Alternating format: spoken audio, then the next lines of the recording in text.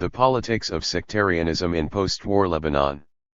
Bassel F. Salloukh, Rabie Barakat, Jinan S. Al-Habal, Lara W. Katab, and Shagig Mikhailian. 3. Contents. Preface 8. 1. Introduction 1. 2. A Political History of Sectarian Institutions 12. 3. Institutions, Sectarian Populism, and the Production of Docile Subjects 32. 4. Neoliberal Sectarianism and Associational Life 52. 5. Sectarianism and Struggles for Socio-Economic Rights 70. 6. Elections, Electoral Laws, and Sectarianism 88. 7. Between Sectarianism and Military Development, The Paradox of the Lebanese Armed Forces 108. 8. The Post-War Mediascape and Sectarian Demonizing 136. 9. Overlapping domestic/geopolitical contests, Hezbollah and Sectarianism 155. 10. Conclusion 174. Preface. This book had its origins first in seminar debates and later in transcontinental dialogues among friends and now colleagues. Preoccupied by similar analytical questions, we set out to unpack the Lebanese sectarian system's disciplinary practices at multiple sites and levels of analysis. Yet despite the often grim stories we recount, of a sectarian system always ready to reproduce itself and neutralize challenges to its political economy and ideological hegemony, this book is intended principally as a liberating personal and public experience. In the spirit of Michel Foucault's opening quote, the critical reflections we undertake here on the myriad operations of the sectarian system are meant to unmask its ensemble of practices in the hope of opening up possibilities to fight them and ultimately to transcend sectarianism altogether. We recognize that this is invariably a very long and difficult battle. Some of the heroines and heroes in this battle can be found throughout the pages of this book. To be sure, the current domestic and regional deck is stacked against them as geopolitical battles camouflaged by the mantle of sectarianism wreak havoc in regional states and societies. Their perseverance against the overwhelming odds and at immense personal costs inspires hope for a far brighter, just, and democratic future than the present darkness and discontents. We have incurred many debts of gratitude throughout the writing of this book and we would like to acknowledge them up front. Aram Nergizian generously contributed Chapter 7 on the Lebanese Armed Forces, making the story we tell in this book much more potent and complete. Johnny Jaha worked laboriously but always in good spirits to produce the comparative tables in Chapter 6. We thank Adam Chamsdine, Ibrahim Halawi, and Wadud Hamid for the many conversations they shared with us about Lebanese politics and the constructive comments they offered on different parts of this book. The team at Pluto Press led us by the hand through the publication process. We especially thank David Schulman for his patience as the manuscript neared completion and Robert Webb for guiding us through the copy editing process. We gratefully acknowledge the generous support of the International Development Research Centre in Canada. We would also like to thank the many individuals who shared with us the details of their struggles against the sectarian system. Had it not been for their kindness and energy, we would not have been able to tell their stories and reproduce their heroic struggles against the sectarian system's ever-expanding complex ensemble. A final word of infinite gratitude goes to our families who always supported us with their unwavering love throughout the solitude of the writing process. Like every co-authored book, this one aims for a single voice but is born out of different personal sensibilities. We hope that negotiating these differences in the course of writing this book has enriched the analysis of the sectarian system undertaken here. A particular division of labor governed the writing process, however.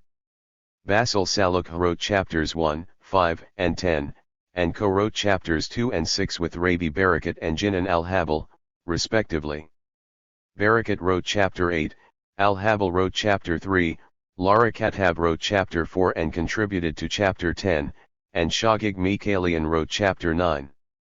With these provisos in mind, and despite Salloukh's role as a main contributor and overall coordinator of the project, the names of the remaining co-authors appear in alphabetical order on the cover of this book. Be that as it may, we consider this book to be a truly collective effort, whose inception and writing were motivated by common intellectual predilections and methodological choices, but, more importantly, by shared practical concerns and aspirations. Bassel F. Salloukh, Rabie Barakat, Jinan S. Al-Habal, Lara W. Katab, Shagig Mikalian. 9. 10. 1. Introduction. The wave of popular uprisings that swept across the Arab world starting in December 2010 left no Arab state unscathed. The deafening anthem leading these uprisings, Al-Shabi Yurid Iskat al-Nizam, rattled authoritarian regimes from Morocco to Oman. Prospects for those long-anticipated democratic transitions seemed bright in the immediate aftermath of authoritarian regime collapse in Tunisia, Egypt, and Libya. Soon enough, however, what had commenced as genuinely peaceful uprisings in Bahrain, Yemen, and Syria mutated into regime-manufactured sectarian or tribal contests. Authoritarian regimes deployed sectarian conflicts at home or abroad either to insulate themselves from domestic pressures, militarize otherwise peaceful uprisings, or, alternatively, advance their geopolitical objectives. Nowhere was this overlapping use of sectarianism more striking than in Syria. An authoritarian regime sectarianized what had commenced as a national and peaceful popular uprising, while an external actor, Saudi Arabia, deployed sectarianism to topple the Syrian regime as part of a realist strategy aimed at compensating for Riyadh's geopolitical losses in Iraq after the 2003 USA invasion. Tehran also used sectarian symbolism to rally Shia fighters from across the Arab world in defense of its Syrian bridgehead into the Arab world and its larger geopolitical interests. 3. Paradoxically, however, the explosion of sectarianism in the Arab world after the popular uprisings underscores the malleability of sectarian identities and modes of political mobilization. Far from being immutable and ahistorical essences, sectarian identities, like other vertical cleavages, are historical constructions. Their intensity and centrality to modes of political mobilization is based on specific political, ideological, and geopolitical contexts.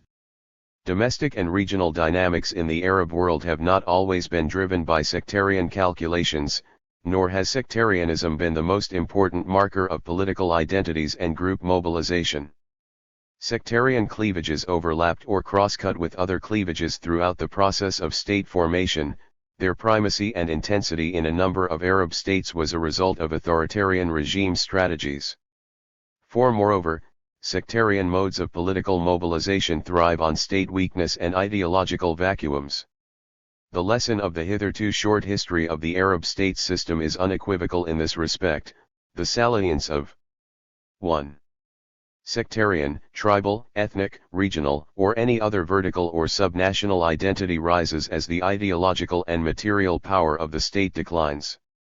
5. Across the Arab world, dormant sectarian, tribal, religious, or ethnic affiliations flared up because of state collapse caused by the 2003 USA invasion of Iraq and, later, the militarization and sectarianization of the Arab uprisings. Lebanon is quintessential in this respect.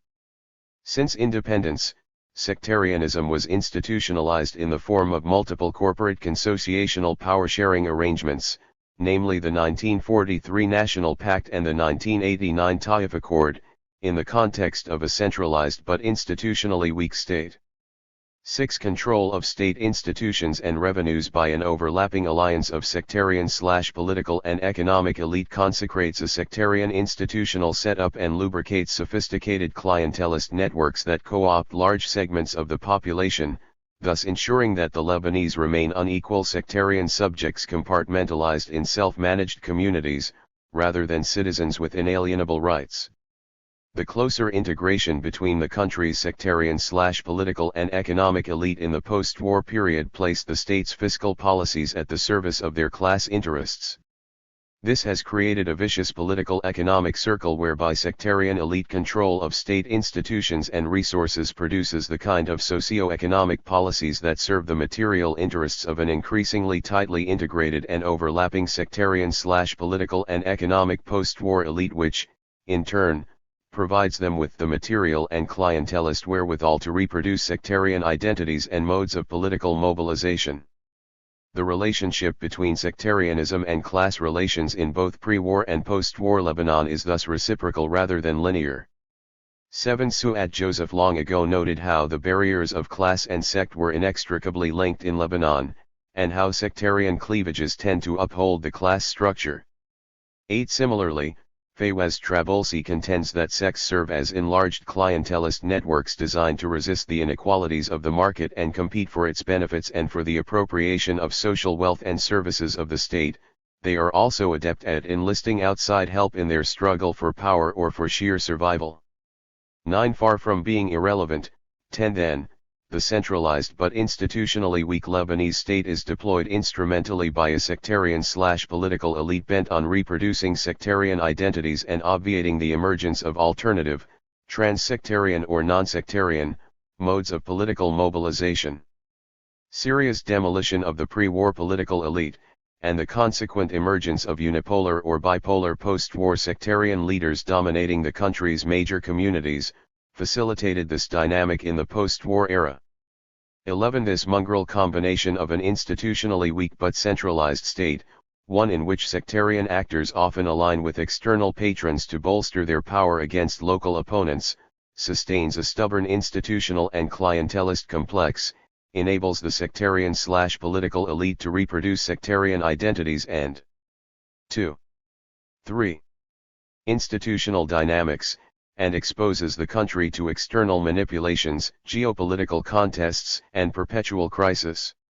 This book joins a wave of post-culturalist studies rejecting ahistorical cultural explanations of Lebanese politics and the durability of sectarian identities.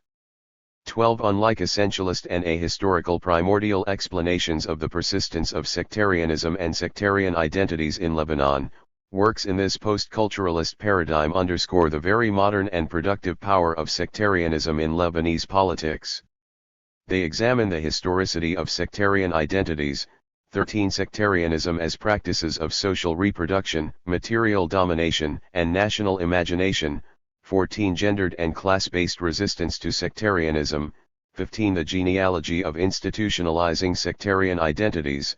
16. The impact of sectarian networks and considerations on state institutions and public policies, the provision of social welfare, and the distribution of public expenditures.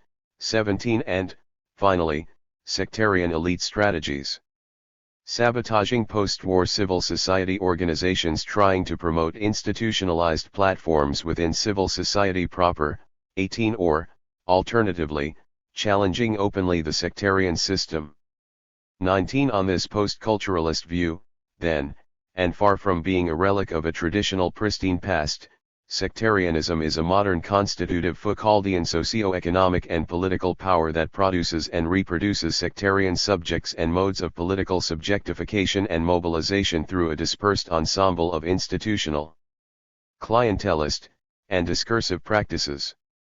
20. It is a holistic political, economic and ideological system that permeates almost every nook and cranny of Lebanese life, undergirded by a clientelist patronage network and a symbolic repertoire that incorporates large segments of Lebanese society into corporatized sectarian communities.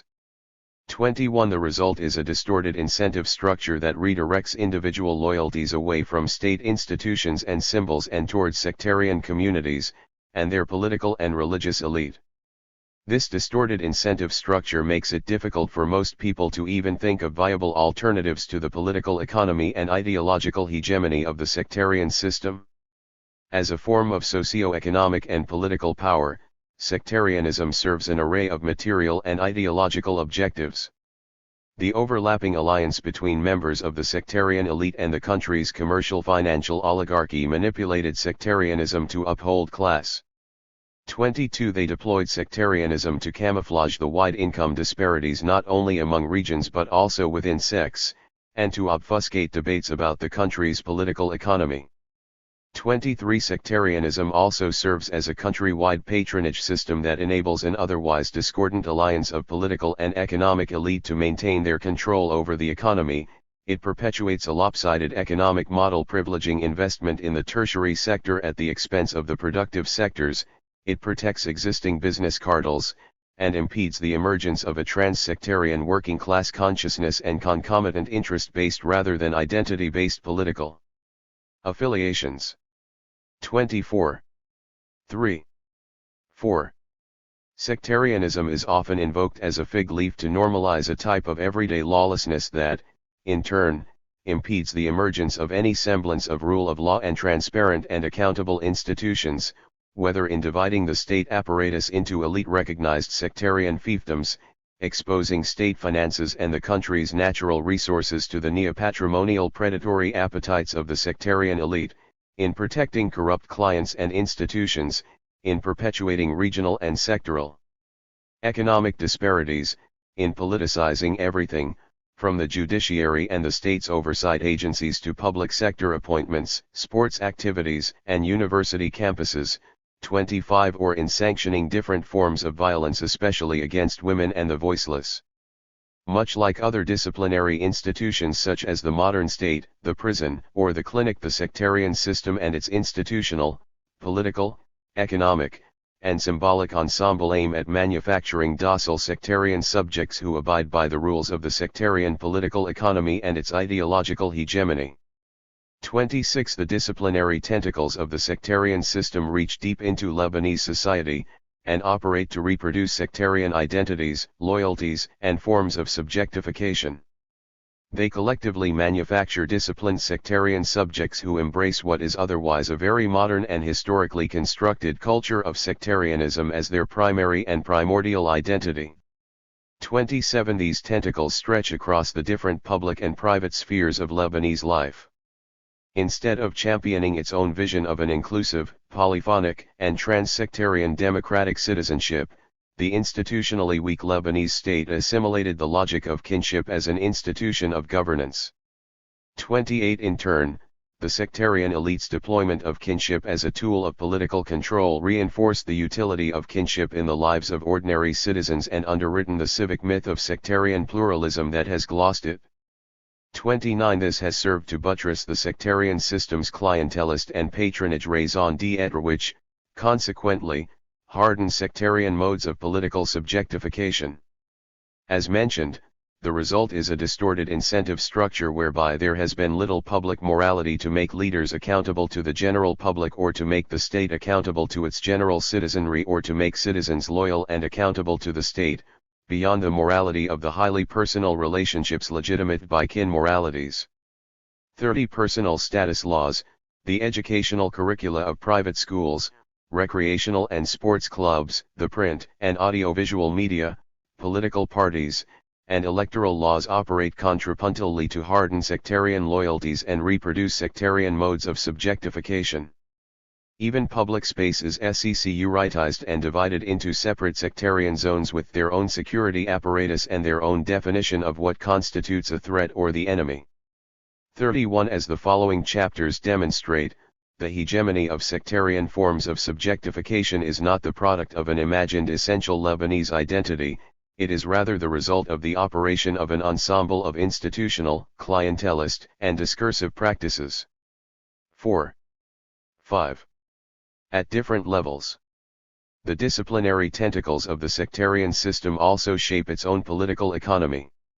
The late Prime Minister Rafiq al-Hariri's post-war reconstruction plan and neoliberal economic policies created a deeper integration among the country's sectarian/political and economic elite at the expense of sound fiscal and monetary policies and the accountability and transparency of state institutions. 32. The post-war economy was managed as an enterprise controlled by an alliance of political and business partners. Whole sectors of the economy, especially the electricity sector, telecommunications, healthcare, waste management, customs and port facilities, stone quarries, and the reconstruction of the Beirut Central District operated in a non-competitive and non-transparent manner. 33. The lion's share of post-war state expenditures and debts were accumulated on kickbacks and wasteful spending, excessive interest payments on Lebanese treasury bills and their derivative financial transfers to the banking sector, rents siphoned out of the country by Syrian officials, 34. Public employment expenditures, and, finally, regional and sectarian redistributional strategies such as those by the Council of the South and the Fund for the Displaced that aimed at recalibrating the pre-war bias in government spending in favor of Beirut and Mount Lebanon or financially compensating wartime refugees and the displaced. 35 Sectarian considerations regulated the competition over state resources, contracts, and commissions. Government spending and public employment policies were placed at the service of the personal interests and the clientelist calculations of the sectarian/political elite and their partners in private business. The corruption of the public sector served as a disguised patronage and clientelist system binding sectarian clients to their political patrons. As Reinoud Leenders demonstrates persuasively, by turning institutions into bastions of privilege for their supporters, political elites tried to compensate for the weak support of their constituencies. 36 Finally, post-war fiscal policy led to substantial distributive and rent-seeking predatory activities by the sectarian/political elite. 37 Justified by the political elite as the price of the post-war peace, and blamed in great part on the era of Pax Syriana, these practices consecrated a very sectarian post-war political economy with its attendant clientelist and patronage networks. This political economy of sectarianism shaping post-war fiscal and monetary policies consolidated the sectarian system's clientelist and patronage networks and, consequently, prevented the emergence of a sense of trans-sectarian inclusive citizenship among the Lebanese. 38 Perpetuating a pre-war pattern of the tertiarization and deindustrialization of the Lebanese economy, post-war economic planning continued to favor the commercial, financial, and services sectors at the expense of the agricultural and industrial sectors. 39 Capital inflows, remittances by Lebanese living abroad, 40 Overseas development assistance funds and Arab deposits, interest payments. 5. 6. On bank deposits, and high-interest T-bills created a post-war finance-biased model of development and a rentier economy that suffocated the industrial sector and shifted the economy towards commerce and the production of non-tradables. 41 Although the monopolistic structure of the Lebanese economy is a pre-war phenomenon, the post-war fiscal and monetary policies intensified this trend. The recycled and reinvented post-war merchant republic 42 composed of an alliance between the sectarian/political elite and their business partners in the financial, commercial, and tertiary sectors managed the economy as an archipelago of cartels monopolizing a range of industries and exclusive import licenses beyond any semblance of accountability. 43 For example, the supply of pharmaceuticals, cement, energy products, gas, and asphalt is concentrated in a handful of companies.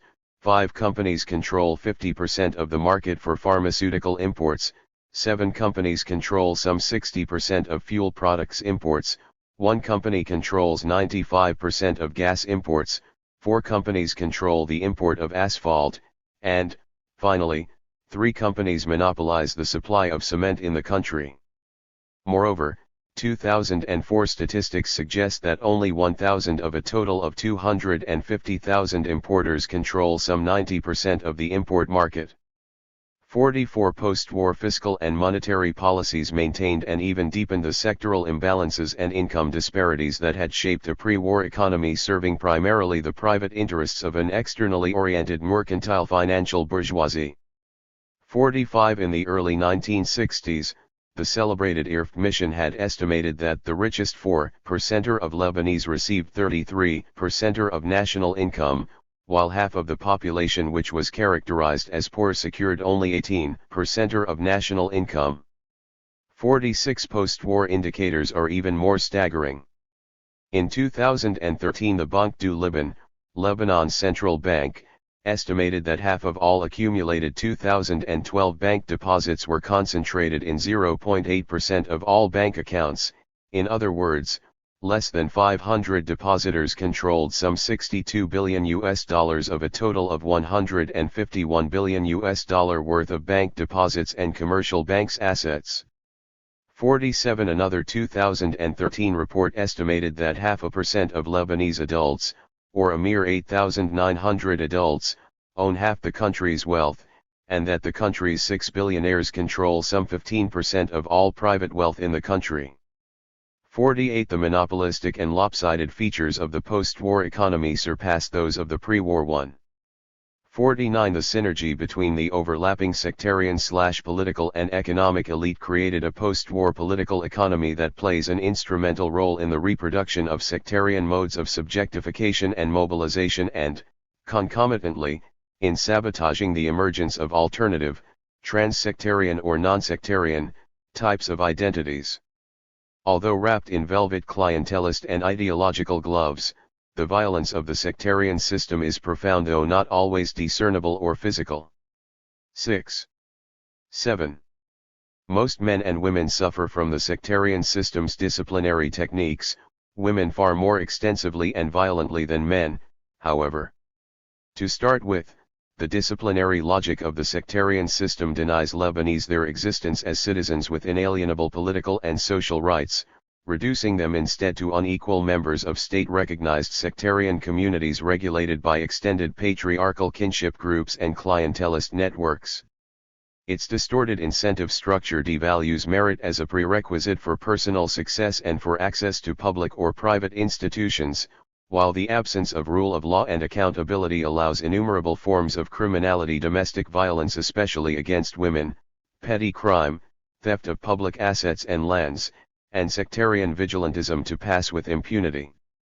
Moreover, the political economy of sectarianism is undergirded by a highly regressive tax system, sectarianized public expenditures, and fiscal policies that impoverish the lower and middle classes while protecting the privileges of the commercial, financial, and tertiary sectors and their rentier profits. 50 Resisting sectarian forms of subjectification invites both political, economic, and symbolic forms of punishment. Lebanese who refuse to abide by the rules of the sectarian system are not only excluded from its clientelist and political rewards, but may even find themselves denied proper burial rights. By binding Lebanese to their sectarian/political patrons and clientelist networks, and by making them materially dependent on the latter's patronage benefits, the political economy of sectarianism operates in such a way as to sabotage experiments in non-sectarian forms of political mobilization and organization, forcing most Lebanese to privilege their sectarian identities over alternative and more appropriate class, professional, or local affiliations. An employee in the public sector, an officer in any one of the state's multiple security institutions, or even a member of the Constitutional Court will not necessarily act as members of autonomous state institutions, but are more likely to act as protégés and clients of sectarian leaders. Similarly, instead of organizing intersectarian class alliances to demand their socio-economic rights and rectify the extremely lopsided distribution of national resources and wealth, same class members from across sectarian divides often express their economic deprivations and frustrations in violent acts against each other, and always in the name of the Section 51 violence against the sectarian other thus becomes a form of catharsis from the personal indignity incurred by a very sectarian. Political economy. It complicates any attempt at a peaceful reconciliation and accommodation of the very stubborn and diverse social, political, and economic visions of Lebanon. 52 Subscribed to by different sectarian communities. 53 This Gramscian combination of consent and coercion in the operation of the sectarian system reproduces and hardens sectarian modes of political identification and mobilization at the expense of the emergence of national, intersectarian socio-economic movements and alliances. 54. 7. 8. Sectarianism as practices of governance.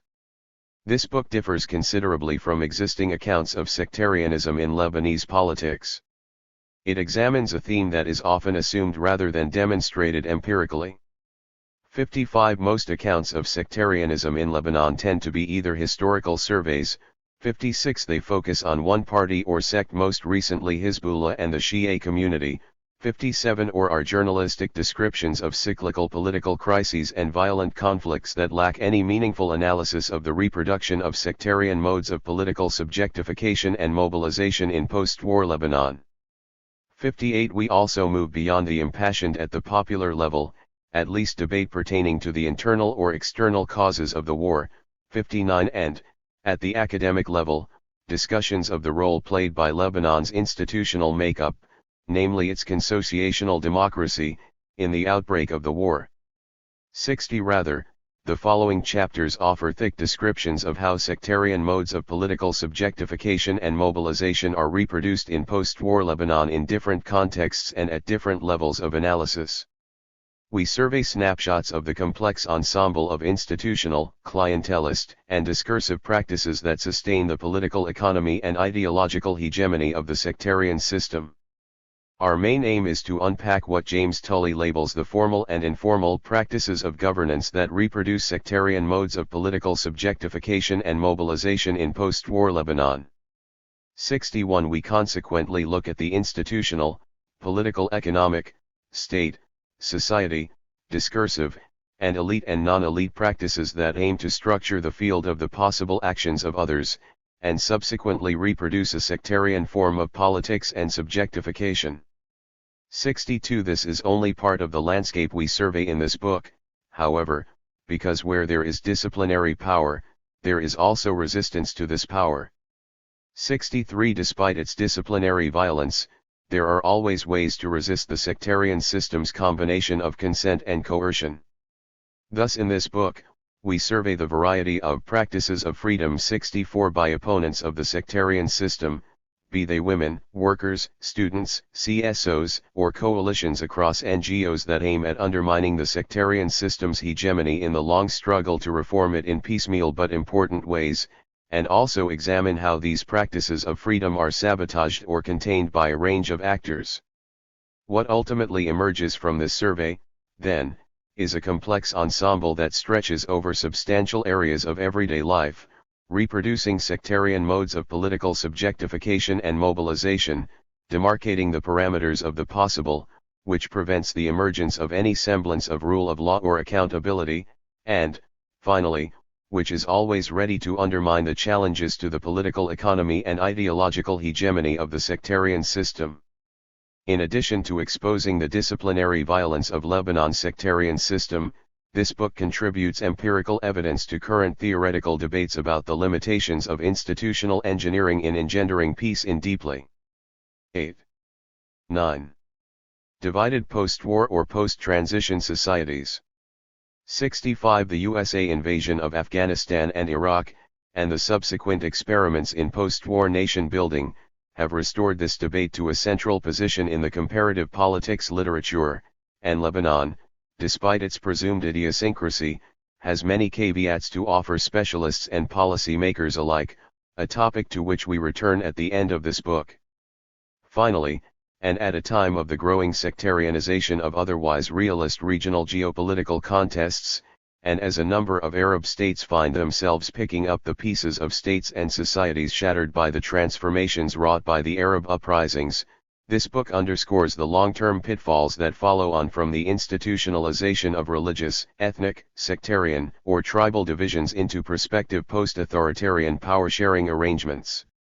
After all, what may seem as a short-term relief from the always constructed and geopolitically instigated sectarian, ethnic, or tribal conflicts may develop into a permanent and holistic political economy and ideological hegemony with its inescapable disciplinary practices and violence. The balance of the book is organized in a manner that exposes the workings of the sectarian system's ensemble of institutional, clientelist, and discursive practices. Chapter 2 offers a brief overview of the main patterns of Lebanese political history.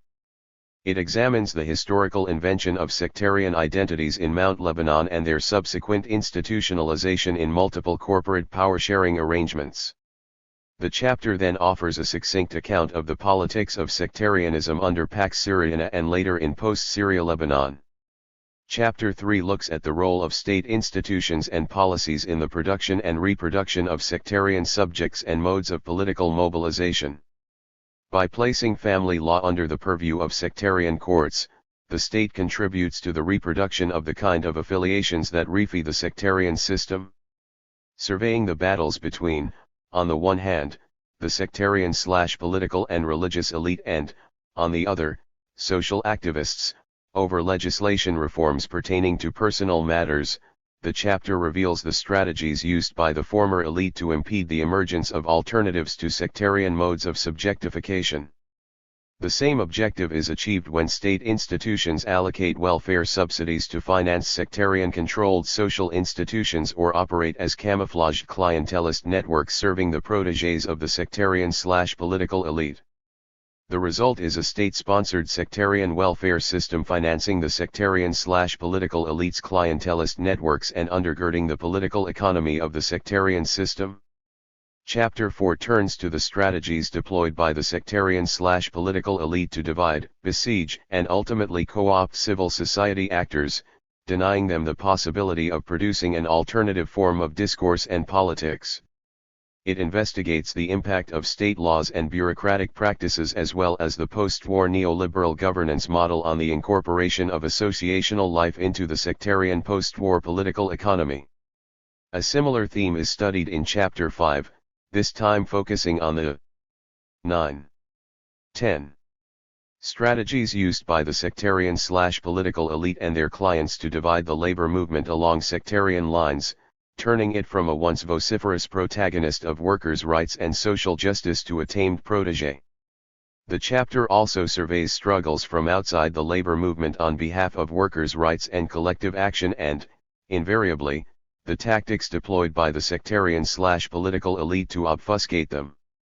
Chapter 6 examines the relation between institutional design and the reproduction of sectarian identities in the post-war era. It looks at the impact of electoral system design, gerrymandering, and malapportionment on the reproduction of sectarian modes of subjectification and mobilization at the expense of cross-sectarian national ones.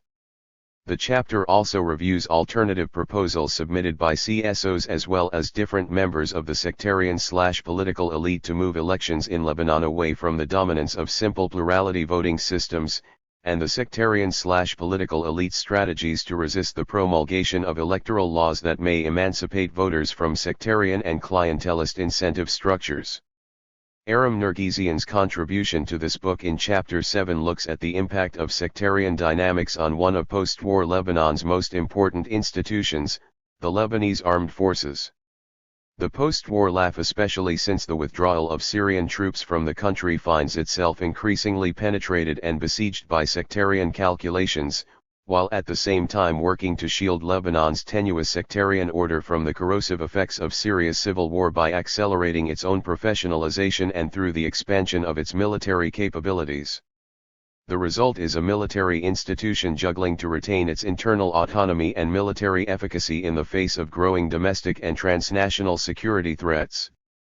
Paradoxically, however, the LAF and the sectarian/political elite increasingly find themselves entangled in a puzzling form of civil-military interdependence, one that is as important for the future political prospects of the latter as it is for the institutional development of the former. Shifting to a different level of analysis, Chapter 8 turns to the effects of the privately owned visual media on post-war sectarian relations. It presents empirical examples of how the post-war visual media aggravates sectarian relations and is often used as a tool of sectarian demonization in the process of creating the sectarian other.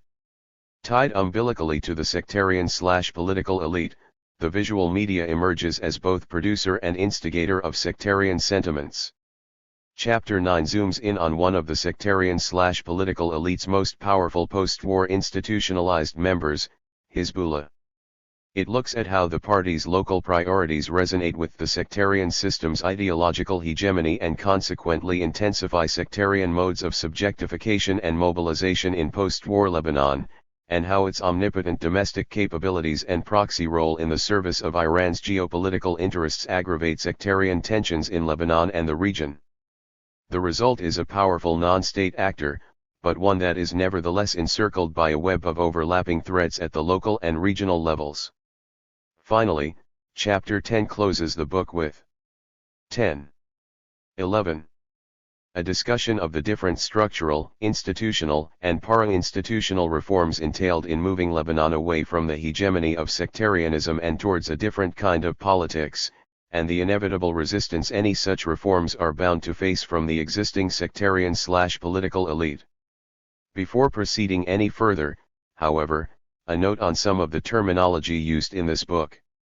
The reader will come across in the next chapters such terms as confessional elite, sectarian/political elite, economic elite, and religious elite. These terms are selected intentionally and for analytical purposes. For the pre-war years, we use the term confessional elite to refer to the traditional political class or the Zouama who monopolized politics in Lebanon after independence and until the outbreak of the Civil War. The choice of terminology reflects this book's assumption that the main but not the only political cleavages in the pre-war years were confessional rather than sectarian. In the post-war era, sectarian modes of subjectification and mobilization became more pronounced as the sectarian balance of political power was renegotiated in the Taif Accord.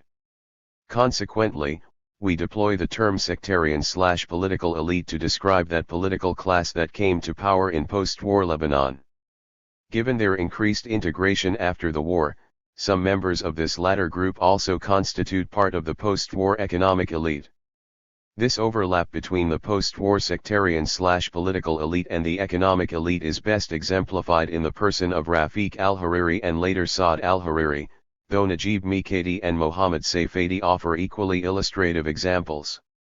To be sure, however, not all of the members of the post-war economic elite are members of the sectarian/political elite. While they may occasionally assume ministerial portfolios or parliamentary seats, their real vocation is in the business rather than political sphere. Finally, the religious elite refer strictly to the spiritual leaders of Lebanon's multiple sectarian communities. 11. 2.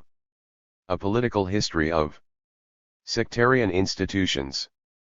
Political institutions play an instrumental role in the production and reproduction of sectarian identities and modes of political mobilization. Although most Lebanese consider their sectarian identities as immutable and immemorial historical essences, in fact sectarianism as a marker of political identity is a very modern and recent construct. It is, as Usama Makdisi reminds us, a nationalist creation that dates back no further than the beginnings of the modern era when European powers and local elites forged a politics of religion amid the emerging nation-state system. 1. The upheavals of the middle 19th century in Mount Lebanon, and the consequent institutionalization of sectarianism in the Mount Lebanon Protectorate, created the historical and institutional precedent for a stubborn post-independence corporate consociational power-sharing arrangement, one that continues to reproduce sectarian modes of political subjectification and mobilization. Proponents of liberal power-sharing arrangements as an institutional recipe to engineer democracy in deeply divided societies consider Lebanon's brand of corporate consociationalism both outdated and dysfunctional. 2. They argue that corporate power-sharing arrangements deploy R&L 4 basic tenets of consociational politics: government by grand coalition, proportionality, mutual veto, and segmental autonomy. 3. In a manner that hardens rather than ameliorates ethnic divisions. Lebanon is a quintessential example in this respect. While some defend the viability of its imperfect consociational democracy, and blame external causes for the ultimate breakdown of the political system in 1975, 4 others contend that Lebanon's peculiar corporate power-sharing model hardens sectarian identities, invites systemic deadlock, precludes the emergence of cross-sectarian modes of political mobilization, and, ultimately, leads to cyclical domestic crises that invite external interventions. 5. This chapter examines the institutionalization of sectarianism in Lebanon's multiple post-independence corporate power-sharing arrangements. It opens by tracing the making of sectarian identities in the middle of the 19th century in Mount Lebanon, and their subsequent institutionalization in the 1861. 12. 13. Règlement organique. The chapter then unpacks the corporate arrangements embedded in the 1943 National Pact, Independent Lebanon's first power-sharing agreement. This leads to an examination of the main features of the post-war corporate power-sharing agreement, the 1989 Taif Accord, as it represented a shift in the sectarian balance of power in the country. It then surveys the political dynamics in the long Pax Syriana in Lebanon, and closes with a discussion of the state of sectarian politics in post-Syria Lebanon. HISTORIC is ing sectarian identities and institutions. The historical origins of Lebanon's corporate sectarian power-sharing political system date back to the upheavals of 1839-40 in Mount Lebanon, when a commoners' rebellion against their feudal lords overlapped with Ottoman reforms, elite attempts to neutralize subaltern demands, and the European search for pretexts to intervene in the politics of the Ottoman Empire. These overlapping dynamics produced a new political order in Mount Lebanon based on sectarian affiliations. 19th century sectarianism was thus a multifaceted process that occurred when old regime society had collapsed but an independent nationalist society had not yet formed, a period of indigenous, European, and Ottoman interaction and collaboration that spawned the contested culture of sectarianism. 7. A hitherto traditional order regulated by rank and routine gradually gave way after 1840 to one based on sectarianism. The practical manifestation of this new order took form in December 1842 when the Ottoman and European powers divided Mount Lebanon into two unbalanced districts along explicit Druze and Maronite religious lines. Henceforth, an otherwise imagined and constructed sectarian identity was presumed primordial. This sectarian imagining of Mount Lebanon was reinforced in 1845, when Sekib Efendi's reglement introduced to the Qa Makam system new administrative councils based on sectarian identities. The new social order maintained a hierarchical form of representation that distinguished the notables from the commoners, and ensured that all expressions of loyalty to the Ottoman Empire were channeled through segregated communities dominated by sectarian elites. The tensions inherent in the unstable double Qa Makam system expressed themselves in both class and sectarian contests that ultimately exploded in the bloodbath of 1860. 8. The promulgation of the June 9, 1861 Reglement Organique of the Mutasarrifiyya of Mount Lebanon to end the strife institutionalized a more intricate form of sectarian representation. Every article in the reglement indicated that the new order was to be sectarian. 9. In contrast to the fluid identitarian order that predated the 13. 14.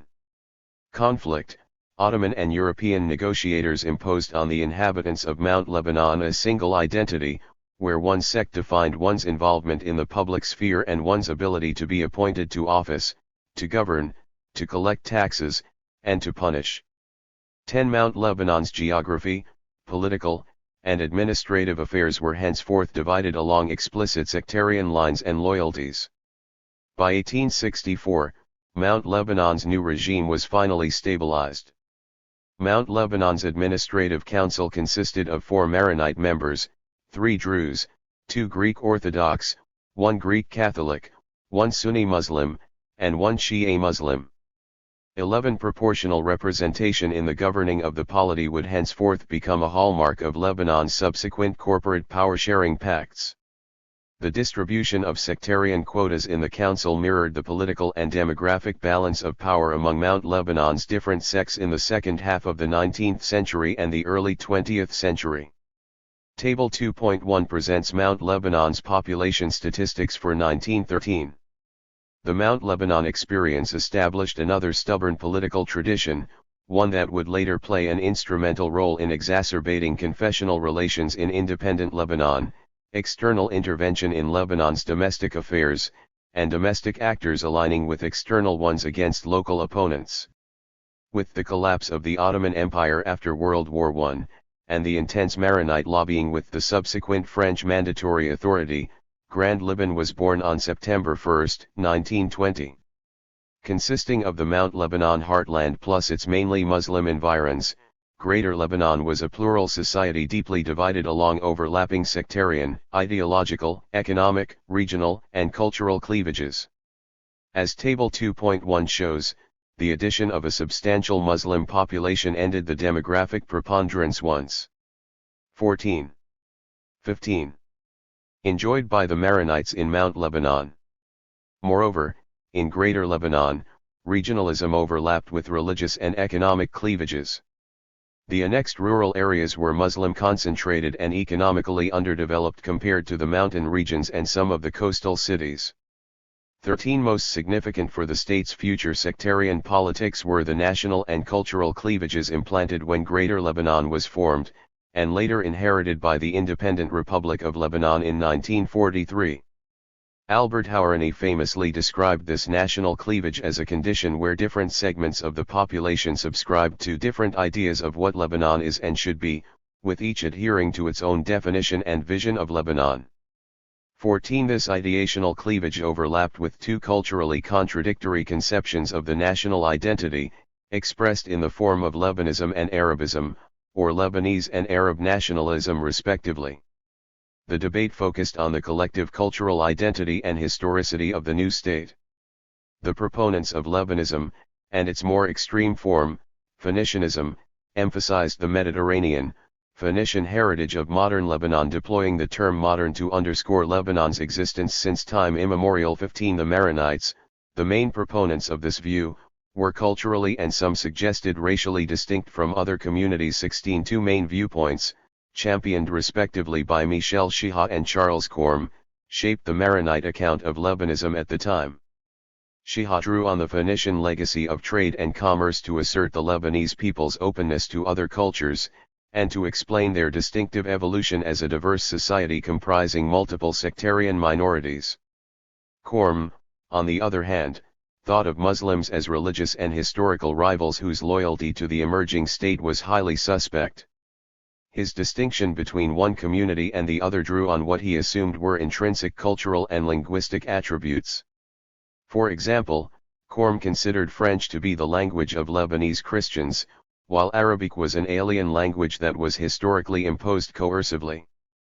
This dual Christian cultural identification later manifested itself politically in the competition between the first two presidential candidates on the eve of independence, Bishra al-Khoury and Michel Ed. 17. Drawing on Chiha's imagining of the new polity, al-Khoury's moderate conception of Lebanism later paved the way for a political agreement with the Sunni representatives of Lebanon's Muslim population, one that was institutionalized in the 1943 National Pact. The mainly, but not exclusively, Sunni Muslim proponents of Lebanon's Arabism questioned both these variations of the Maronite imagining of Lebanon, and even the very validity of a concept such as historical Lebanon. They maintained that, historically, Lebanon had always been part of Syria, that it possessed no distinct history of its own, and that its history, like that of Syria, was part and parcel of Arab history. On this view, then, Lebanon, by history, 15. 16. And culture, was neither Mediterranean nor Phoenician but was Arab. In fact, most proponents of Syrian unity based their demands for annexation on their cultural identification with the Arab world. Consequently, the elections and constitutional consultations of 1922 and 1925 were widely boycotted by the Muslim community, particularly the Sunnis, and the draft constitution reflected overwhelmingly the Maronite vision of Greater Lebanon under the French Mandate. 18. Yet social and economic considerations shaped the political positions of other unionist groups. Of those was a substantial stratum of non-Maronite Christian notables, mainly Greek Catholic and Orthodox, who voted in favor of Syrian unity and signed a petition addressing the King, Crane Commission for that purpose. 19. Even among Muslims, the Shia historical narrative was, to a large extent, excluded from the making of independent Lebanon. 20. The sectarian identity of the Shia in Lebanon crystallized during the French Mandate and early independence through interlocking processes of gradual change. 21. This evolution of a collective identity, especially in the fields of religious and juridical institutions, remained politically dormant, however, and continued as such until the outbreak of the Civil War in 1975. These political, economic, societal, and ideational cleavages exposed Greater Lebanon to multiple centrifugal pressures. A power-sharing formula was required to mediate these competing visions and to secure a viable consensus for the management of the nascent independent state. This formula, articulated in the 1943 National Pact, would henceforth institutionalize sectarian modes of subjectification and mobilization in independent Lebanon. The National Pact, an unwritten gentleman's agreement between the Maronite President Bishra al-Khoury and the Sunni Prime Minister Riyad al-Salloukh expressed in the latter's ministerial manifesto to Parliament on October 7, 1943, and in a number of presidential speeches was a supplement to the 1926 Constitution and carried equal weight. 22 Great Britain, Syria, and Egypt all played an instrumental role in facilitating the negotiation of this power-sharing formula between the moderate proponents of Lebanism and Arabism. 23 To resolve the dissonance between national and subnational sectarian identities, the pact asserted Lebanon's sovereignty and independence, but described Lebanon as an independent state with a visage Arabe. To the Christians, this meant that Lebanon was geographically part of the Arab world, but was not itself an Arab state. The Muslims, on the other hand, assumed Lebanon's Arabness to be a matter of fact and history. The pact's intentionally vague formula was a compromise solution between the proponents of Lebanism and Arabism. It committed Muslims to renounce any demands to reunite with Syria and accept the continued existence of Lebanon as an independent and sovereign state, provided it considered itself to be part of the Arab fold and provided that Christians renounced external, namely French, tutelage. This compromise had direct implications on Lebanon's foreign policy and regional. 16. 17. And international relations. Lebanon was to observe strict neutrality in inter-Arab disputes, and assume a center-right foreign policy at the international level, that is, between the West and the non-aligned movement but without alienating the Soviet Union. 24 It was to retain close relations with Western countries, especially France and then the USA, while supporting Arab causes on the international scene. Foreign policy stances that deviated from this foundational position invited domestic upheavals. The pact distributed executive, legislative, and judicial powers based on a corporate confessional power-sharing arrangement. The power-sharing arrangement was based on the 1932 census, the last official one to be conducted in Lebanon, and accordingly affixed a 5:6 ratio of Muslims to Christians in the state bureaucracy.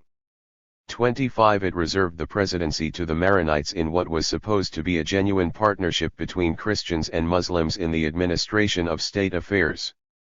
The Constitution, on the other hand, deposited in the presidency substantial executive prerogatives, elevating it to the single most powerful office in the pre-war state. This created dissonance between the spirit of the National Pact and the letter of the Constitution. 26 The presidency possessed formal and informal powers, allowing the president to dominate the state's political, security, financial, and judicial institutions.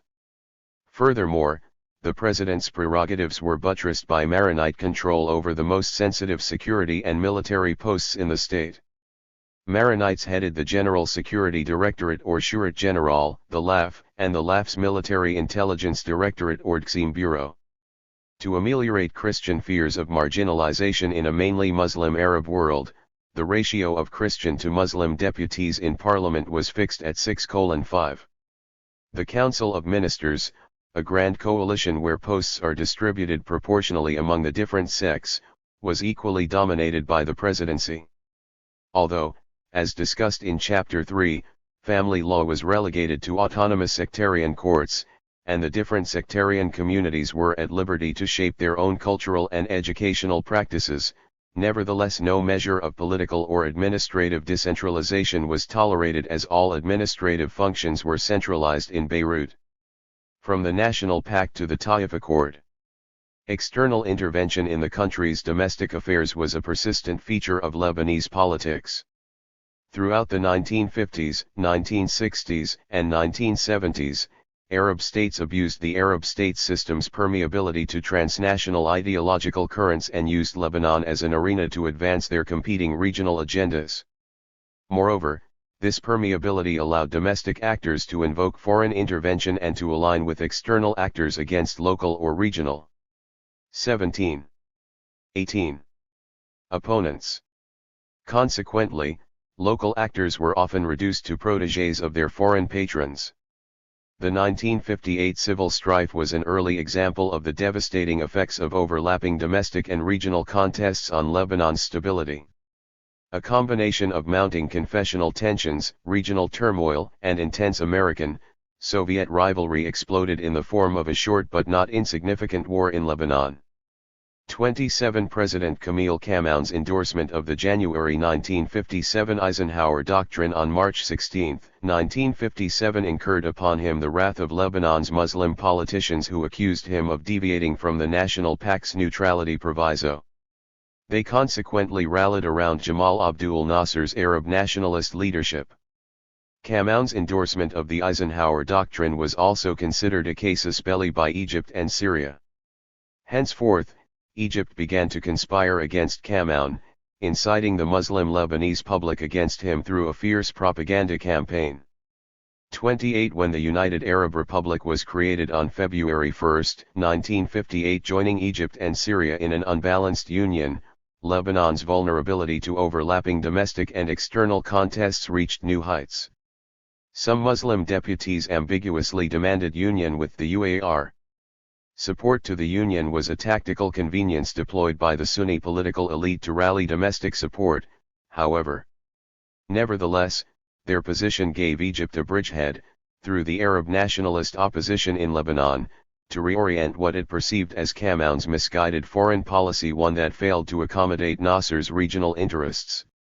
The external dimension of the 1958 war overlapped with the domestic crisis of Camoun's making, however. Determined to renew his presidency, despite strong domestic opposition from his political opponents, Camoun gerrymandered the 1957 parliamentary elections, using generous U.S. financial assistance, thus securing the election of a pliant parliament, but alienated a number of heavyweight Muslim politicians in the process. Not without reason, he sought to neutralize his opponents by accusing the UAR of inciting domestic opposition against his administration. All along, Camoun invoked with Washington the Cold War logic of the Eisenhower Doctrine to shield his presidency from domestic opponents and from Nasser alike. 29 These overlapping domestic, regional, and international pressures ultimately exploded in the 1958 war in Lebanon. Although the express goal of the armed rebellion was Camoun's ousting, the rebels also demanded that the government rescind its endorsement of the Eisenhower Doctrine. Prompted by a coup against the pro-Western monarchy in Iraq on July 14, 1958, instability in Jordan, the desire to reassure its northern tier allies of its commitment to defend their security against the wave of radical nationalism spreading through the region, and the potential damage to American interests in the region as a result of inaction, a reluctant U.S. administration activated the Eisenhower Doctrine and landed Marines in Beirut on July 15, 1958. 30 The political crisis was later swiftly resolved when Cairo, 18, 19, and Washington arranged for the election of the then Army Commander General Fuad Shihab as a consensus president. 31 This pattern of overlapping domestic and external contests would prove to be a persistent theme in Lebanese politics. The Shihabist administration 32 attempted an alternative kind of politics than the one predominant since independence. Shihab's domestic policies were a response to the deep socio-economic and political divisions that prevailed in Lebanon in the aftermath of the 1958 war. His administration's single most important objective was the restoration of national unity among Lebanon's different sectarian communities, one based on shared loyalty and allegiance to Lebanon as a final indisputable country. However, all this entailed alleviating the political and socio-economic dispossession experienced by a great sector of the Muslim population. After all, Shihab was convinced that the fundamental causes of the 1958 crisis were socio-economic, arising from the crystallizing discontent in Lebanon's own underdeveloped areas. 33 He consequently strove to achieve a set of political, institutional, and socio-economic reforms that could shore up the state's infrastructural capabilities and reduce the country's exposure to overlapping domestic and regional contests. 34 In a bid to engineer a new national consensus, the Shihabist administration rallied the professional middle classes and the rural communities around state institutions and symbols.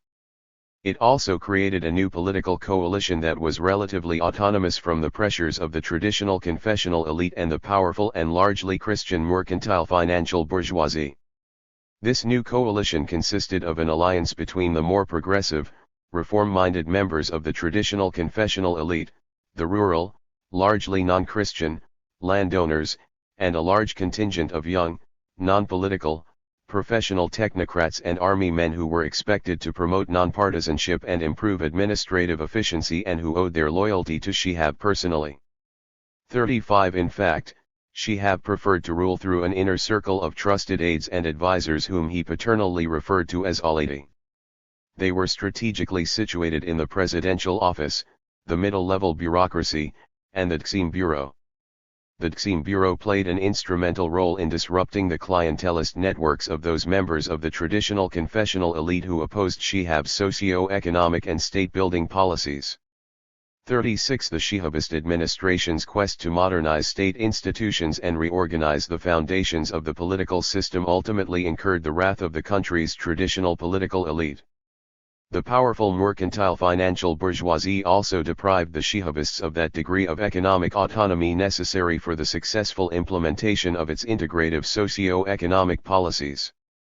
By the late 1960s, the ideological transformations created by the 1967 Arab defeat began to destabilize Lebanon's domestic arena, overlapping with 1920. Growing local demands for deeper structural political and socio-economic changes. The Shihabist objective of undermining the confessional elite's political power and creating an alternative trans-sectarian national Lebanese identity anchored on state-sponsored integrative socio-economic policies ultimately proved elusive. This brief reformist experiment ended in the 1970 presidential elections when the Shihabist presidential candidate Ilyas Sarkis lost his bid to the presidency to Suleiman Frangi, the very embodiment of the traditional confessional elite. 37 The outbreak of the 1975 Civil War underscored the failure of the National Pact to manage the inherent contradictions of Lebanon's confessional politics, ones that were exacerbated by overlapping domestic and external contests. During the following 15 years of civil war, the Lebanese state lost its monopoly over the use of legitimate violence. Sectarian subcommunities stood supreme, each with its own militia, symbols, and administrative apparatus. The LAF's grip over Lebanese territory eroded, as several divisions defected and aligned either with the PLO, such as Ahmed al-Khatib's Lebanese Arab Army, or with Israel, as in the case of Saad Haddad's South Lebanon Army. Military zones and spheres of influence emerged and changed hands rapidly, sometimes in cyclic patterns, as Syria, Israel, and other regional and international players engaged in proxy wars over Lebanese soil. The institutionalization of sectarian militias became part and parcel of a growing war economy, supported financially by external actors. As new technologies of sectarian power emerged and took root, such as militia control over customs duties, ports, indirect taxes, and various modes of mass communication television channels, AM and FM radio stations, and newspapers, sectarian modes of subjectification became more pronounced. The once dominant confessional fault line soon turned sectarian. As we shall discuss in Chapter 9, Hezbollah's explosion into the political scene in the second half of the 1980s also played a role in this transformation. The ramifications of this process were obvious in general rhetoric and daily practices, as well as in vigorous attempts to negate historical chronicles of coexistence. After all, militia power not only practiced ethnic, sectarian, and political cleansing of territories, it also eradicated all memories of coexistence and common interests between Lebanese. 38 The Civil War's multiple incidents of sectarian cleansing reconfigured demographic realities in many areas, in the process displacing hundreds of thousands of Lebanese across the country. 39 A number of power-sharing documents were promulgated during the war years, but all proved to be ineffective. Lebanon had to wait for the ripe moment, when domestic, regional, and international factors converged to end the war, to produce and allow the implementation of a new power-sharing agreement.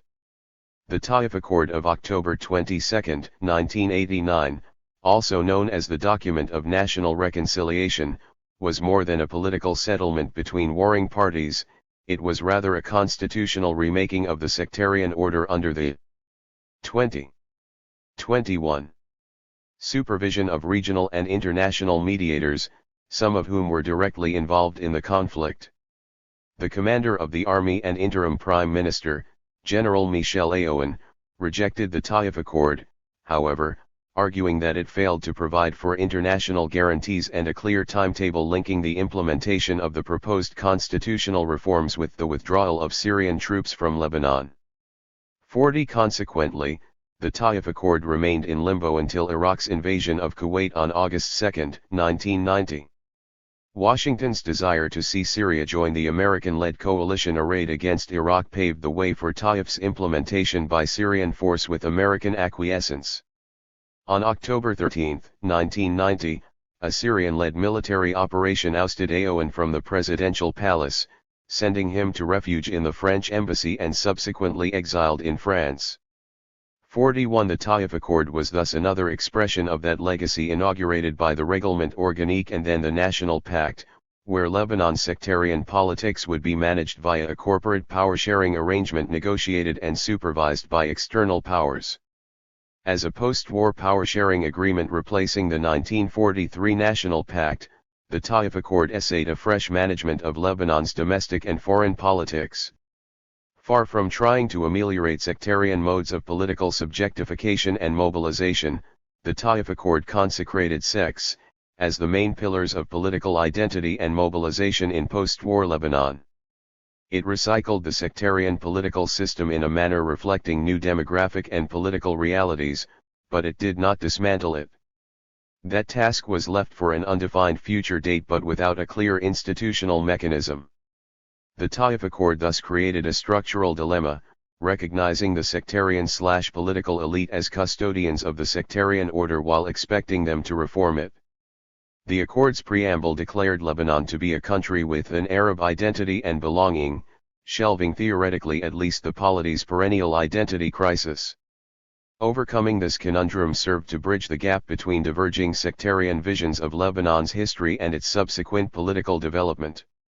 A new redistribution of political power reflected a more pragmatic approach to Lebanon's changing demographics and the sectarian military balance in the country.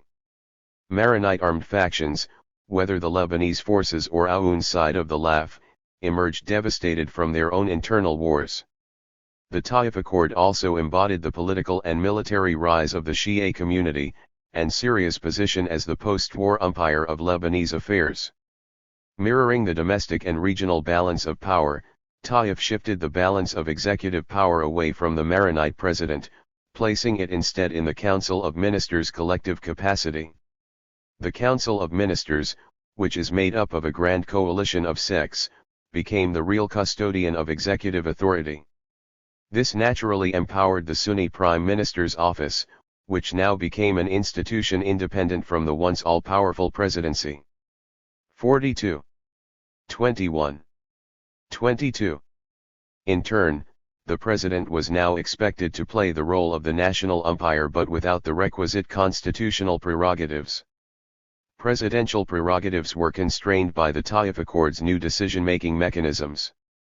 Section 5 of Article 65 of the Constitution declared that decisions in the Council of Ministers should be taken in a consociational manner, but failing that, by a majority vote of the ministers attending the cabinet session. Basic topics, however, which include decisions on war and peace and international treaties, require the approval of 2/3 of the total number of ministers in cabinet. 43 Moreover, Taif proscribed any authority or policy that negates the covenant of mutual coexistence among all Lebanese. Sections 44 This foundational proviso amounts to a mutual sectarian veto over major domestic and foreign policy choices. It was inserted to steer the decision-making process in the direction of greater consociation, and to protect against system domination by either the Muslims or the Christians. Other constitutional amendments adopted by the Taif Accord altered the structure of post-war decision-making. By strengthening parliamentary oversight over the executive, and making it almost impossible for cabinet to dissolve parliament, the Taif Accord increased the powers of the Shia Speaker of Parliament vis-a-vis both cabinet and the Parliamentary Assembly. The Speaker is elected for a 4-year term, equal to Parliament's tenure, and is subject to a very difficult 2/3 vote of confidence, albeit only at the end of the second year.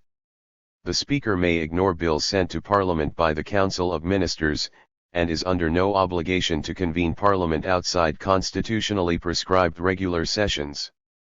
These prerogatives allow the Speaker to play a decisive role in the selection of the Prime Minister and the election of the President. The Speaker emerges, alongside the President and the Prime Minister, as a key player in shaping the state's domestic and foreign policies. Table 2.2 Sectarian composition of post-Taif Parliament. Christian seats, Muslim seats. Maronites 34, Shia 27. Greek Orthodox 14, Sunnis 27. Greek Catholic 8, Druze 8. Armenian Orthodox 5, Ala'i 2. Armenian Catholic 1. Protestants 1. Christian minorities 1. Total Christians 64, total Muslims 64. The Taif Accord applied the principle of equitable confessional division of seats to Parliament and all other primary posts throughout state institutions. As Table 2.2 shows, Muslims and Christians are now represented equally in 22. 23. Parliament, although Maronites are overrepresented with respect to their overall demographic weight in post-war Lebanon. The distribution of all major public posts is governed by sectarian and clientelist calculations, however. While Maronites continue to occupy important positions in the public sector, Muslim sects have increased their post-war share of important public sector positions. As Table 2.3 demonstrates, Muslim sects, especially the Shia, now occupy important positions in the post-war civil and military bureaucracy. Recruitment to public sector posts is part of the larger clientelist ensemble reproducing sectarian modes of subjectification and mobilization in post-war Lebanon.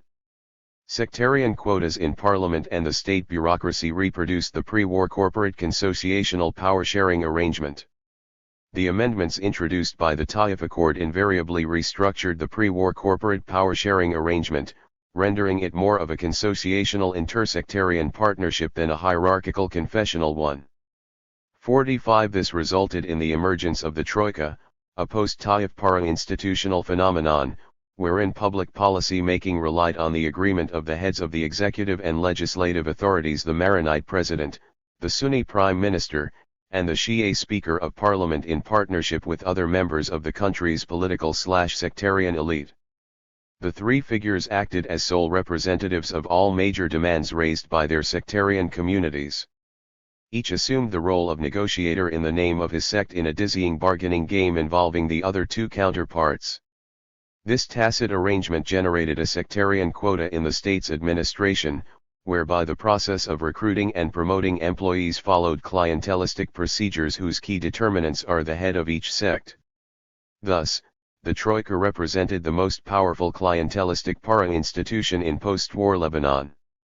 Moreover, the smooth functioning of state institutions as an arena for public policy making depended either on Syria's good offices or the agreement of the Troika members, one that almost always served their sectarian and clientelist interests. When such an agreement proved elusive, however, the Troika turned to Syria for help.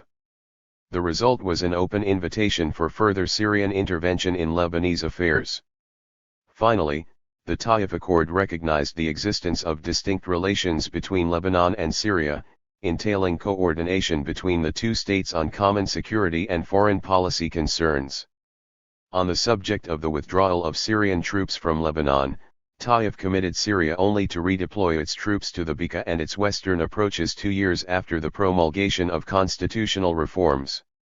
Most importantly, the future mission and duration of Syrian troops in Lebanon was deemed a bilateral issue, to be determined by Syria and the future Lebanese government.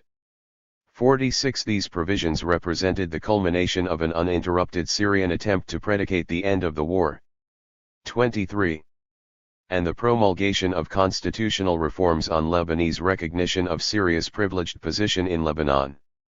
Sectarianism under Pax Syria. In practice, the Taif Accord failed to manage Lebanon's post-war politics. Instead, it proved to be conducive to political crisis and decision-making paralysis, creating yet another system of discord in post-war Lebanon.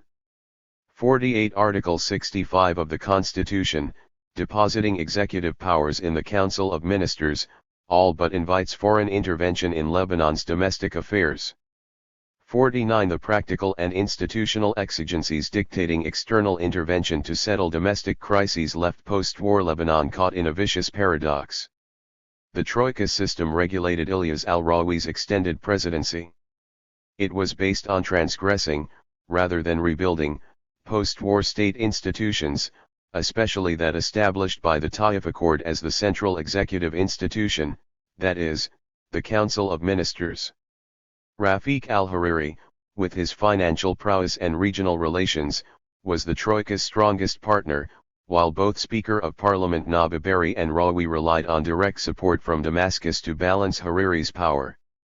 The clientelist nature of this para-institutional arrangement exposed state resources and institutions to the predatory appetites of an increasingly overlapping sectarian/political and economic post-war elite who, in turn, transformed state institutions and the bureaucracy into sectarian fiefdoms.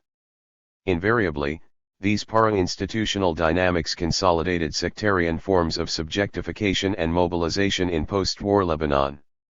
During the long Pax Syriana in Lebanon, between 1990 and 2005, the structural deficiencies of the post-war power-sharing arrangement imposed Damascus as the ultimate arbitrator of all things Lebanese. State-society relations were reorganized to ensure Syria's and its allies' control over Lebanon's domestic and foreign politics. Far from redeploying its troops away from Beirut by September 1992 as stipulated by the Taif Accord, Syria ruled Lebanon with the heavy hand of its intelligence apparatus, supported by loyal Lebanese allies.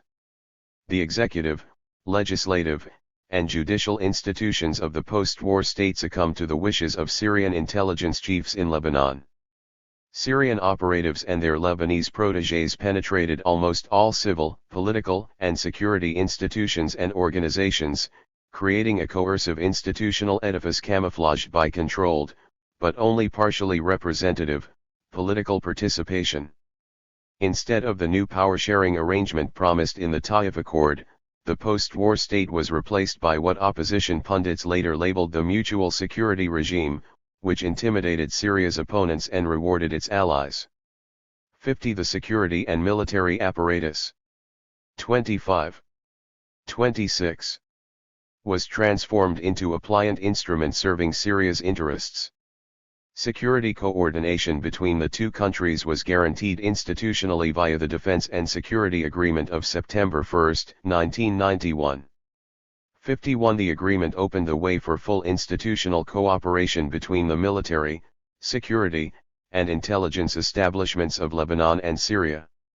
The ideology of the LAF was streamlined with Syria's, dictating comprehensive coordination between the two armies on all military and security matters.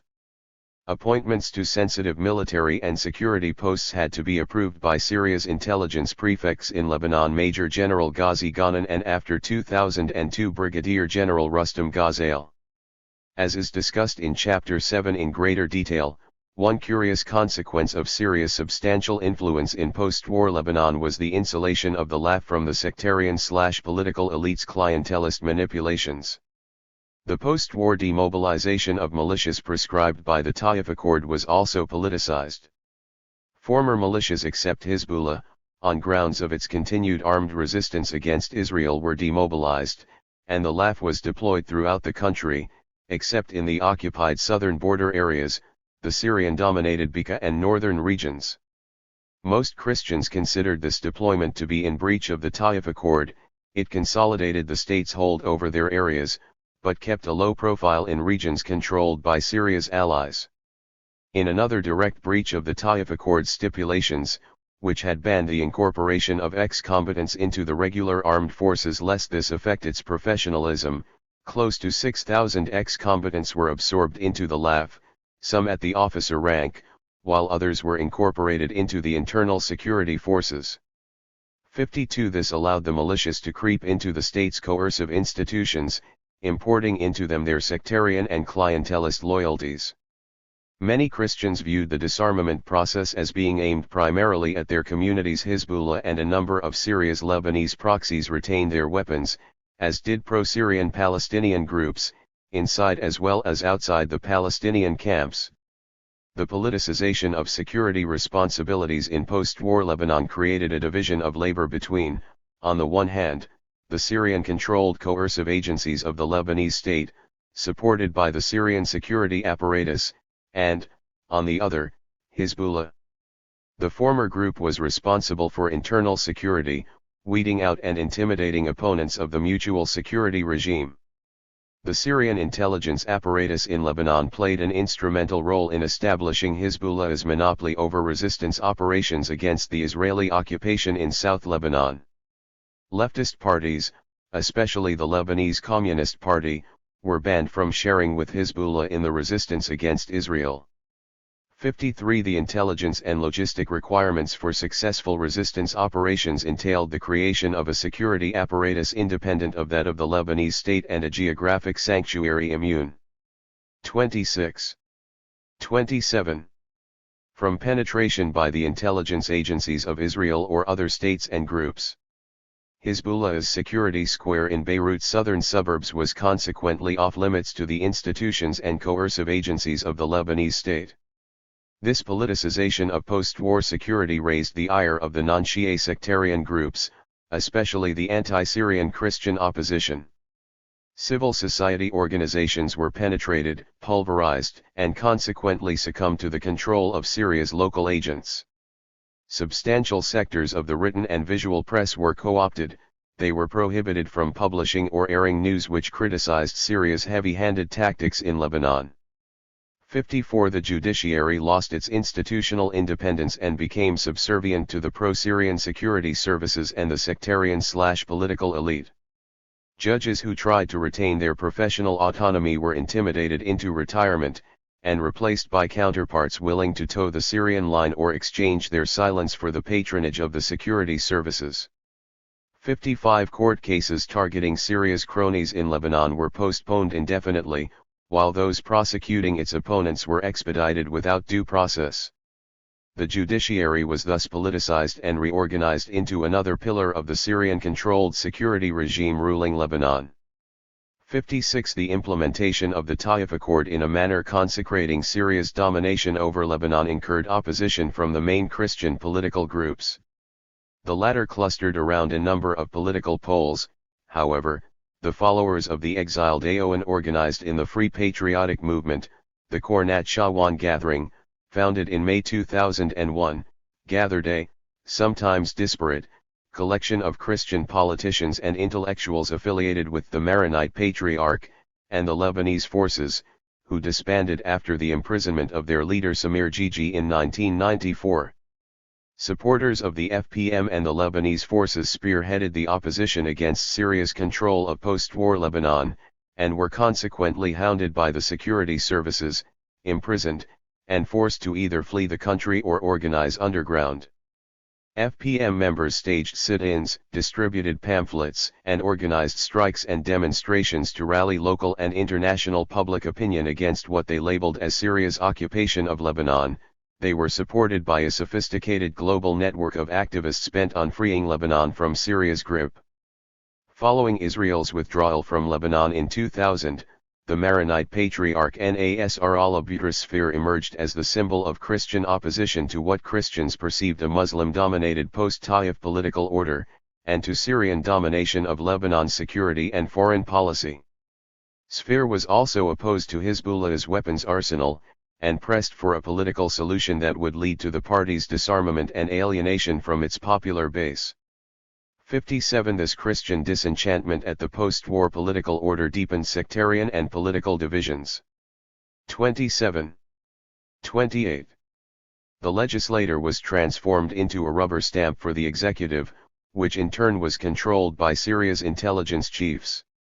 As is demonstrated in Chapter 6, the parliamentary elections held in 1992, 1996, and 2000 served to manufacture new political elites which were subservient to Syria's own interests and agenda in Lebanon. The facade of elections was maintained, but within the context of structured competition and, to a large extent, predetermined results. Foreign policy independence was circumscribed drastically during Lebanon's Syrian era. 58 Lebanon's security-related international and regional foreign policy was streamlined with Syria's through the Treaty of Brotherhood, Cooperation and Coordination, which was signed by both countries on May 22, 1991. 59 Consequently, Lebanon's foreign policy vis-à-vis the Arab-Israeli conflict was placed at the service of Syria's geopolitical interests. Syria determined the course of the negotiations between Lebanon and Israel after the 1991 Madrid Conference and used Hezbollah's operations in the Shabab farms after the 2000 withdrawal to defend its role in any prospective settlement of the Arab-Israeli conflict. The politicization of Lebanon's foreign policy interests to serve Syria's own alienated Christian public opinion. This aggravated sectarian relations and, consequently, Lebanon's post-war politics. Sectarianism in post-Syria Lebanon. The assassination of Rafiq al-Hariri on February 14, 2005, and Syria's concomitant withdrawal from Lebanon on April 26, 2005, unleashed an intense overlapping domestic and external struggle over the post-Syria Lebanese state. The fracture of Lebanese politics into two main binary political blocs, the Sunni-dominated March 14 Alliance 60 and the mainly but not exclusively Shia-dominated March 8 Opposition 61, raised sectarian modes of subjectification and mobilization to new levels. Despite attempts to represent the conflict as a political, ideological one, involving disagreements over different visions of Lebanon's domestic and foreign politics, it was in fact a crude sectarian power struggle over who rules the post-Syria Lebanese state. 62 Maronite-dominated Lebanon, which gave way during the Syria era to a Muslim-dominated Lebanon, was now locked in a fierce Sunni, Shia power struggle over control of the post-Syrian Lebanese state. The Sunni community, whose political representation was now largely but not exclusively monopolized by Saad al-Hariri's Saudi-sponsored Future movement, sought to re-establish its control over the state's political, coercive, judicial, and bureaucratic institutions. The main opposition to this effort came from the Shia community, represented by the Hezbollah, Amal Alliance, and Aoun's FPM. Both Hezbollah and Aoun feared that the political architecture of post-Syria Lebanon hinged on their marginalization from the centers of power. 28. 29. This politics of exclusion intensified sectarian modes of identification, especially between the Sunnis and the Shia. 63. A new sectarian balance of terror led to the remilitarization of Lebanese society, sectarian militias reorganized and rearmed themselves, and urban space was physically and symbolically divided into exclusive sectarian ghettos. Post-Syria Lebanon reverted to the extreme politicization of everyday social, economic, and political phenomena. In the struggle for state control, appointments to public sector posts, the security services, the judiciary, and the different ministries were politicized, with decisions being based on narrow clientelistic loyalties rather than on merit. As is explored at length in Chapter 7, the LAF, a multi-sectarian national institution that played a decisive role in shepherding the country away from civil war following the Hariri assassination, soon found itself at the heart of a political contest to control the LAF, redefine its ideology and future mission in post-Syria Lebanon. The Constitutional Council, an institution deemed crucial for overseeing democratic practices and procedures, was packed with protégés of the sectarian/political elite. Other crucial political fault lines including new electoral laws, United Nations Security Council Resolution 1559 of September 2, 2004 mandating the disbanding and disarmament of all Lebanese and non-Lebanese militias, 64 in reference to Hezbollah's weapons arsenal, the Special Tribunal for Lebanon pertaining to the Hariri assassination, UNSCR 1701 of August 11, 2006 which ended the 2006 summer war between Israel and Hezbollah, the future of Hezbollah's weapons arsenal and the state's defensive policy vis-à-vis Israel, and the constitutional modalities shaping presidential elections were politicized to serve sectarian interests and the sectarian balance of power in post-Syria Lebanon. This sectarian contest, at all levels of state institutions and the decision-making process, led to the paralysis and atrophy of state institutions, as politics degenerated into a cycle of perpetual crises. True to their historical precedents, members of the sectarian/political elite aligned with external players and institutions to bolster their positions in their respective domestic power struggles. The March 14 alliance allied primarily with the USA and Saudi Arabia against mutual external and domestic opponents, Syria, Iran, and the March 8 forces led by Hezbollah. Hezbollah and other domestic groups served as proxy channels for Syria's influence, and veto power, in Lebanon. In this respect, Aoun's FPM was, to an extent, an exception to an otherwise persistent Lebanese norm of local groups aligning with external powers. The pro-USA and pro-Saudi Prime Minister Fuad Sinayra mobilized the UNSC against Hezbollah in a bid to delegitimize the party's weapons arsenal and force its disarmament. 65 Throughout his tenure as Prime Minister, Sinayra aligned with the USA and the moderate Arab states against Syria and his domestic Lebanese opponents. 66. 29. 30. This domestic confrontation over post-Syria Lebanon overlapped with a wider regional geopolitical contest pitting Iran and Syria against the United States and its allies among the moderate Arab states, namely Saudi Arabia, Egypt, Jordan, and the UAE.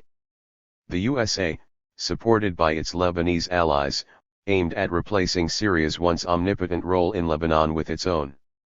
Washington sought to reposition Lebanon in the ongoing regional contest, from a pawn serving Syria's geopolitical interests to a tool deployed instrumentally to serve Washington's confrontation with Iran and Syria. Saudi Arabia viewed the Lebanese theater through the prism of its geopolitical struggle to balance or roll back Iran's growing regional power, especially in Lebanon, Iraq, and among the Palestinians. 67 Its confrontation with the regime in Damascus over Lebanon aimed to punish Syria for its alliance with Iran and Hariri's assassination. As we shall discuss in Chapter 9, these overlapping domestic and external contests intensified after the Arab uprisings reached Syria. The domestic, regional, and international struggle for Syria divided Lebanese between proponents and opponents of regime change in Damascus, a roughly Sunni-Shia fault line. 68 Hezbollah's military intervention in Syria damaged the party's domestic legitimacy and reopened the debate over its weapons arsenal. The party leadership invested much time and effort in explaining the strategic significance of its Syrian intervention, namely preempting a Salloukh jihadi attack against its strongholds in the Bekaa and securing its logistic and supply lines through the Syrian hinterland. It also branded the battle as being won against the USA, Israel, and transnational Salloukh jihadi fighters rather than being against the Syrian people and their democratic aspirations.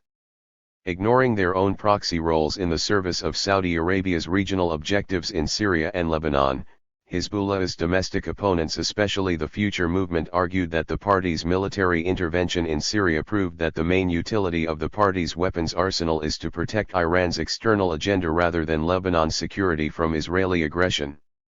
In their inexorable quest to demonize the party, March 14 and Saudi Arabia labeled Hezbollah's intervention in Syria as an invasion orchestrated by Iran to shore up the beleaguered Alawi regime in Damascus and protect Tehran's strategic interests.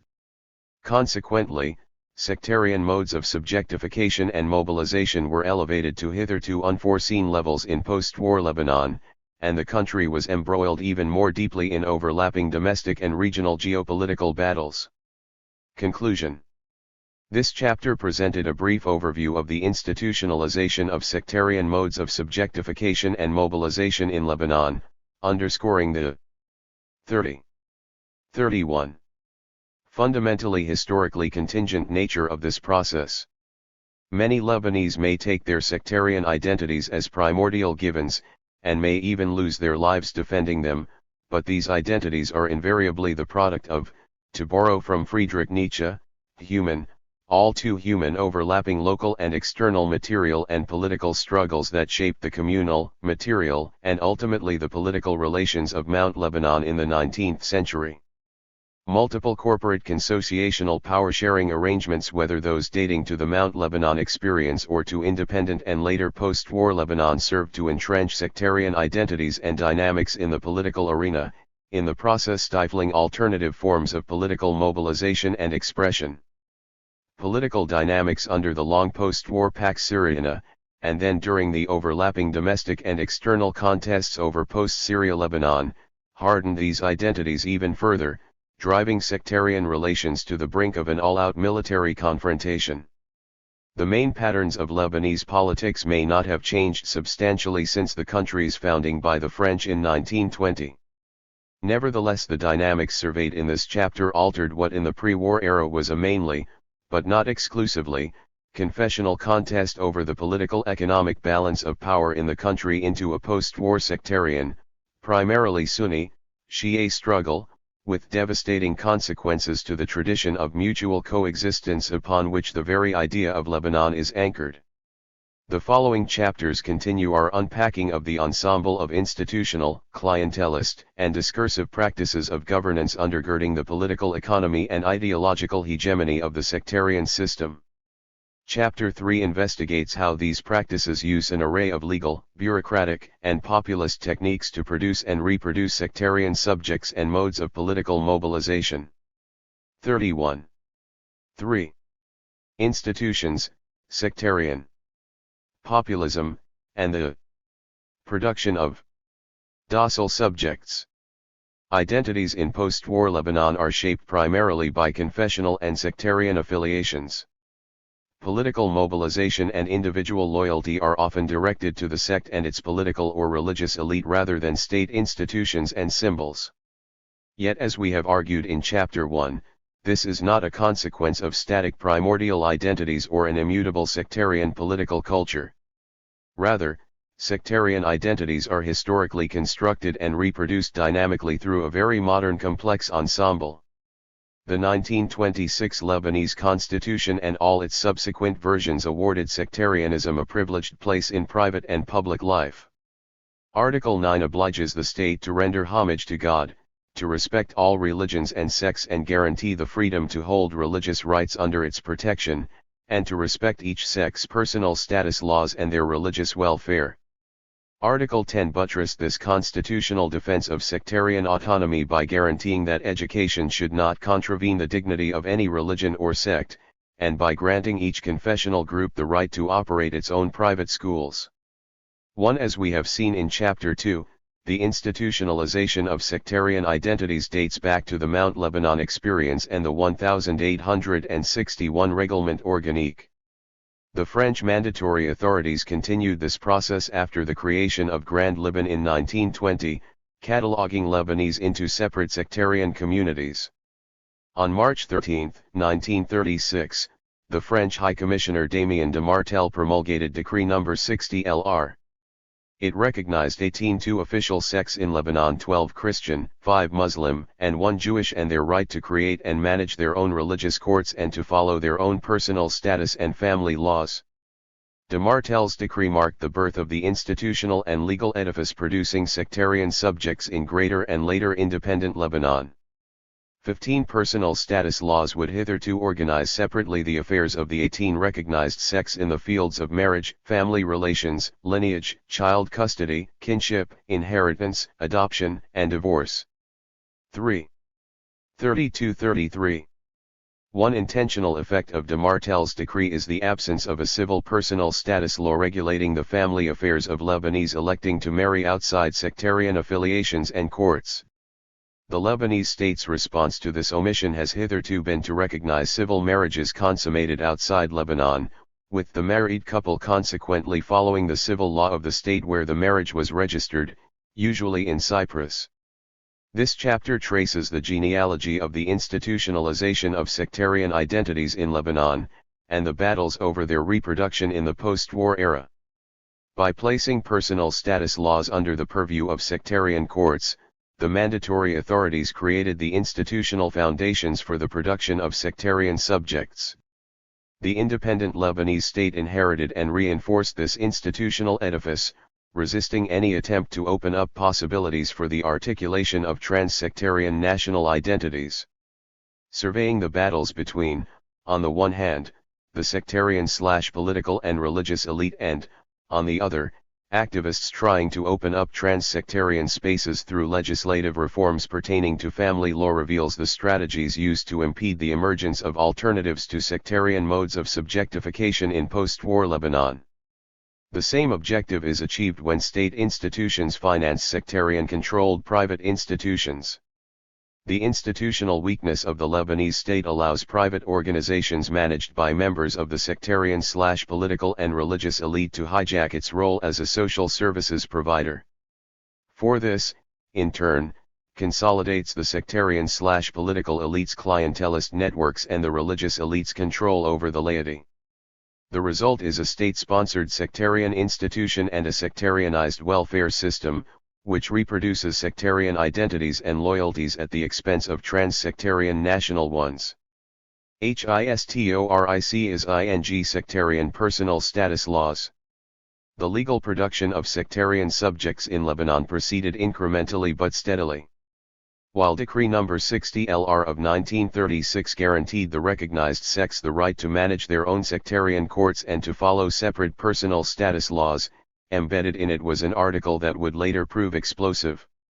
Article 10 of Decree No. 60 LR stipulated that Syrians and Lebanese belonging to recognized confessions with personal status are subject to their confessions' religious laws on matters pertaining to personal status and to the stipulations of civil law on matters not covered by this law. 5 other provisions were equally objectionable to the country's religious elite. For example, Articles 5 and 6 obliged the different sects to submit their systems of laws to the state for approval and provided that the state would give its approval if the systems of laws submitted were constitutional, conformed to public ethics and did not disturb public order. 6. Moreover, Article 14 of the decree declared 33. 34. The following: the sects following the ordinary law regulate their affairs and manage them freely within the limits of civil law. 7. Finally, Article 17 of the decree stressed that personal status matters for Syrians and Lebanese belonging to one of the sects mentioned in Article 14 and following, or those not belonging to one of these sects, shall be subject to civil law. 8. Astonishingly, the preceding article supplied the nascent Lebanese state with the legal pretext to promulgate a civil personal status law to administer the affairs of citizens who did not wish to follow sectarian laws. Little wonder, then, that the country's religious elite unanimously opposed Decree No. 60 LR, and popular protests soon broke out all over Lebanon. The Muslim religious elite were especially enraged by what they took to be the French mandatory authorities' liberty at legislating for the Muslim sects in their own religious affairs, and their tendency to lump all the Muslim sects together instead of separating them along legal lines. 9. Thus on March 30, 1939, the French High Commissioner Gabriel Puot issued Decree No. 53 LR excluding Muslims from the stipulations of Decree No. 60 LR 10. The Muslim religious elite had succeeded in preventing the promulgation of an alternative civil family law, obliging Muslim citizens to abide by sectarian personal status laws based on a now rigid post-colonial Islamic Sharia. 11. Much later, Article 16 of the April 2, 1951 law, regulating Christian and Jewish marriages, declared any civil marriage consummated in Lebanon by Lebanese Christians or Jews to be invalid. A similar proviso was applied to the Druze sect in Article 16 of the Druze Personal Status Law. Any marriage was considered to be void unless it had been conducted by a Druze sheikh, the sect's judge, or a proxy. The article adds that the Druze judge or his proxy is forbidden from contracting a marriage between a Druze man and a non-Druze woman or vice versa. 12. These legislations amounted to an impossibility. Only citizens who did not belong to any of the 18 state-recognized sects, such as the Baha'is, were allowed civil marriage in Lebanon. On April 2, 1951, Christian and Jewish personal status laws were officially recognized by a state law. The April 2, 1951 law relegated all personal status matters to sectarian courts. It also stipulated that all sects should submit their personal status laws to the Lebanese state for ratification.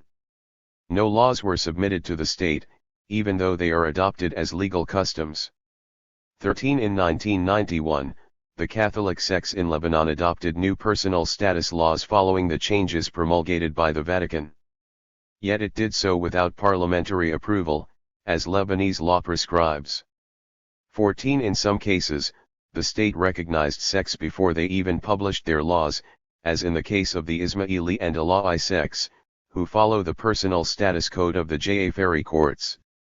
The Court of Cassation later recognized these sectarian family laws as long as they did not violate public policy codes or civil law. 15 Sects thus manage their personal status matters autonomously, free from any overview by state institutions. 34-35. Having solicited the approval of the French authorities, the Druze sect issued its own personal status laws and statutes governing its own sectarian courts on February 24, 1948 and March 5, 1960, respectively. 16 In an attempt to secure Shia support for the mandate, the French High Commissioner Henri de Juvenal promulgated Law No. 3503 on January 30, 1926, officially recognizing the Shia Ja'afari sect. This formal recognition of the Shia personal status law enabled the sect to protect its religious rights and traditions after having been long persecuted by the Ottoman authorities. 17 The Ja'afari courts also created sectarian practices that had been absent in the early 20th century, thus strengthening the community's self-awareness and power. Similarly, Legislative Decree No. 18 of January 13, 1955 granted Sunnis autonomy in managing their internal religious affairs.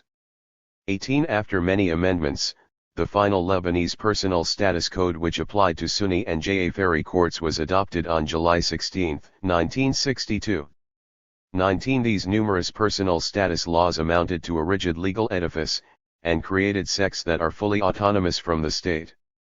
However, they were not without adverse societal and personal consequences. The absence of a civil personal status law institutionalized the authority of the religious elite over marital affairs and all other related matters. This consecrated familism by encouraging intrasectarian marriages and impeding intermarriages among the different sects, forcing citizens to rely on their sectarian institutions and modes of subjectification for personal status matters. 20 A Lebanese citizen thus abides by sectarian laws and institutions from the cradle to the grave but does not participate in or benefit from effective state oversight over religious authorities. 21 Nor do individuals enjoy the luxury of opting out of sectarian identities given the absence of an alternative civil personal status law. Any individual who exits her or his sect has to convert to another sect and subsequently follow the new sect's personal status laws. Moreover, Lebanese who adhere to faiths that possess no state-recognized personal status laws, such as the Baha'is, do not enjoy any personal status rights. In this case, they have to convert to a recognized sect and follow its personal status laws. 22 The country's personal status system thus serves to deny the Lebanese their inalienable rights as citizens, and obliges them to be members of a recognized sect and hence sectarian subjects. Other institutional techniques were also deployed to produce sectarian subjects. On December 1, 1924, Decree No. 2851 obliged all citizens of Greater Lebanon to produce personal status documents that included birth and death certificates, marriage, divorce and separation, and change of residence documents. 23 On December 7, 1951, the Lebanese state amended this decree and issued a law regulating all personal status documents. The new law specified the party responsible for registering each of these documents with the specialized authorities. For instance, the husband, wife, or the sectarian authority that conducted the marriage should register the personal. 35. 36. Status documents for marriage, divorce, or marriage annulments. 24 These personal status documents added another legal layer to an already rigid edifice. They served to make citizens bureaucratically dependent on their sectarian institutions rather than the state. It also complicated prospects for converting to another sect. It transformed private religious beliefs into a bureaucratic sectarianized process imposed from above. The French authorities, and later the sectarian and religious Lebanese elite, imposed a personal status law system that compartmentalized the population into separate but intricately regulated sects. Some have challenged this sectarian straitjacket, however. Article 11 of Decree No. 60 LR states that any citizen who has reached legal age and does not suffer from any mental disability may exit or embrace a state-recognized sect and change her or his personal status. Based on this decree, in 2007 Talal El-Husseini started an initiative to remove the religious denomination from registry records. 25. A strictly administrative procedure. This act of defiance does not compel Lebanese citizens to renounce their sects, nor does it prohibit them from practicing privately their religious beliefs, unless they choose to do so. It is rather a first step in a long process which is meant to open up possibilities for a new kind of civil citizenship in Lebanon, where one can opt to free oneself from sectarian modes of subjectification at the administrative level without abandoning one's sectarian membership or religious beliefs. Several citizens applied to remove their sectarian affiliation from their personal status records at the General Directorate of Personal Status. On November 21, 2008, the Minister of Interior and Municipalities Ziad Baroud approved these applications, and on February 6, 2009, the Ministry confirmed its acceptance of such applications by keeping as blank the box identifying a citizen's sectarian affiliation. 26 proponents of this reformist approach contend that it allows Lebanese to embrace national identities instead of being subjects of sectarian communities and identities. As Husseini notes, the privilege of not belonging to any sect administratively is the beginning of a peaceful constitutional civil revolution that starts from the social and legal levels before the political one. 27. The battle against the ideological hegemony of the sectarian system takes other forms as well. Contesting sectarian hegemony. Personal status laws have hitherto served to harden and reproduce sectarian modes of subjectification in post-war Lebanon. Civil marriage by Lebanese which are to be consummated outside the country is not the answer to this institutional hurdle, although it is now a common practice, especially by politicians who have voted in cabinet against the civil marriage proposals. 28. 36-37. Discriminates against the Lebanese who do not have the wherewithal to marry outside Lebanon. Moreover, it creates the legal anomaly whereby the married couple must adhere to the civil laws of another country. Even though their marriage is ultimately registered in the Lebanese state's personal status system, marriage-related matters are adjudicated in Lebanese civil courts. Indeed, the number of Lebanese opting for civil marriage is increasing, either because of their personal convictions or, in the case of Christians, to escape the restrictions placed on divorce or marriage annulment. 29. Anchored in Decree No. 60 LR and the legal right to remove one's sectarian affiliation from the state's personal records, a recent initiative led by Husseini challenged the sectarian system's bias for same-sex marriages. Khaled Sectariya and Nidal Darwish stunned Lebanese society by having the first civil marriage in Lebanon. They first deleted their sectarian affiliations from their personal records. Following a 10-month process, a public notary approved the couple's marriage contract and they consequently tied the knot on November 10, 2012. 30. By so doing, the couple removed themselves from the web of sectarian personal status laws and entered the realm of civil laws. They then requested to register their civil marriage in the Lebanese civil rather than sectarian courts. Husseini considers this initiative to be part of the struggle to build a civil state, one that treats Lebanese as citizens with inalienable civic rights rather than members of self-regulating and autonomous sects. On this view, civil marriage is a viable option in Lebanon given the legal right to remove one's sectarian affiliation administratively. The latter does not entail renouncing sectarian convictions, but rather relegating them instead to the private sphere. As Husseini notes, there is a distinction between one's belief or announcing the belief, between belonging to a sect or announcing that you belong to a section. 31. By problematizing this constitutionally guaranteed distinction, civil marriage advocates opened up possibilities for transcending sectarian personal status courts and their web of bureaucratic procedures. Sectariya and Darwish's civil marriage triggered a heated debate in the country, however. Prominent members of the sectarian/political elite, including Saad al-Hariri, Jumblat, and Aoun, and also President Suleiman, favored adopting a civil marriage law. The Prime Minister Najib Mikati avoided the debate altogether, arguing that it is inappropriate to consider this sensitive issue with the country passing through a difficult political crisis.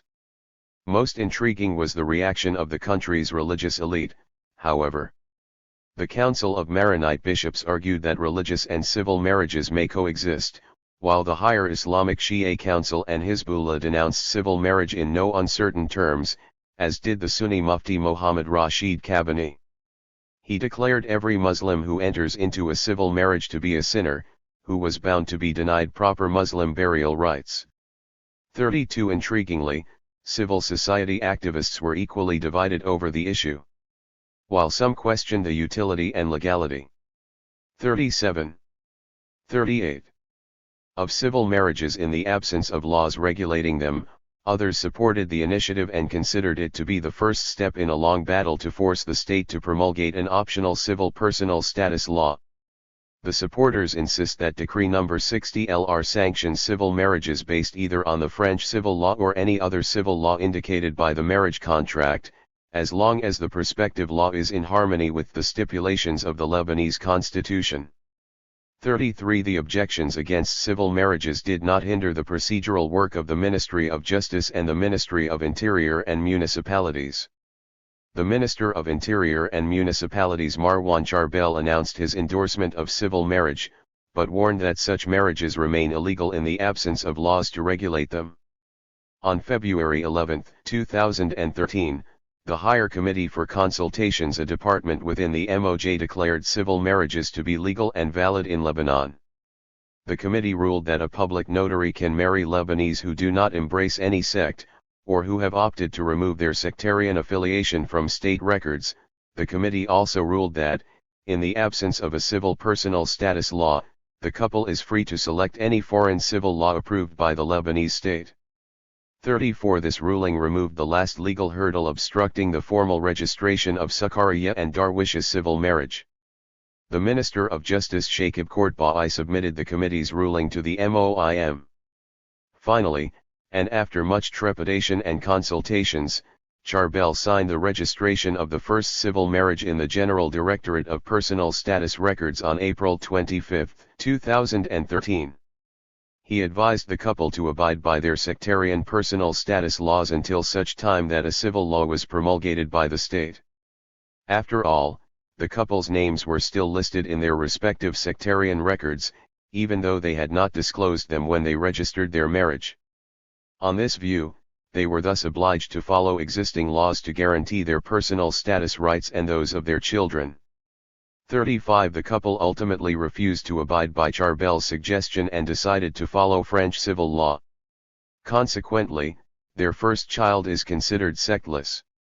Koloud Sectariya and Nidal Darwish's saga encouraged many Lebanese couples to enter into civil marriages rather than sectarian ones. The sectarian/political elite continued to impede access by Lebanese to what is otherwise a basic civic right, however. Thus, when the future movement Sunni MP Nohad Maknouk took over the MOIM from Charbel in February 2014, he immediately refused to recognize civil marriages performed in Lebanon in the absence of a civil law regulating these marriages. Maknouk consequently abstained from signing the civil marriage contracts which were piling up in the MOIM's drawers, thus jeopardizing the past struggles against the ideological hegemony of the sectarian system and returning the debate on the significance of civil marriages to square one. 36. 38-39. Although it remains nascent and limited in terms of its embrace by the public, Husseini's initiative nevertheless gives the Lebanese the option to enter into civil marriage in their own country. It is but one battle in a long struggle to undermine the institutional edifice assembled to reproduce sectarian subjects. The initiative also normalizes the symbolic act of removing one's sectarian identity administratively. What are the consequences of receiving civil marriages in Lebanon? Will it oblige the state to create its own optional civil personal status law? Or does it simply amount to the birth of a secular 19th sect? The struggle for a civil alternative. All attempts to promulgate an optional civil personal status law have hitherto failed. In 1971, the first draft of such a prospective law was produced by Abdullah Lahad, Norma Mellem, and Joseph Moghazl. It was later adopted by the Democratic Party and submitted to Parliament by the MP Augusta Bakos. MPs who supported the bill asked the party to change the word unified to optional civil personal status law, but the party refused. The secular Democratic Party also proposed a unified civil personal status law in 1981 during the Civil War, but it never reached Parliament. The initiative was followed by the SSNP, which submitted an optional civil law to Parliament's Administration and Justice Committee on July 17, 1997. Most sects rejected the law, however. In 1999, the Civil Society Gathering for an Optional Civil Personal Status Law published its own proposal. Ogaratyanan and Walid Salehi also suggested their own law in 2009. On March 18, 2011, some NGOs and secular activists submitted a new civil marriage draft law to Parliament, but it was never debated. 37 The most serious attempt to promulgate an optional civil marriage law transpired during Rabie's presidency. On November 22, 1996, Rabie declared his determination to establish an optional civil personal status law, and repeated this proposal on November 25, 1996. He argued that by legalizing interreligious marriages, the law would pave the way for the dismantling of sectarianism from Lebanese society and political life in the very long run, in accordance with the stipulations of the Taif Accord. 38 Rabie consequently formed a committee of legal experts representing all Lebanese sects, and asked them to produce a draft of the prospective law. The committee could not reach agreement on the topic pertaining to inheritance and the marriage of a Muslim woman to a Christian man. 39 After all, Islam prohibits Muslim women from marrying non-Muslim men unless the man converts to Islam. It also proscribes non-Muslims inheriting from Muslims. On February 16, 1998, Rabie announced his draft law. It stipulates that people wishing to receive a civil marriage should abide by the laws of civil courts. In 39. 40. Addition to tackling marriage issues, the law discusses adoption, inheritance, child custody, divorce, family matters, raising children, forbids polygamy, and briefly mentions abolishing political sectarianism. 40 Opinion was divided over the proposed law. Some politicians suspected that Rabie announced the bill only months prior to the end of his presidential term in order to make himself indispensable on any prospective discussions and thus extend his presidency. The Sunni Mufti Kabani, the Grand Ayatollah Mohammad Hussein Fadlallah, and the head of the Higher Islamic Shia Council Ayatollah Mohammad Mehdi Shamsuddin all rejected the proposed law under the pretext that it contradicts Islamic principles. Many members of the sectarian/political elite opposed the proposed law, suggesting that it was too early to abolish sectarianism. Others, like Shamsuddin, argued that the state should avoid regulating personal matters. The Muslim and Christian religious elite claimed that the proposed law disregarded religious teachings with respect to marriage obligations. Muslim jurists considered the sections on inheritance, adoption, the marriage of a Muslim woman to a non-Muslim, and polygamy to be illegal. Even regional actors weighed in on the debate. The Saudi Mufti Abdul Aziz bin Baz, along with 5 other Muslim scholars, declared that the proposed law contradicted Islamic laws and all other religions. Although Iran and the Vatican did not make public declarations on the issue, their local allies did.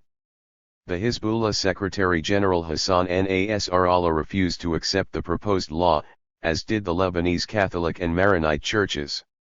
Moreover, a delegation from the Islamic group met with the Syrian Deputy President Abdul Halim Khattam, who advised on the withdrawing of Rabie's proposal.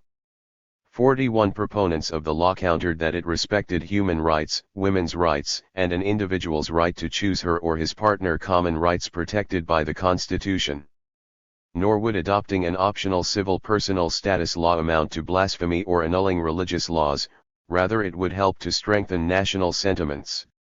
The Evangelical Church and the Greek Orthodox Bishop George Khadra supported the proposed law, and Christian supporters of the proposed law contended that the Vatican sanctioned both civil and religious marriages, leaving the choice to the concerned couple. In turn, Muslim supporters argued that Lebanon is not an Islamic state, and that a number of laws in the country contradict Islam and the provisions of the Sharia, namely those regulating the alcohol trade, legalizing gambling, and the penal code. Some members of the sectarian/political elite, and a number of political parties, supported the proposed law. Barry supported the law, arguing that it could help to eradicate political sectarianism. Jumblatt and the SSNP also supported the proposed law. 42 Rabie submitted his proposed optional personal status law to Cabinet on March 18, 1998. 43-21 of a total of 30 ministers voted for the law, while 40-41. 6 others, including Rafiq al-Hariri and his ministerial bloc, voted against it. 44 Although the draft proposal passed through Cabinet by a binding two-thirds majority vote, Hariri refused to send it to Parliament for final endorsement, citing opposition from the country's Muslim and Christian religious elite. Why Hariri did this remains a puzzle. Some have speculated that he was perturbed by the long-term impact of the bill on the balance of sectarian power in the country. 45 After all, the bill called for the abolition of political sectarianism, which could have undermined the powers of the premiership. Moreover, an optional civil personal status law would have enabled citizens to follow civil laws that in turn would have undermined the authority of the Sunni sectarian courts and the complex ensemble undergirding sectarianism in the country. Consequently, the draft law never reached Parliament for final approval, and was subsequently shelved. The same calculus seems to explain the religious elite's opposition to a prospective optional civil personal status law. One common view is that they were apprehensive lest people began to resort to civil laws and to abandon sectarian laws. 46 This would sabotage the role played by sectarian institutions in producing sectarian subjects and interfering in the private, namely the family sphere. It would strip from them this power of governing the private/family domain as well, which would open up possibilities for a new kind of citizenship in the country. Moreover, religious marriages are a source of substantial income for sectarian courts. Sectarian courts and judges receive substantial funds through both legal and also illicit routes to settle personal matters in their courts. 47 In fact, Rabie contends in his memoirs that his law was resisted by the religious elite because it would have ended the state financing of sectarian courts and the payrolls of sectarian judges. 48 Civil marriages could save the state treasury up to $6 million annually, and religious institutions could lose some 6,000 jobs. 49 Religious authorities also deploy emotional coercion to force ordinary people to follow sectarian courts. They insist that civil marriages contradict God's laws, and promise those who follow sectarian courts joy in the afterlife. 50 Ironically, while they oppose civil marriages in Lebanon, they nevertheless condone them when performed abroad. 51 This at a time when support for civil and interfaith marriages is increasing, especially among young citizens. A 2013 survey suggested that some 51% of Lebanese support civil and optional civil marriages, 18% support civil marriages, and 33% support optional marriages whether religious or civil. On the other hand, 46% support religious marriages, with the percentage greater amongst Muslims than Christians, while 3% are neutral. 52 Although the numbers are not staggering, they nevertheless suggest that significant numbers of Lebanese condone civil or optional marriages. Similarly, there has been an increase in conversions to other sects, mainly for reasons related to personal status matters. A 2013 study noted that 36,500 out of 1 million Lebanese surveyed altered 41. 42. Their sectarian affiliation for a host of different reasons: nationality issues, eligibility to apply for some jobs reserved for certain sects, Sunnis bequeathing inheritance to their daughters, monogamy laws among Christian sects, and divorce and inheritance matters for Catholics and Maronites. Another 192,274 citizens out of the million surveyed entered into mixed sectarian marriages. 53 on January 29, 2014, and in a bid to ameliorate public opinion, the Minister of Justice Rabie submitted a draft law that would enable Lebanese to have civil marriages in Lebanon without leaving the country and without removing their sectarian affiliations from their civil records. The draft law annulled the 1939 decree which prohibited a Lebanese Muslim couple from consuming a civil marriage in Lebanon.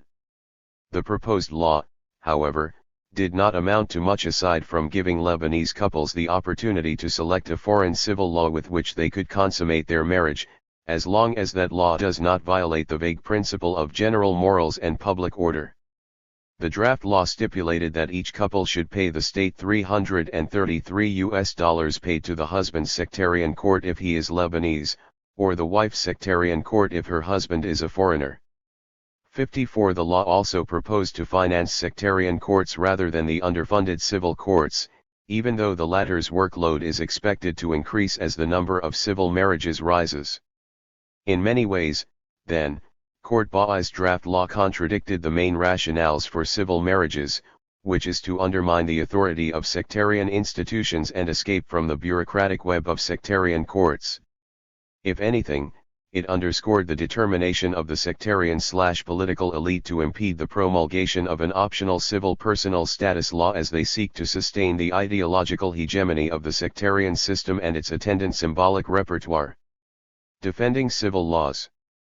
Proponents of an optional civil personal status law argue that it has the potential to instill a new sense of civic citizenship among otherwise sectarianized subjects, and is thus a prerequisite for the abolishment of confessionalism as stipulated in Article 95 of the Constitution. After all, such a law does not inhibit citizens from entering into religious marriages. It rather terminates the practice of altering one's religious or sectarian status for purely instrumental reasons. This may also help terminate the present legal anomaly whereby different civil laws are used for Lebanese marrying abroad. For example, on March 24, 2005, the Third Court of First Instance in Mount Lebanon applied English law to divorce a Christian Lebanese man who had married an English woman in London. 55 Moreover, most couples opting for a civil marriage outside Lebanon do so without examining first the details of the law. Their legal choice is based either on geographic location, choosing the nearest country that allows civil 42-43 marriages, or their ability to interpret and hence select from alternative laws. Nor are Lebanese judges familiar with different civil laws, and consequently they must rely on interpretations to understand the intentions of the jurist. Another problem pertains to inheritance. Lebanon follows a system of property separation. When a couple divorce, they each claim property registered in their names. However, some countries adopt the community of property system where the couple divides their property equally when they divorce. A Lebanese couple having a civil marriage in Cyprus, for example, but unaware of the need to sign the pertinent property forms, will end up following Lebanese property regulations when they divorce. 56 Another problem pertains to the decision of which law to follow when a couple concurrently receives a civil marriage and a religious one. Some courts follow the laws of the marriage performed first, others follow religious laws or the laws of the registered marriage. 57 Article 79 of the Code of Civil Procedures stipulates that civil courts are specialized in settling disputes occurring in a marriage performed abroad between two Lebanese, or between a foreigner and a Lebanese, based on the civil laws of the foreign country. It also states that the provisions of laws connected to the competency of Sharia and Druze courts shall be respected, if both parties to the marriage are Muslims and at least one is Lebanese. 58 Thus, if a Muslim couple have a civil marriage abroad then decide to divorce, they must abide by their respective Sharia courts. This brings them back to the purview of the sectarian court system, a proviso that often passes unnoticed by couples having civil marriages. However, the reform-minded Judge John Atesy is a proponent of Article 79, and claims that civil courts should be responsible for settling disputes arising from civil marriages even if the couple conducted both civil and religious marriages. 59 On this view, couples who have both types of marriages should be able to seek recourse through the laws of both marriages. Thus, If a couple entered into both civil and religious marriages and decide to divorce, performing a divorce according to religious laws would not negate the civil marriage and vice versa. This liberal legal spirit for settling civil marriage disputes tends to be the exception rather than the norm among jurists in Lebanon, however. The absence of an optional civil law allows different sects in Lebanon to follow alternative sectarian personal status laws, all of which discriminate against women and consecrate Lebanese society's patriarchal structure.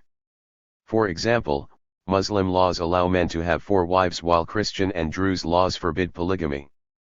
Muslim and Greek Orthodox laws accept divorce, but the Catholic Church prohibits it.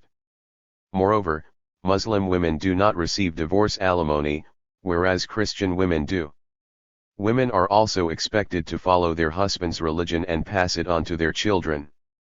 Islam forbids Muslim women to marry non-Muslims unless they convert to Islam. In cases of death, divorce, or the father's absence, most sectarian laws give custody of the children to the 43. 44. Father or his family rather than to the mother or her family. Islamic laws may allow the mother to claim custody of her children, but only until a specific age, after which the custody shifts to the father or his family. The same applies when the woman remarries. This has forced some women to remain in undesirable marriages only in order to care for their children. 60. Sectarian laws also create inheritance complications. If a Sunni father has no male child, the former's brothers or male relatives are entitled to inherit a percentage of his wealth. Therefore, if the father prefers to leave his wealth only to his daughters, he has to convert to another sect, invariably the Shia sect. Moreover, non-Muslim sects follow the Inheritance Civil Law of June 23, 1959, which ensures equality between men and women, while Muslims follow Sharia laws. 61. The 1959 law allows Muslims to inherit from non-Muslims but only with the proviso that Islam adopts the reciprocity principle, allowing non-Muslims to inherit from Muslims. Islamic laws forbid non-Muslims from inheriting from a Muslim, however.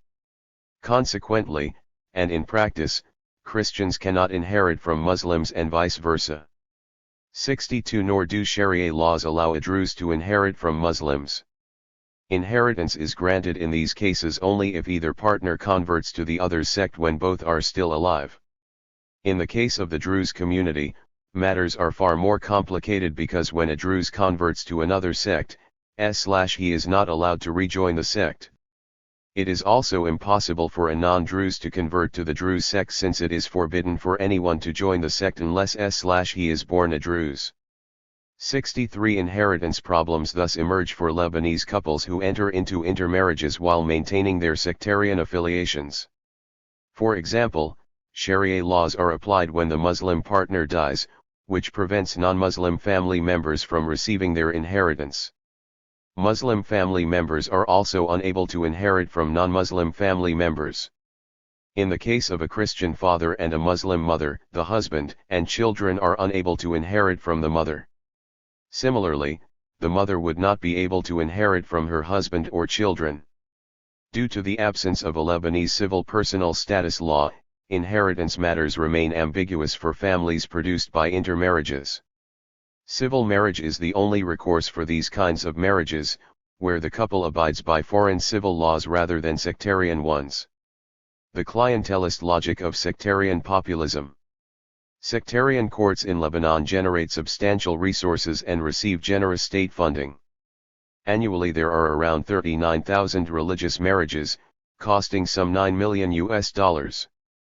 Moreover, an additional $6 million are generated annually from expenses related to marriage annulments and divorce fees. Sectarian courts thus scoop some $15 million annually from transactions. 44-45. Pertaining to personal status matters. Furthermore, the Prime Minister's office allocates around $17,865,035 from its annual $890 million budget to religious institutions that manage personal status laws, a sum roughly equal to the budget of the Ministry of Tourism. 64 Government spending on sectarian courts reached approximately $9,800,000 in 2010, $2,966,666 and 66 cents went to Shia courts, $2,868,000 to Sunni courts, $800,000 to Druze courts, and another $3,160,000 to Christian courts. The state also spends generous sums on Islamic religious institutions, but not on Christian ones. This amount reached around $3,266,666 and 66 cents in 2010, $976,000 on the Sunni law court, $946,666 and 66 cents on the Shia court, $592,000 on the Higher Islamic Shia Council, $521,333 and 33 cents on the Ula'i Islamic Council, and $238,666 and 66 cents on the Druze Sheikhdom. 65 Sectarian populism assumes different forms, however. To start with, public sector offices are divided among the different sects based on an agreed upon but intricate corporate proportional quota. Table 2.3 in Chapter 2 shows the sectarian distribution of the major public sector positions. Appointments to these public sector positions, from the office of the Director General to that of a clerk, require the approval of the sectarian/political elite. They interfere in every nook and cranny of public sector appointments to lubricate their clientelist networks. Moreover, public expenditures are allocated based on sectarian and demographic considerations rather than the developmental needs of the country's widely economically unbalanced regions. 66 Basing public expenditures on sectarian identities and demographics devalues alternative sources of political subjectification and mobilization, but especially class or regional ones. In fact, the post-war state invested heavily in a number of public institutions serving the clientelist networks of the sectarian/political elite. Post-war reconstruction involved a heavy dose of regional redistributional mechanisms determined along strictly sectarian lines. The government channeled substantial funds to the Council for Development and Reconstruction, 67 the Central Fund for the Displaced, and the Council of the South to lubricate the sectarian/political elites' post-war clientelist networks. Run by Rafiq al-Hariri and dominated mainly by his protégés, the CDR was responsible for the reconstruction of the Beirut Central District. Between 1992 and 2005, the CDR spent around $7.4 billion on contracts with different sectors including education, agriculture, infrastructure, public health, industry, electricity, and waste management, with $1.6 billion spent without any audit. The CDR marginalized Parliament and the Ministry of Public Works, and its growing role led to the suspension of the Ministry of Planning. Hariri also benefited from contracts allocated by the CDR to some of his companies and their subsidiaries, namely, Solidaire, Genco, Suclean, and Oger Liban. He appointed former employees and business associates in the CDR's top ranks, 68, while other members of the sectarian/political elite appointed their relatives. 45. 46. To the CDR's executive positions and board of directors. 69 The CDR became a quasi-privatized company run by Hariri and his protégés, rendering it beyond accountability. The absence of external controls and oversight mechanisms enabled politicians to manipulate their official positions and state institutions to increase their own economic and political privileges. Hariri is only one blatant example of a member of the sectarian/political elite using public office for personal gains. 70 Walid Jumblat assumed control of the Druze-dominated CFD, which was responsible for resettling post-war refugees. Between 1994 and 2005, the Ministry of the Displaced and the CFD spent $1.2 billion. Much of this amount was spent on shady and overpriced settlements that served the clientelist practices of the post-war sectarian/political elite, especially around election times. Other politicians also benefited from CFD spending, receiving direct financial allocations for dubious projects allegedly serving the displaced. 71 Similarly, the Council of the South, controlled by Barry and dominated by his Shia protégés, was established to channel development aid to the south of Lebanon. Between 1993 and 2004, the government transferred around $850 million to the council, most of which was spent on unsustainable projects. 72 These purportedly public institutions were deployed by the sectarian/political elite to finance their post-war clientelist networks. The sectarian/political elite control over public institutions underscores the extent to which the private and public sectors are intertwined in post-war Lebanon. State funding through these public institutions is often subcontracted to private companies, most of which are owned by members of the sectarian/political elite, their relatives, or partners. 73 Moreover, the Lebanese state funds a host of sectarian NGOs and private institutions offering a range of welfare services, including free private education, orphanages, healthcare, and care for the elderly. 74 The state channels its financial support through the Prime Minister's Office, the Ministries of the Interior, Health, the Displaced, Labor, Social Affairs, and Education, and public bodies linked to these institutions. The Ministry of Social Affairs supports vulnerable and poor communities, particularly the elderly, orphans, and the disabled, and covers around 35,000 cases yearly via financial transfers to NGOs. It also collaborates with different NGOs to establish social development, health, and community centers. 75 MOSA allocates 70% of its budget to religious associations, with some of these associations receiving around $8,000 annually. Other CSOs, linked to the ministry by joint contracts, receive approximately $6,000 per year. The ministry pays 70% of the project's expenses, with the balance paid by the organization implementing the project. The number of such contracting organizations reached 230 NGOs and religious institutions in 2011.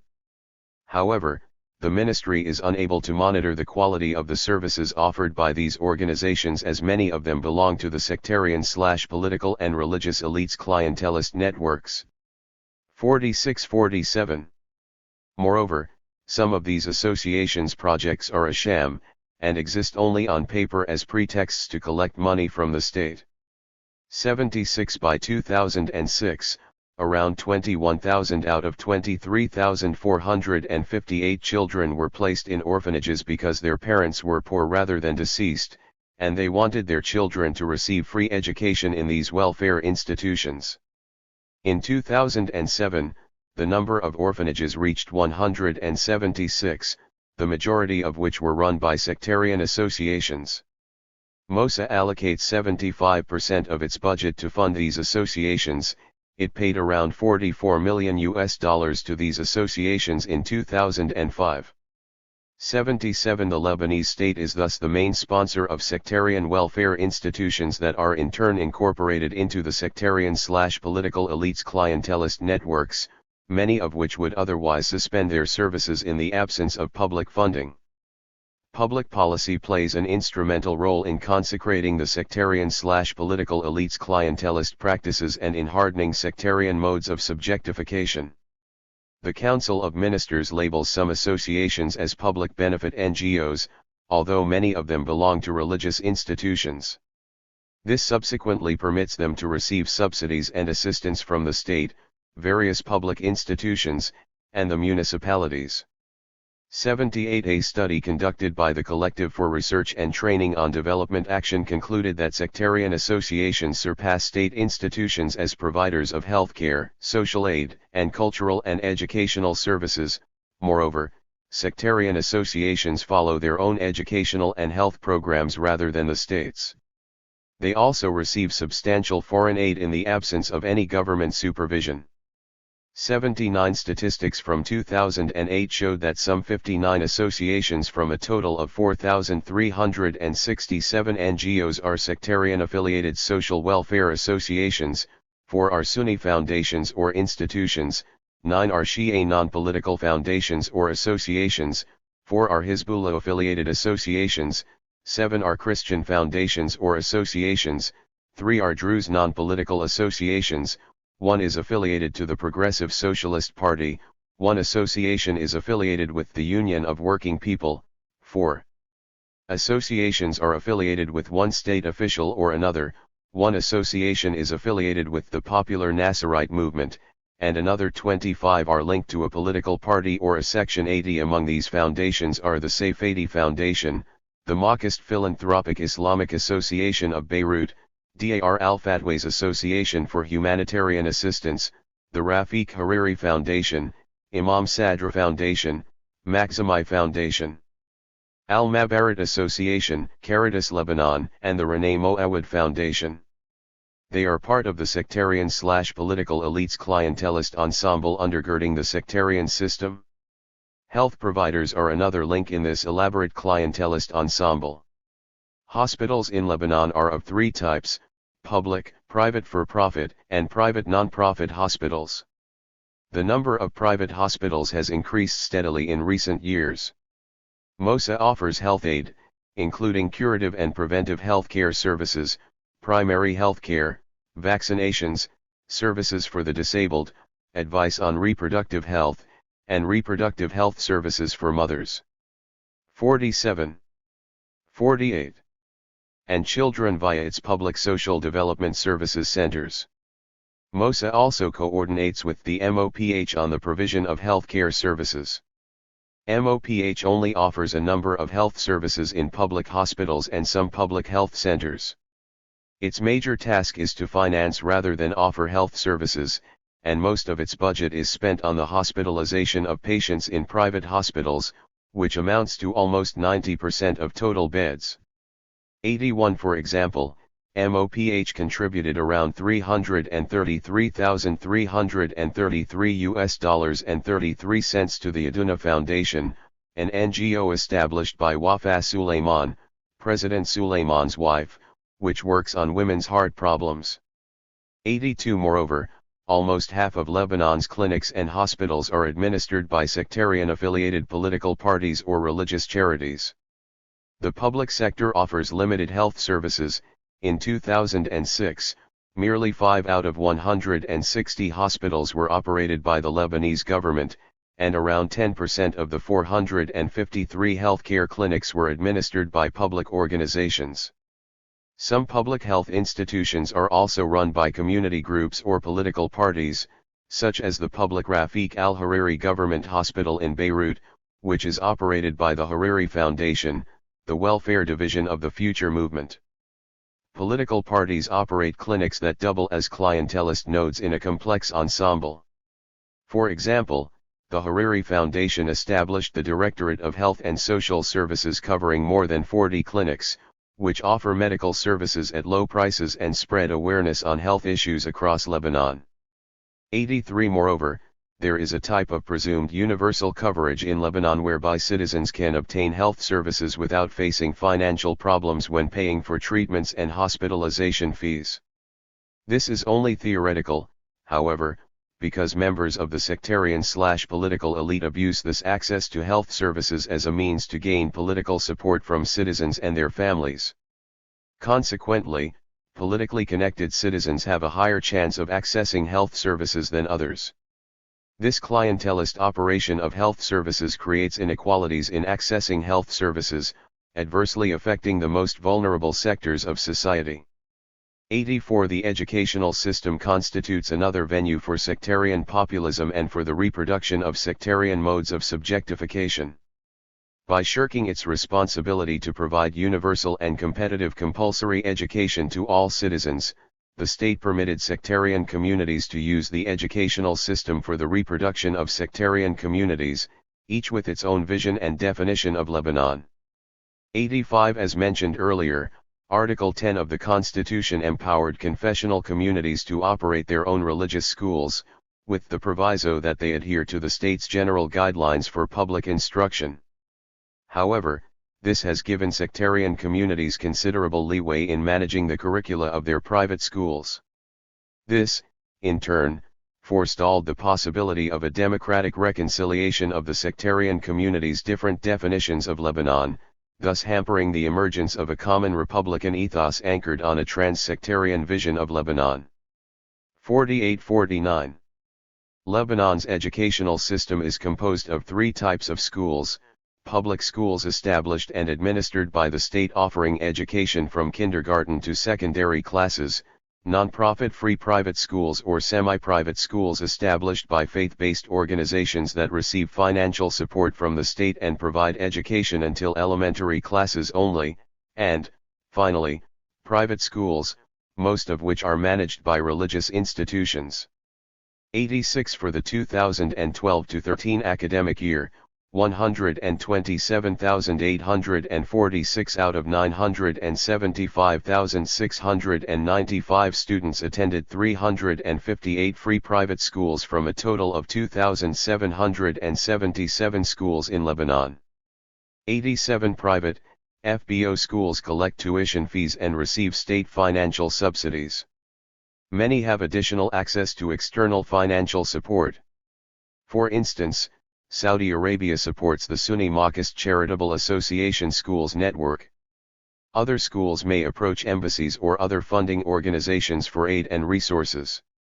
88 The result is that most Lebanese students receive a sectarian rather than national education. The ill-designed state-sponsored civic education curriculum labeled Al-Tarbiyya Al-Watniyya Wal-Tanshiyya Al-Madaniyya adopted in both private and public schools lacks the methodological instruments and empirical design to foster a critical consciousness, a culture of citizenship, tolerance of the sectarian other, respect for the rule of law, and the accountability essential to produce citizens who are free from sectarian shackles and affiliations.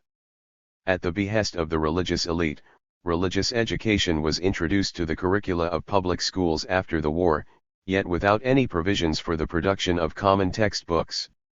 One study concluded that the 77 different religious texts used in private schools discriminate among religions, stress their superiority over other religions, and are used mainly for indoctrination purposes. 89 Similarly, history books are divided along Christian and Muslim fault lines, and lack a common historical narrative. More than 6 history textbook series are used in Lebanese schools. The ongoing disagreements over a standardized national secondary school history book which was introduced by the Ministry of Education on June 22, 2000 and later withdrawn in late 2001, after a public controversy pertaining to Lesson 17 in the 3rd grade book, 90 underscores the shortcomings of the educational system as an instrument of social integration. 91 Consequently, public and private education in post-war Lebanon ends up reproducing rather than ameliorating sectarian divisions. Similar dynamics transpire at the level of public university education. The sectarian/political elite appropriated Decree No. 122 of 1977, for their own narrow purposes. It legalized the founding of new branches of the public Lebanese University in Beirut and across different regions.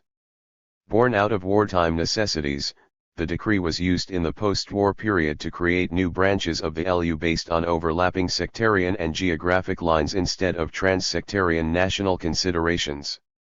92 This sectarianized the LU's campuses across the country. Instead of serving as a vehicle for the molding of 49. 50. A polyphonic multi-sectarian nation, higher public education is deployed by the sectarian/political elite to divide society along sectarian lines and to reproduce socio-economic elitism. Moreover, the sectarian/political elite manages the LU's different branches and schools as yet another segment in their complex clientelistic ensemble. Faculty and administrative appointments are often based on sectarian loyalties rather than on merit. Campuses have emerged as sites for sectarian confrontations and divisions rather than as national melting pots for a new post-war generation. Conclusion. This chapter examined the institutional and clientelist practices of governance which are responsible for producing and reproducing sectarian modes of political subjectification and mobilization. First established by the French Mandate authorities, and later perpetuated by the sectarian/political and religious elite, This rigid legal edifice anchored in sectarian courts and covering all facets of personal life plays an instrumental role in the production of sectarian subjects and affiliations.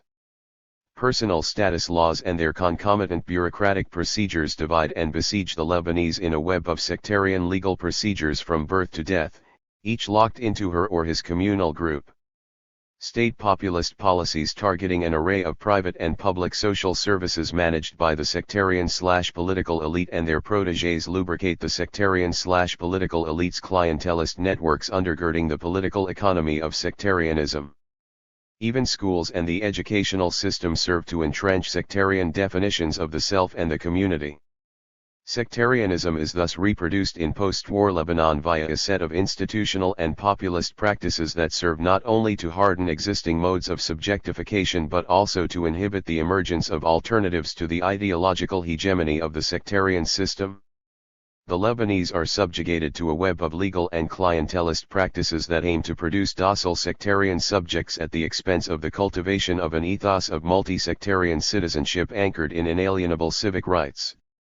Not everyone has capitulated to the ideological hegemony of the sectarian system, however. Koloud Zakaria and Nidal Darwish's battle against the disciplinary legal edifice undergirding sectarianism is but one among many everyday practices of resistance that an increasing number of Lebanese are waging against the sectarian system. These kinds of micro-struggles chip away at the ideological hegemony of the sectarian system, albeit only slowly and gradually. Demands for the establishment of an optional civil personal status law are at the heart of these struggles. Aside from its bureaucratic and practical benefits, a prospective civil family law would represent a symbolic victory against a legal edifice that stubbornly divides the Lebanese into separate 50-51 communal groups and entraps them in sectarian bureaucratic procedures. It may even open up possibilities for a new kind of trans-sectarian, inclusive, civic nationalism to replace the existing sectarian solitudes to which the Lebanese belong. 93 This is a long-term prospect, however. For now, the Lebanese continue to suffer under a panoply of sectarian laws and practices. Chapter 4 turns to a survey of the strategies deployed by the sectarian/political elite to besiege and co-opt associational life in post-war Lebanon. 51. 4. Neoliberal sectarianism and associational life. Introduction. Why are sectarian modes of subjectification and mobilization so rampant in a country that prides itself on having a sophisticated post-war associational sector? The associational sector grew exponentially in post-war Lebanon, at a rate of some 250 associations per year. Although there are no exact estimates of the size of the sector, some accounts suggest that there is one association for every citizen. Too astonishingly, however, Lebanon's associational sector does not only mirror the country's deep divisions, it also contributes to the reproduction of sectarian identities. This chapter sets out to unravel this associational puzzle. In the aftermath of the third wave of democratization, comparative politics celebrated civil society's role in democratic transitions and consolidation. Civil society organizations were considered to be incubators for social contention against authoritarian rule. 3. And schools of civic virtue. 4. In contrast to this optimistic view, an alternative perspective argued that the path to democracy in the Arab world leads not through civil societies, but through the reform of Arab states. 5. This latter approach highlighted the role played by authoritarian regimes in co-opting, depoliticizing, and radicalizing civil society in the Arab world. 6. It argued that civil societies are embedded in a web of bureaucratic and legal practices that transform them into social control mechanisms. 7. Arab leaders also adopted strategies of repression, appropriation, and co-optation of the associational sector to obviate prospects for regime change. 8. In fact, some associations reproduced non-democratic norms, values, and practices because of their proximity to authoritarian regimes. 9. Similar criticisms of civil society's impact on modes of political subjectification and mobilization are raised in the literature on Lebanon. Paul Kingston suggests that civil society not only mirrors societal divisions but it also works to reproduce them over time.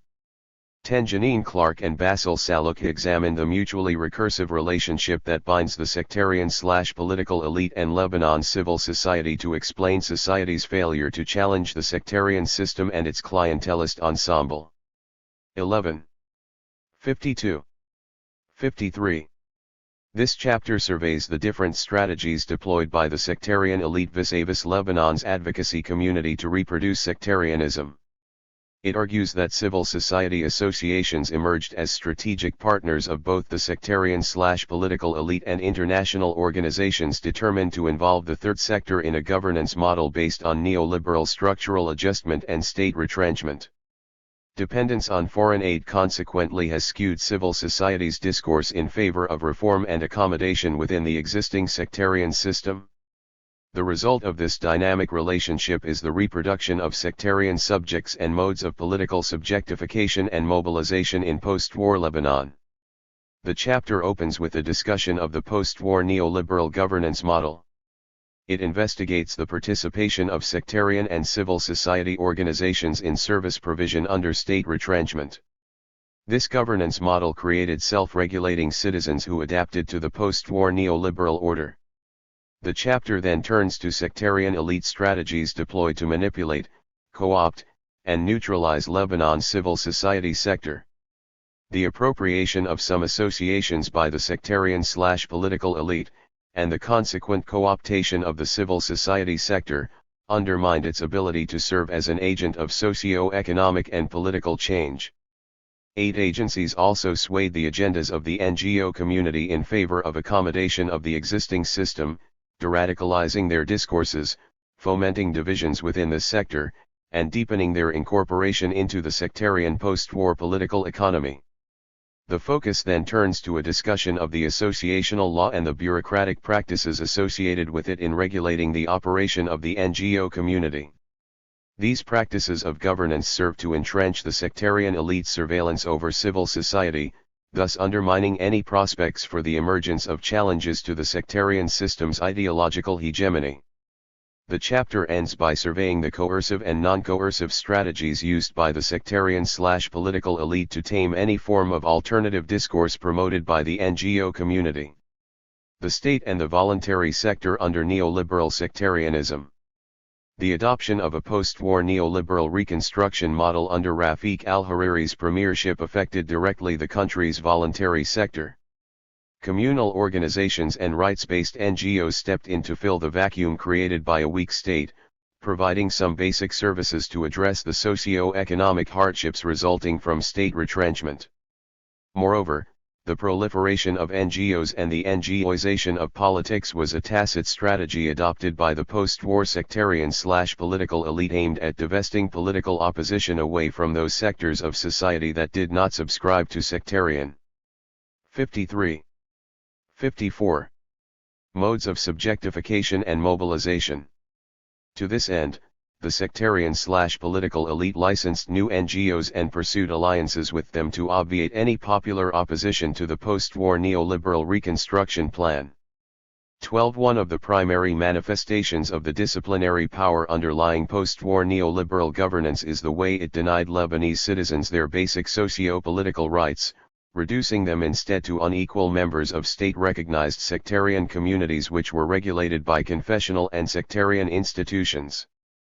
The sectarian/political elite relegated the provision of socio-economic services to religious-based organizations. The constitutive nucleus of this strong communal society dates back to the French Mandate and the Ottoman Millet system, and in the post-war period, to sectarian elite-affiliated NGOs. 13 communal and sectarian associations were henceforth turned into the main providers of healthcare and educational services for their respective sectarian communities. This helped the sectarian elite extend their clientelistic reach, renew their social patronage base, and consequently deepen the political economy of neoliberalism upholding the sectarian system. The civil society sector in post-war Lebanon was thus invited to fill the vacuum left behind by a weak state. The post-war period witnessed the rapid growth of the NGO community with the emergence of many rights-based associations. Women, people with disabilities, parents of the disappeared, the LGBT community and many other groups organized in NGOs. The sectarian/political elite used these associations as service providers to free themselves and the state from the weight of providing meaningful services to their constituencies. Internalizing these problems and devising appropriate solutions ranged from legal militancy, namely, the promotion of a more inclusionary discourse towards marginalized groups, the provision of legal protection and the adoption of non-discriminatory laws, as well as the provision of primary social services aimed at mitigating the social costs of the state's post-war neoliberal policies. This subverted prospects for renegotiating the post-war order towards a more inclusive citizenship. NGOs focused on different aspects of legal discrimination instead of championing an alternative holistic agenda that mounts a meaningful challenge against the sectarian system. 14. Instead of empowering women, the disabled, or the LGBT community, this led to the demobilization and depoliticization of grassroots organizing in post-war Lebanon. 15. This post-war quandary is best demonstrated in the disability sector, one that emerged out of the destructive experience of the Civil War. With the total absence of state initiative, the burden of responsibility fell on the shoulders of those with physical disabilities. Internalizing their own disabilities, they consequently decided to create the Lebanese Physically Handicapped Union in 1981. 16. LPHU activists were determined to promote the inclusion of the disabled wherever they were otherwise dehumanized and marginalized. 17. The 54. 55. Adoption of Law 200/2000, 18, which seeks to eliminate all forms of discrimination against the disabled, was the result of the restless legal militancy of the LPHU. 19. Henceforth the LPHU was involved in actively lobbying the state to mainstream the new disability law across its various ministries. 20. And to ensure the protection of their socio-economic rights as well as their civil and political rights. However, by accepting the fate imposed upon them by the post-war neoliberal sectarian order, the disability sector illustrates how subjects become self-regulating, thus legitimating this otherwise repressive order. A similar scenario transpired among women's rights NGOs. Patriarchy permeates state and society in Lebanon. Not only does this hinder prospects for gender-based reforms, but it also burdens women with the responsibility of articulating gender-sensitive policies to solve the problems faced by Lebanese women. Association leaders in KAFA, 21, the Collective for Research and Training on Development, Action, and the Lebanese Women Democratic League contend that the Ministry of Social Affairs' financial and human resources fall short of meeting women's basic needs. NGOs consequently emerged to support state ministries rather than the other way around. 22 women NGOs trained social workers in Moses social development centers and provided these centers with basic equipment. 23 Moreover, and prior to the passage of an imperfect domestic violence law in April 2014, the sectarian/political elite absolved itself of any commitment to provide any form of protection to the victims of domestic abuse. The responsibility again fell on the shoulders of the women's advocacy community to fill this gap and provide temporary shelters and protection to the victims of domestic violence. This self-regulation once again ensured that women's rights organizations were forced to adapt to the reproduction of a post-war neoliberal model that supports sectarianism. The women's advocacy community also internalized the associational fragmentation imposed on them by the sectarian/political elite and international aid agencies. Expertise in a specific area of gendered discrimination, whether nationality law, domestic violence, penal codes, women and child custody, or political representation, concealed divisions among civil society organizations and subverted prospects for the renegotiation of the post-war order towards more inclusive forms of citizenship for both men and women. In fact, women's rights in Lebanon are not only a feminist issue. Rather, they call into question the pillars of the political order, namely, the gendered pacts that serve to entrench sectarianism.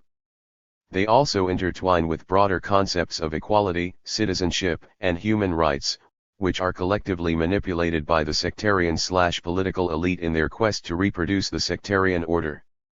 Reforming the gendered order thus threatens the sectarian system because it promises to contribute to the emergence of a more democratic society. The purposeful fragmentation. 55. 56. Of civil society prohibits women's rights NGOs from acting as agents of socio-political change, a reality not missed by feminist activists in Lebanon.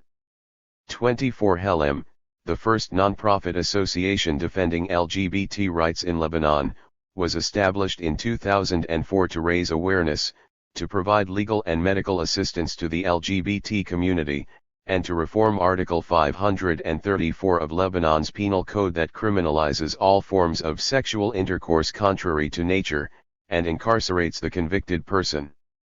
25 While Helem is denied legal recognition by the Ministry of Interior and municipalities, it is paradoxically the Ministry of Public Health's invisible partner in the fight against HIV. The MOPH awarded Helem informal recognition when it cooperated with the association to introduce and implement HIV screening. The LGBT community was therefore faced with the dilemma of either accepting the social costs inflicted by state retrenchment or internalizing the stigma associated with gay people as being most prone to contract HIV and assume the responsibility of devising the necessary solutions for their own problems. 26 Helem's quandary demonstrates how technologies for regulating the self may help entrench, rather than challenge, the existing sectarian order. This section examined the involvement of the voluntary sector in post-war neoliberal governance. It demonstrated how the absence of state intervention created service provision communal and civil society organizations that entrenched post-war neoliberalism, reproduced sectarian subjects, and fragmented prospects for the emergence of alternative forms of associational mobilization. This form of sectarian neoliberal governance encouraged particularistic agendas, making it harder for the associational community to coalesce around common objectives. Resistance to this system is not impossible, however. The next section examines how the NGO community in Lebanon attempted to break away from its imposed subordination, to articulate collective identities premised on interests, and to sabotage the ensemble of institutional, clientelist, and discursive practices supporting sectarianism. To do so, the discussion takes a closer look at the associational community. NGOs as agents of accommodation or change. Lebanon's post-war interest-based NGOs have hitherto failed to coalesce across sectarian divides. Some of these associations allowed themselves to be appropriated by the sectarian/political elite. This is the case of the Lebanese Council for Women, which is the oldest and the largest women's rights organization in Lebanon. The LCW is part of the sectarian system's clientelist ensemble, as reflected in the association's structure and bylaws. The General Assembly, the decision-making body responsible for the election of a new administrative committee, is colonized by confessional and sectarian. 56. 57. Associations. 27 Ironically, the LCW, which is supposed to represent women and defend their rights, hosts the largest number of organizations that represent sects that violate women's rights. Most of these associations are headed by a religious or a sectarian leader, and are oriented towards service provision for their narrow confessional communities operating under a system of religious patriarchy. The other category is a set of associations that are not necessarily sectarian, yet operate in compact geographical areas and consequently serve parochial religious/sectarian constituencies. Territorial divisions in post-war Lebanon are maintained through confessional stratification, which in turn affects the outreach of these associations. 28 Most importantly, sectarian political parties have infiltrated the LCW under the guise of their women's committees. 29 The post-war women advocacy community lobbying to reform gendered laws also suffers from a serious underrepresentation in the council. 30 The result is an LCW that does not seek to amend gendered laws and the patriarchal structures that support the sectarian system.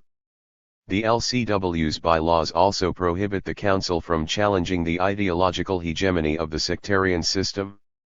As is the case with laws structuring corporate political representation in Lebanon, the LCW's electoral law is premised on sectarian representation. The presidency alternates between Christians and Muslims every 4 years. 31 Confessional identity rather than merit determines electoral outcomes in the LCW. thus reflecting and reproducing the sectarian system's own mode of governance. Paradoxically, the LCW is silent on women's rights issues, and adopts a non-confrontational stance vis-a-vis the sectarian/political and religious elite. 32. This is best reflected in their activities, their discourse, and their articulation and perception of women's rights issues in Lebanon. Consequently, the LCW deliberately divides the women's movement and undermines its ability to lobby for meaningful reforms. For example, when a group of feminists organized a march to promote an optional civil personal status law, the LCW opted not to participate in the march upon the request of the Sunni Mufti and Prime Minister Rafiq al-Hariri. 33. Consequently, the LCW has turned gradually into a pastime for wealthy women, who come together to praise their social and professional achievements for sheer personal interests. 34. In fact, all the LCW presidents have competed in parliamentary elections. 35. These women successfully transformed the largest women's organization into a rubber stamp for the sectarian system and its patriarchal substructures, ensuring that it reflected their personal interests and abided by the sectarian/political and religious elites' clientelist practices. The sectarian/political and religious elites' colonization of rights-based NGOs is not the only reason why these organizations have hitherto failed to offer alternatives to post-war sectarian modes of subjectification and mobilization. Civic fragmentation within the ranks of independent civil society organizations has also played its role. The polarization of political life along the 8 and 14. 57. 58. March divide after Rafiq al-Hariri's assassination adversely affected associations. Some of these organizations, though neither openly confessional nor sectarian, allied with one camp or the other. NGOs counted as part of the 14 March camp include those who do not cooperate with Hezbollah or its supporters, while those NGOs which cooperate with Hezbollah and its supporters are labeled as March 8 NGOs. This has divided the NGO movement as 8 and March 14 supporters avoid NGOs affiliated with the other side. The demobilization of the associational sector is also a consequence of the strategies of international aid agencies, which resonate with the objectives of the sectarian/political elite. Rights-based initiatives are NGOized and are reliant on donor money and priorities. Their operations are consequently deeply affected by the politics of international aid. Aid strategy is premised on the promotion of reform of, and accommodation to, the existing sectarian system, and not on its structural transformation. 36 associations working on human rights and electoral reforms are the largest recipients of international aid. 37 donors affected the NGO community and shaped their agendas in favor of accommodating the existing system.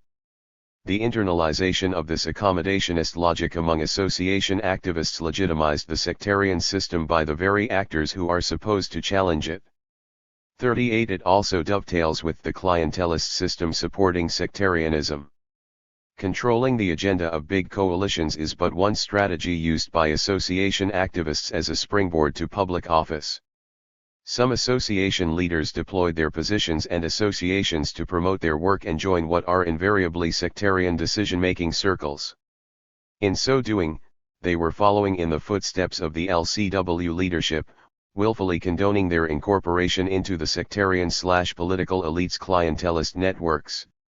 For example, one Lebanese Transparency Association founder accepted the position of advisor to Prime Minister Saad al-Hariri. A former Lebanese Association for Democratic Elections executive assumed many positions pertaining to electoral reforms at the local and international levels, and was nominated for a ministerial position and for parliamentary elections. 39 In line with its politics of accommodation, international aid assistance deradicalized the discourse of civil society associations. For example, LTA, which was originally established to fight state corruption, gave up its initial mission and moved to corporate governance. 40 Similarly, and while accepting aid assistance, LAID relinquished volunteerism and was professionalized, deviating from its original objectives. 41 LAID became preoccupied with project logistics imposed by donors. Its staff is on a payroll sustained largely by international agencies.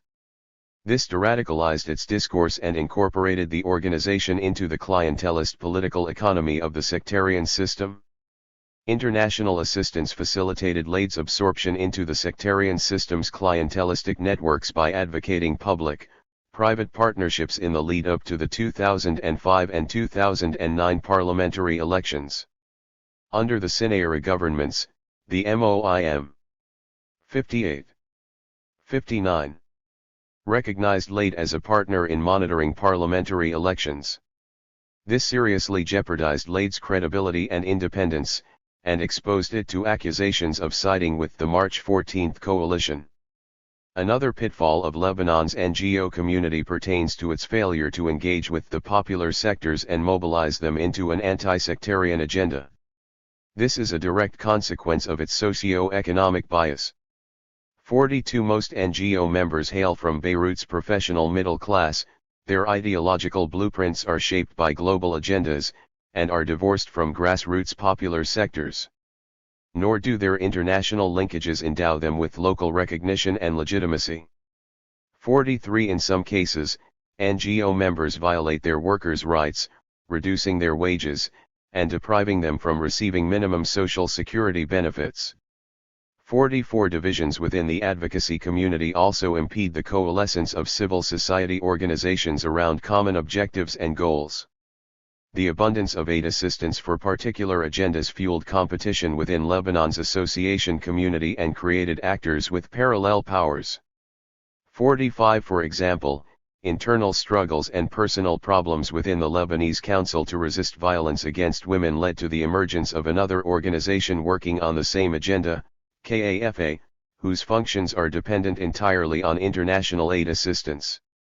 Paradoxically, the abundance of donor money on the theme of domestic violence ultimately led to the creation of a parallel organization, ABAD, created and led by a former KAFA coordinator. 46 The abundance of foreign funding also divided the campaign in defense of women's nationality rights. In 2002, CRTDA, supported by UNDP POGER, spearheaded the campaign in Lebanon and other Arab countries to address the gendered provisions of the nationality law. In 2008, the UNDP channeled $270,000 to fund a project that replicated CRTDA's work and delegated its coordination and execution to the Committee for the Follow-up on Women's Issues, which was part of CRTDA's coalition. KFY was not only supported by UNDP funds, but it also managed to support other associations by channeling small funds to them. The availability of funds enabled LWDG, LCW, and Lekerva to break away from the CRTDA coalition and join the UNDP KFY. These divisions curtailed the ability of the women's advocacy community to offer alternative forms of mobilization that operate against the logic of the sectarian/political elite's clientelist political economy. The result is the consolidation of those very practices maintaining the sectarian system. Invariably, the growth of the rights-based community resulted from the availability of lavish aid in post-Syria Lebanon, which was spent on projects pertaining to electoral reforms and civil society reinvigoration. 47 Yet instead of empowering citizens through sustainable projects, associations tend to be more concerned with catering for donor agendas. They focus on themes for which there is already an abundance of aid money. 48 Reclaiming the right to freedom. 59.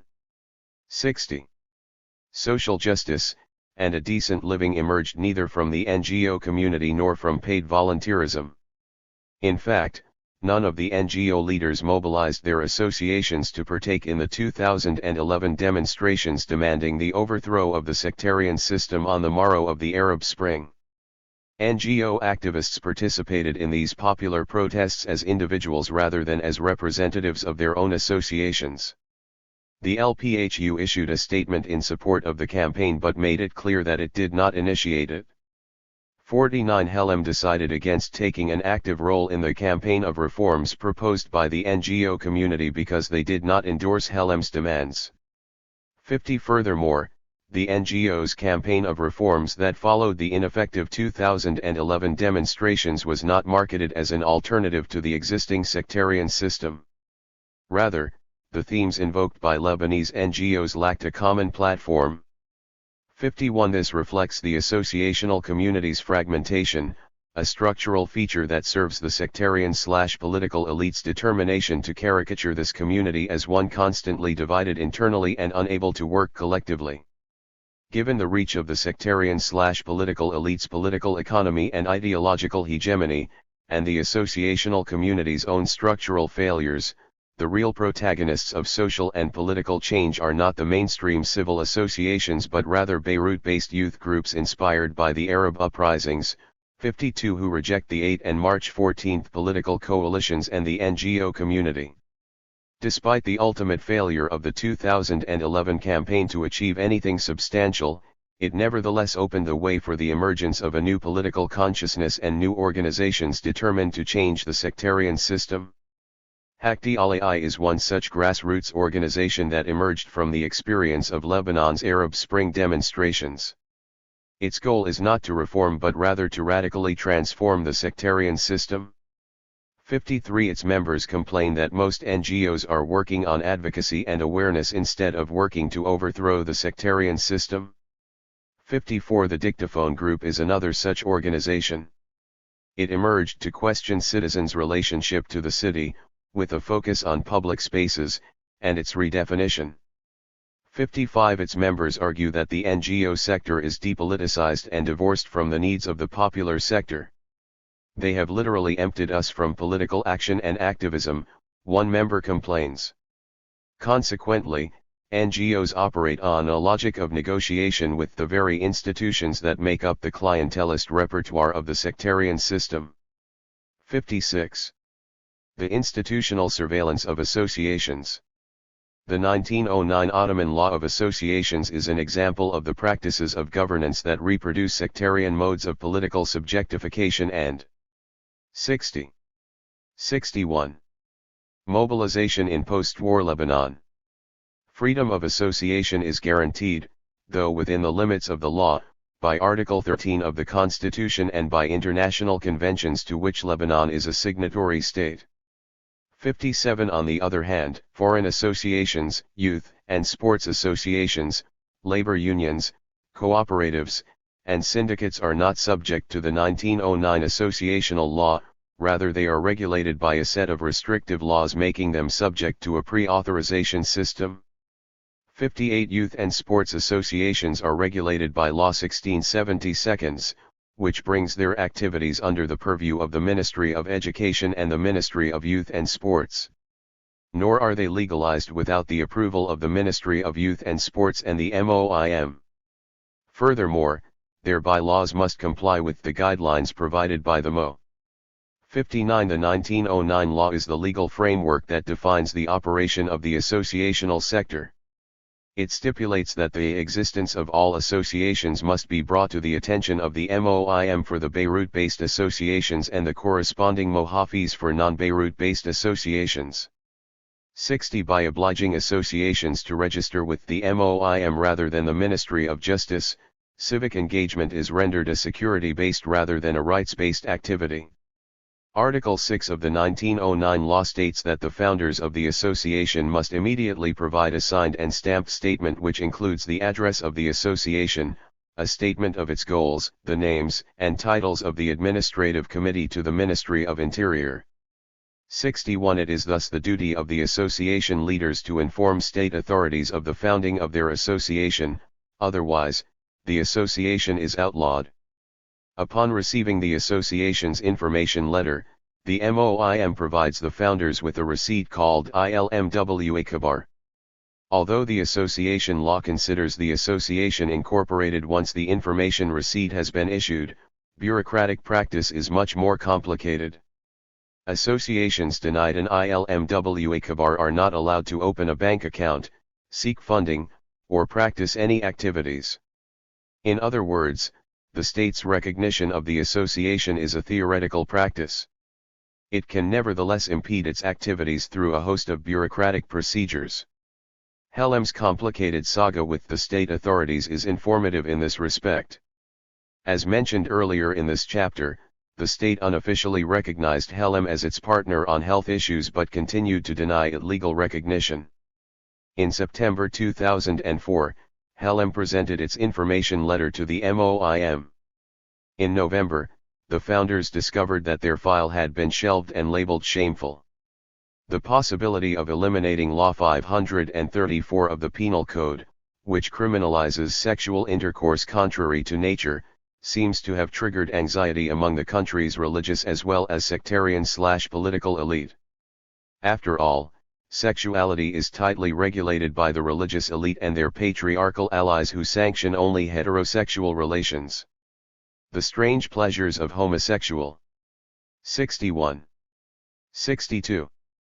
Relations are consequently condemned as abnormal, abominable, and against the religiously sanctioned laws. 62. Homosexuality is thus a symbolic challenge to the religious mores and patriarchal kinship structures that support the sectarian system. The sectarian/political and religious elite outlawed homosexuality to safeguard the mores and structures essential for the reproduction of a sectarian hegemony. As a result, HLM is the only association denied a notification receipt from the MOIM.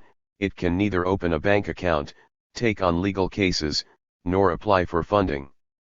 63. The most problematic aspect of freedom of association in Lebanon remains its dependence on the balance of sectarian power and the MOIM's willingness to adopt an NGO-friendly policy. 64. Under Pax Syriana, the former Minister of Interior and Municipalities Michel Mer converted the ministry into a watchdog for new civil society organizations. The MOIM ignored for months or years the files of those associations deemed politically threatening. In some cases, they sent the files to other ministries and to the Directory of Internal Security Forces before processing them. 65. In post-Syria Lebanon, and under the Sinayra government, the MOIM's strategy aimed at creating an associational counterweight to Hezbollah. The Minister of Interior and Municipalities Ahmed Fatfat of the Future Movement adopted an open-door policy vis-a-vis Salloukh organizations. Fatfat even renewed the legal recognition of the banned Salloukh Liberation Party, despite its involvement in a number of terrorist attacks and its open call for the Islamicization of the country and the restoration of the Islamic Caliphate. Under Baroud's liberal mandate, the Ministry of Interior and Municipalities' whimsical practices, such as refusing to deliver the notification receipt or dissolving associations for arbitrary reasons, ceased. Although it is often assumed that associations were now allowed to form and conduct their activities free from any state intervention, bureaucratic and legal practices reveal a much more complicated picture. 66. In 2008, Baroud issued a circular that established a system of surveillance over newly formed NGOs. The new procedure committed the MOIM to sign the notification receipt once it receives the NGO's declaration statement. At the same time, it granted the MOIM's General Directory for Political Affairs the right to investigate the founding members of the association. With the help of the General Security Directorate, the latter then decides whether to maintain or rescind the notification. What the new procedure did, however, is to legalize the GS's intervention in the legalization of new associations. Furthermore, and whereas in the past investigations were done prior to the delivery of the notification, now the investigations are conducted independently from the notification. 67. While Baroud's reforms ensured that the notifications are delivered on a timely basis, civil servants in the MOIM continued to advise associations to adopt the bylaws provided by the ministry to ensure the smooth processing of their 62. 63. File. 68. The interpretation of the association law is consequently dependent on the sectarian/political elite's will. Ministers of Interior and Municipalities in post-war Lebanon ensured that the bureaucratic procedures formalizing the legal recognition of civil associations maximized their ability to monitor the NGO community and its activities. Not only has this served to derail the NGO community from its basic objectives, but it also substantially damaged the possibility of the emergence of a counter-hegemonic civil society. Coercive and non-coercive practices of sectarian governance. Civil society organizations defending human rights causes in Lebanon are subjected to both coercive and non-coercive means of intimidation by a sectarian/political elite determined to protect their clientelist and symbolic powers. During the Syrian era, the Council of Ministers dissolved more than 130 NGOs without any legal or factual basis, 69, and openly threatened laid members who monitored parliamentary elections. 70. These tactics continued even after the Syrian withdrawal. In 2005, the Beirut municipality accused Helem of corrupting the youth. The Helem founders were arrested and interrogated by the police for many hours, and their offices were searched for hidden rooms. 71. In 2006, Support for Lebanese Detained arbitrarily issued a report denouncing the Ministry of Defense's torture techniques in post-war Lebanon. On the day of the press conference, the security forces broke into Solida's offices and stole their computers. The security forces also arrested and interrogated the organization's founders and searched their homes. In 2010, a Palestinian human rights organization leader, who was highlighting the destruction wrought against the Nahr el-Bared Palestinian camp, was subjected to intimidation, harassment, and interrogation by the military intelligence services in Tripoli. In a bid to justify their actions, military intelligence accused PHRO of dealing with a Euro-Mediterranean network of human rights that has Zionist organizations as its members. 72. In June 2013, Nassauiya activists were terrorized by the bodyguards of the MP Nadim Gemayel. Gemayel mobilized his allies in the March 14 media outlets to portray him and his convoy as the victims of an attack organized by angry Nassauiya activists, protesting the unconstitutional decision to extend the term of the Lebanese parliament. 73. Gemayel's security details had stormed Nassauiya's offices and threatened to kill peaceful activists inside. In fact, this terrorizing strategy was a reaction to a campaign initiated by Nassauiya to take back the parliament. TBP challenged sectarian hegemony by encouraging young secular citizens to run for parliamentary elections and to mobilize against the sectarian/political elite's control over state institutions. 74. Hence, civil society. 63. 64.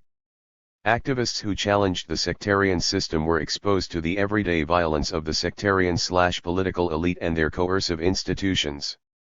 The sectarian/political elite also used non-coercive techniques against civil society organizations to maintain the hegemony of sectarian modes of political subjectification and mobilization. Their stance on demands to reform the nationality law and protect women from domestic violence are two such examples of these techniques. Both cases underline how women's rights challenge the formal and informal politics of clientelism and sectarianism that support the sectarian/political and religious elite strategies of social control.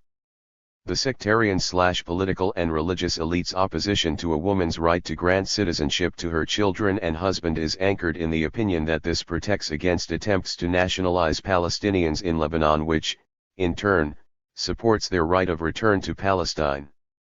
In reality, however, their position is based on strictly demographic calculations and patriarchal considerations that shape the politics of sectarian political representation. Domestic violence, on the other hand, has always been a thorny issue as it pertains to the sex-jealously protected private sphere, and the rights of the sectarian/political and religious elite to intervene in it.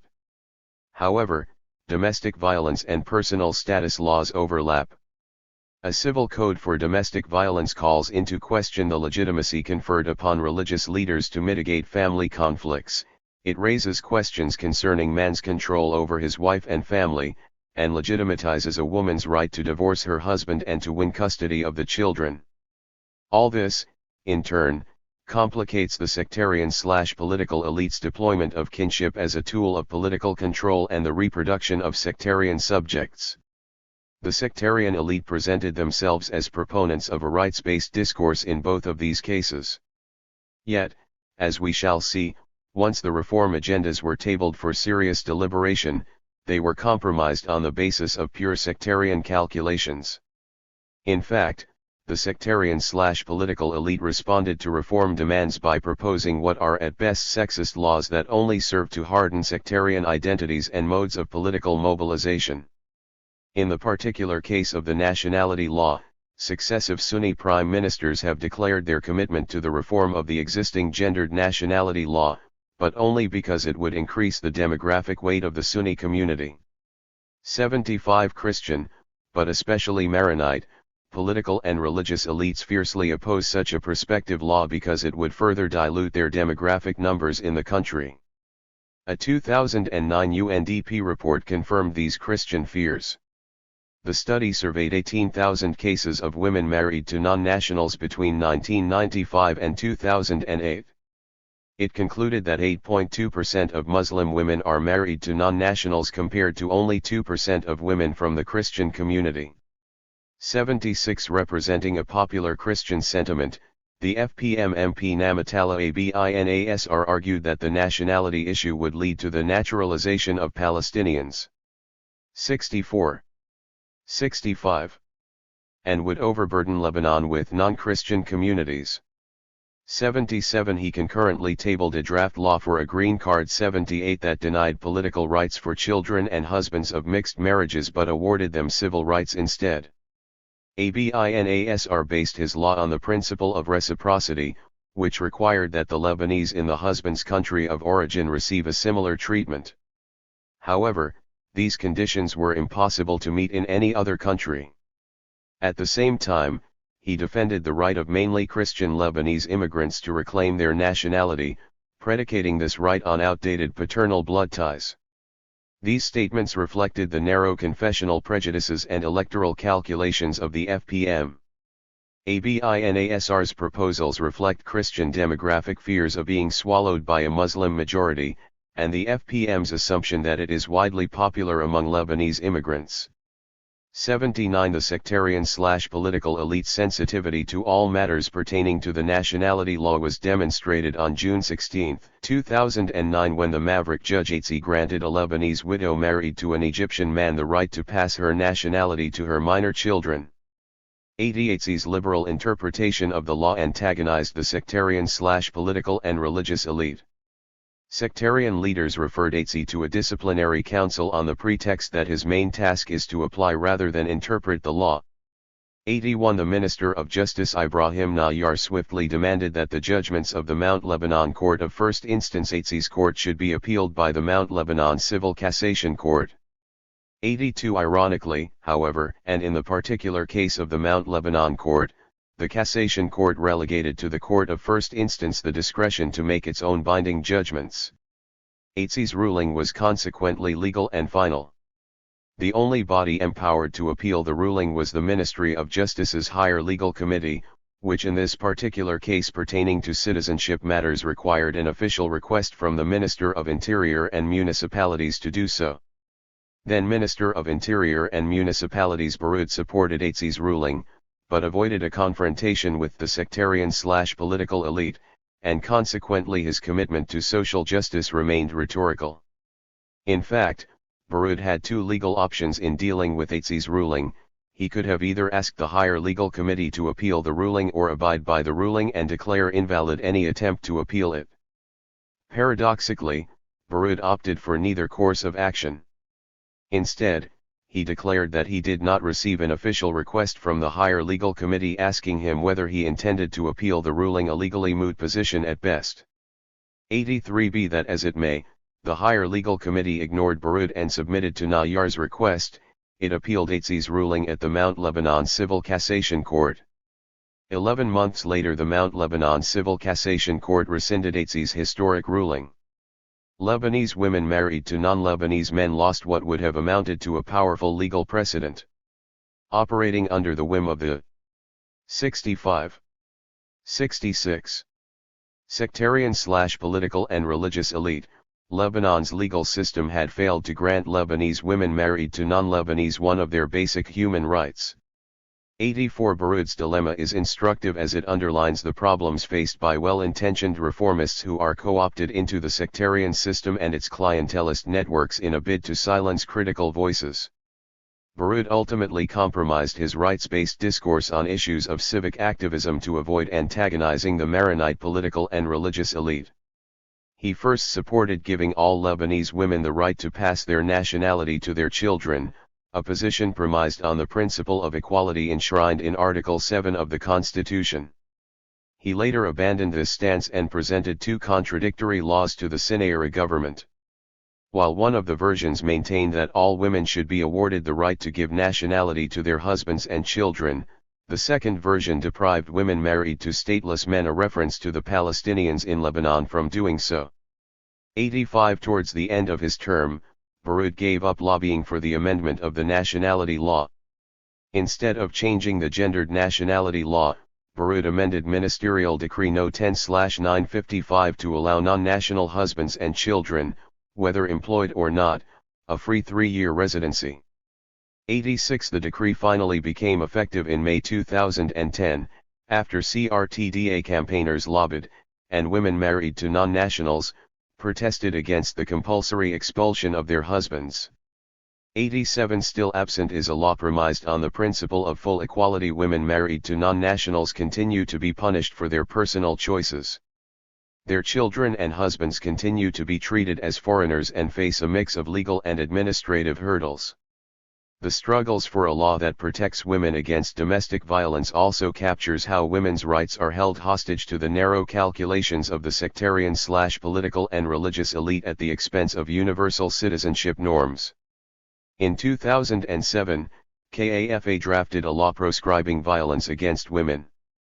88 The KAFA law enables a woman to get a restraining order against an abuser, called for establishing temporary shelters for the survivors of domestic abuse, assigned a public prosecutor in each governorate who will receive complaints and investigate cases of domestic abuse, and established specialized family violence units in the internal security forces, to process complaints. 89 In April 2014 the sectarian/political elite promulgated a substantially revised version of the law, mainly because of vigorous lobbying by the religious courts. 90 Principally, they reframed domestic violence as a family rather than a women's rights issue. By doing so, they altered the essence of the KAFA law, which sought to provide protection for the most vulnerable community exposed to domestic violence, namely women. Furthermore, the law defines domestic violence narrowly, thus failing to provide adequate protection for women from all forms of domestic abuse. 66. 67. The text of the 2014 law defines domestic violence as an act of omission, or threat of an act committed by any family member against one or more family members, related to one of the crimes stipulated in this law, and that results in killing, harming, or physical, psychological, sexual, or economic harm. Forced begging, prostitution, homicide, adultery, and the use of force or threats to obtain sex is condemned, but only against minors. 91 Although beating and abuse are among the most common forms of violence experienced by women and are criminalized by the Penal Code, the adopted version of the law does not criminalize these acts. 92 Moreover, the KAFA version of the proposed law included marital rape as a crime, however this provision was removed because of the pressure exerted by religious courts. As a compromise, the law criminalizes a spouse's use of threats or violence to claim a marital right to intercourse but does not criminalize the non-consensual violation of physical integrity. 93 Personal status laws, discussed in Chapter 3, also protect perpetrators of domestic violence. They discriminate against women in general and victims of domestic abuse in particular. For example, they can make it hard for women to obtain a divorce or custody of their children, often trapping victims of domestic abuse in violent relationships. Not only did the sectarian/political elite succumb to pressure from the religious establishments to alter the essence of the KAFA proposed law, but they also maintained that the religious courts remain the supreme authority regulating personal affairs. Article 22 of the amended law was modified to include a stipulation stating that all terms and provisions contradicting this law shall be cancelled except those that fall under the jurisdiction of the religious courts. 94 Gender policy in Lebanon continues to be held hostage to the broader alliances linking the sectarian/political and religious elite. The sectarian/political elite maneuvered to extend the reach of their sectarian hegemony and protect the religious and patriarchal structures that uphold their political power. Yet KAFA is also partly blamed for the law's final form. Instead of addressing the legal violence embedded in personal status laws, KAFA sought to separate the fight against domestic violence from the struggle to amend existing sectarian family laws, focusing instead on domestic violence. By contrast, civil society activists and lawyers preferred an amended personal status law, one that addresses the needs of women and their children, rather than a law that protects women only. KAFA eschewed challenging the monopoly of the religious elite and their confessional courts over intrasectarian personal matters. 95 KAFA's accommodationist logic was also reflected in the nature of the coalition it gathered in its fight, the National Coalition for Legislating the Protection of Women from Family Violence, which included sectarian organizations, and its alliance with the sectarian parties' women's committees. KAFA's flawed strategy hinged on eliciting the sectarian/political elite's support for a law that 67. 68. Proscribes family violence without however challenging sectarian family laws and the role they play in reproducing sectarian modes of subjectification. 96. Although KAFA and CRTDA seem to understand that the real problem is Lebanon's sectarian system, they have yet to shape their strategies accordingly. 97. While CRTDA articulated cogently its understanding of the structural problems that impede legal reforms in Lebanon, its strategy remains anchored in the logic of reform and accommodation within this existing sectarian system. This strategy has hitherto played into the hands of the sectarian/political and religious elite, helping them to reproduce sectarian subjects and protect the ideological hegemony of the sectarian system. Conclusion. This chapter surveyed the reproduction of sectarian identities in post-war Lebanon by examining the various strategies deployed by the sectarian/political elite to neutralize post-war civil society and undermine its ability as an engine of socio-economic and political change. The associational sector was incorporated into a neoliberal governance model that marginalized it and served instead the clientelist interests of the sectarian/political elite. Post-war civil society consequently failed to promote alternative, trans-sectarian, forms of political subjectification and mobilization. Despite state retrenchment from service provision, the sectarian/political elite maintained their ability to control state institutions and regulate associations. Through their colonization of the state and civil society sectors, and with inadvertent support from international aid agencies, the sectarian/political elite managed to appropriate some of these associations, fragment opposition to the post-war neoliberal and sectarian order, and shift NGOs' agendas towards emphasis on accommodation and reform within the existing sectarian system. They also offered enough incentives for some association leaders to advance their personal and organizations' interests rather than promote real structural change of the sectarian system. Sectarianism and clientelism ended up besieging CSOs and reproducing them in their own images. The sectarian/political elite's ability to incorporate civil society into its own ensemble of clientelist practices hinges not only on elite strategies devised to silence association actors, but also the latter's willingness to play by the rules of the sectarian political economy. This mutually recursive relationship, binding the sectarian/political elite and civil society, only serves the sectarian system's material and symbolic hegemony. This grim reality did not impede mobilization against the sectarian system, however. The 2011 protests demanding the overthrow of the sectarian system underline the growing, though unorganized, disillusionment with the post-war politics of sectarianism and corruption. The organizers of the 2011 protests 68. 69. Did not only seek to break away from the binary logic of the 14 and March 8 coalitions, but also from the extreme depoliticization of associations, generated by the NGOization of political activism. The sectarian/political elite managed to insinuate themselves into the movement, thus dividing and deflating it swiftly. Similarly, protests in summer 2014 against the extension of Parliament's term were also organized by youth activists seeking to change rather than reform the sectarian system.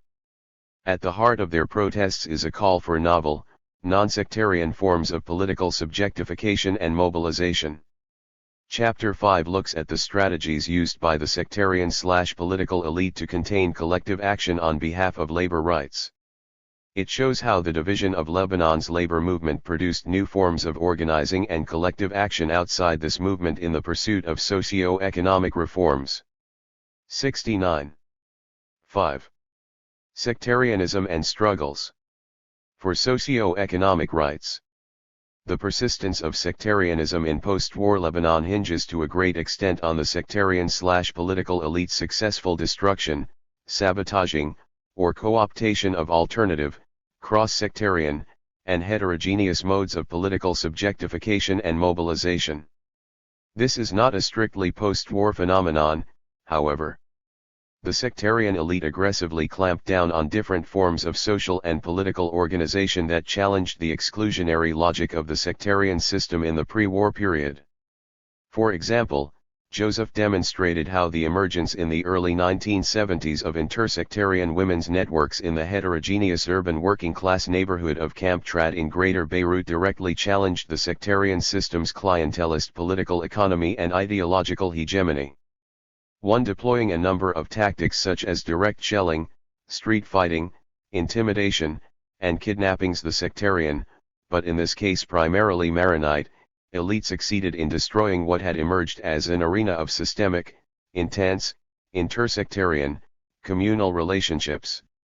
This was done to ensure sectarian separation and to intensify sectarian loyalties at a time when the sectarian basis of the political system was being contested by an array of social forces.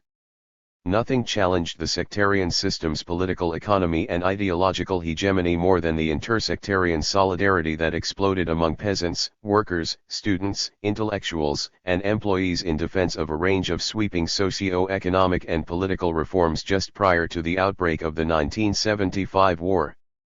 On the eve of the 1967 war, writes Trabulsi, all segments of the Lebanese population were in motion, expressing, in one way or another, a deep desire for political, economic, and social change.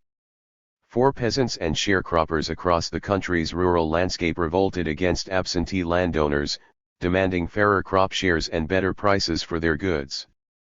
This transpired at a time when the agrarian movement was starting to organize in earnest. In the urban areas, the General Confederation of Labor in Lebanon and non-unionized industrial workers headed the struggle for job security, salary increases, an end to arbitrary layoffs, and social security. Secondary and university students, and the faculty. 70-71.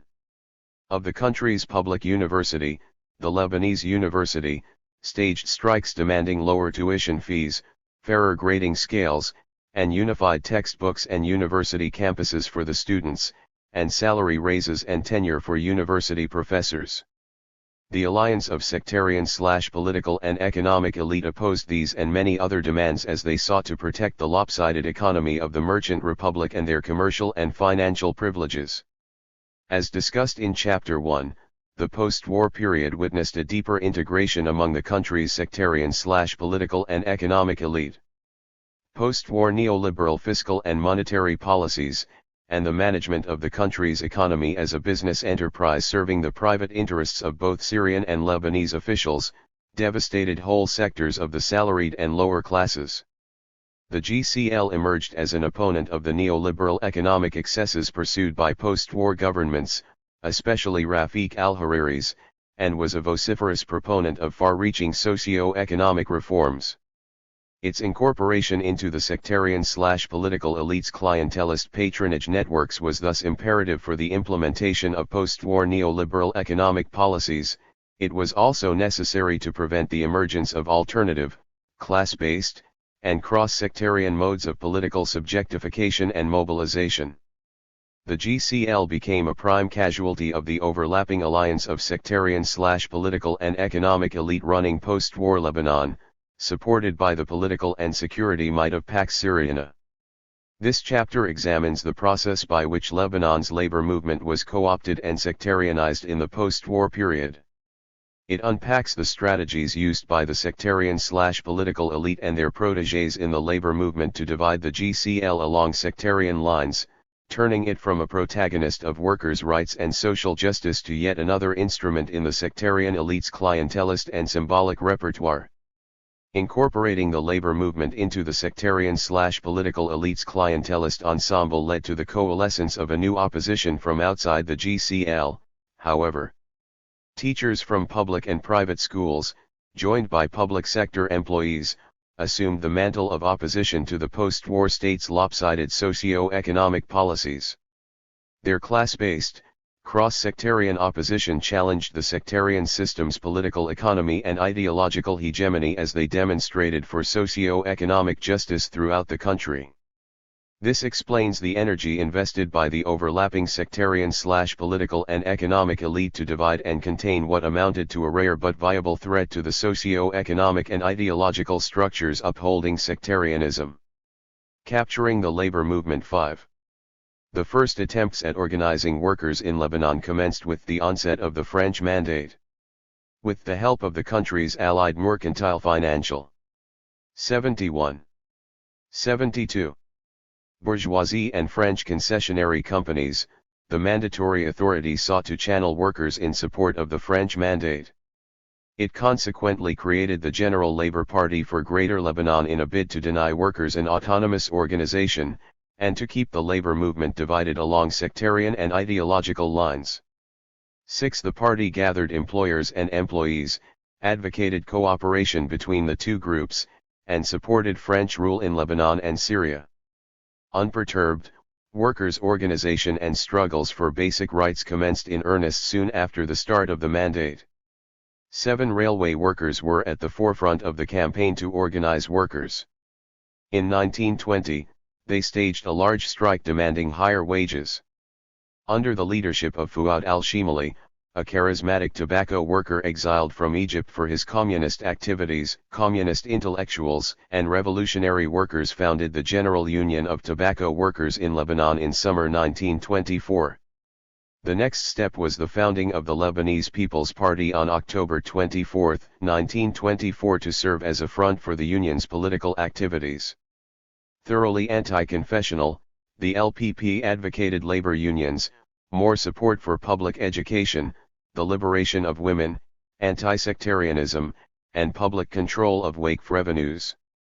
8. After the Labor Day celebrations of May 1, 1925, the LPP joined forces with the splinter communist Armenian Spartak group to form the Communist Party of Syria and Lebanon, which remained underground but operated in Lebanon under the mantle of the LPP.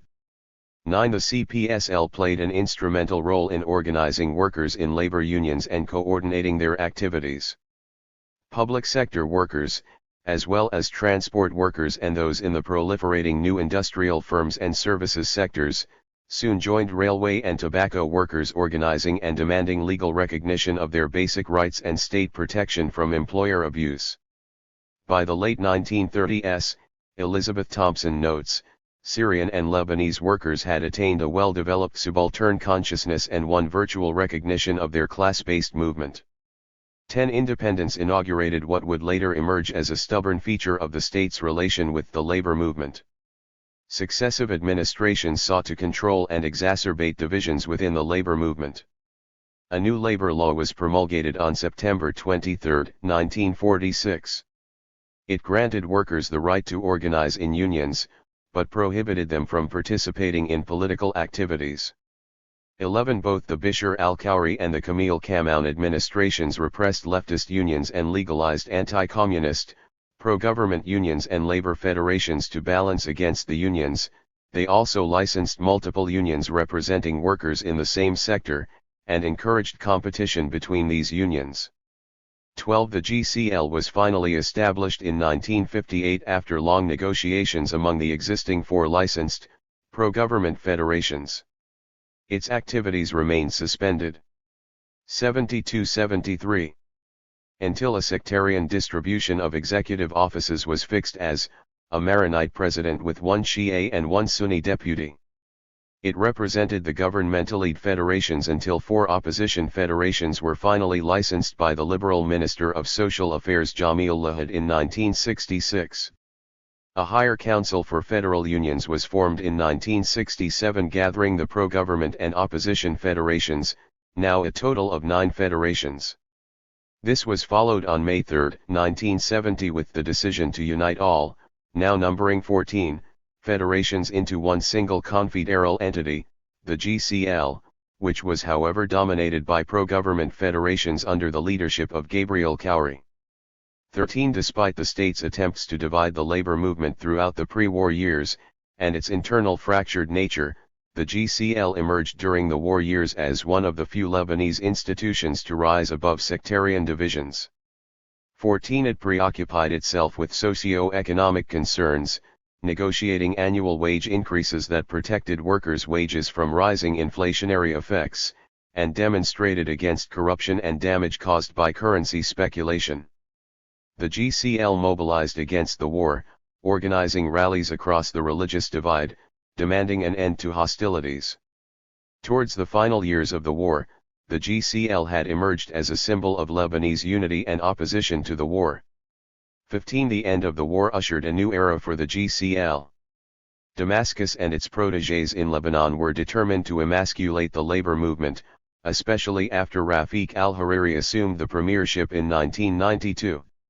The first post-war election for the GCL's 12-member executive committee was held in July 1993. A government-backed list headed by Antoine Bichero lost the elections to another list composed of independent and leftist candidates headed by the maverick Ilyas Abu Rizk. 16. Henceforth, relations between the GCL and Hariri deteriorated rapidly.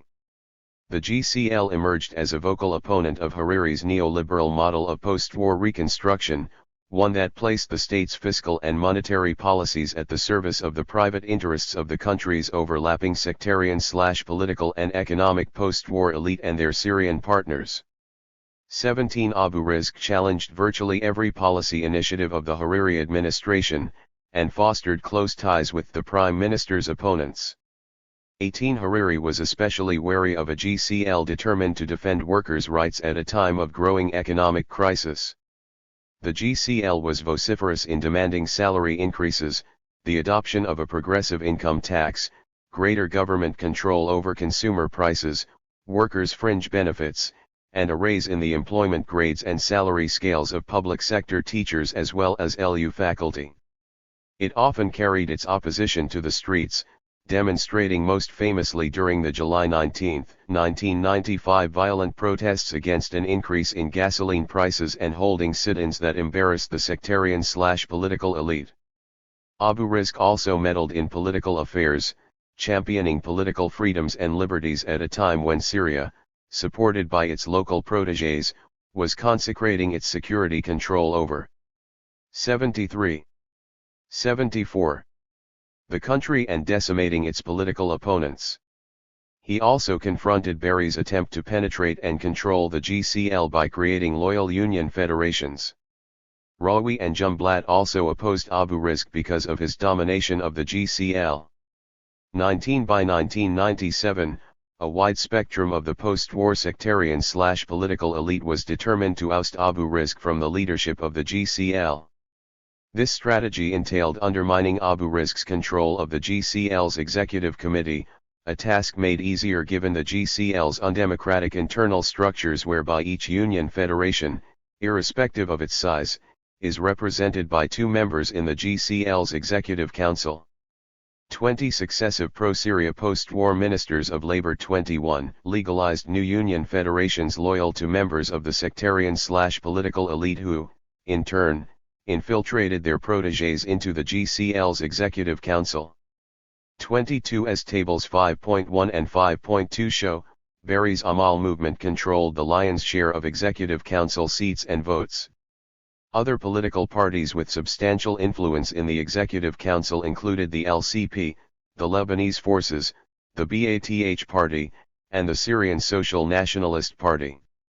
Moreover, these parties were represented in the GCL by unions and union federations with low membership density. 23. Table 5.1 Political party affiliations of GCL's Executive Council, 1999-24. Political party number of members percentage of total. Amal Movement 1014.28. LCP 912.95. Lebanese Forces 811.42. BATH Party 811.42. SSNP 45.71. Future Movement 34.28. PSP 22.85. Hizbullah 22.85. Phalange Party 22.85. Al-Waid Party 22.85. National Bloc Party 11.42. Unspecified 1927.14. Total 70-100%. The April 24, 1997 elections for the Executive Committee of the GCL was the occasion for Abu Rizq's ousting. An alliance of sectarian/political elite composed of the then governing Troika Rabie, Berry, and Hariri plus the SSNP and Jumblat's PSP, with full Syrian backing, converged to depose the incumbent president. The opening move in this carefully orchestrated plan transpired shortly before Election Day, when the Minister of Labour Azad Herden forced the GCL to accept the membership of 5 new union federations, all loyal to Berry, thus allowing them control over the votes of 10 additional representatives on 74-75. The Executive Council. 25. The government also intervened in the elections of at least 3 union federations to ensure that their 6 representatives on the CGL Executive Council voted against Abu Rizq, and lured many of the leaders of the remaining federations away from Abu Rizq and his allies. 26. Tipped by supporters that the security forces were planning to prevent them from entering GCL headquarters, Abu Rizq and his cohort slipped into their GCL offices on election night. 2 hours before the 11 a.m. scheduled election, Lebanese army units deployed around GCL headquarters were replaced by the internal security forces, a move that signaled the government's determination to use heavy-handed tactics. 27. The ISF immediately cordoned off GCL headquarters, and began intimidating Abu Rizq's supporters. Apprehensive that the government was bent on forcing the election of its own candidate, Abu Rizq and his supporters swiftly organized their own elections as soon as a quorum was reached. These elections were held prior to the scheduled election time, but under the supervision of representatives from the International Labour Organization and a number of independent MPs. 28. Abu Rizq was unanimously re-elected president by his supporters in the Executive Council. As the minutes of the meeting were being handed over to one of the attending MPs, an ISF officer stormed Abu Rizq's office and dispersed the gathering. 29. By the time Abu Rizq's election was over, the government, represented by a Ministry of Labour delegate, began organizing its own elections in another room of the GCL headquarters. These alternate elections were attended by representatives of the pro-government federations plus a number of Amal MPs. 30. They were marked by serious irregularities, however, and Abu Rizq's supporters were prohibited from voting in them. Representatives from the ILO were also prevented from observing the elections. 31. The government-supported candidate, Naim al-Zakbai, was duly elected president of the GCL by unanimous vote. The government, through the Ministry of Labour, exercising its executive prerogatives, recognized and certified the validity of the results of the al-Zakbai elections, denying the legality of the elections held by the Abu Rizq group. The GCL was consequently split into 2 opposing camps, each upholding the legitimacy of its own leadership. 32. In the aftermath of the elections, both Abu Rizq and al-Zakbai claimed the right to represent the labor movement. Abu Rizq was subsequently charged with false representation of the GCL and was detained briefly. This divisive state of affairs continued until al-Zakbai resigned his post in April 1998, having failed to reunite the GCL's competing factions. With the presidential elections looming, the alliance of the sectarian/political elites that had split the GCL in the 1997 elections fractured. Disagreements between Berry and Hariri over the upcoming presidential elections meant that Amal would now support Abu Rizq to the presidency of the GCL. Indeed, on July 30, 1998, Abu Rizq was re-elected to 75-76. The GCL's helm, this time supported by the Amal and PSP-affiliated members of the Executive Council, the same members who had played an instrumental role in dividing the GCL in 1997. 33. The GCL consequently resumed its battle with the government now of Salim el-Hass, protesting against new taxes and a proposed 5-year plan for financial reforms, and demanding higher wages. 34. Although the Haas government had reversed a Hariri ban on unlicensed public demonstrations, one that had targeted primarily the GCL, it was intransigent concerning GCL demands to raise the minimum wage and increase taxes on the banking sector. Table 5.2 Voting blocks in GCL's Executive Council, 1999-35. Political affiliation number of votes percentage of total. Amal Movement 1622.85. Ilyas Abu Rizk 912.85. LCP 912.85. BATH Party 710.00. SSNP 34.28. PSP 11.42. Hizbullah 22.85. Independent 68.58. Unspecified 1724.28. Total 70-100%. Abu Rizk's position grew increasingly less tenable with Hariri's return to the premiership after the August-September 2000 parliamentary elections. Barry and Hariri engineered a no-confidence motion against Abu Rizk in the Executive Council, thus deposing him from the presidency of the GCL. 36 On March 15, 2001, 47 of the 74-member Executive Council elected Ghassan Ghossan as president. Affiliated with the SSNP and a Barry protege, Ghossan's election was supported by an Amal, SSNP, Hizbullah, BATH Party alliance plus a former member of the FPM. Opposing this group were a number of federations controlled by the LCP, the PSP, the Phalange Party, and other leftist groups. The 2001 elections revealed again the extent of the sectarian/political elite's leverage inside the GCL. It signaled Hizbullah's entry to the GCL's Executive Council represented by Usama al-Khansa of Wafa, Hizbullah's labor unit. It was also a defeat of the core leftist factions in the GCL's Executive Council, who henceforth decided to boycott the GCL. 37 The GCL remained paralyzed by the boycotts until a new Hariri government decided to raise gasoline prices by £3,000 per 20 litres, and presented an austerity budget for 2002, one that included an ambitious neoliberal privatization program that targeted the National Social Security Fund. 76-77. And a host of public sector institutions. The different federations reunited in September 2001 to contest the government's economic and budgetary plans.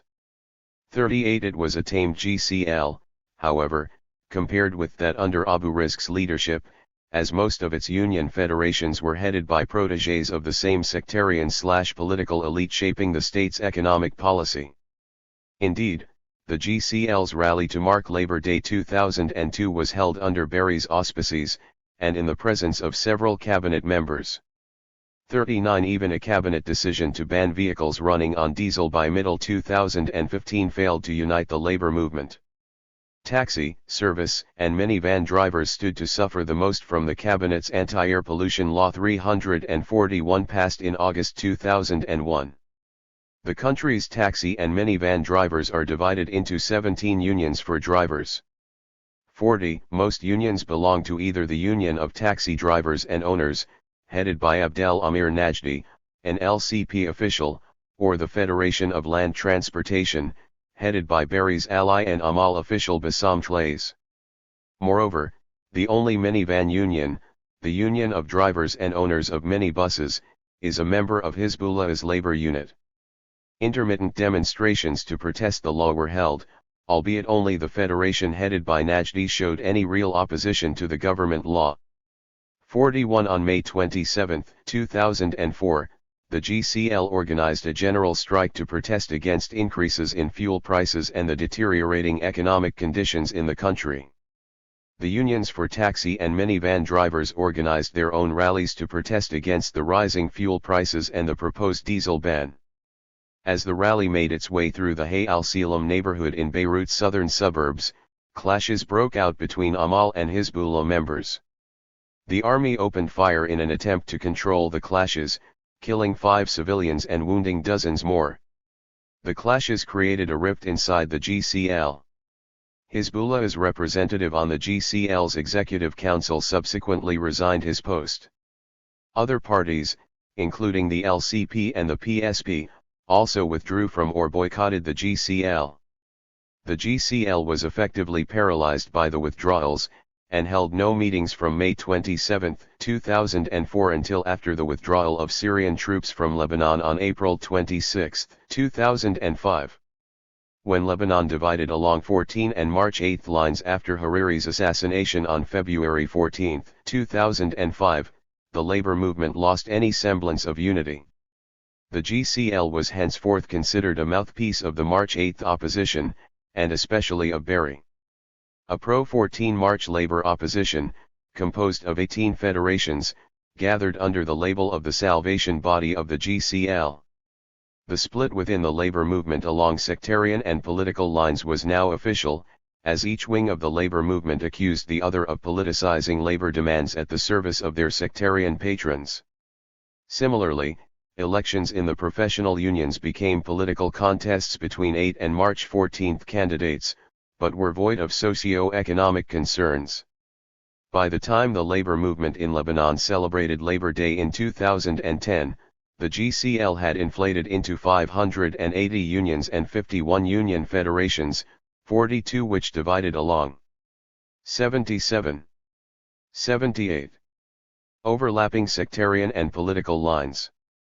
The main federations included 15 for the Shia Amal movement, 8 for the Maronite Lebanese forces, 7 for the Shia Hizbullah, 6 for the LCP, 2 for the SSNP, 3.5 for the Bath Party, 1 for the Druze PSP, 1 for the Maronite Phalange Party, 1 for the Maronite Maratha movement, 1 shared between Amal and the Sunni Future movement, and a number of independent federations. 43. The post-war taming of the GCL denied the labor movement collective bargaining on behalf of a long list of social and economic demands. The GCL was consequently incorporated into the ensemble of institutional, clientelist, and discursive practices that uphold the sectarian system.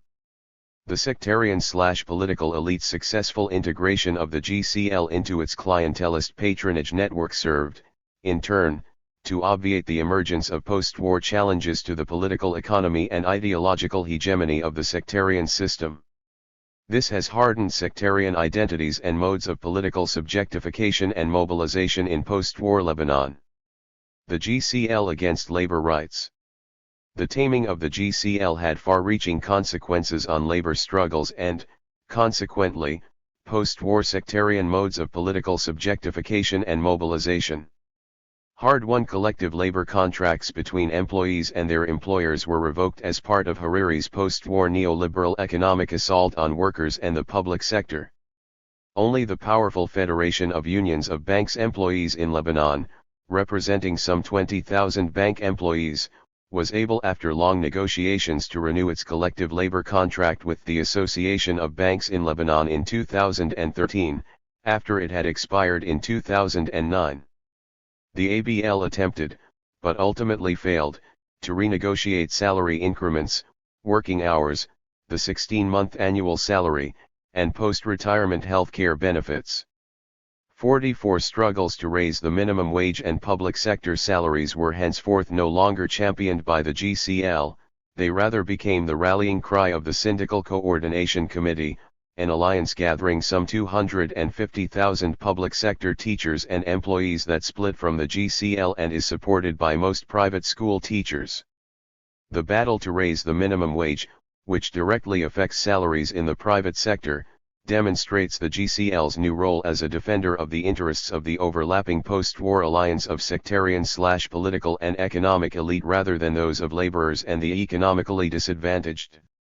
It also demonstrates the success of this overlapping elite in thoroughly incorporating the GCL into their clientelist patronage network. 78-79. Public wages and the minimum wage had been frozen since 1997 when the SCC began mobilizing on behalf of labor rights in 2011.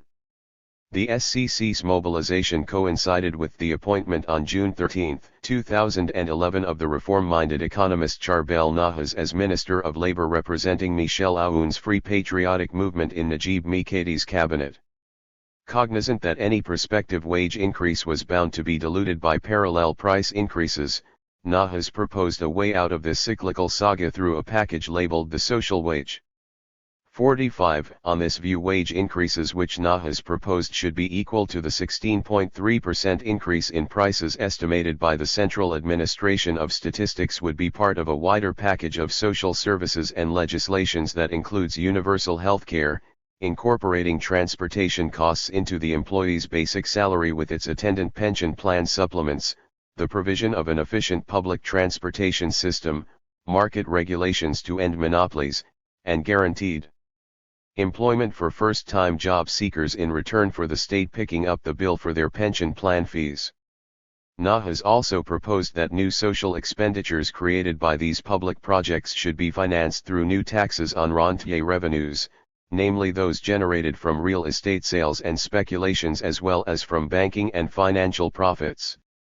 Nahas's initiative was opposed by an alliance of post-war sectarian/political and economic elites that included Mikati, Barry, Saad al-Hariri, Jumblat, and most MPs. 46. While opposition from the private sector economic committees was predictable given the added financial burdens entailed by Nahas's proposals, the GCL's opposition to Nahas's proposal was startling.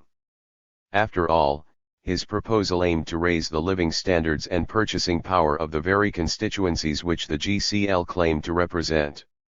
In fact, and at Barry's behest, the GCL joined the economic committees in rejecting Nahas's proposed universal health care coverage and the inclusion of transportation costs in the employee's basic salary. Universal health care carried the prospect of liberating the lower strata of society from the clientelist grip of the political/sectarian elite, and the dispensation of NSSF funds which, in the post-war division of sectarian spoils, was controlled by Barry's protégés, played an instrumental role in sustaining the sectarian system's patronage networks. The GCL negotiated a consensual agreement with the economic committees on December 21, 2011 to raise salaries by a mere 9% compared to the 16.3% proposed by Nahas. When Nahas tabled his proposal in Cabinet on January 17, 2012, he was opposed not only by the Prime Minister's bloc, but also by ON's ministers and their allies among Barry's Amal and Hizbullah ministers. Instead, they endorsed the agreement reached by the GCL and the economic committees which fixed the minimum wage at £675,000 compared to Nahas's £868,000 and rejected including a monthly stipend for transportation costs in the employee's basic salary. When Nahas, complying 79. 80. With constitutional procedures, signed the Cabinet's wage bill but refused to sign the transportation costs bill because he considered it unconstitutional, the GCL and the economic committees jointly filed a complaint against him at the ILO. In effect, they accused Nahas of opposing a salary increase and a new minimum wage far less than the one he, as Minister of Labour, had proposed. Abandoned by Aoun, whose FPM prides itself on representing the economic interests of the Christian commercial and financial bourgeoisie, Nahas resigned from Mikati's cabinet on February 22, 2012. 47. Little wonder, then, that Labour opposition to the post-war neoliberal socio-economic policies of the overlapping sectarian/political and economic elite would henceforth emerge from outside the GCL. Labour opposition outside the GCL. With judges and the faculty of the Lebanese University having earned a 121% rise in salary in September 2011, and with the battle to raise the minimum wage won by the alliance of sectarian/political and economic elite, attention now turned to the demands of public sector employees. Led by the charismatic and stoic Hannah Garib, 48, the president of the Association of Public Secondary School Education Teachers, the SCC demanded a similar but non-taxable 121% pay raise for public sector teachers and employees, the replacement of contractual employment in the public sector with full-time employment, and the promulgation of new employment grades and salary scales in compensation for public school teachers' overtime work and end-of-service indemnity. The proposed pay raises, grade increments, and family benefits were not inconsequential, however. They affected some 220,000 public sector employees, teachers, and retirees and their families, roughly one-third of the labor force, plus private sector teachers. Financing the estimated $1.8 billion package involved straining government expenditures as well as conjuring up new revenue sources without placing added tax burdens on the lower classes. 49 Moreover, all these demands, the SCC insisted, were to be implemented retroactively, as of February 1, 2012. Throughout 2012 and 2013, the SCC deployed an array of pressure tactics to force the government to send a draft law of the salary raises and new grade scales to Parliament. It demonstrated in front of government institutions, organized intermittent strikes throughout the school year, and temporarily boycotted the grading of national brevet and baccalaureate exams. The government's strategy was based on delaying the package, attempting to dilute its content, or, failing all this, subdividing the employment grades and salary scales into successive increments. Moreover, Mikhady's cabinet was split over the SCC's demands. Both Barry and Hizbullah's ministers supported the SCC's demands given. 80-81. Their potential impact on their support base and for largely populist reasons. The economic committees, who emerged as a powerful trans-sectarian lobby representing the interests of the overlapping sectarian/political and economic elite in this battle, spearheaded the opposition against the SCC. They argued that the proposed salary raises and grade scales would amount to financial ruin. In August 2012, the SCC launched a massive national protest campaign to force Mikhady's cabinet to promulgate the new salary raises and grade scales. It organized daily demonstrations and sit-ins across Lebanon where, for the first time, public sector teachers and public sector employees joined together in the struggle for wage adjustments. It was an astonishing sight as public servants dared to paralyze state institutions despite a legal ban on strikes in the public sector. 50 Mikhady's cabinet responded by paying £850 billion, or some 45% of the total cost of the package, in compensation for the increase in living expenses since 1997. It also promulgated new salary rises and grade scales in September 2012, but refused to send a prospective law to Parliament, claiming that it had to first find new revenue sources to finance the package. The SCC responded with a general strike on 27 to 28 November 2012. Public sector teachers abandoned their schools while public sector workers demonstrated in front of their offices despite the harassment and intimidation of state officials. 51 These demonstrations climaxed in February 2013 when the SCC declared an open strike in public schools and the public sector in response to the government's intransigence. Strike committees in public schools and government ministries created a network of mobile demonstrations in front of those state institutions accused of squandering public finances, such as the Banque du Liban, the Ministry of Finance and its VAT and Revenue offices, Oguro Telecom, the Ministry of Labor, and the Ministry of Economy. Teachers in many private schools joined the strike in solidarity with their counterparts in the public sector. 52 With the pressure by the sectarian/political elite mounting on the SCC to end its open strike, it responded by organizing a massive march to the presidential palace on March 21, 2013.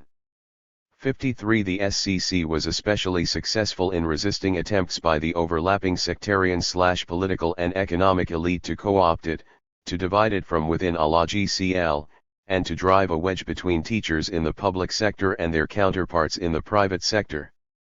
The SCC's unity was testimony to its ability to mobilize a trans-sectarian coalition of public and private school teachers, and public sector employees, in defense of basic socio-economic rights at a time when the GCL was conspicuously silent and relegated to a docile and co-opted instrument in the sectarian elite's clientelist and symbolic repertoire.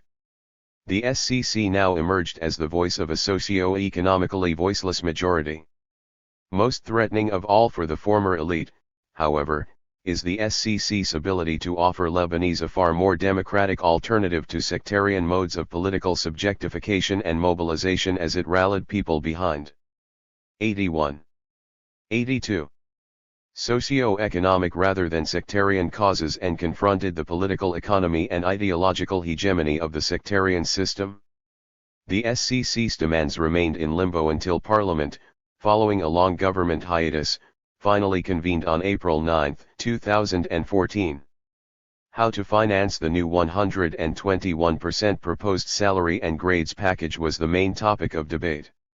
The SCC threatened to intensify pressure tactics through strikes and sit-ins if Parliament failed to promulgate a new law responding to its demands. Barry promised the SCC that they would swiftly pass a new law raising salaries and teachers' grades. Indeed, the Finance Minister Ali Hassan Khalil, a Barry protege, not only supported the SCC's demands but also suggested that they should be financed, in part at least, by raising taxes on interest earned on bank deposits from 5 to 7%, by charging a 7% tax on banks' investments in sovereign bonds, and by raising taxes on the income of banks and companies from 15 to 17%. His proposal raised the ire of the ABL. It warned that Khalil's scheme would cost depositors some $186 million and drive many of them away, raise inflation rates, and damage the stability of the Lebanese pound. 54. It held a one-day bank strike on April 11 to underline its opposition to any tax increases that pertain to the banking sector as part of a package to finance wage increases for public sector employees. At the heart of the debate pertaining to new sources of revenues to cover the expenses of the SCC salary and grades package was a struggle over the political economy of post-war Lebanon. It was a struggle between a majority that saw its wages and living expenses evaporate as a result of inflation and salary freezes, and a small but overlapping sectarian/political and economic elite that reaped the rewards of the neoliberal tertiarization, deindustrialization, and a thoroughly lopsided rentier post-war economy, one that lubricates the sectarian system's clientelist tentacles and modes of political mobilization.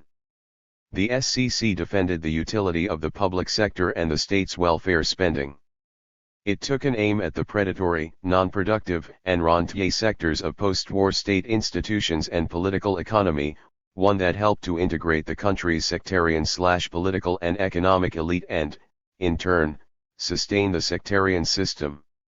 It called for taxes on banks and real estate speculators, hidden al-mal as it labeled them, breaking up commercial cartels that concentrate economic activity in a small but overlapping sectarian/political and economic elite, and ending the deployment of the public sector and its resources whether through the extra-legal control of the port, the airport, and the state's maritime properties as a tool for the sectarian/political elite's clientelist practices or the economic elite's private interests. 55. When the government's proposals for the wage and grades package reached Parliament's joint committees, Barry tried to negotiate a compromise to defuse the momentum of the SCC's campaign in the hope 82-83 of domesticating it a la GCL. After all, the SCC was engaged in a new kind of socio-economic mobilization that transgressed the usual sectarian divisions. 56. New, and hitherto unthinkable, taxes were proposed on the banking sector, the real estate sector, and business enterprises operating on the state's illegal maritime properties in exchange for reducing the financial costs of the proposed package by 15 to 20%, paying the wage raises incrementally, and eliminating any retrospective payments. 57. When this proposed law reached Parliament's General Assembly, however, a new class-based alliance of sectarian/political and economic forces emerged unexpectedly, one that transcended the country's political and sectarian divisions. It consisted of the Sunni Future Movement, the Druze PSP, the Maronite Lebanese Forces, the Maronite National Liberal Party, the Maronite Phalange Party and the Maronite FPM, representing the interests of the country's post-war commercial financial bourgeoisie and their mouthpiece, the economic committees. Led by its spokesperson, Fuad Sinaira, This parliamentary alliance rejected Barry's compromise and supported instead a host of neoliberal initiatives that aimed to reduce the state's welfare expenditures and the size of the public sector. These included raising the VAT from 10 to 12%, reducing retirement benefits, raising electricity bills and privatizing Electricité du Liban, privatizing the country's telecommunications and other public sectors, freezing employment in the public sector and increasing its working hours, and reducing the costs of the proposed salary increases from £2800 to £1800 billion. On the other hand, Hizbullah, the SSNP, the Ba'ath Party, and the Maronite Maratha movement supported Barry's proposal. Possessing an overwhelming majority of votes, this alliance derailed the discussion on Barry's proposed law and instead formed a parliamentary subcommittee whose objective was to revisit yet again a package that had been under deliberation for the past 3 years.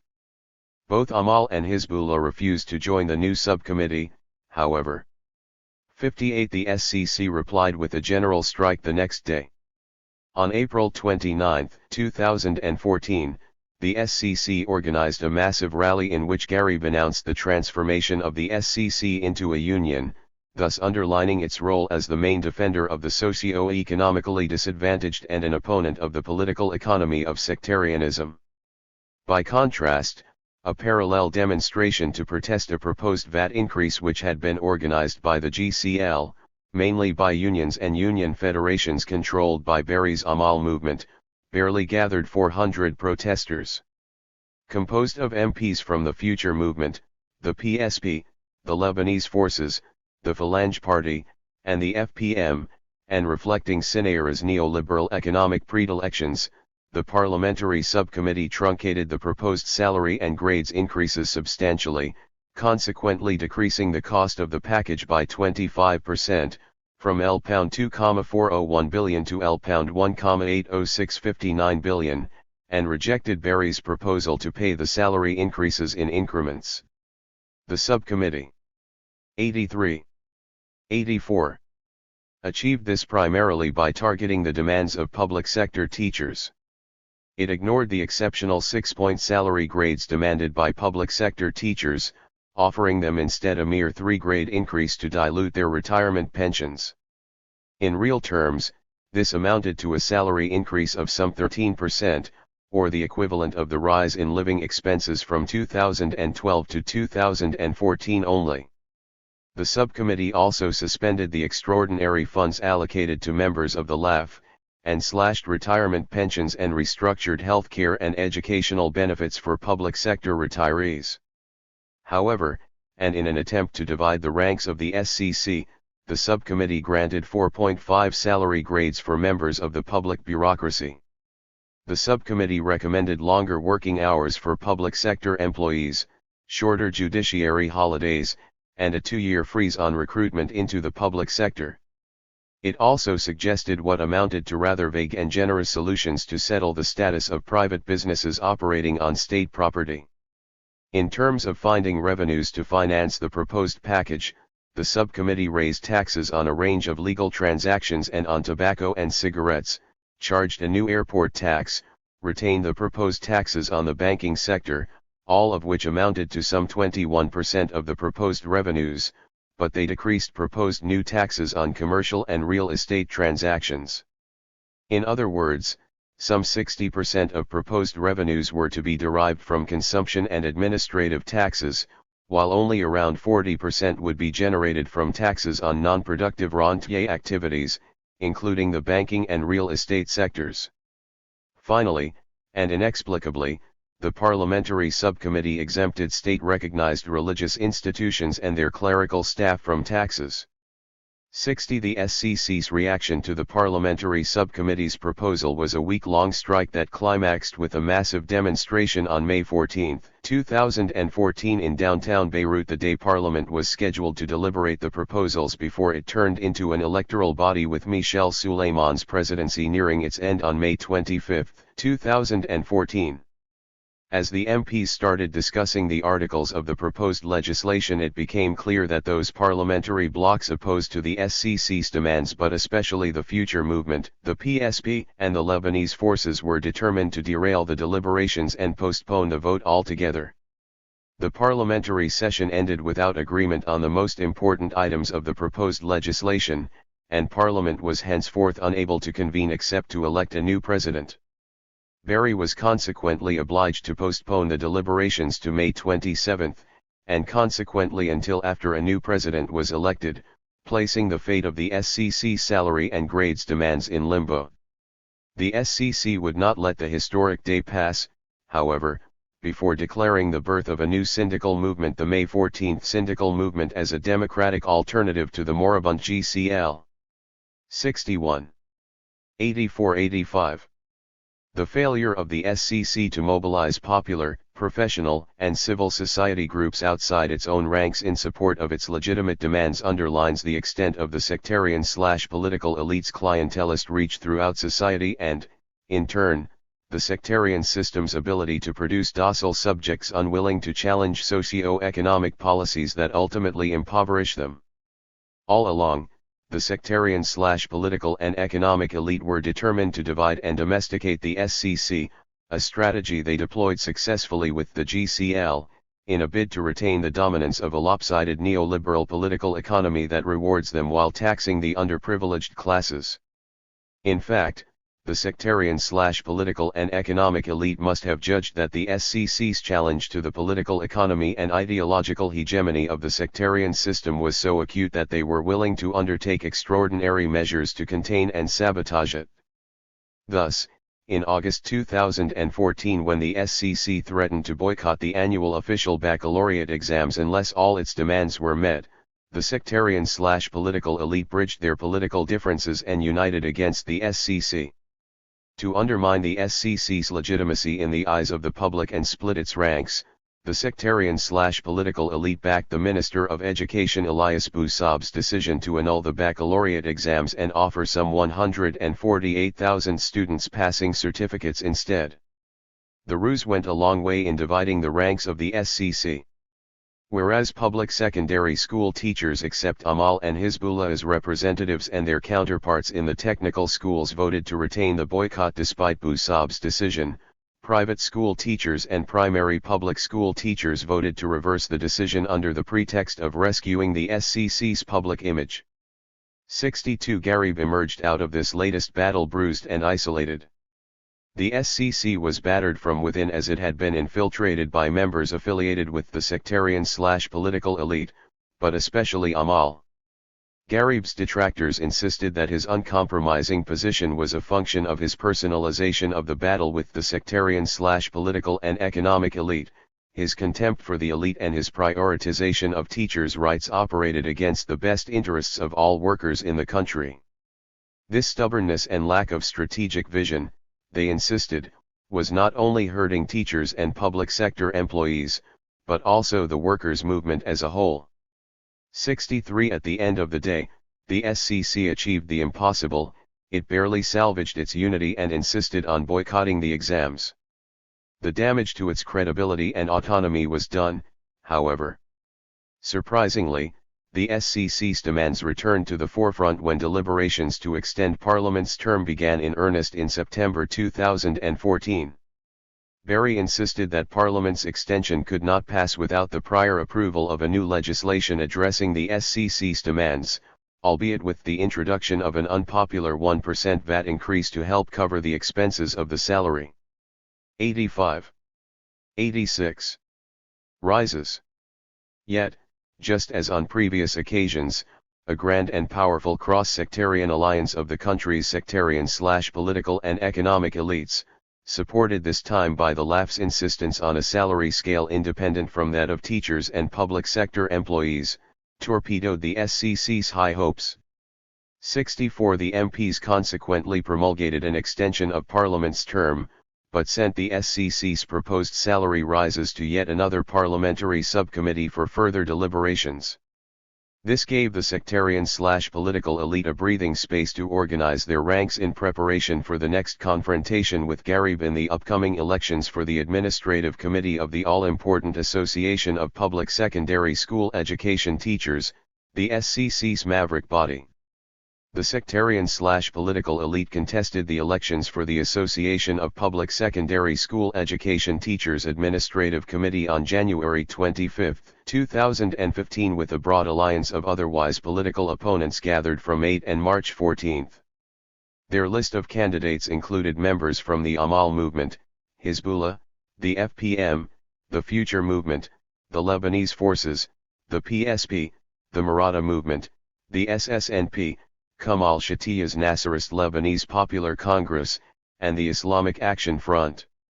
By contrast, Garib's opposition list was composed of LCP and independent candidates. At the end of a somber election day, the sectarian/political elite's candidates swept up 16 of the Administrative Committee's 18 seats. 65 while the opposition list won 2 seats and some 40% of the total votes, underlining the power of Garib's independent current inside the Association of Public Secondary School Education Teachers. The effects of the elections were nevertheless devastating, reminding many of the fortunes of the moribund GCL. The elections demonstrated the sectarian/political elite's determination to infiltrate and co-opt from within the SCC's bastion through their party representatives in the Association of Public Secondary School Education Teachers. This association had played a towering role in mobilizing public and private school teachers and public sector employees against the state's post-war neoliberal fiscal and monetary policies. The sectarian/political elite then proceeded to control the regional branches of the Association of Public Secondary School Education Teachers in Beirut, the South, the Bekaa, Mount Lebanon, and the North. The alliance of 8 and March 14 candidates joined ranks in common lists which were aptly named the Syndical Consensus Lists, while Garib, the LCP, and a bevy of independents gathered under the name of the Independent Syndical Movement. This group was no match for the mobilizatory power of the sectarian/political elite, however. Consequently, the Syndical Consensus List scooped all the seats in the February 2015 elections for the Beirut, Mount Lebanon, the South, and the North regional branches, and all 86-87. But 2 seats in the Bekaa branch. 66. The sectarian/political elite's emasculation of the SCC was now complete. The putsch against Garib was a blow to the unity and autonomy of the SCC in the battle for post-war socio-economic justice. By reaching deep into the core of the SCC, the clientelist tentacles of the sectarian/political elite had neutralized yet another challenge to the political economy and the ideological hegemony of the sectarian system.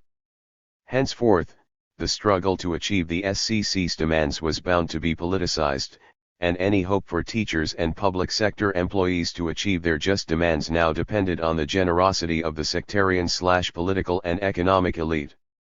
As we shall see in Chapter 6, socio-economic justice is not the only casualty of the sectarian/political elite's long reach.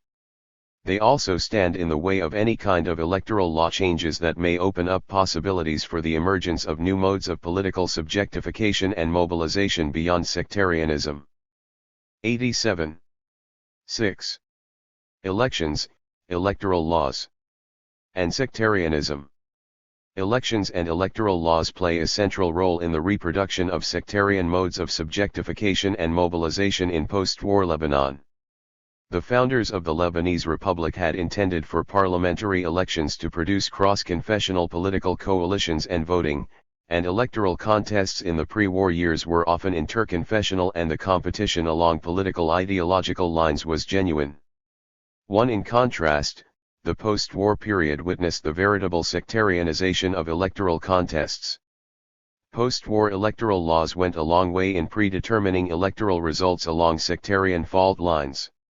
Elections and electoral laws emerged in the post-war period as part of the institutional ensemble organized by Syria and the sectarian/political elite to reproduce sectarianism and consecrate their political control. They distorted the representation of the different communities, especially that of the Christians, abolished accountability norms, and substantially curtailed democratic practices and the political system's representativeness. Proponents of institutional engineering underline the role which electoral institutions play in moderating ethnic conflict in deeply divided societies.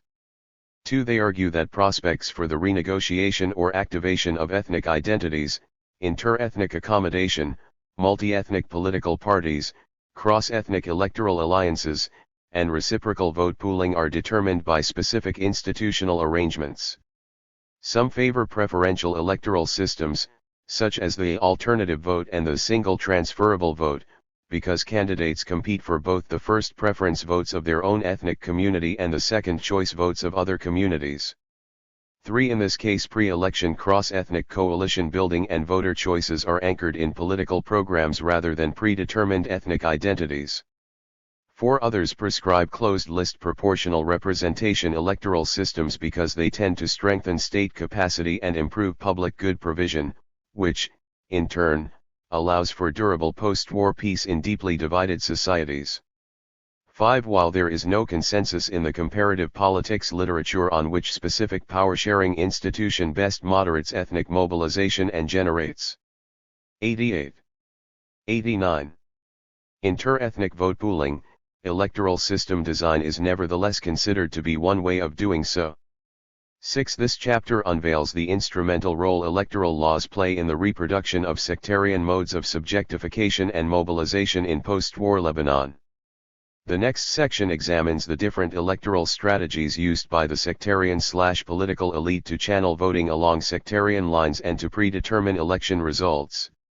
This is followed by an analysis of successive post-war elections in 1992, 1996, 2000, 2005, and 2009 and their impact on the hardening of sectarian modes of political subjectification and mobilization.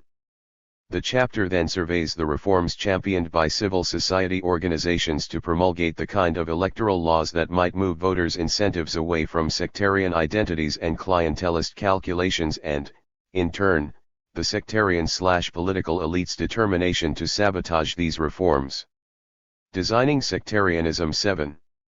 Lebanon's electoral system combines a number of irreconcilable institutional features designed to reinforce sectarian modes of subjectification and mobilization, and to obviate the emergence of alternative, non-sectarian identities.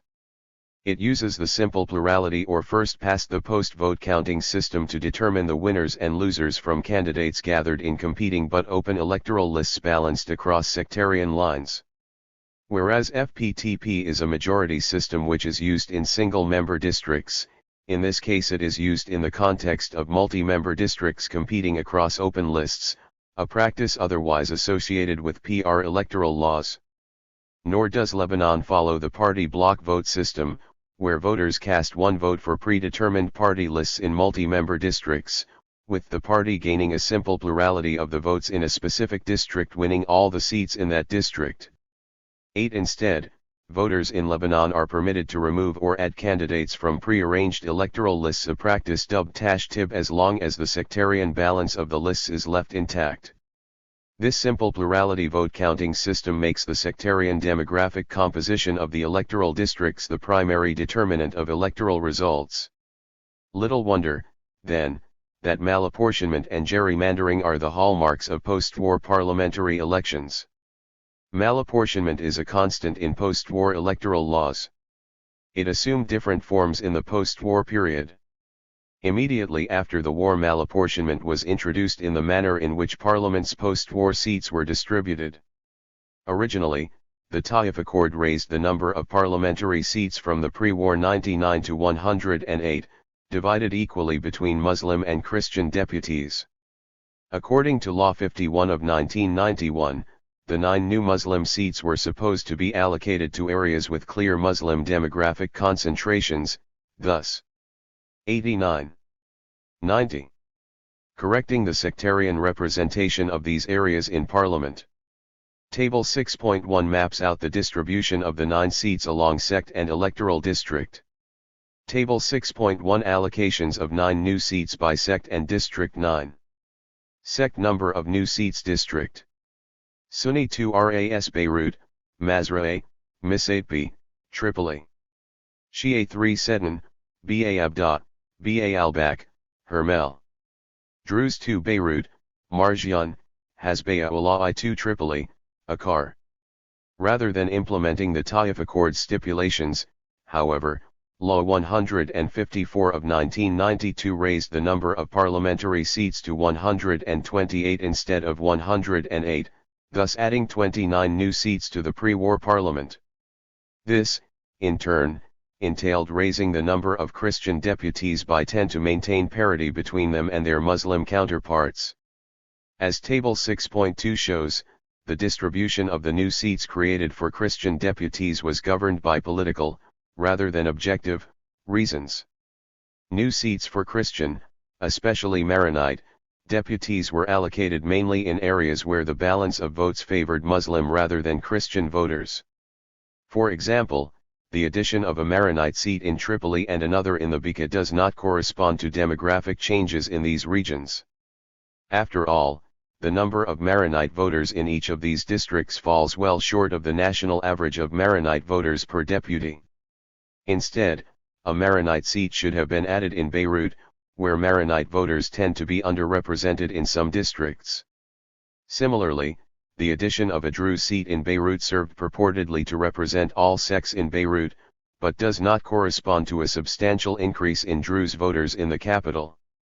In other cases, new seats were created to facilitate the entry of pro-Syrian politicians, both Muslim and Christian, to the post-war parliament.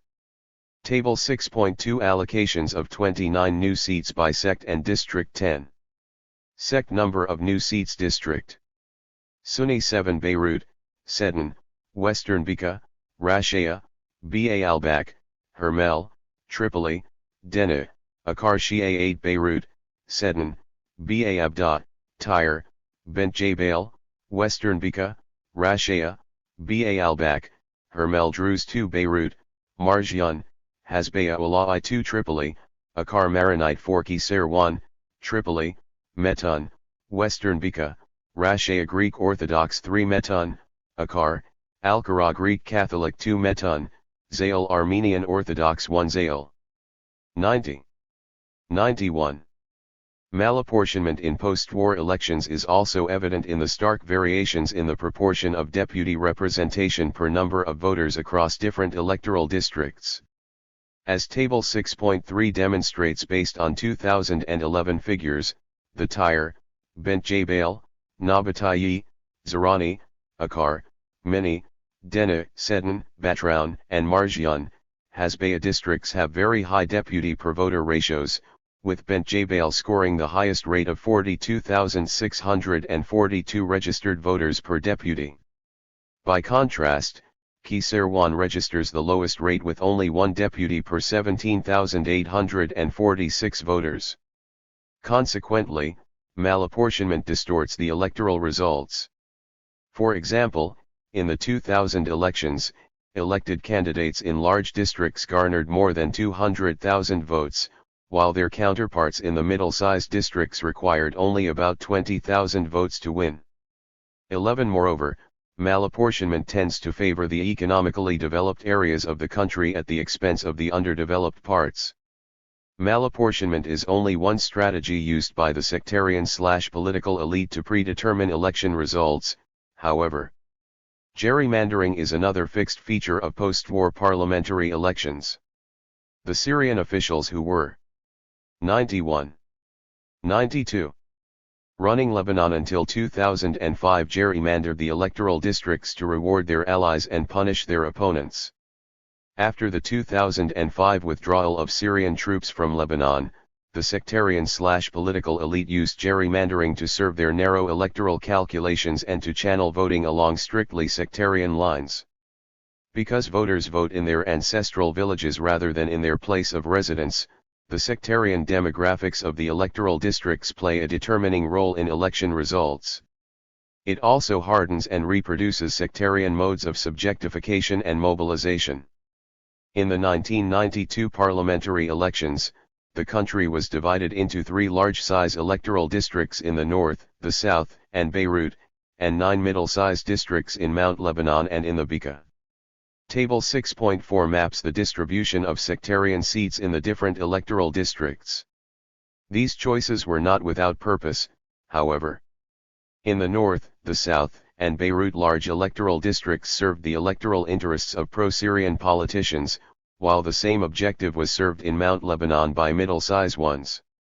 In Mount Lebanon, for example, where the Druze population is concentrated in compact communities, middle-sized districts work to the advantage of the Druze leader Walid Jumblat and pro-Syrian Christian politicians. This is especially true given the low turnout rates among Christian voters alienated from the post-war political system.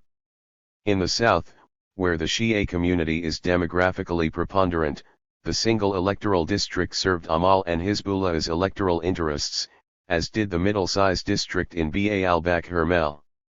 In the north, the large electoral district entailed an alliance between Syria's protégés, Suleiman Frangi and Omar Karami. In the 1996 elections, one single amendment was introduced to the 1992 electoral law. The three electoral districts in the Bekaa were amalgamated into a single, large electoral district, shifting the balance of voting power in favor of Shia voters. Amal and Hezbollah consequently captured the district's seats without much effort.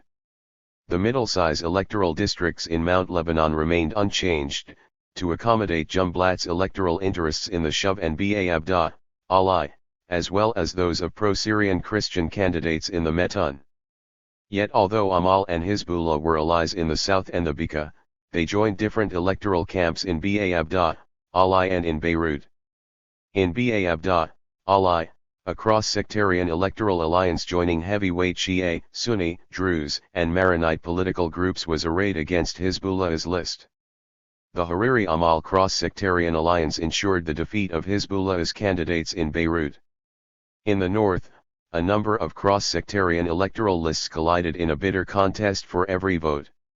However, Syria's list, gathering an alliance of Sunni, Maronite, and Greek Orthodox politicians, although penetrated by opponents from rival lists, was able to secure 17 of the 28 seats reserved for the north. 92. 93. The 2000 parliamentary elections were held in the shadow of an open contest between two opposing camps. On one side stood Lahad and the director of the Shurat General, Jamil al-Sayyad, supported fully by the Syrian intelligence apparatus in Lebanon. On the other was Hariri and the Druze leader Jumblat. Lahad and Hariri's animosity was legendary, and the showdown between the two camps in the parliamentary elections was expected to determine each side's political weight in the country. Consequently, the 2000 electoral law substantially reorganized the 1996 electoral districts in a bid to reward Lahad and Syria's allies and contain their opponents. Beirut was divided into 3 electoral districts in an attempt to reduce Hariri's parliamentary bloc. 14 The gerrymandering of Beirut's districts was targeted at diluting the substantial Sunni voting bloc in at least 2 of Beirut's 3 districts. In Mount Lebanon the number of districts was decreased from 6 as was the case in the 1992 and 1996 laws to 4, an arrangement that benefited the electoral strategies of Michel Mer, Syria's confidant, and Lahad's ally, in at least 2 out of the 4 districts. The amalgamation of the Ba Abda, Ali districts into one was meant to balance Jumblat's voting power in Ali, which had a more diversified sectarian electoral base at a time when he started voicing his criticism of the heavy hand of Syria's intelligence apparatus in Lebanon. The north was divided into 2 electoral districts. This served to neutralize the voting power of the anti-Syrian Lebanese forces who are concentrated heavily in the Bshiri district. It also served Frangia's electoral chances. He was Syria's steady ally in the north. In the south, and to ensure Beri had a substantial parliamentary bloc, 2 electoral districts were created. Finally, the Bekaa was redivided into 3 separate districts, as was the case in the 1992 elections. This had no impact on the results of the elections, however. Syria's dominant role in the Bekaa, and the calculus of the electoral alliances, guaranteed the pro-Damascus camp, led by Hezbollah, a sweep of parliamentary seats irrespective of institutional configurations. Table 6.5 presents the changes adopted by the 2000 electoral law. The intricate gerrymandering of the 2000 electoral districts entailed an unprecedented campaign by the sectarian/political elite. One report estimates campaign costs at $200 million, spent mainly to buy votes or secure seats on winning lists. 15. This was especially true in Beirut, a district facing one of the hardest battles. 16. Consequently, and backed by their external patrons, the sectarian/political elite designed a number of instrumental electoral alliances to ensure their victory. In Beirut, the battle was over more than just the capital's 19 seats. Hariri's very political stature and future was at stake. 17. He thus marshaled all his political, financial, audiovisual, and international resources for the Beirut elections. Given the determining role of the Sunni vote in Beirut, Hariri also invoked sectarian loyalties to mobilize voters behind his lists and ensure a sweeping victory.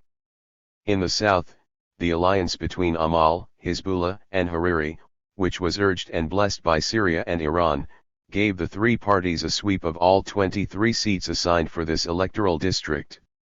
Although the electoral law had divided the south into two districts, the elections in the south were conducted on the basis of a single, large district under the pretext of the Israeli occupation, even though Israel had withdrawn her troops from Lebanon 3 months ahead of the scheduled elections. In the Baal-Bak, Hermel electoral district, an alliance gathering pro-Syrian political parties guaranteed an uncontested electoral victory. In the Ba-Abda, Alai district, Jumblat fought a hard battle to consecrate his local leadership, despite attempts by Lahad and al-Sayyad to decrease his parliamentary bloc. Given the sectarian demography of the district, the Maronite vote is a substantial and important one. Jumblat's main challenge was thus to mobilize Maronite voters behind his list. Towards this end, he weaved around himself an intricate if not impossible web of electoral alliances. Prior to the elections, he opened up to almost all of the Christian factions in Mount Lebanon, including Aoun supporters, the Lebanese forces, Gemayel's wing of the Phalange Party, and the supporters of the National Bloc. In his pre-election speeches, Jumblat presented a number of themes aimed at mobilizing the Christian vote behind his electoral list.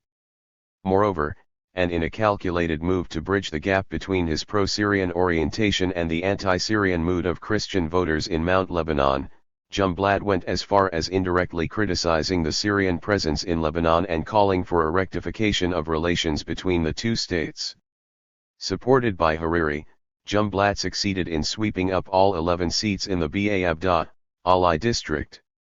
The June 2005 parliamentary elections were held in the shadow of the seismic after-effects unleashed by Hariri's assassination and the concomitant withdrawal of Syrian troops from Lebanon. While the Maronite religious and political establishment demanded the promulgation of a new electoral law, one that purportedly would better represent the country's Christians, 19. The international community and the hastily formed Quadrilateral Alliance gathering Saad al-Hariri, Jumblat, Berry, and Hezbollah insisted on holding the elections based on the 2000 electoral law. This was done in part to assuage Berry and Hezbollah's fears of a post-Syria backlash against the Shia community, but also to contain Aoun's political power in the aftermath of his return to Lebanon on May 7, 2005. 20. The 2005 elections produced some inconsistent but instrumental electoral alliances.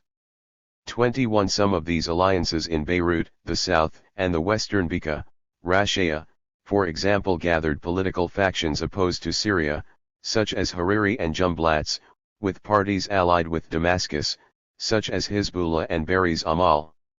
Others, such as the one in the Ba-Abda, Alai district, joined Hezbollah and the Lebanese forces in an ideologically inexplicable electoral alliance. The same was the case in the Baal-Bak, Hermel district, where the Hezbollah, Amal list contained a candidate from the Phalange Party. Alternatively, in the Kisirwan Jabal and Zayal districts, Hezbollah aligned with Aoun's list. In the predominantly Christian districts, the elections created a split in Maronite political representation. A majority of Christian voters voted for 96. 97. Electoral lists supported by Aoun and his allies, with the balance of Christian voters voting for lists sponsored by the March 14 Alliance. Most alarmingly, however, was how the 2005 elections intensified sectarian voting, as the sectarian/political elite rallied their constituencies to vote in the name of their sect to demonstrate their political power in post-Syria Lebanon. A chauvinistic sectarian discourse swept across the country as each sectarian community demonized the other to guarantee its place in the new order. 22 Sunnis rallied behind Hariri's electoral lists to demonstrate the community's power after it had lost a transnational political and economic force. In the north, sectarian agitation reached unprecedented levels as Hariri's electoral machine aimed at securing him as the sole Sunni authority at the expense of the pro-Syrian Karami family. Consequently, Hariri towered over other Sunni politicians, consolidating his political power among Sunni voters in Beirut, Sedan, the north, and the western Bekaa, a feat unprecedented in Lebanese politics. Shia voters also rallied behind the Hezbollah, Amal electoral lists in the south and the Ba al-Bak, Hermel in a show of force against the international community and its perceived targeting of Hezbollah with UNSCR 1559. Similarly, Aoun appealed to Christian voters in the name of reversing their post-war political and economic marginalization. His list swept across the Christian heartland in the northern Metun and Kisirwan, Jabal.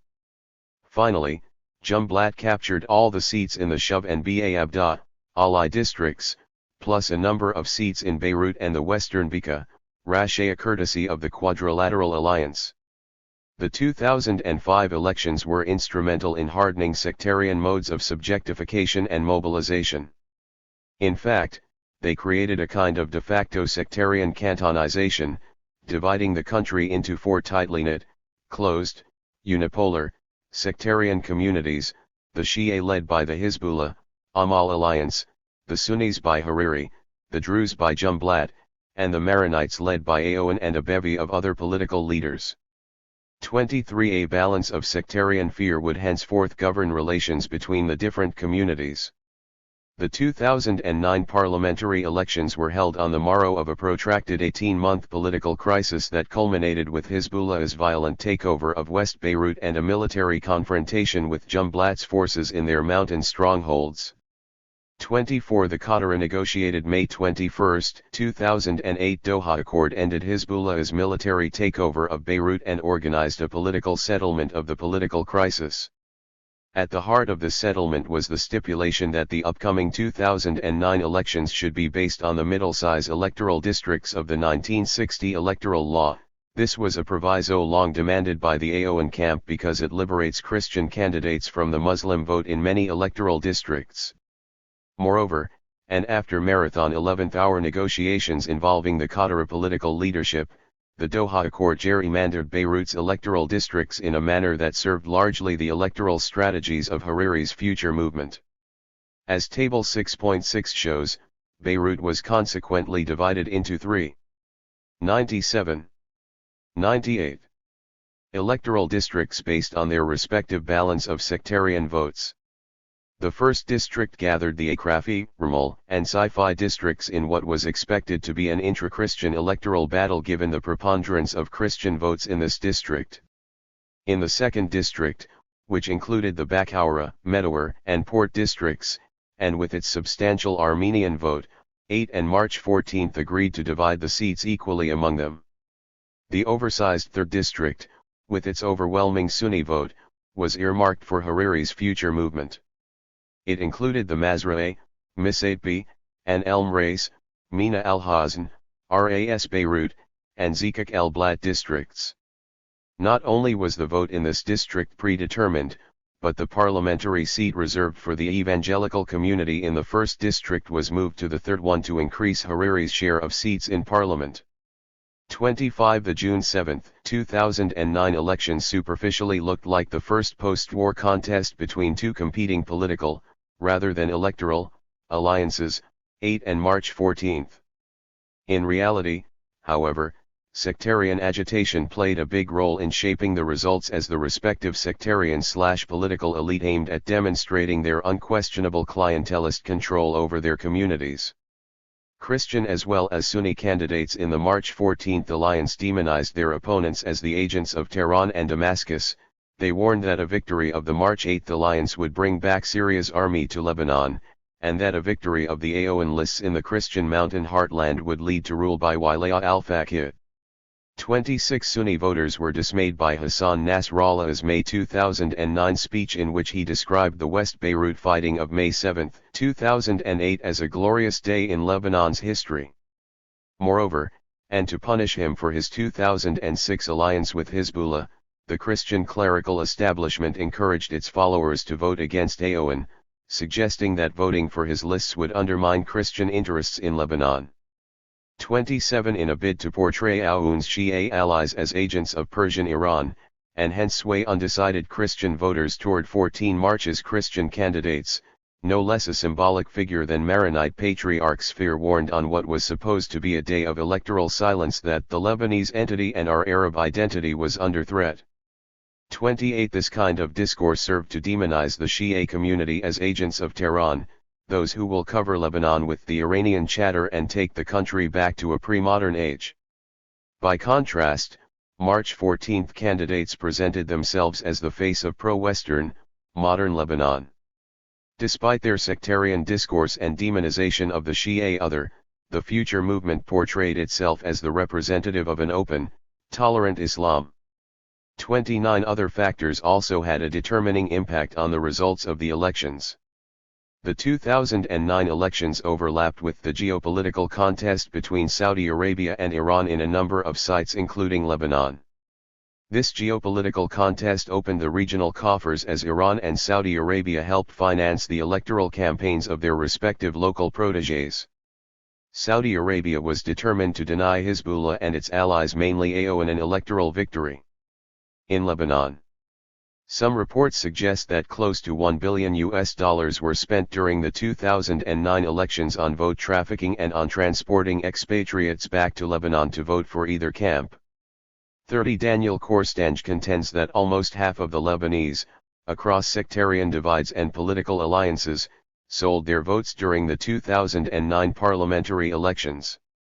31 Moreover, some 120,000 expatriates returned to Lebanon to vote in the 2009 elections. Of these, around 80,000 were brought by March 14, another 30,000 by March 8, with the balance covering their own expenses. The expatriate vote played a determining role in a number of districts witnessing close electoral contests between 8 and March 14, namely Beirut's 1st District, Zail, the Western Bekaa, Rashaya, Northern Meton, Sedan, Al-Qura, and Batroun. 32 The combined effect of a demonizing sectarian discourse, vote trafficking, and a substantial expatriate vote was the victory of the 14 March camp by 14 seats. Accurately describing the sentiment in Riyadh the day after the elections were held, Al-Sharq Al-Awsait's headline read "They were defeated, and Lebanon won," signifying that March 14 represented Lebanon whereas the other camp represented its external enemies and their proxies. 33 The 2009 election was also a political defeat for Aoun, whose share of the Christian vote dropped substantially compared to the 2005 elections. Geopolitical calculations coincided with the desire of the March 14 alliance and the Maronite Patriarchy to deny Aoun the claim that he spoke for the Christians of Lebanon. The following tables demonstrate the drop in Aoun's share of Christian votes by comparing voting results for Aoun's lists as well as those of his allies with those of his opponents in a number of predominantly Christian electoral districts during the 2005 and 2009 elections. 34. The politics of electoral reforms. The politics of electoral reforms in Lebanon is intricately connected to the emergence of CSOs championing this cause in the post-war period.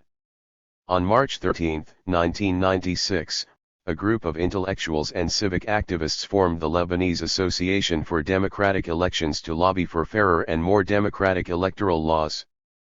35 Late advocated a number of reforms it deemed necessary. 101. 102.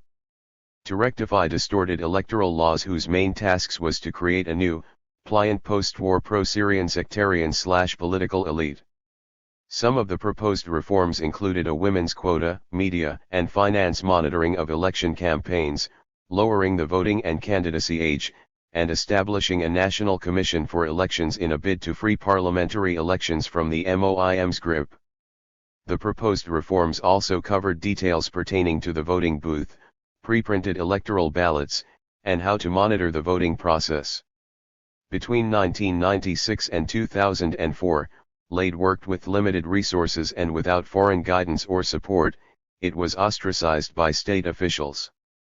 Nevertheless, it successfully brought to public attention the need for independent monitoring of post-war elections and the implementation of far-reaching electoral reforms. Moreover, Laid monitored elections even though the MOIM refused to recognize its role and described it as a secret society. On the whole, it maintained an impartial attitude towards the different political groups, even though its members subscribed to different political affiliations.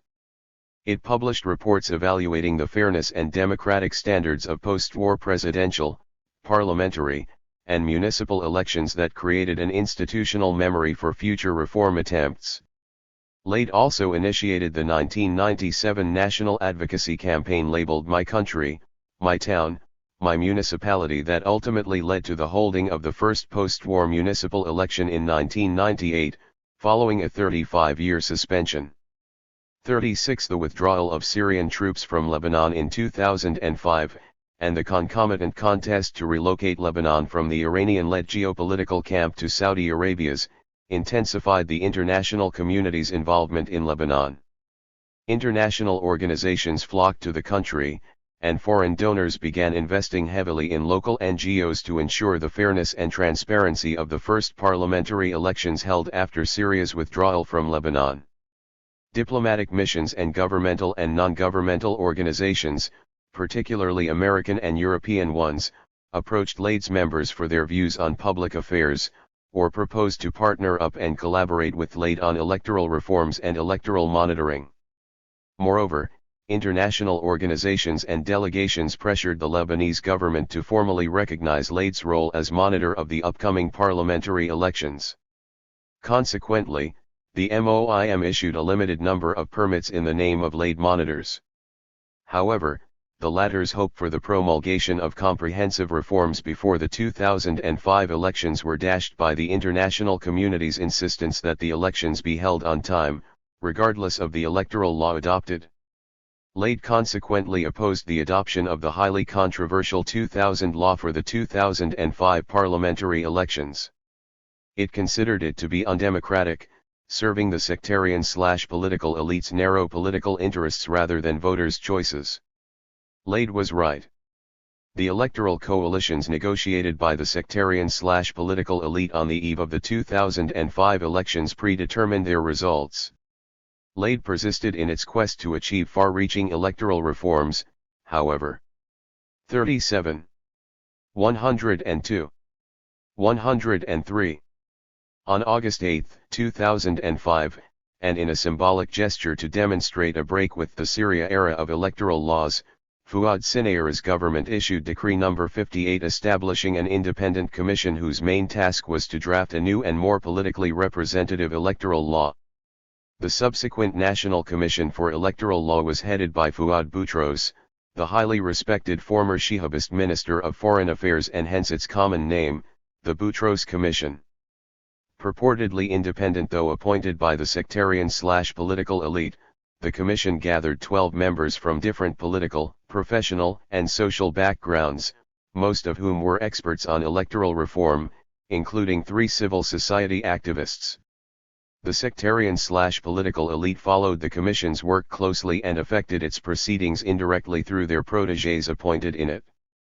The Commission received 122 proposals for partial or complete electoral law reform. It invited local and international experts, and received substantial assistance from major international organizations, but especially the United Nations Development Programme in Lebanon.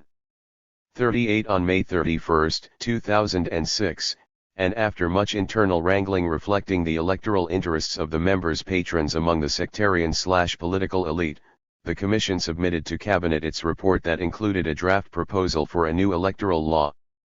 The draft law proposed the adoption of a mixed electoral system whereby 60% of all parliamentary seats are elected by voters at the Quota level using the existing FPTP majority electoral system, with the balance of 40% seats elected by voters at the larger provincial, Muhafaza, level using a PR system.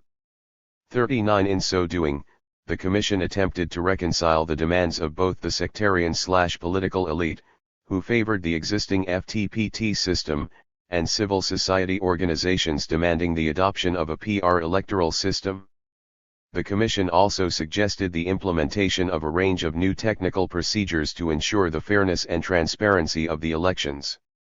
These included, the use of pre-printed ballots to limit clientelist practices during the elections and to contain the role played by local village authorities, namely, the Mukhtar, in shaping voters' behavior, establishing an independent electoral commission to supervise the elections in a bid to balance the dominant role played by the MOIM, regulating media coverage of electoral campaigns to minimize sectarian hate speech, monitoring campaign spending to curb vote rigging and vote selling.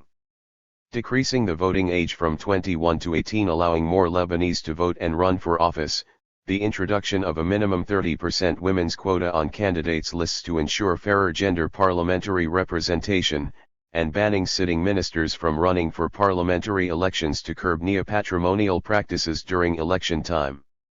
The proposed law also endorsed out-of-country voting for Lebanese expatriates as long as they were registered in voters' lists, a constant post-war demand by the Christian political and religious. 103. 104. Establishments, and allowed Lebanese to vote from where they live but for the candidates in the districts where they are registered as voters, a ruse meant to end the vote bullying that accompanies the shuttling of voters to their ancestral villages. Similarly, the national elections were to be held on one day rather than on successive Sundays, as is common practice, to ensure that members of the sectarian/political elite did not use extra-legal practices to compensate for their losses during the different phases of the elections. Finally, the proposed law called for vote counting at the Quota rather than village or neighborhood level to complicate any prospective attempt at rigging the elections. 40. Despite some loopholes in the proposed law, 41 and its attempt to balance what are considered Christian demands, the expatriate vote, and Muslim demands lowering the voting age, the Boutros law was laden with reformist clauses. This is not surprising, however, as the Commission was funded by foreign donor assistance, and its technical work was undertaken by international and local experts, many of whom were civil society activists. Late embraced the Boutros law and later led the civil campaign for electoral reform along with the Lebanese Transparency Association and the Lebanese Center for Policy Studies. Established on June 6, 2006, CCER is a coalition of Lebanese CSOs whose original task was to support the Boutros Commission and offer technical assistance to the Commission and other related public institutions, particularly the MOIM and the Parliamentary Commission for Administration and Justice. Foreign donors channeled substantial funds to CCER to promote the proposed law, namely by holding town hall meetings in numerous universities and different areas in Lebanon. 42. The Boutros Commission's draft law was supposed to go to Cabinet and then to Parliament for ratification. This never happened, however. Rather, it was shelved by Sinaira and later overtaken by the 2006 war and the subsequent political crisis that engulfed the country, leading to the promulgation of the Doha Accord. The 2008 Doha Accord torpedoed the main electoral reforms proposed by the Boutros Commission. As mentioned earlier in this chapter, Lebanese politicians agreed in Doha to adopt a new electoral law based largely on the 1961. This outraged civil society activists who described the decision as a step backward rather than a move forward for electoral reforms. After all, basing the districting of the 2009 electoral law on its 1960 counterpart with some modifications for Beirut assumed that the country had not changed much between 1960 and 2009. The sectarian/political elite had brushed aside the hard work of civil activists with a stroke of a pen. If anything, the electoral stipulations of the Doha Accord underline the determination of the sectarian/political elite to block any electoral reforms that may undermine their ability to predetermine elections results and use elections to reproduce sectarian modes of subjectification and mobilization. Nor was civil society absolved from blame. Some claim that civil society's inability to force through any meaningful electoral reforms is 104. 105. The price it paid for accepting to cooperate so closely with the public sector and with international organizations possessing their own political agendas. 43. Despite the shelving of the mixed electoral law proposed by the Boutros Commission, lobbying by CSOs for electoral reforms nevertheless achieved significant inroads in the long battle to promulgate a free and fair electoral law. Foreign-funded CSOs played a substantial technical role in this process, drafting and advocating viable alternatives to existing laws, especially in terms of districting and vote counting. They also undertook an important advocacy role, demystifying the pitfalls of existing electoral laws and how they reproduce sectarian modes of subjectification and mobilization. As the successful experience of CCER demonstrate, CSOs also assumed a cardinal networking role, gathering different actors to lobby for electoral reforms. All these roles converged in the making of the 2009 electoral law. CSOs participated in the meetings of the Parliamentary Commission for Administration and Justice responsible for drafting the 2009 electoral law and succeeded in importing into the new law many of the reforms proposed by the Boutros Commission. For example, the elections were held on a single day, as proposed by the Commission. Parliament also approved the principle of out-of-country voting, one that could potentially enable some 300,000 expatriates to vote in the next parliamentary elections. Similarly, in preparation for the 2009 elections, and under the auspices of the then Minister of Interior and Municipalities Baroud, a law was issued to establish the Supervisory Commission on the Election Campaign. In December 2008, SCEC members were assigned to monitor media and campaign financing to ensure fair competition among the different candidates during the 2009 parliamentary elections. It developed detailed regulations regarding advertising, media campaigns, posters, billboards, and the use of public spaces for electoral campaigning. Candidates who failed to abide by these regulations were penalized. Moreover, each candidate was supposed to use one bank account for all campaign-related funds monitored by SCEC members who performed random checks. The SCEC also issued strict provisions regarding electoral campaign spending, limits on campaigns' expenditures, and the amount of contributions candidates could receive. It supervised the appointment of official registered auditors and the submission of their final reports. It was however hard to monitor the parallel contributions and expenses made by the candidates' family members, by expatriates, and by political partisans. Yet despite these legal powers, the SCEC's mandate was limited to reporting transgressors to the Constitutional Court. It was not empowered to impose fines against them.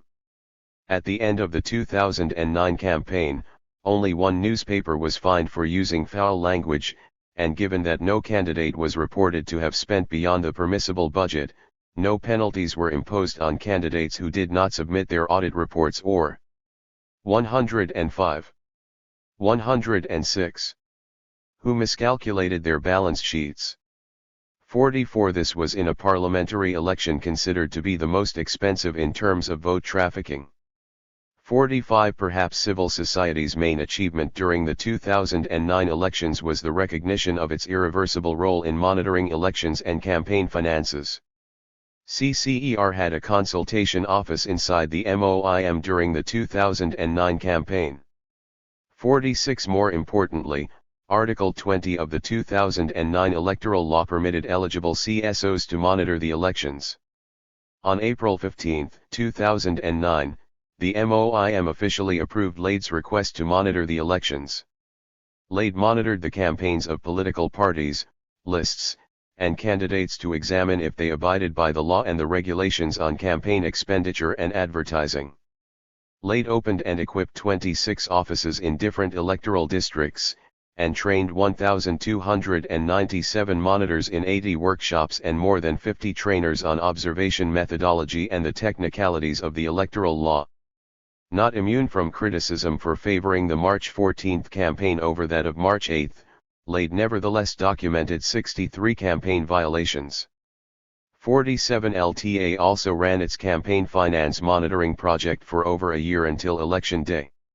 It trained a team of 79 monitors throughout the country. Their task was to inspect the candidates' campaign spending and the finances assigned to electoral campaigns. LTA observers monitored promotional and advertising material in preparation for the elections. LTA also monitored ministers' activities in 5 Lebanese newspapers to search for abuse of public utilities. 48. Back to the sectarian barracks? In February 2013 the MPs Alon Aoun and Namatala Abinasr, representing Aoun's parliamentary bloc, tabled a new draft law labeled the Orthodox Law. 49 The brainchild of the Maronite Church and the Greek Orthodox Gathering, and supported by the Christian sectarian/political elite, the draft law proposed voting along strictly sectarian lines whereby each sect elects its own deputies to parliament. It called for the adoption of a PR list system whereby the current 26 electoral districts are gathered in one single national district, but where the proportional and geographic distribution of the seats is maintained as in the current system. 50 PR voting consequently takes place between competing electoral lists but within each sect. The proposed law also allows Lebanese expatriates to participate in parliamentary elections from their place of domicile abroad. Although the law was never ratified and elicited vocal criticism from civil society activists, its mere suggestion underlined Christian disenchantment with successive post-war electoral laws that drowned Christian votes in Muslim-majority electoral districts. The Orthodox law thus sought to recalibrate the political balance of power in the country by reinventing the political system altogether. Far from engendering cross-sectarian national coalitions, however. 106. 107. The proposed law deploys electoral engineering to consolidate a political sectarian/religious separation between the Lebanese. 51. The public debate triggered by the stillborn Orthodox law suggests that elections are at the heart of any attempt to engineer substantial political change in post-war Lebanon, whether in the direction of a move away from sectarian modes of subjectification and mobilization or towards a dramatic political divorce among the country's constitutive sects. The balance sheet in this respect remains disappointing despite the hard-won reformist achievements of civil society activists. The guardians of the electoral temple in Parliament may embrace a reformist discourse and may even accommodate some institutional electoral reforms, but they will continue to resist any reforms that place them at the mercy of the voters whom they claim to represent. Not surprisingly, then, an 11th-hour Berry, Jumblat, Hariri, Hezbollah agreement succeeded on November 4, 2014 to extend, once again, Parliament's tenure for another 2 years and 7 months following its first extension in May 2013 for 17 months.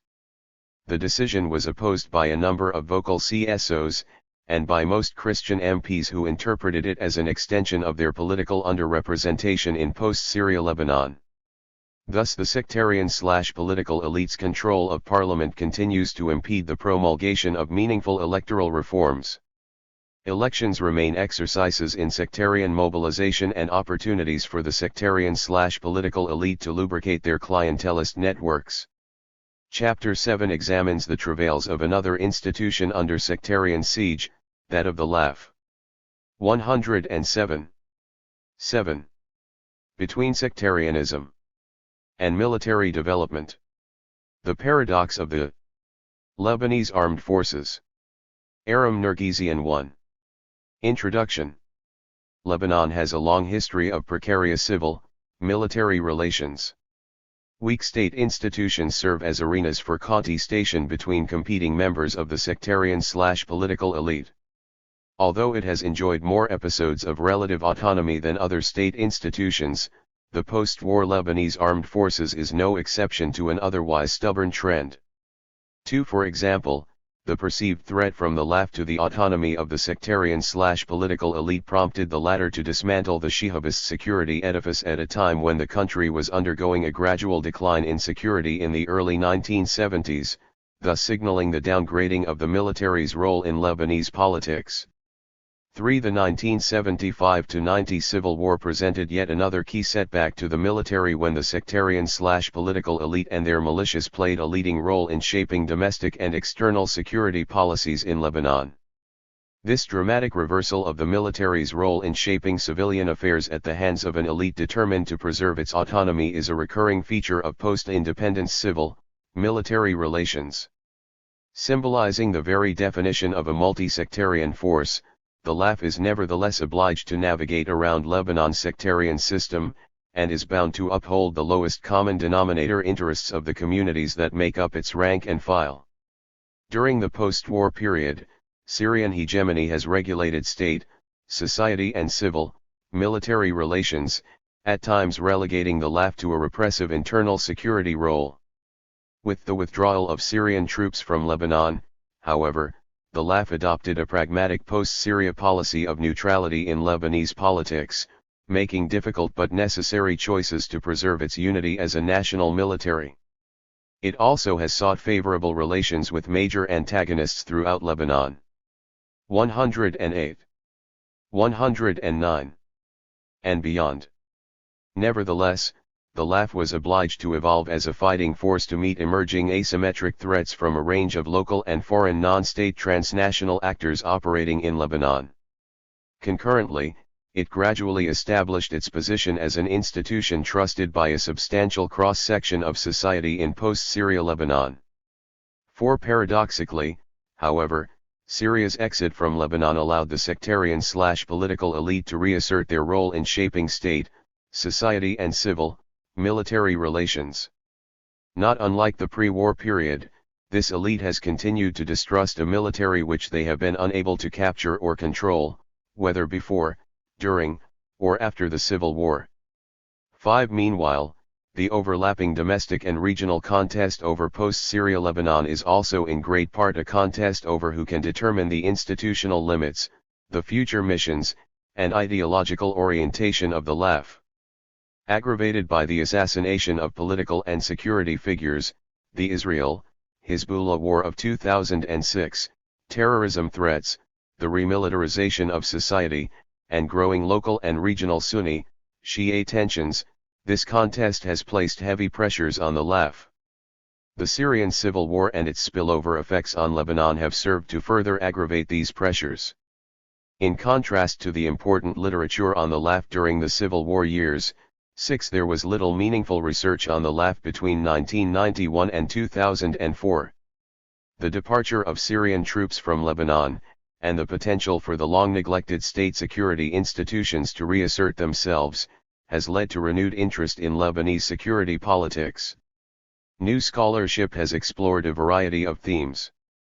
It sought to shed light on the composition of the LAF's officer corps or its main fighting units, 7. And has focused on tracing the contours of civil-military relations in the post-war period. 8. Some have contended that the LAF's post-war structure and composition has been a source of military legitimacy and public trust, 9. While others have suggested that the post-war LAF's military weaknesses and multi-sectarian makeup have constrained the state's foreign policy options. 10. Scholarship on the LAF also has focused on how and to what extent third-party Syria in particular has shaped the post-war transition, the reconstruction of the Lebanese security sector in general, and the LAF in particular.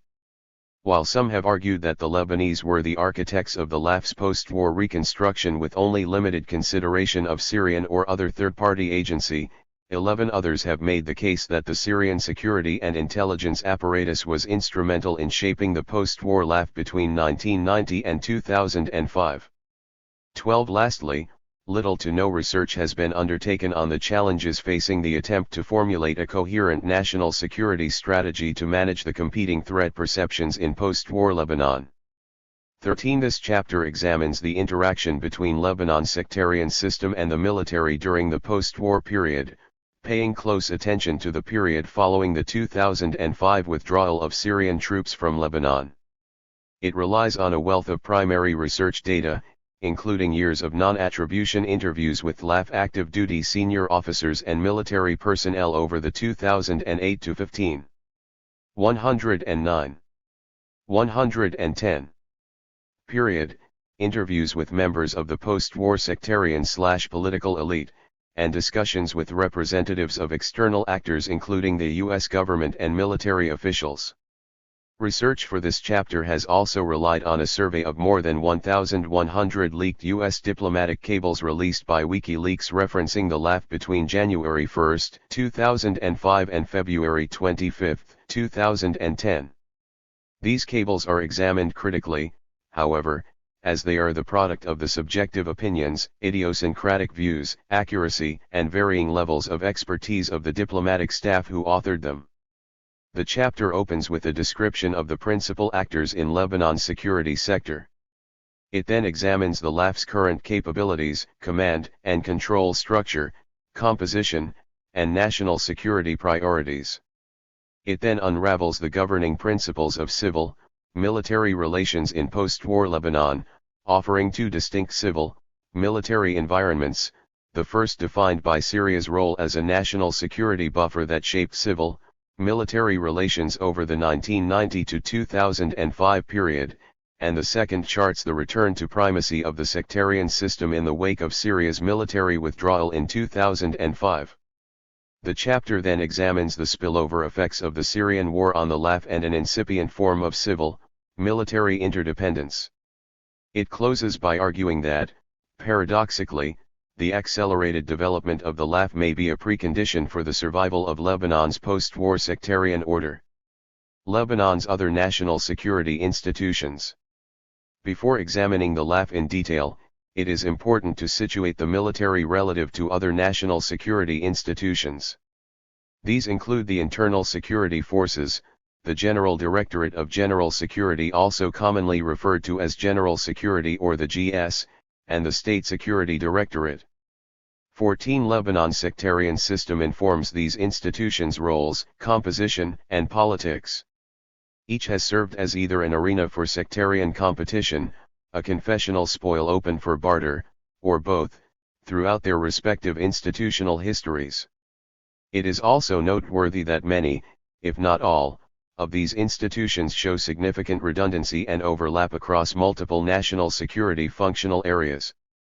As this section will show, this is largely by design to accommodate the desire of Lebanon's leading sectarian groups to steer their own national security institution. The ISF is Lebanon's national police force under the control of the Director General of the ISF, an officer holding the rank of Major General and operating nominally under the jurisdiction of the Ministry of Interior and Municipalities. Composed of the police, the judicial police, the gendarmerie, and the ISF Joint Training Institution, the ISF is second only to the LAF in its 110, 111 overall institutional size and scope. Of particular note is the ISF's intelligence branch.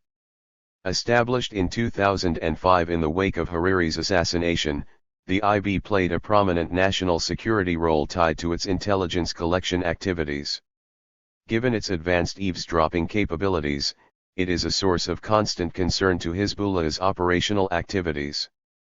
With the ISF's assets divided between Beirut, Abda, Jauna, Tripoli, Sidon, and Nabateye, the ISF and especially the gendarmerie operates akin to uniformed paramilitary forces.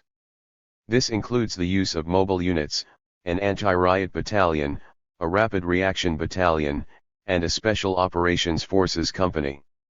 15 In the post-2005 period, the ISF has been associated with Lebanon's Sunni community and the Future movement. 16 This view is reinforced by the fact that the ISF's Director General is traditionally a Sunni Muslim, as is the head of the ISF's IB, an institution considered to be politically subordinated to the Future movement. Indeed, and upon his retirement from the force, the former ISF Director General Major General Ashraf Rafai joined Tammam Salam's cabinet as a representative of the Future movement, responsible for the delicate justice portfolio. However, numerically, the ISF is not a predominantly Sunni force. The sectarian composition of the ISF in 2012 divided its some 23,000 personnel such that 65.89% are Muslim and 34.11% are Christian.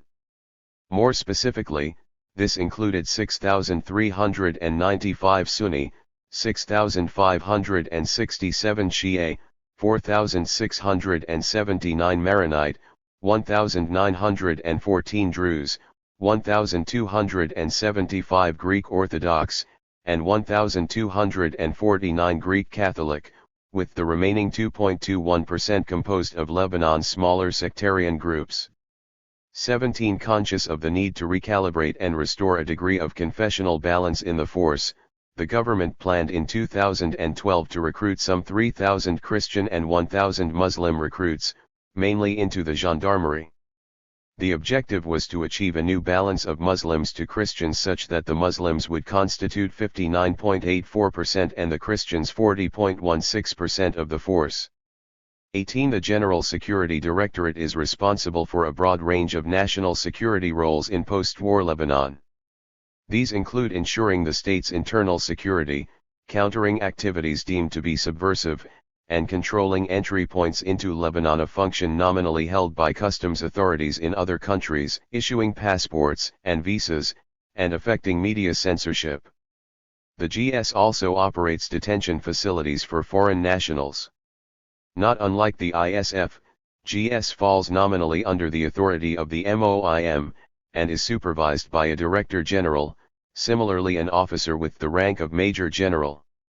19 Unlike the LAF and the ISF, GS is a much smaller force and its strength was estimated to be around 7,000 in early 2015.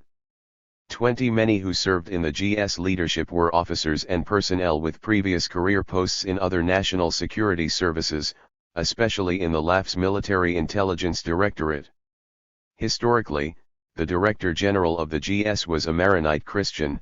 His post was part of the President's pre-war public sector quota. However, this changed under 111. 112. Lahad, who, with Syrian backing, reallocated the post to the Shia community in 1998. Major General Jamil al-Sayyad, a former deputy director of the LAF's Intelligence Directorate, served as its first Shia Director General from 1998 to 2005. Al-Sayyad's successor, Major General Wafik Jazini, did not hold a leadership-level post in military intelligence prior to his appointment to GS. However, his successor, Major General Abbas Ibrahim, served as Deputy Director of LAF Intelligence before his appointment to GS in 2010. 21 Attempts by the Maronite sectarian/political elite, but especially by AON, to relocate the post back to the Maronite quota have faced stubborn opposition from both the Speaker Berry and Hezbollah. The State Security Directorate is the most recently established and arguably the smallest of Lebanon's state-sanctioned national security institutions.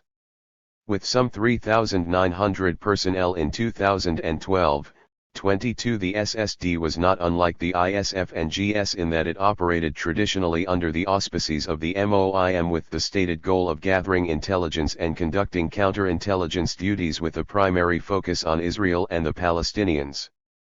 23 It is noteworthy that the SSD's creation on September 26, 1984, via an amendment of the Lebanese National Defense Law, was in part due to the then Syrian Foreign Minister Abdul Halim Khaddam brokering the Directorate's creation as a means of allocating a leadership post in a national security institution to Lebanon's Shia community. 24 When the Shia community was allotted the leadership of the GS in 1998, sectarian leadership of the SSD was shifted to the Greek Catholic community, with Navy Brigadier General Edward Mansur heading up the agency, until he stood down from the post in 2005 in the wake of the Hariri assassination. The Lebanese government planned to dissolve the SSD and possibly transfer its personnel to GS and other agencies tied to the MOIM. The SSD was retained, however, mainly to accommodate Lebanon's complex public sector sectarian quota system and to appease the country's Greek Catholic community. 25. This section has demonstrated how Lebanon's sectarian system and the demands of the country's sectarian groups have influenced the development of Lebanon's functionally non-military national security institutions. The next section focuses on the LAF's institutional characteristics and its command and control structure, and how they interact with the sectarian system's game of musical chairs. The post-war Lebanese armed forces. The LAF that emerged from the war in 1990 was a divided fighting force composed of Christian and Muslim personnel serving in brigades that were mainly homogeneous along confessional lines. 26. Nevertheless, many of the LAF's post-war officers and non-commissioned officers, regardless of their 112, 113 sectarian affiliations, continued to subscribe to the Huntingtonian premise of military professionalism tied to expertise, corporateness, and responsibility.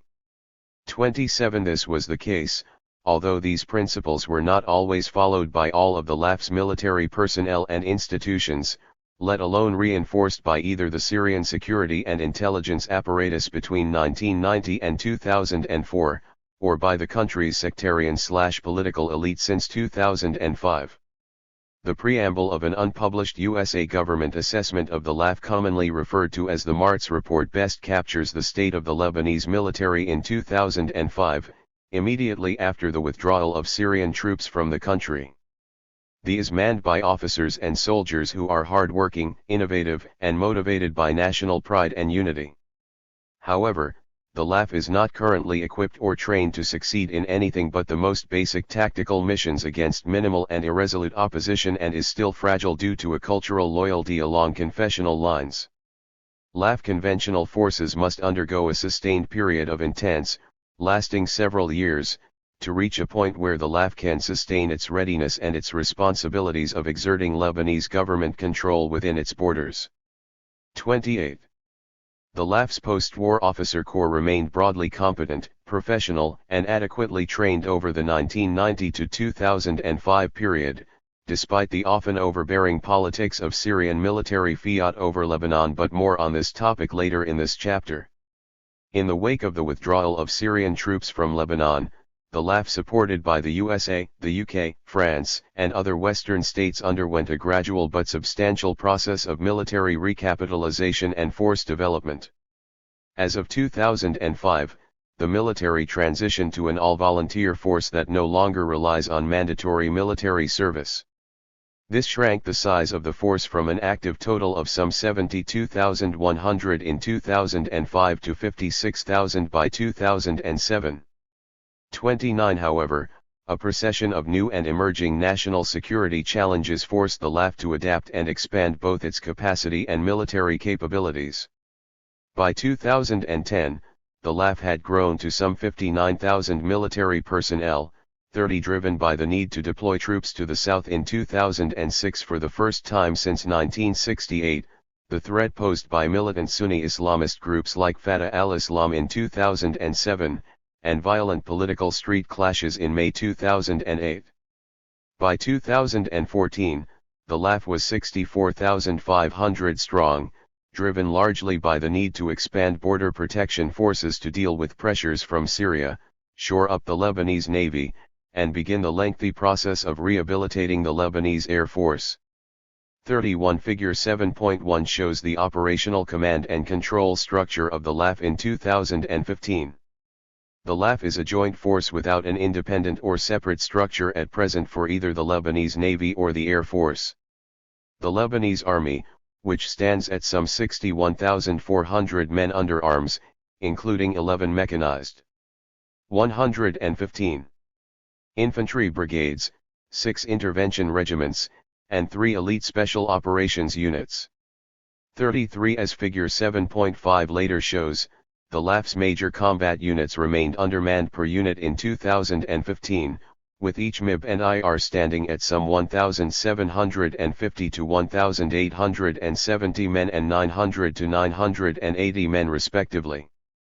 However, the undermanning of conventional units has become a necessary evil to ensure as broad a national deployment as possible, a roughly 1:2 deployment rate for a total of 24,000 to 30,000 troops in the field, and the allocation of manpower to new and emerging units. 34 These patterns are also compensated for, at least in part, by LAF-SOF units. Combined, the 1,500-man Ranger Regiment, the 1,100-man Air Assault Regiment, and the 1,080-man Navy Commando Regiment give the LAF an elite reserve force of some 3,700 men that can be rapidly deployed to flashpoints across the country. 35 The National Defense Law of 1983 governs military affairs in Lebanon, and was amended repeatedly to reflect the changes to Lebanese military dynamics both during and after the Civil War.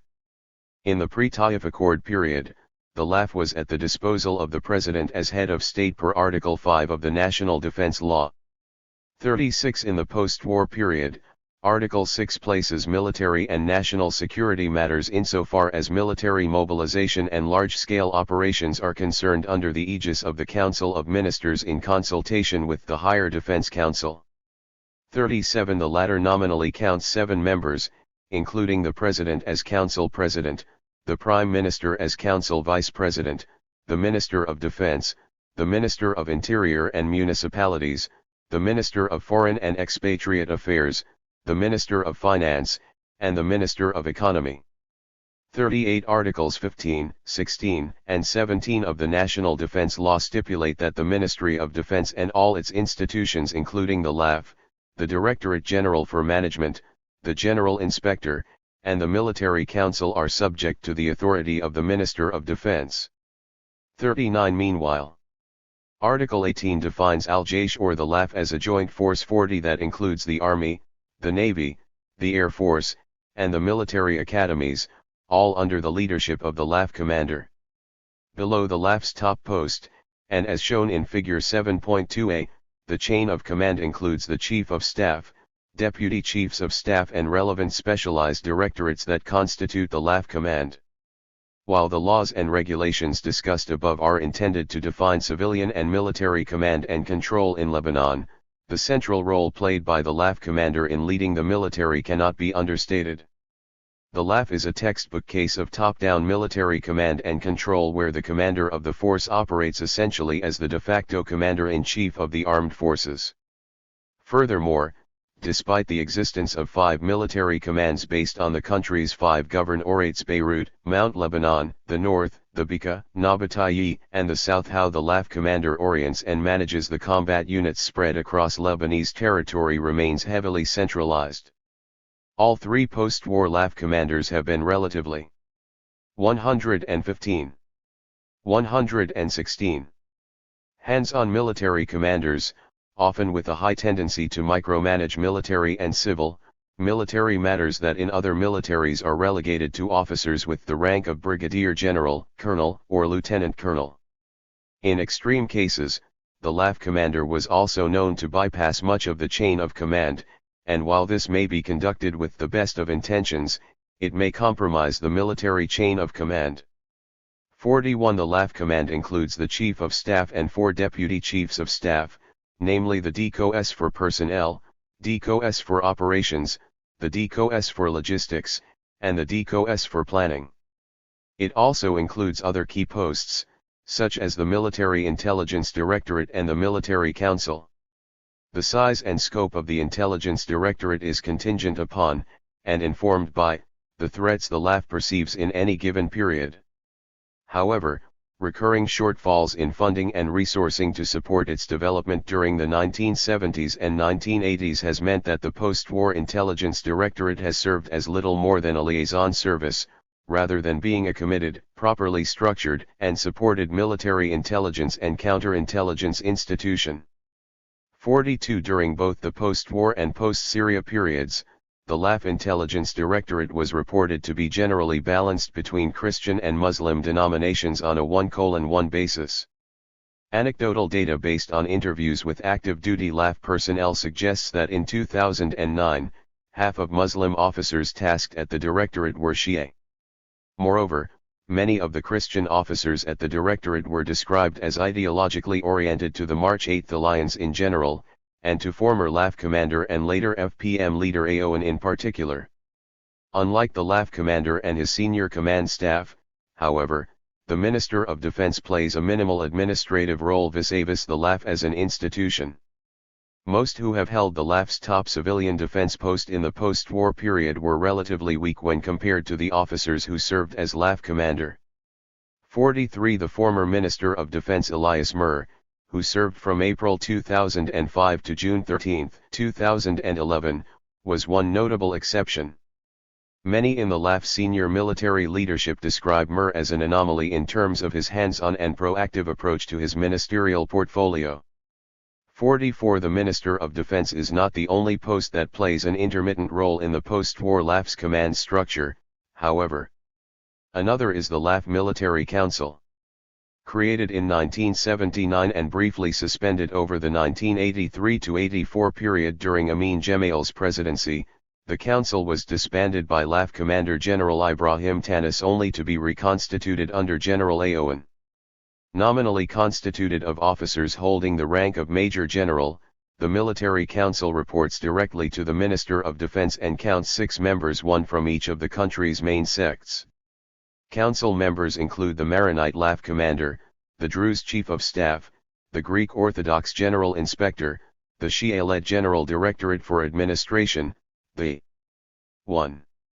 Sunni-held General Secretary of the Higher Council of National Defense, and a Greek Catholic Council member of colonel rank or above. 46 All of these owe their original appointments to the sectarian/political elite, however. As figures 7.2a and 7.2b demonstrates, the Military Council exists outside the LAF's military chain of command. It operates mainly as a sectarian soundboard for the LAF commander, allowing senior LAF personnel to vet decisions that may prove otherwise sensitive from a sectarian standpoint. The multi-sectarian makeup of the post-war LAF. Sectarian considerations play an important role in the composition of the post-war LAF. At the end of the Civil War, the 5th, 7th, 8th, and 10th Brigades, the Presidential Guard Brigade, the Ranger Regiment, and the Military Police were all majority Christian units.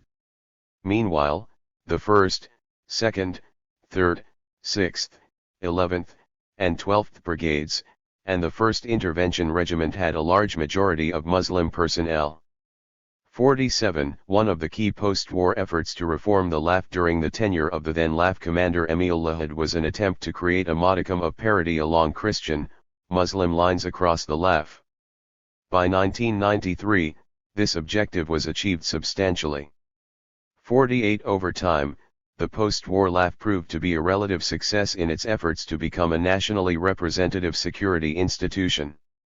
Attaining that goal entailed recasting the sectarian composition of the officer corps and the rest of the military to reflect better the composition of Lebanese society at any given time. Moreover, units were now rotated periodically so that no formation became too interconnected with the local socio-demographics and sectarian affiliations of a given area.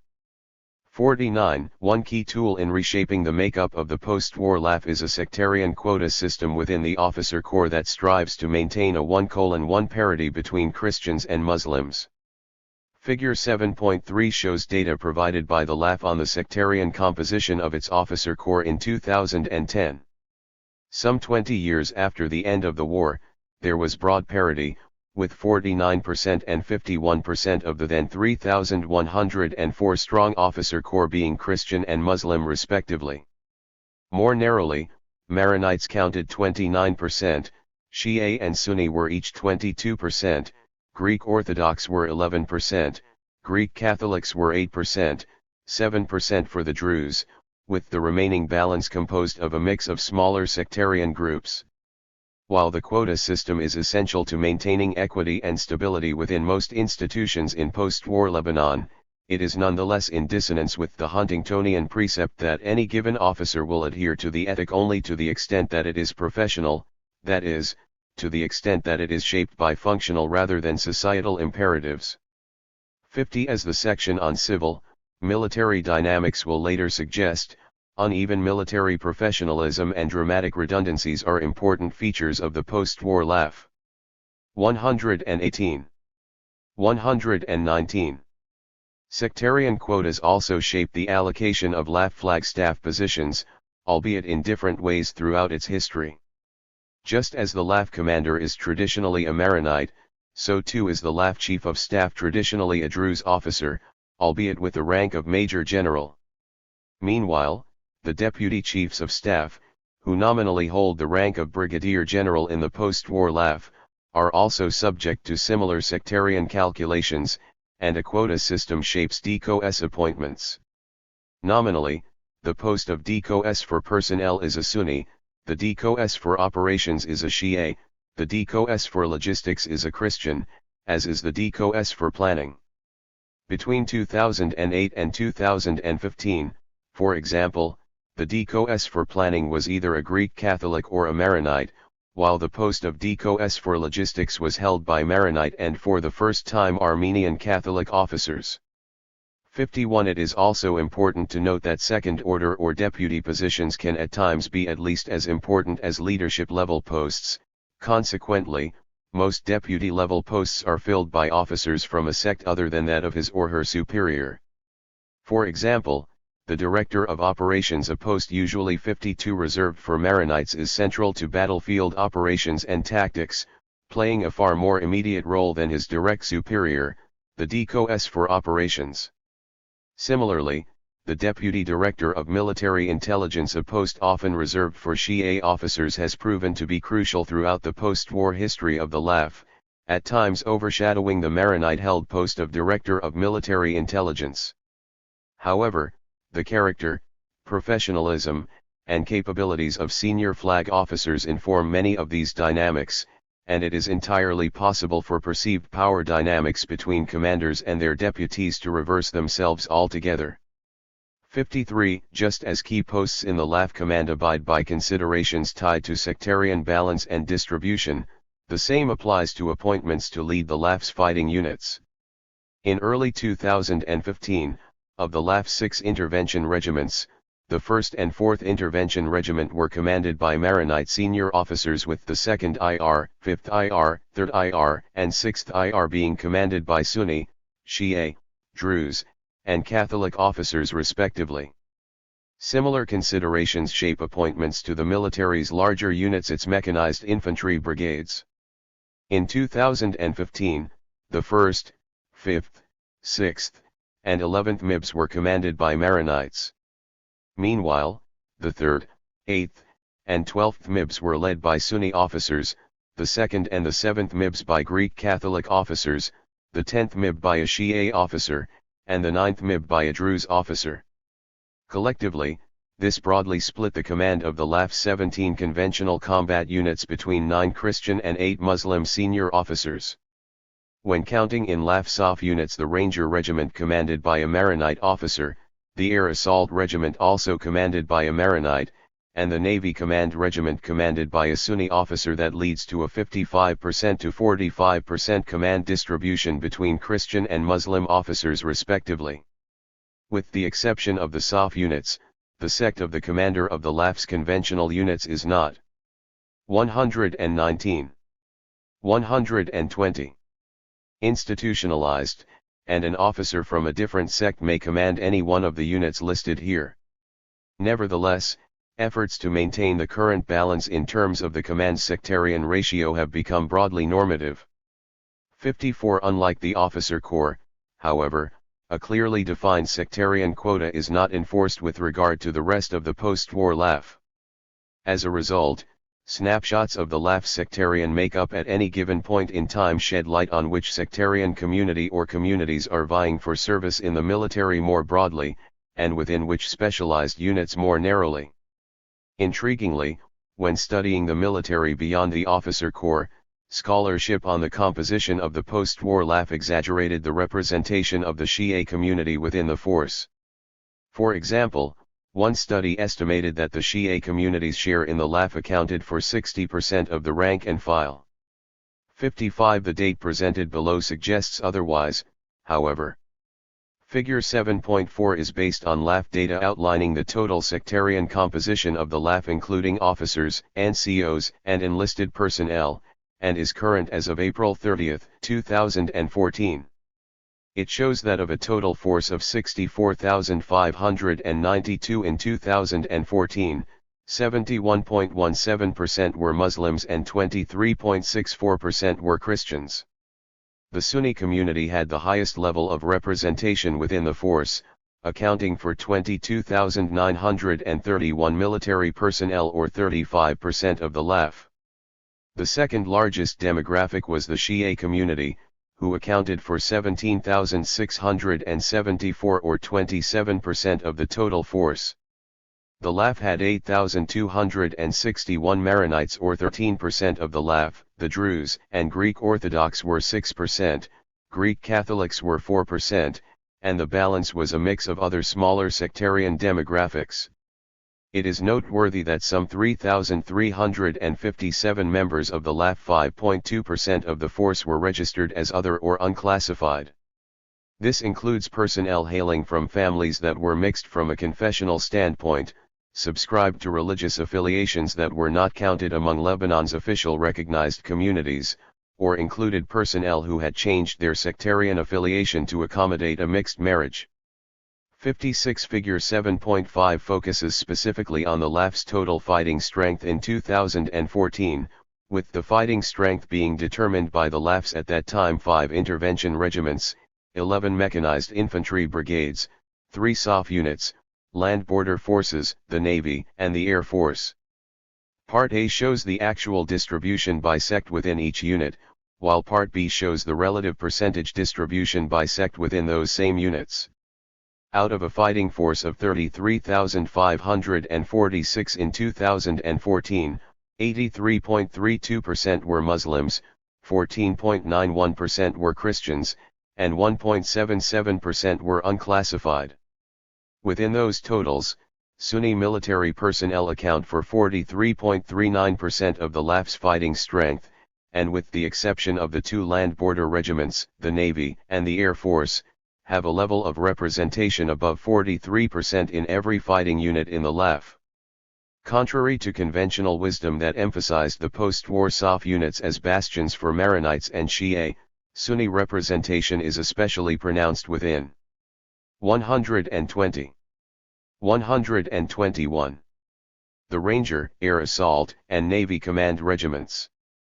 By comparison, Shia personnel accounted on average for 30.7% of the LAF's fighting strength, and the only unit where they approach parity with Sunnis is in the Air Force.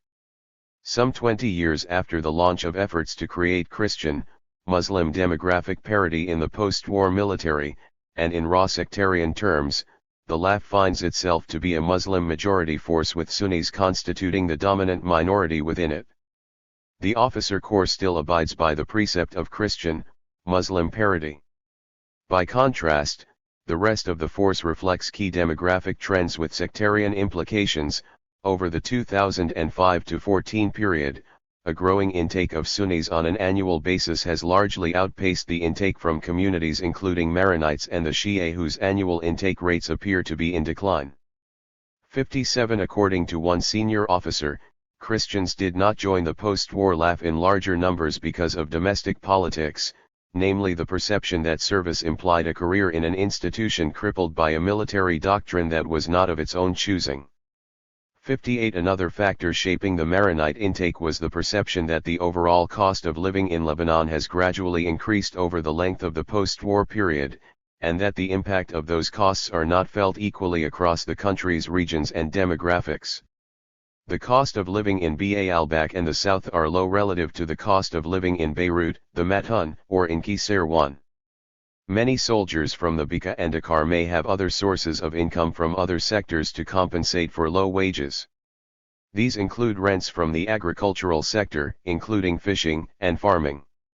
59 Similarly, after generations of military service, Shia families also appear to be gradually scaling back their participation in 122. Lebanon security institutions. Access to higher education and capital growth within the Shia community in Lebanon and the diaspora has enabled the pursuit of other public and private sector opportunities further up along Lebanon's socio-economic ladder.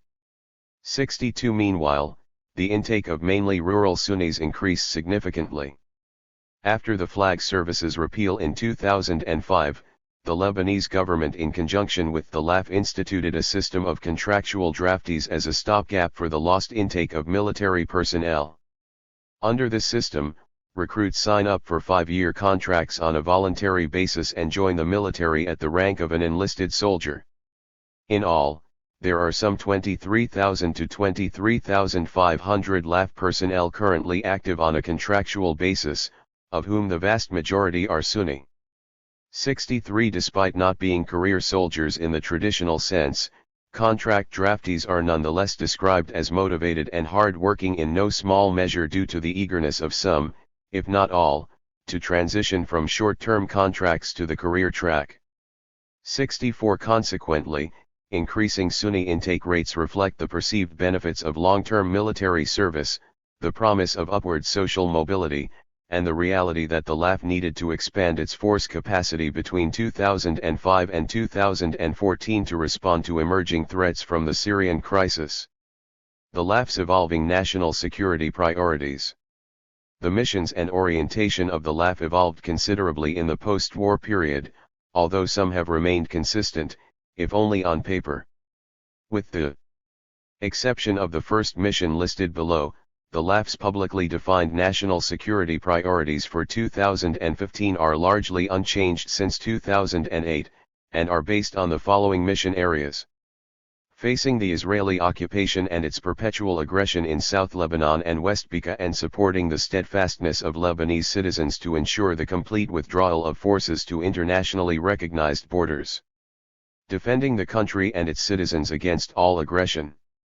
Confronting all threats against the country's vital interests. Coordinating with Arab armies in accordance with ratified treaties and agreements. Maintaining internal security and stability. Engaging in social and development activities according to national interests.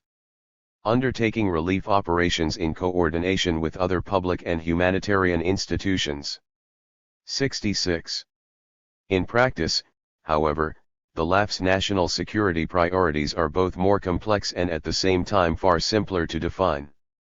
The 2015 deployment of the LAF is a byproduct of increasing sources of risk, instability, and violence that mirror the escalation of the war in Syria. Areas the LAF considered especially high risk or difficult to control included the Lebanese, Syrian frontier from the Arita crossing in the northwest down to the Bekaa, in addition to Tripoli, Akkar, and Hermel. Beirut's southern suburbs and the mixed Sunni, Shia city of Sidon also presented evolving threats to security, in no small part due to increasing sectarian tensions. In a twist of irony, the United Nations Interim Force in Lebanon area of responsibility and the South more broadly became relatively low to moderate risk theaters for the LAF compared to the period prior to the 2011 Syrian uprising. 67. The LAF has faced multiple challenges in dealing with these pressures at the start of 2015. As a result, the force regularly assessed the viability of a range of national security prerogatives. On the one hand, deterring Israel, or Syria, establishing a definitive monopoly on the use of military force, and achieving lasting border demarcation and control, remain unsustainable either in terms of national policy or in terms of resourcing. On the other hand, the LAF is able to deal more effectively with efforts to generate internal security, conduct counter-terror operations against Salloukh jihadi groups and transnational al-Qaeda affiliates, and efforts to boost border management along both the UN Blue Line and the frontier with Syria. 68. Collectively, these constraints and opportunities shaped the LAF's three core national security priorities in 2015. 124. 125. The LAF's first focus was containing the effects of the Syria crisis. This meant focusing on an area that successive Lebanese governments hitherto had ignored, creating a real-world security and border regime along the Lebanese-Syrian border.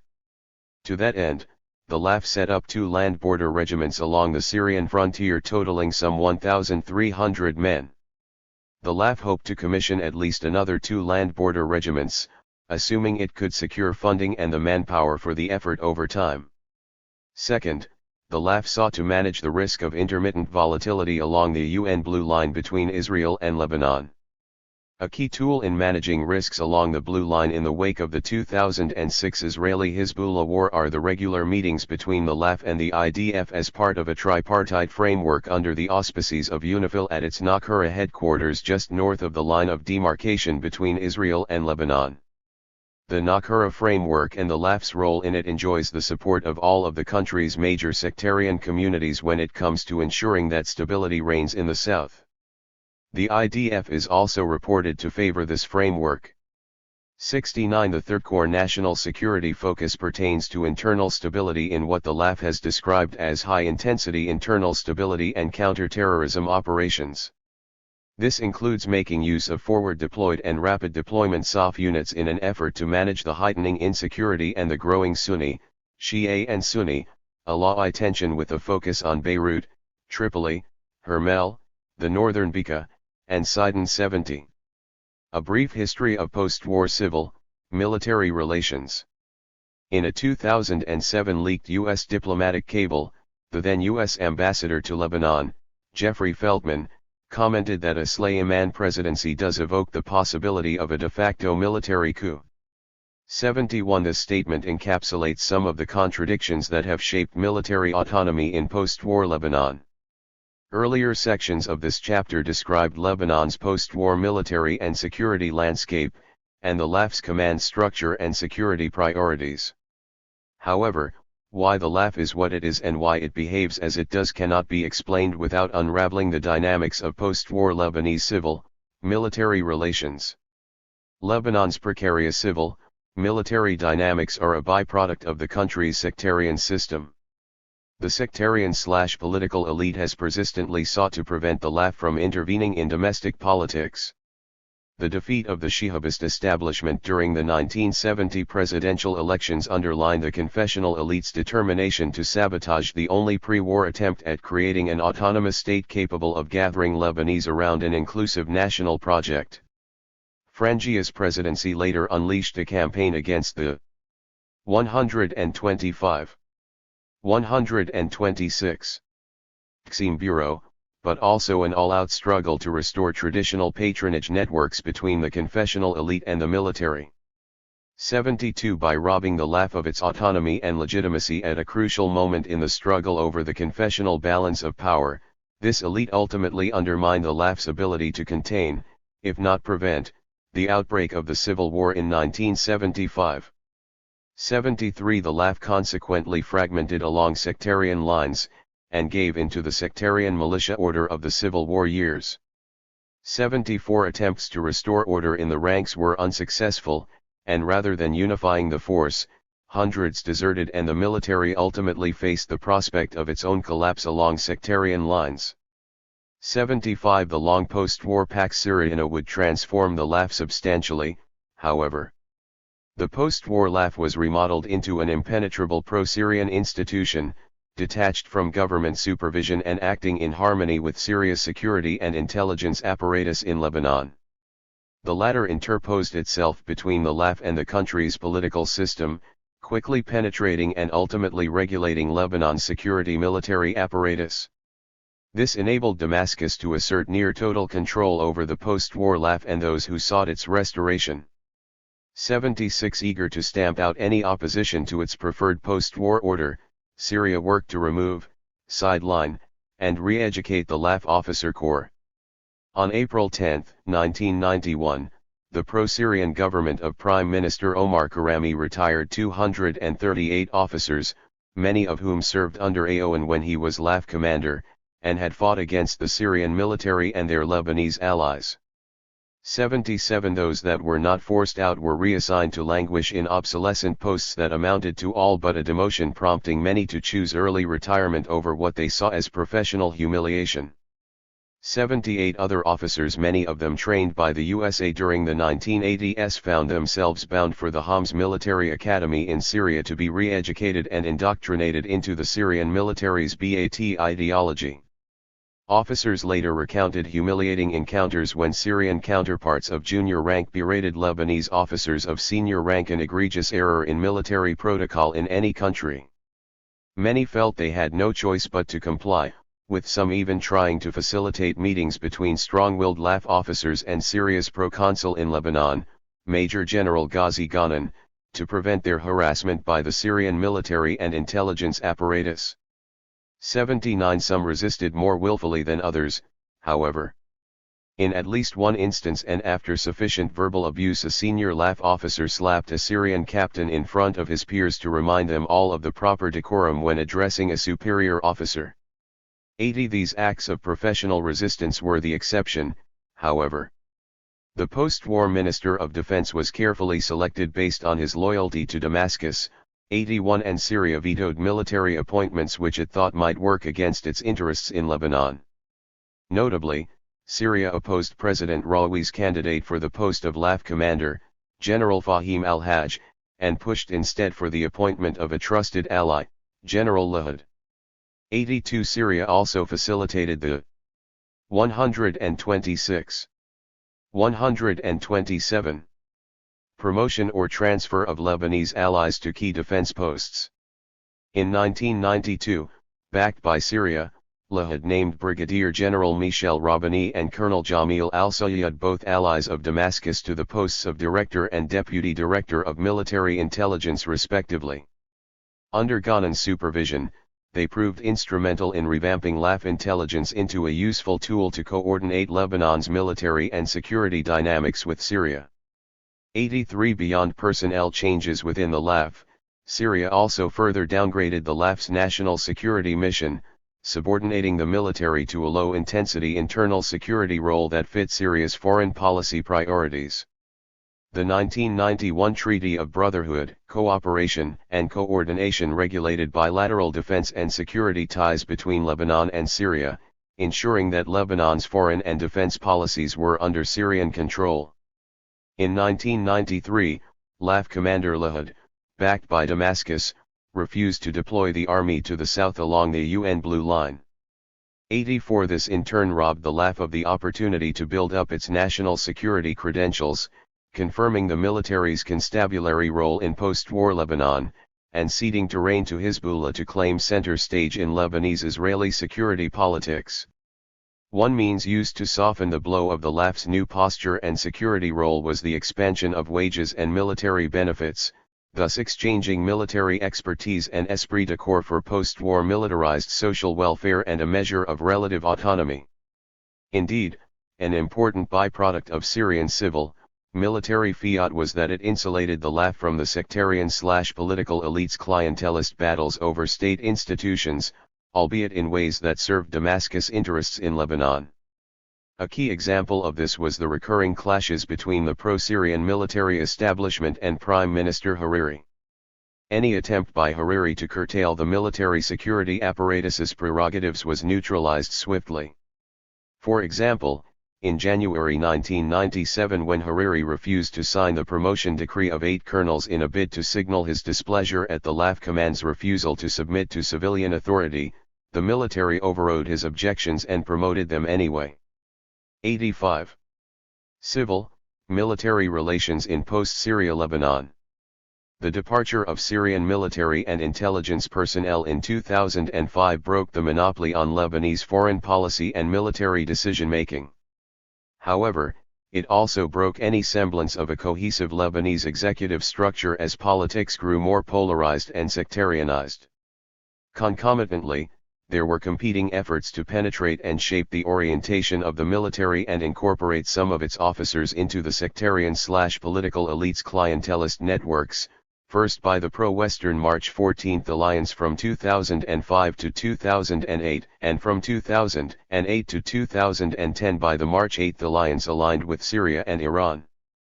During the first period, officers who had either trained in Syria or those with ties to pro-Syrian political forces. 127. 128. Were marginalized or encouraged to retire, while in the second, officers who had received U.S. military education or were suspected of ideologically supporting Washington were similarly sidelined. During both periods, officers viewed as ideologically compliant or supportive were solicited by competing sectarian actors for information about the military's internal mechanics, and efforts were made to promote their professional advancement. 86 Yet despite the sectarian system's return to political primacy after 2005, the LAF's top-down command structure and relative post-war autonomy under Syrian fiat led to recurring civil, military friction and discord, especially during periods of intense crisis. One such episode occurred immediately after Hariri's assassination. Sensing a shift in both Lebanon's and the region's balance of power, the LAF refused to carry out orders from the Karami government to move against demonstrators who took to the streets demanding the withdrawal of Syrian forces. 87 Instead, the LAF acted as a protective buffer for anti-Syria demonstrators. Similarly, the LAF acted with minimal supervision and political cover from the country's warring sectarian factions when it engaged Fatah al-Islam militants in 2007. 88 Alternatively, and throughout the 2005-10 period, there were multiple examples of how competing factions on either side of the 8-14 March divide attempted to prevent the military from taking actions that were perceived as a threat to their political interests. In a leaked diplomatic cable dated May 28, 2007, Minister of Defense Elias Mir claimed that Hezbollah had dispatched its security chief, Wafik Safa, to convey a stern message to LAF Commander General Suleiman that he would never become president and that his life could be in danger if he ordered the LAF into Nahr el-Bared to combat the Fatah al-Islam militants. While deeply offended, the LAF commander, according to Mir, sent back a message to Hezbollah via Safa that the decision to enter the camp was largely out of his control, with Mir adding that Suleiman was under extreme pressure from both the Minister of Defense himself, and from Prime Minister Sinayri, who he claimed maintained reliable access to Suleiman's inner circle. 89 Another episode, one with far stronger sectarian overtones, involved the Tripoli MP Misbah al-Adab reportedly claiming that he did not have confidence in the LAF to defend Sunni residents of the northern city, adding that the Hezbollah security chief Safa opposed a strong LAF role in the management of Tripoli's security. 90 Perhaps the sectarian/political elite's efforts to entangle the LAF in their own battles is best captured in the reaction of the March 14 alliance to the LAF's decision not to engage Hezbollah militarily during the May 2008 street clashes in Beirut. Hezbollah's swift military victory over the Future Movement's embryonic militia, and the LAF's inactivity, led some 120 Sunni officers to tender their resignation, protesting the humiliation felt from the military's conduct during the militia's invasion of Beirut, as their resignation letter read. 91. 128. 129. All of the officers later rescinded their resignations except one. 92 While some in the LAF saw May 2008 as a case of military neutrality, others saw it as a missed opportunity for the military to signal its objection to domestic military action by any of the country's competing political/sectarian forces. 93 The symbolic act nevertheless underlined the delicate sectarian terrain navigated by the LAF after Hariri's assassination, and its spillover effects on the institution's cohesiveness and autonomy. Minister of Defense Mir, who had long championed General Suleiman as being critical to the LAF's development in the wake of Syria's 2005 military withdrawal from Lebanon, chastised the LAF's decision during the May 2008 battles, reportedly going as far as commenting that these are Suleiman's 3 Cs: caution, coward, collusion. In a separate diplomatic exchange, Mir attributed Suleiman's cautious response to the May 2008 events to the strong possibility that he was a favorite candidate for the Lebanese presidency. 94 In fact, the LAF's decision to act out of step with the 14 March-led Sinayri government was informed by multiple overlapping factors.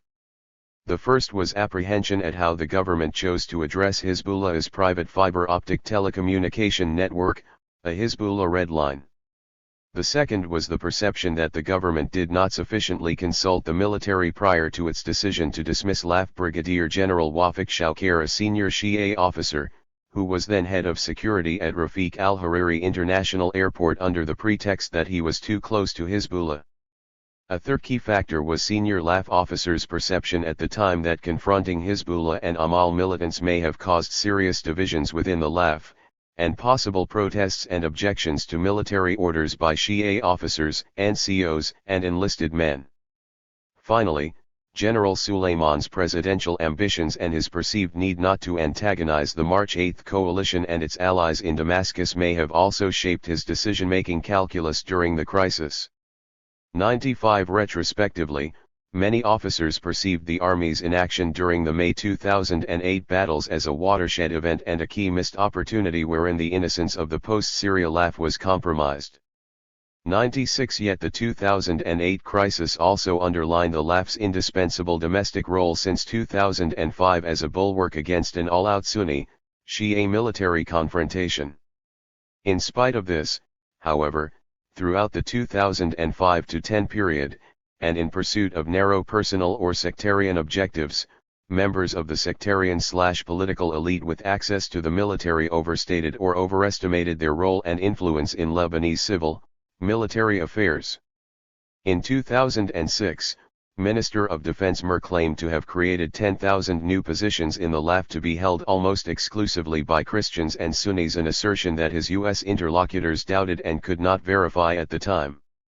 97 Mir also envisaged transforming the LAF into a much lighter force, whereby the military would have only 5 of the larger mechanized infantry brigades, 1 per governorate, while the remainder of the force would be converted into smaller mobile groups tasked with internal security missions.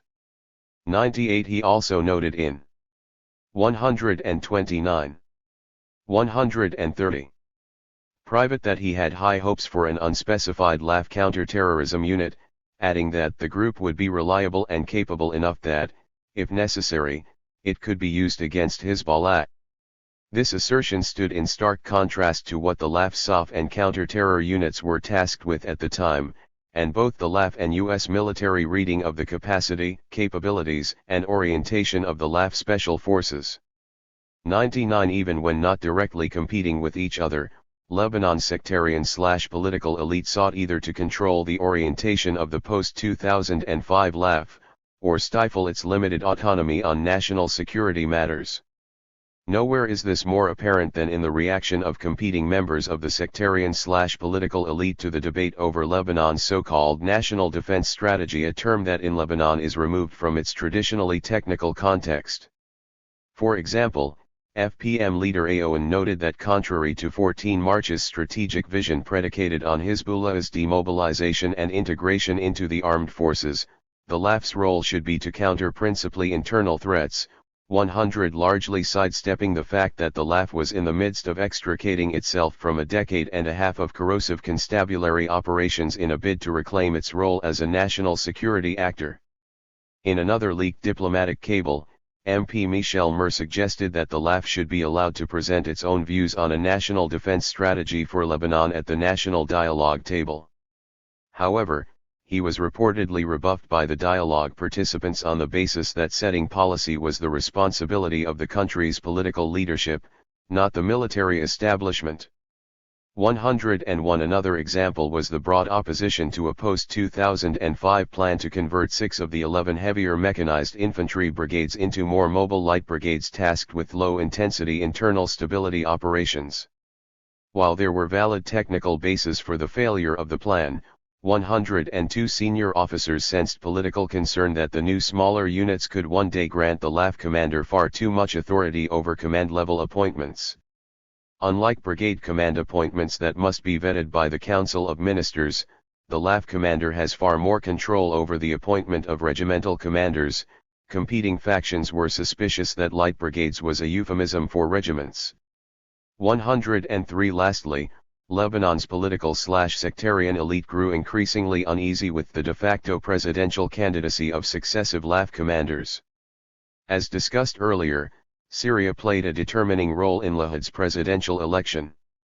Moreover, and in their competing bids to shape presidential politics in the post-Syria era, the 8 and March 14 coalition sought to either promote or check Suleiman's ascension to the presidency. While some saw the LAF's tolerance of the 2005 street protests as a sign that Suleiman could be acceptable to March 14 and a viable challenge to Aoun, 104 others were uneasy with the prospect of yet another LAF officer assuming the presidency. 105 By contrast, the assumption. 130.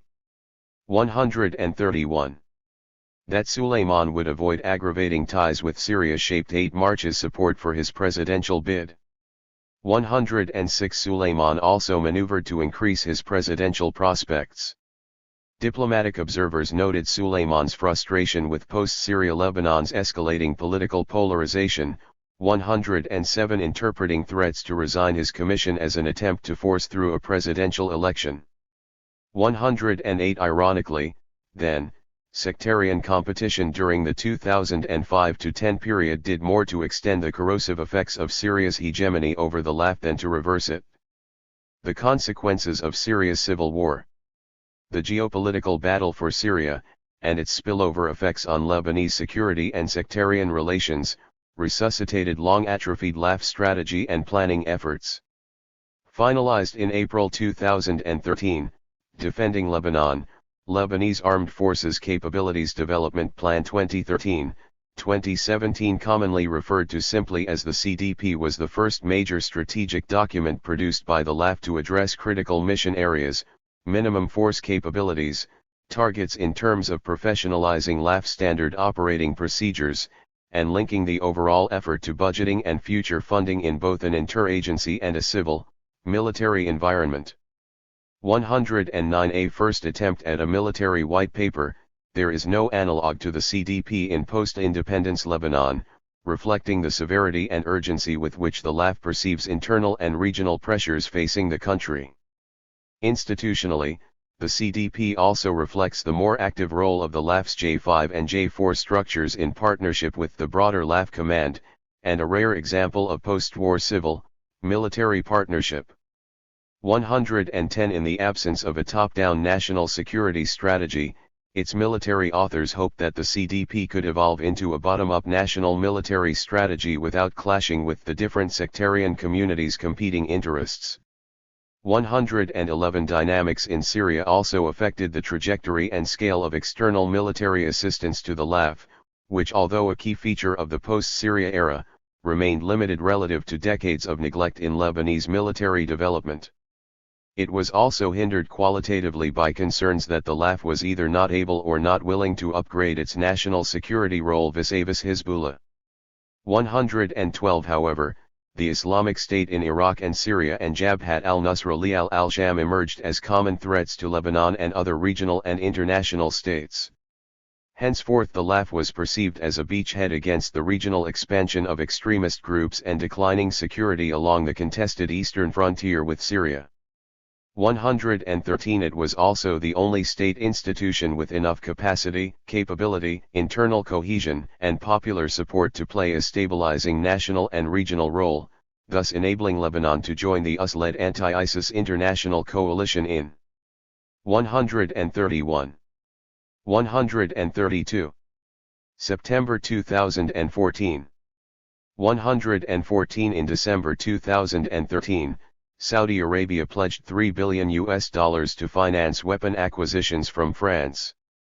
115 If the Saudi aid materializes, it will be the single largest external contribution in terms of military aid in the history of the LAF, a contribution that would not have been possible without the regional threat posed by groups like ISIS and, equally important, the LAF's determination to flesh out its long-term force planning under the CDP.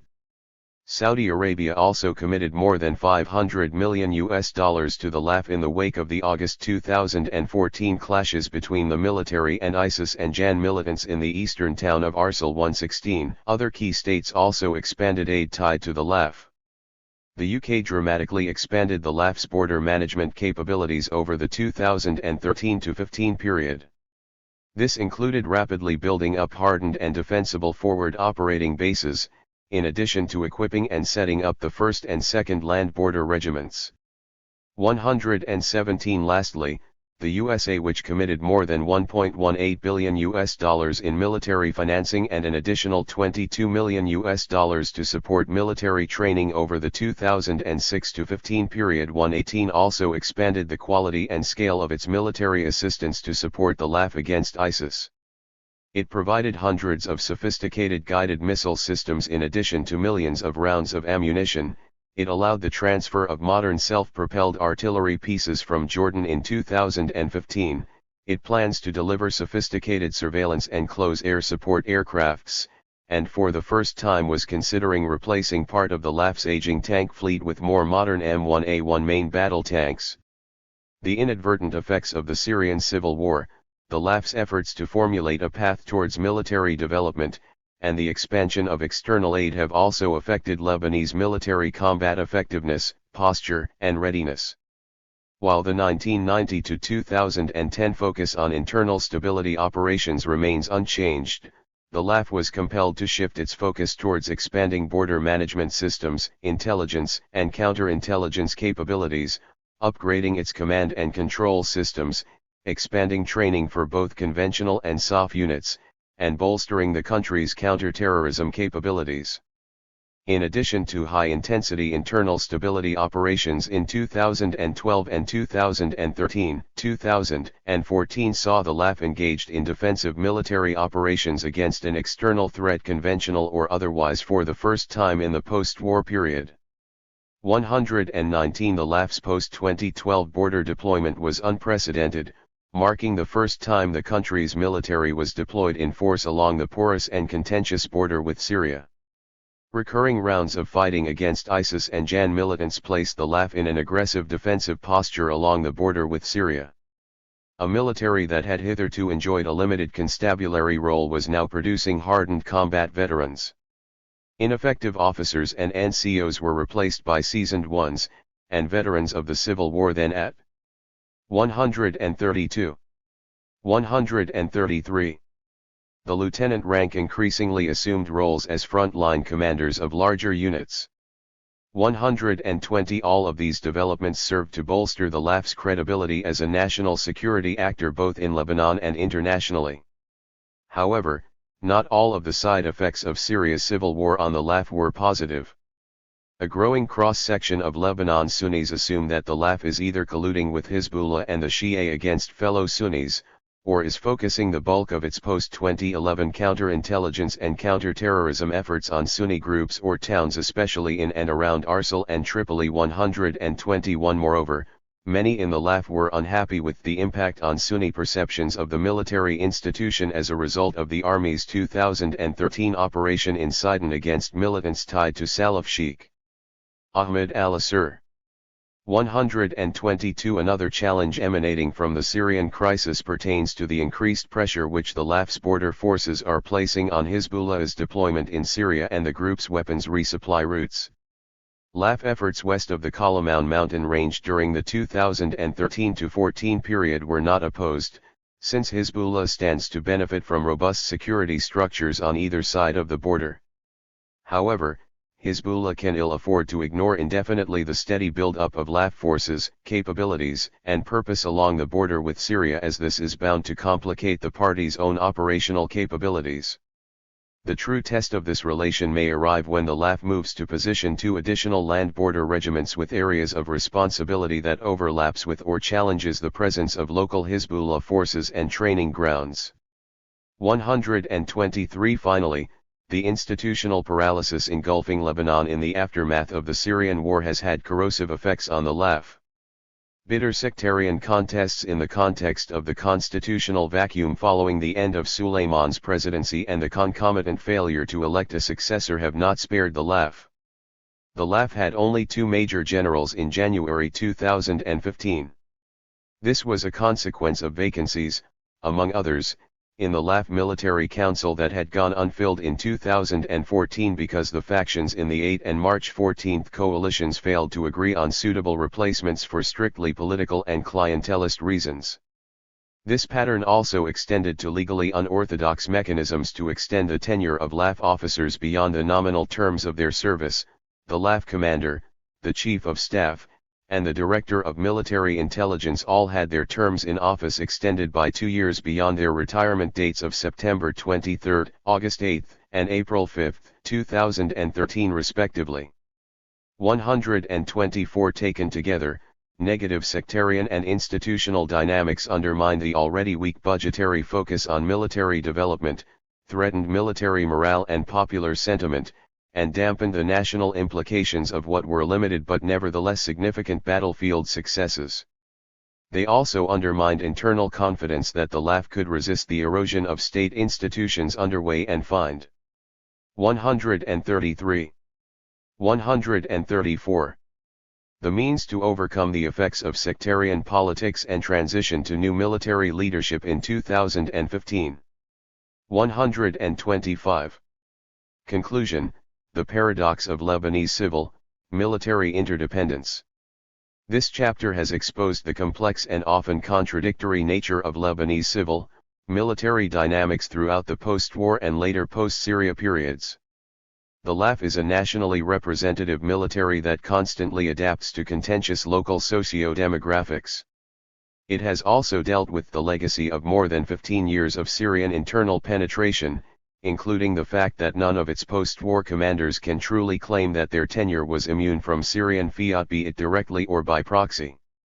Persistent attempts by sectarian factions to penetrate and regulate its internal dynamics in the post-2005 period have served to compound these challenges and have undermined the conventional wisdom that civilian supervision over the military is always a public good.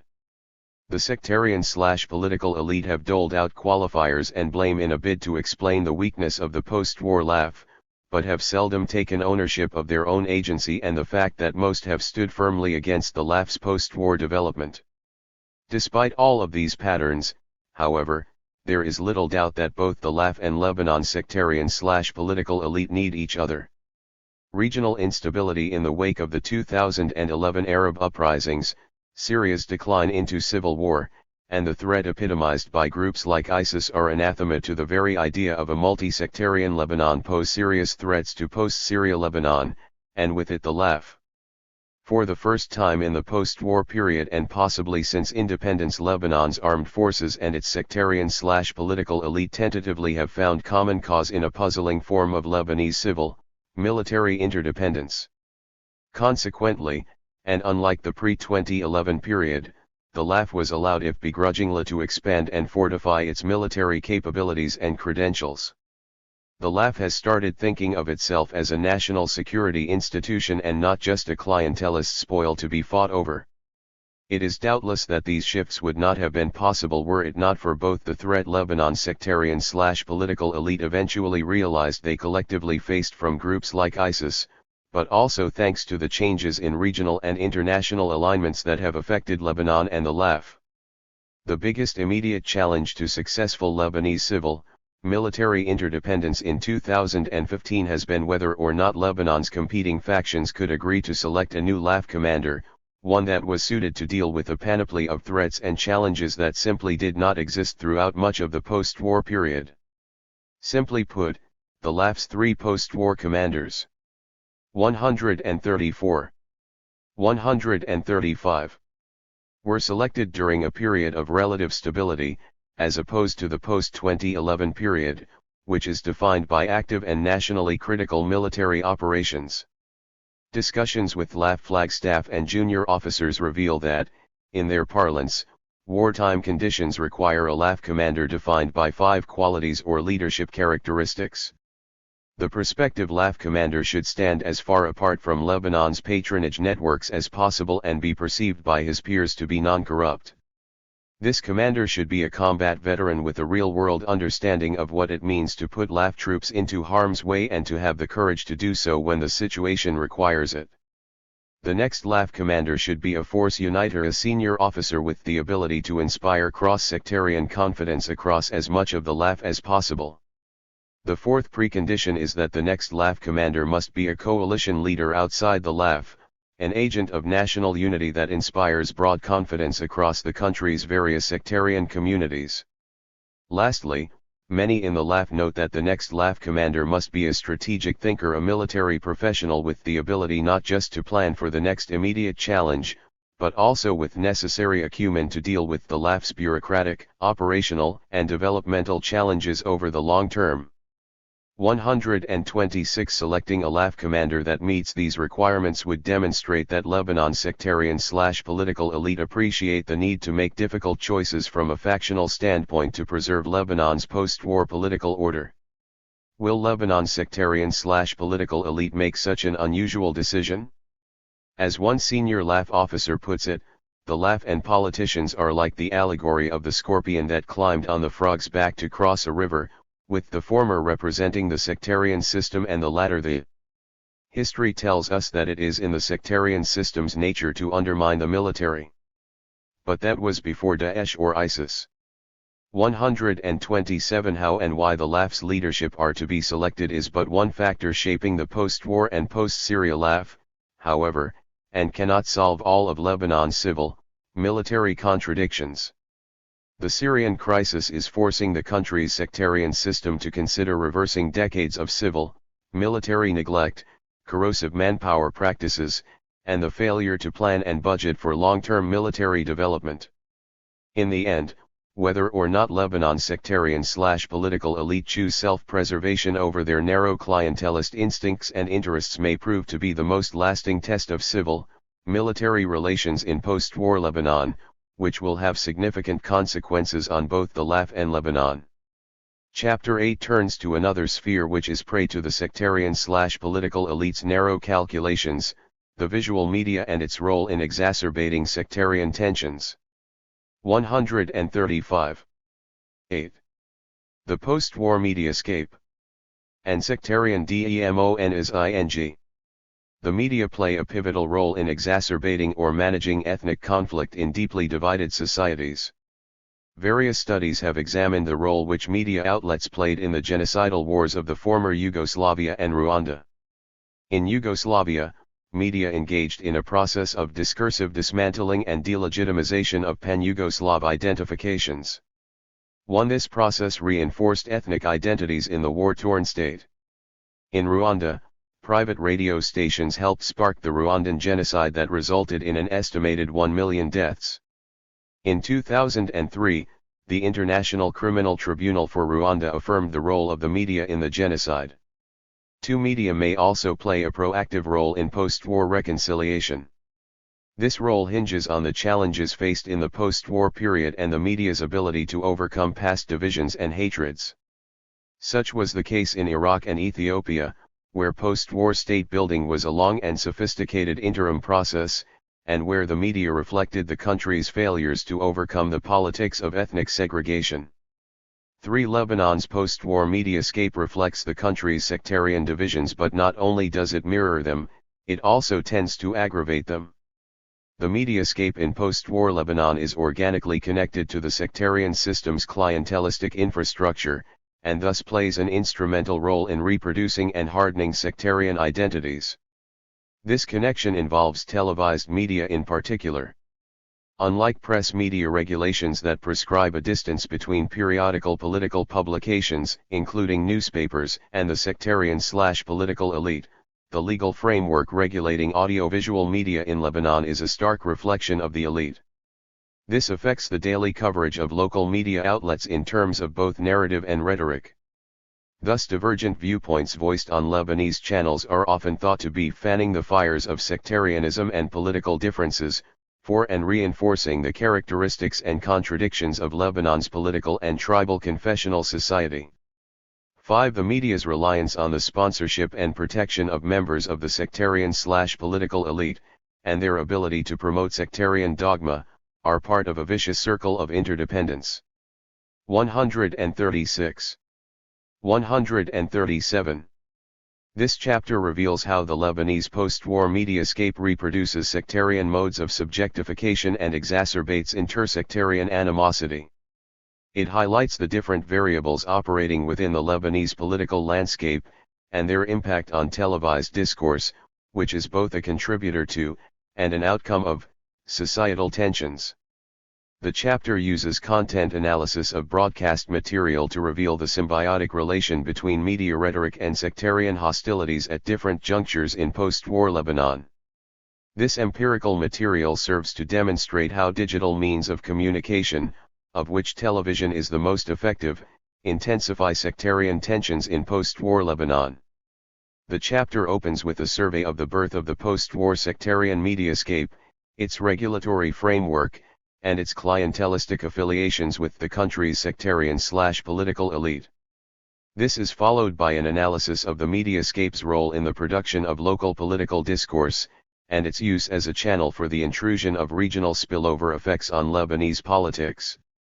The analysis aims to highlight the overlap between domestic and regional dynamics in the making of sectarian practices regulating social and political affairs between the country's sectarian communities. It also demonstrates how the sectarian/political elite filter regional politics through their media outlets to increase their influence in the domestic arena.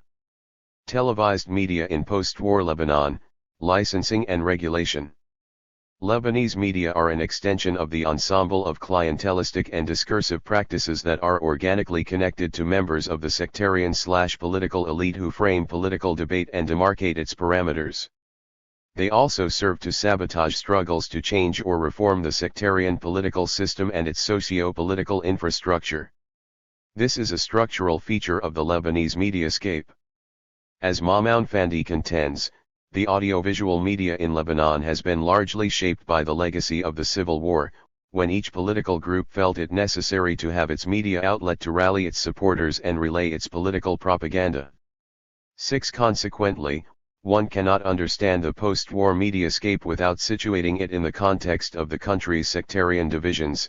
Understanding Lebanese media requires an understanding of Lebanon's political and social makeup, which entails viewing Lebanon as a mosaic of confessional groups.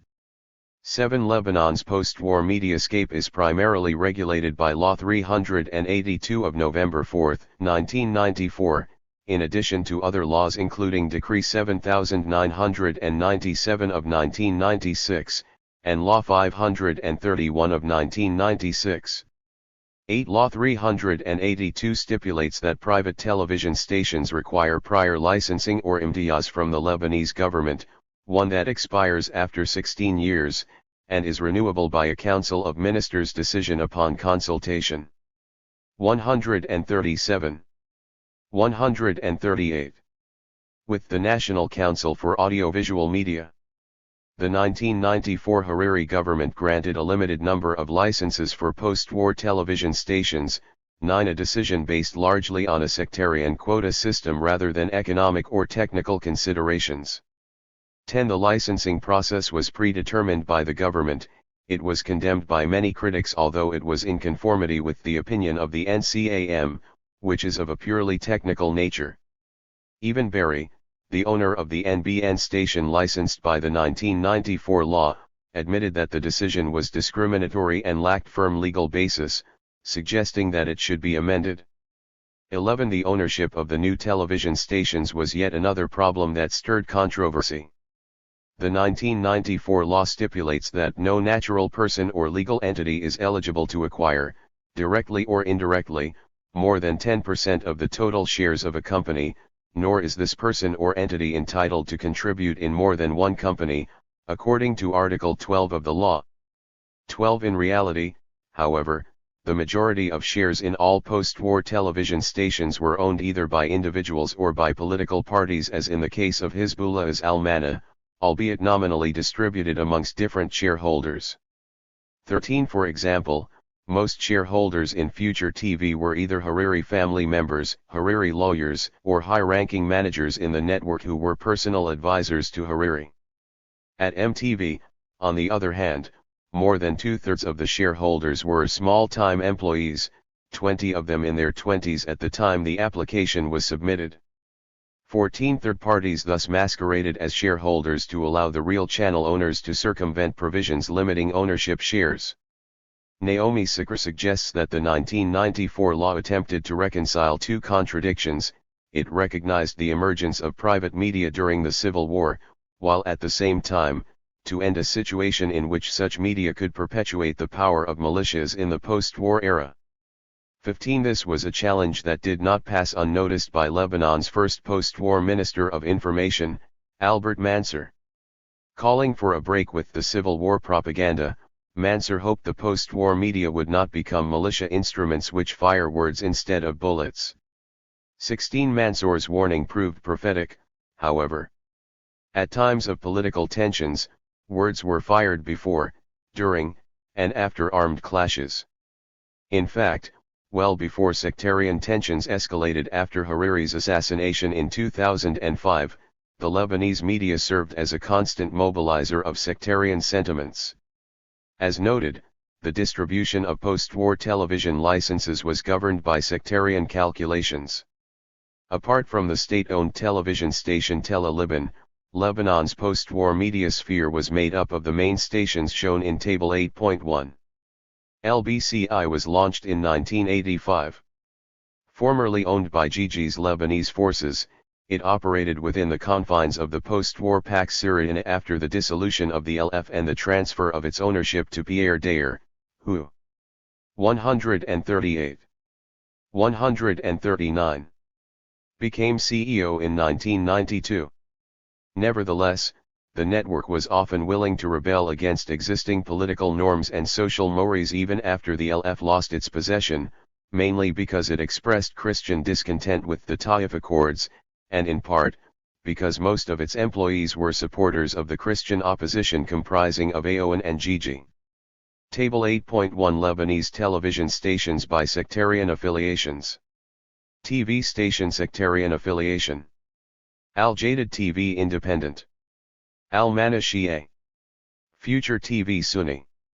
LBCI Christian. MTV Christian. NBN Shia. OTV Christian. Tele Liban State TV. Tele Lumiere Christian Religious. MTV, on the other hand, acted as LBCI's competitor in the Christian community. Owned by Gabriel Mur, brother and political adversary of pro-Syrian minister Michel Mur, it also voiced Christian opposition to the post-Taif political order. It was closed in 2002 due to its anti-Syrian coverage, under the pretext of violating an election law prohibiting propaganda, 17 but reopened again in 2009, 4 years after Syria's withdrawal from Lebanon. Future TV reflects late Prime Minister Hariri's vision of Lebanon. It was the Sunni leader's marketing tool for his image of a liberal, modern country, and a forum for an optimistic post-war era. Future TV was a platform for defending Hariri's public policies and for launching campaigns against his political rivals, especially prior to the 2000 parliamentary elections. The station operated within the political boundaries delineated by the Saudi-Syrian agreement over Lebanon, at least until 2005. By contrast, New TV was the mouthpiece of mildly leftist voices critical of Hariri's neoliberal post-war policies. Its staff hailed from a mainly communist background. Owned by the Sunni businessperson Tahsin Kayat, the channel acted within the political confines established by Syria and its allies until 2005. It later aligned with Qatar's anti-Saudi regional policy, and identified itself with the pro-Syrian March 8 coalition, but refused to conform with it entirely. Al-Mana is Hezbollah's chief propaganda platform. Whereas Hariri's reconstruction project represented one side of the post-Taif era, Al-Mana represented the other, namely, Shia military resistance against the Israeli occupation of southern Lebanon. Calling itself the Channel of Resistance and the Channel of Arabs and Muslims, the network's main aim was to promote Hezbollah as the leading Islamist party operating against Israel in the Arab world. Al-Mana's battle for legal recognition stretched until 1998, when the government of Hezbollah's ally El-Has licensed its broadcast, after several failed attempts. NBN was the other representative of political Shiism on the Lebanese mediascape. It expressed Barry's post-war political choices and often engaged in media campaigns against his political foes, thus acting as a messenger and responder to his critics and rivals. The channel's editorial policies adhered closely to Syria's interests on both the domestic and regional levels. The Lebanese mediascape comprised of these networks in addition to state-owned Tele Liban. However, following Aoun's return from exile in France in 2005, a new outlet, OTV, was licensed. The channel acted as the mouthpiece of the Free Patriotic movement headed by Aoun, and captured a Christian audience loyal to the former general, as well as other social strata, mainly connected to the movement's allies in the Shia milieu. This quota system sanctioned the use of media in political conflicts, thus framing media rhetoric in sectarian contexts, as shall be demonstrated in the course of this chapter. 18. The sectarian distribution of television station ownership manifested itself in various ways. The religious ceremonials aired on local Lebanese stations conveyed the sectarian identity and sometimes the regional affiliation of each station. LBCI covered the Maronite Patriarch's homilies every Sunday, MTV focused on Orthodox religious occasions, Future TV aired Friday's prayers along with the Imam's sermon live from KSA, whereas Al-Mana broadcast Ayatollah Khomeini's sermons from Iran. 19. The quota system described above is only one of the reasons for the sectarianization of the Lebanese media, however. Nabil Dajani adds an economic and commercial factor in this respect, arguing that the media's lack of financial self-sufficiency binds media outlets to the sectarian/political elite. Media outlets thus thrive on sectarianism as the sectarian elite presents alternative means for financial resourcing. This dependence is aggravated by the absence of an accurate audit of financial revenues. 20. Similarly, Abdul Hadi Mahfouz, head of the NCAM, contends that market forces play a role in the media's adoption of a divisive rhetoric. Mahfouz suggests that a limited Lebanese media market and the scarcity of financial resources contributed to the sectarianization of the country's audiovisual media. The decline in local advertising revenues, and the emergence of a new media industry in the Gulf, forced the Lebanese mediascape to compete for domestic audiences. Thus, with the local marketplace of ideas deeply sectarianized, the only hope for capturing a greater audience share rested on the expectation of sectarian tensions. Prioritizing local media coverage instead of opening up to regional markets intensified the Lebanese media's conformity with sectarian dynamics. 21. 140. 141. Other reasons for the growing sectarianization of the mediascape relate to a lack of vision at the state level with regard to the media sector as a whole. The absence of a clearly defined national media policy resulted in a sharp drop in public television viewers. 22. Tele-Liban, the first television station to emerge in the Arab world, gradually became a useless supplement, operating only to maintain a formal presence on the mediascape. The one media outlet originally designed to engineer a sense of citizenship and social unity in a deeply divided society was abandoned by the state, and suffered from severe cuts in staff and budget. By the dawn of the new millennium, Tele-Liban had no real impact on the local mediascape. Another predicament faced by the Lebanese mediascape relates to the lack of a strong political will to enforce regulation. Whenever a media corporation breaches the law, it reaches out for sectarian support and protection against legally binding rules. 23. Mahfouz laments. After all, the law clearly states that using the media to incite sectarianism is a punishable offense. Article 6 of the 1994 law affirms that private radio and television stations are forbidden from importing, producing, broadcasting, or distributing any sort of artistic work that offends religious beliefs or social mores or endangers national unity. 24. More precisely, Law No. 531 regulating satellite broadcasting, states in its third clause that satellite channels should refrain from broadcasting programs that incite sectarianism or offend religious beliefs.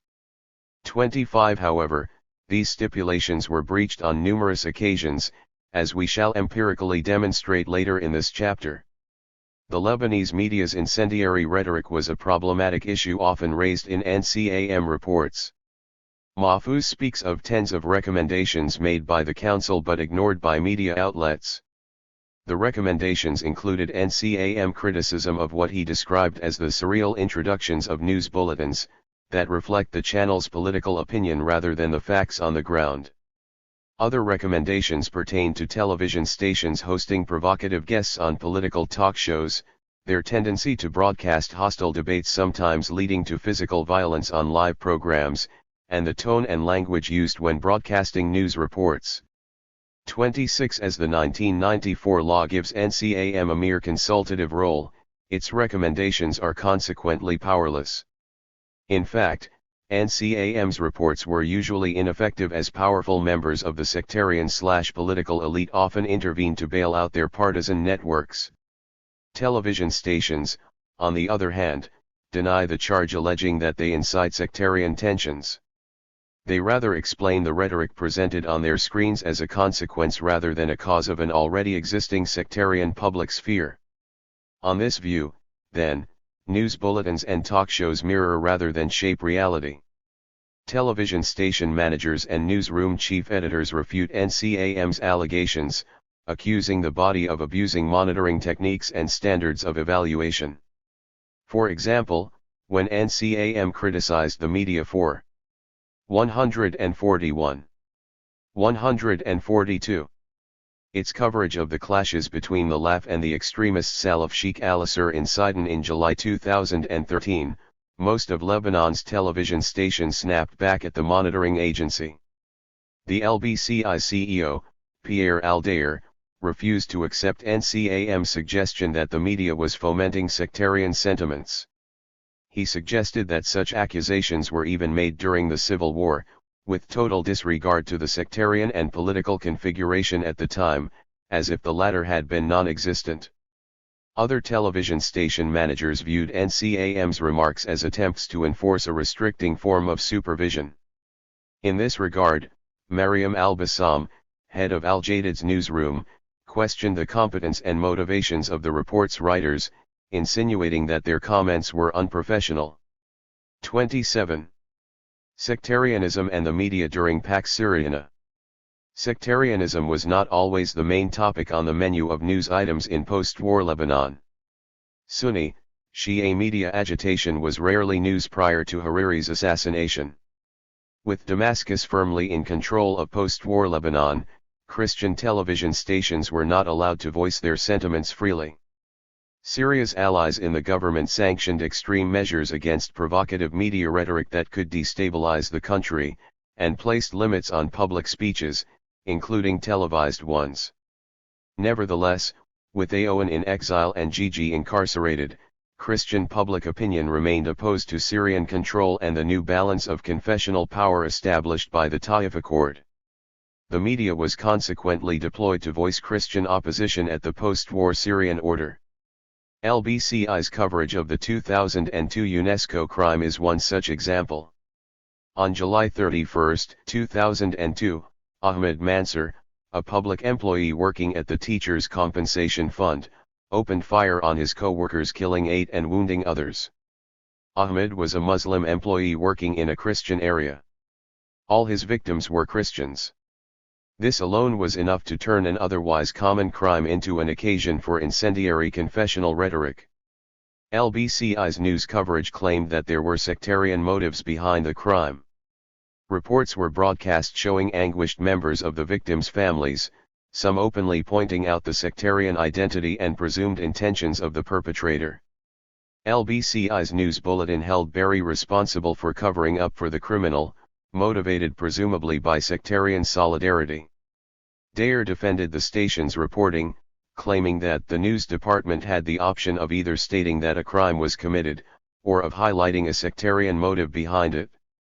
28. That the station opted for the latter was justified by the professional. 142. 143. Duty to underline all the story's dimensions, according to Dayer, who insisted that LBCI dealt with the event in an objective manner. 29. LBCI's coverage of the UNESCO crime was considered a violation of the law and was condemned by the Minister of Information Ghazi Al-Aradi for inciting sectarian strife and discord. Al-Aradi referred the case to the public prosecutor. NMAC issued the network a warning, but no further disciplinary measures were taken. 32 months prior to the UNESCO crime and the controversy over LBCI's coverage, MTV was charged with breaching Article 86 of the electoral law for promoting its owner, Gabriel Murr, during parliamentary elections.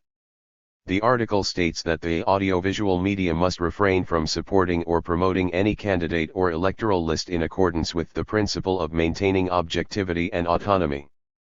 31. The case resulted in MTV's closure, and by the end of the year, the publication's Court of Cassation had rejected the channel's appeal. 32. The decision, however, was thought to be politicized, as Gabriel's competitor was his brother's daughter and Minister of Interior and Municipalities Elias Murr's sister, Myrna Murr. Elias Murr and his father, Michel, were close allies of Syria, and the issue was linked to MTV's vocal criticism of the latter's presence in Lebanon and the general Christian unease vis-a-vis Pax Syriana. The case took a sectarian twist as the Maronite patriarch Nasr al-Sphere called for the station's reopening, and cast doubt on the motives behind suspending its broadcast. Sphere implied that a connection existed between the banning of MTV and the critical stance that the Council of Maronite Bishops which he headed conveyed towards Syrian policies in Lebanon. Their view was frequently being voiced and promoted by MTV. 33. DEMONISING the sectarian other.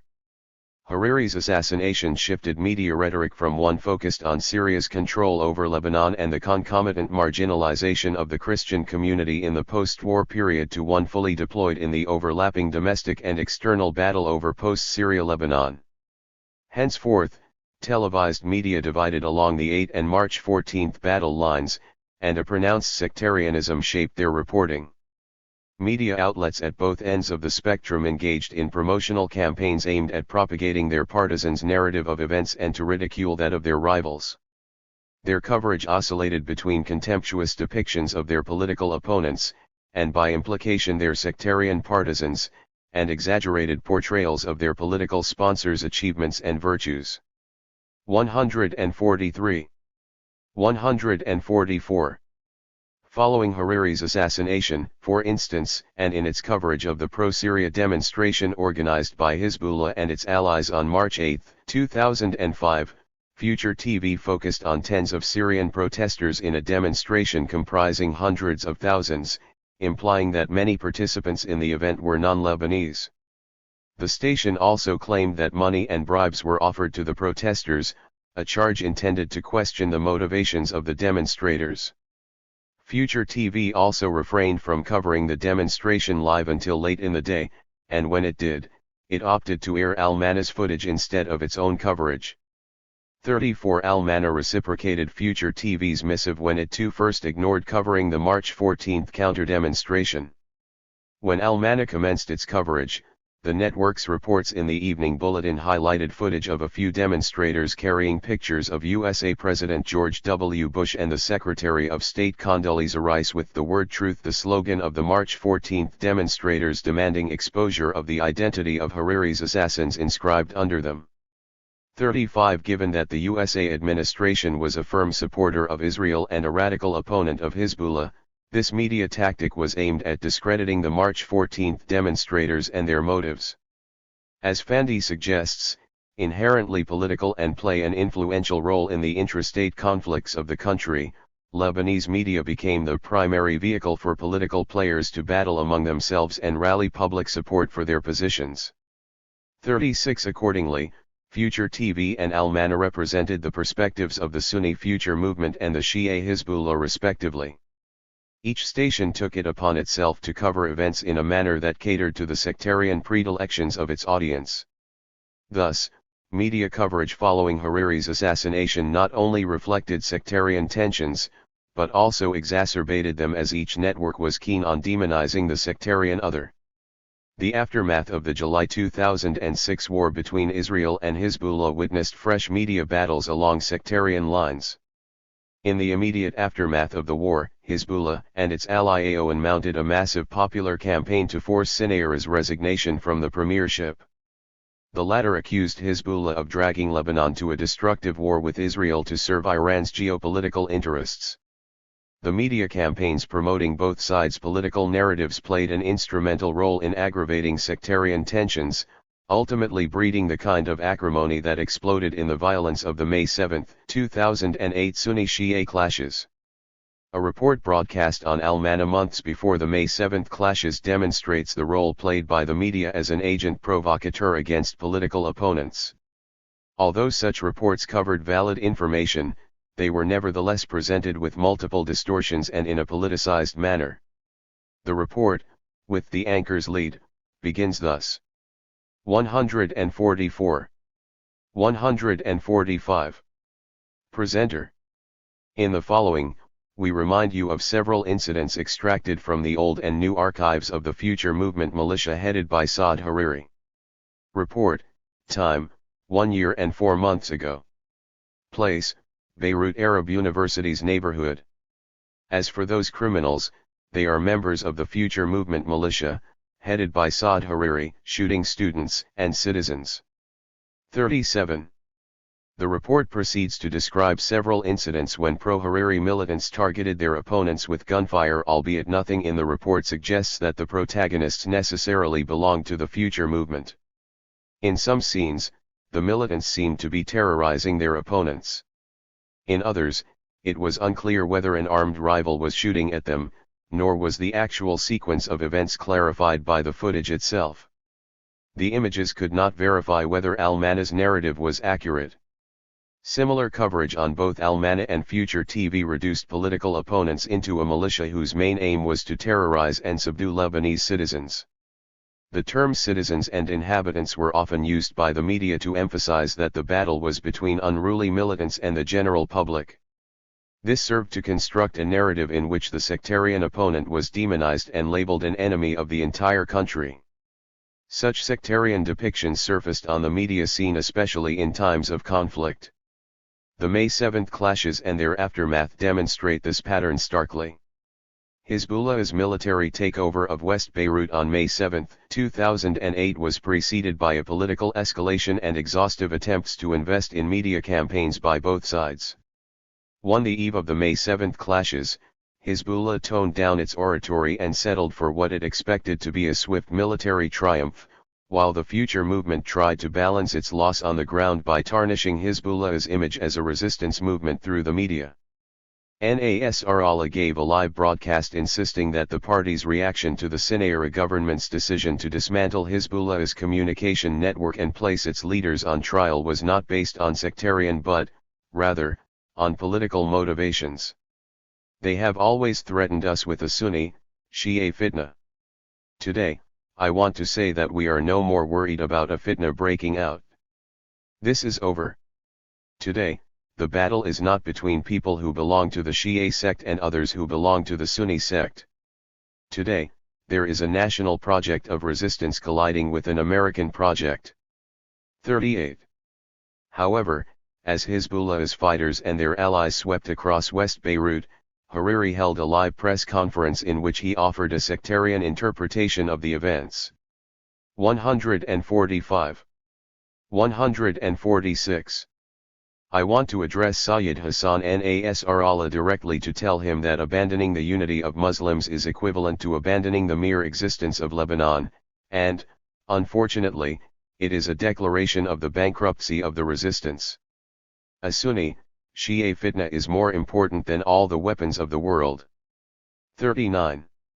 By sectarianizing the conflict, Hariri sought to counterbalance Hezbollah's military superiority. The same rule applied to the media after Future TV's old headquarters was burnt down and the network was forcibly taken off the air.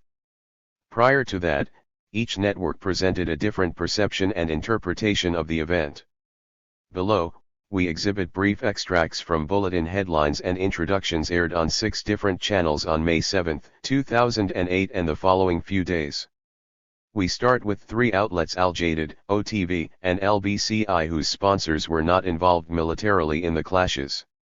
This is followed by a presentation of the coverage by 3 stations: Future TV, Al Mana, and NBN, whose political patrons were directly involved in the fighting. OTV. The important thing is that this thwarted another civil war that was planned by the government. Al Jadid, the Lebanese spent hours living the 1975 war. Burning wheels and human shields blocked the highway to the airport and paralyzed the airport's activities. This was a prelude to war. This was part of what the opposition has to offer, as it was forced to conduct dialogue through warfare after the failure of political talks. LBCI, despite all justifications and accusations, we can sum up the situation with one word: war. Hezbollah seized Beirut and has not handed it to anyone yet. The decision was made by Hezbollah, and so was the planning. And Beirut might remain in the hands of Hezbollah as a bargaining chip on the negotiation table. Al Mana. The Future militia transformed Beirut's streets into a battle scene, gunshots and bombs resonated, and citizens confronted the militants and expelled them from Nyeri. 146. 147. NBN. It could be because the illegitimate government is used to obeying orders from countries overseas that it has become deaf to the protestations of its own people. 40. The Lebanese citizens, worn out by the political, economic, and security crisis that the government dragged them into, had to voice a strong protest against its unjust and malicious decisions. Future TV. Hezbollah turned its guns towards the capital that resisted the Israeli occupation and forced it to withdraw, surrounding it and rendering its inhabitants prisoners of their own homes. And because Hezbollah changed from a resistance movement to an occupier, some citizens confronted its occupation of the capital that embraced the supporters of the resistance who took refuge in it during the 2006 war. 41. Although they avoided taking sides, the first three channels nevertheless politicized their coverage of the clashes in a manner that reflected their own sectarian and ideological predilections. OTV considered Hezbollah's lightning operation to be a necessary act that prevented the breakout of a full-fledged civil war. It accused the government of seeking the latter scenario and thus held it responsible for the chain of events that led to May 7. The channel's framing of the discourse thus overlapped with its sponsor's political stance, as the Free Patriotic Movement was one of Hezbollah's closest allies. Al-Jadid's introduction gave a more moderate commentary, though relatively biased in favor of the opposition as well. It considered the battles akin to the 1975 Civil War, yet fell short of considering them to be on an equal par. It also portrayed the opposition's military operation as something it was obliged to do after the failure of political dialogue, thus implying that Sinairas and hence his external patrons, namely, Riyadh and Washington intransigence on matters related to the resistance was responsible for the outbreak of the clashes. LBCI, on the other hand, described the conflict as warfare, indicating that two parties engaged in it rather than alleging that the clash was strictly between a victim and a victimizer. This is a truth that justifications and mutual accusations cannot change, according to the network's bulletin introduction. Nevertheless, the channel was suspicious of Hezbollah's intentions. It voiced concerns that the latter kept the capital under its control to use it as a bargaining chip on the negotiation table. Its coverage was tilted in 14 March's favor. The balance of the networks Al-Mana, Future TV, and NBN covered the clashes much more aggressively.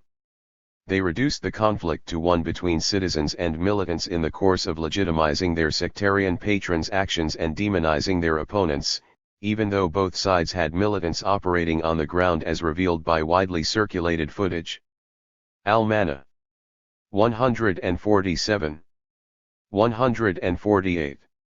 Referred to the Future movement as a militia, whose militants were confronted by citizens that drove them outside certain districts in Beirut. NBN depicted the conflict as one between protesters and citizens on the one hand, and an illegitimate government that obeys foreign orders on the other. Future TV drew parallels between the Israeli army that invaded Beirut in 1982 and Hezbollah, labeling the latter as an occupier that held the capital's inhabitants captive inside their own homes. This rhetoric was especially effective in hardening sectarian modes of subjectification as it depicted Hezbollah as foreign Shia invaders of what amounts to a Sunni city. Little wonder that a 2008 Maharat Foundation report described television stations covering the clashes as military tools serving the feuding parties. They were weapons of this war and an extension of the clashes taking place on the streets. 42. The report added that military activities were depicted as rescue activities and were not only portrayed as acceptable and logical, but also as necessary and legitimate. 43. Once Future TV was taken off the air and its original headquarters burned by March 8 militants, OTV, Al-Mana, and NBN were banned by satellite providers in mainly Sunni northern Lebanon. 44. And television station casts and reporters were prohibited from accessing regions controlled by their rival militants or audiences. 45. Arab media outlets also participated in the ragging media battles. The regional spillover effect of the rivalry between Qatar and Saudi Arabia manifested itself through the politicized coverage of their respective satellite channels. Saudi-sponsored Al Arabiya backed the Future movement while Qatar's Al Jazeera tilted towards the opposition. With social tensions at a zenith, televised debates mutated into blatant sectarian speech. On LBCI's famous talk show Kalam al-Nas, Sahar el-Khatib, a newscaster from Future TV, expressed her sentiments at the closure of her television station in unabashed sectarian terms. "I do not want to address political parties. I want to address the people whose voices I have been representing. Do you accept that Beirut's people who hosted you during the invasion and the July aggression? In Marmkail, 46 I named the martyrs one by one. Are martyrs today, did you name them one by one? Do any of you know their names? Who is responsible for their blood? I was objective. But I want to tell you that, unfortunately, you have made me regret being objective. I felt I was a victim of the objectivity that I've been defending for a year and a half. Is anyone willing to defend us today? You did not only break the law. You are now resented by people who used to like you. By people like me, and a lot of us were like me at Future TV. I do not believe in sex, but you have awakened sectarianism in me. Look at 148. 149. Your victims. You have broken the image I had of you. How can you ever fix this? 47. The extract above illustrates the increasingly sectarian element contaminating media discourse after May 7, 2008. It expresses a shift from political debate conveying implicit sectarian underpinnings, to a radical vocalization of an us versus them discourse. This mode of media discourse served to harden sectarian modes of subjectification at the individual level and mobilization at the communal level. It mirrored, but also fueled, social animosities between Lebanon's sects. Media discourse also served similar purposes by censoring information when it did not serve the purposes of sectarian agitation. For example, during the 7-9 May clashes, a massacre was perpetrated in the northern town of Halba, when 11 members of the SSNP were tortured and executed after pro-14 March militants launched a raid against their party headquarters. The party is a close ally of Hezbollah and the Syrian regime. However, not only is it secular, but 10 of the executed members were Sunni. Unsurprisingly, these facts were conveniently omitted by the pro-14 March media. Exacerbating sectarian animosity and reinforcing sectarian identities was also accomplished by engaging in reductionist binaries. When the Shia ministers resigned from Sinaira's cabinet in 2006, Al-Mana and NBN described the government as illegitimate. Future TV promoted a similar campaign when Sinaira faced massive demonstrations calling for his resignation after the 2006 war. For its part, Hariri's media organs emphasized the symbolic nature of the Prime Minister's office to Sunni political power in the Lebanese political system. The implications of this were clear: challenging Sinaira's authority was akin to challenging the Sunni community's constitutional powers. An extract from one of OTV's news bulletins in 2009 makes a similar binary reduction. Select Christian ministers, crucify their leader, and declare a unity without them. Definitely, this shall not be replicated. And, definitely, Hariri shall not get what he seeks twice. The question, however, remains, why this Hariri horror from Christian participation in this nation? Why this horror from the participation of Michel Aoun in the government? 48. Here again, Aoun is being equated with Lebanese Christians and their representation in government. Despite Aoun's popularity among Christians, which dropped from 70% to 50% between 2005 and 2009 respectively, suggesting that he and the Christians of Lebanon are one and the same meant that attacking him politically was equivalent to targeting the Christian community as a whole. The extract above also invokes religious imagery as a means to address and provoke Christian sentiments. Hariri's 149. 150. Team, according to the bulletin's introduction, crucified Aoun, and will do so repeatedly unless the Christians contest their marginalization. Distorted broadcast material was also used to demonize political opponents along sectarian or religious lines. The following report on Future TV makes such an attempt. A cable issued by the American Embassy in Paris on October 2, 2006 and published by WikiLeaks revealed that the head of the Free Patriotic Movement Michel Aoun took advantage of a conference about displaced Christians during the Civil War, under the title The Right to Return, to incite sectarian conflict against Sunnis and Druze.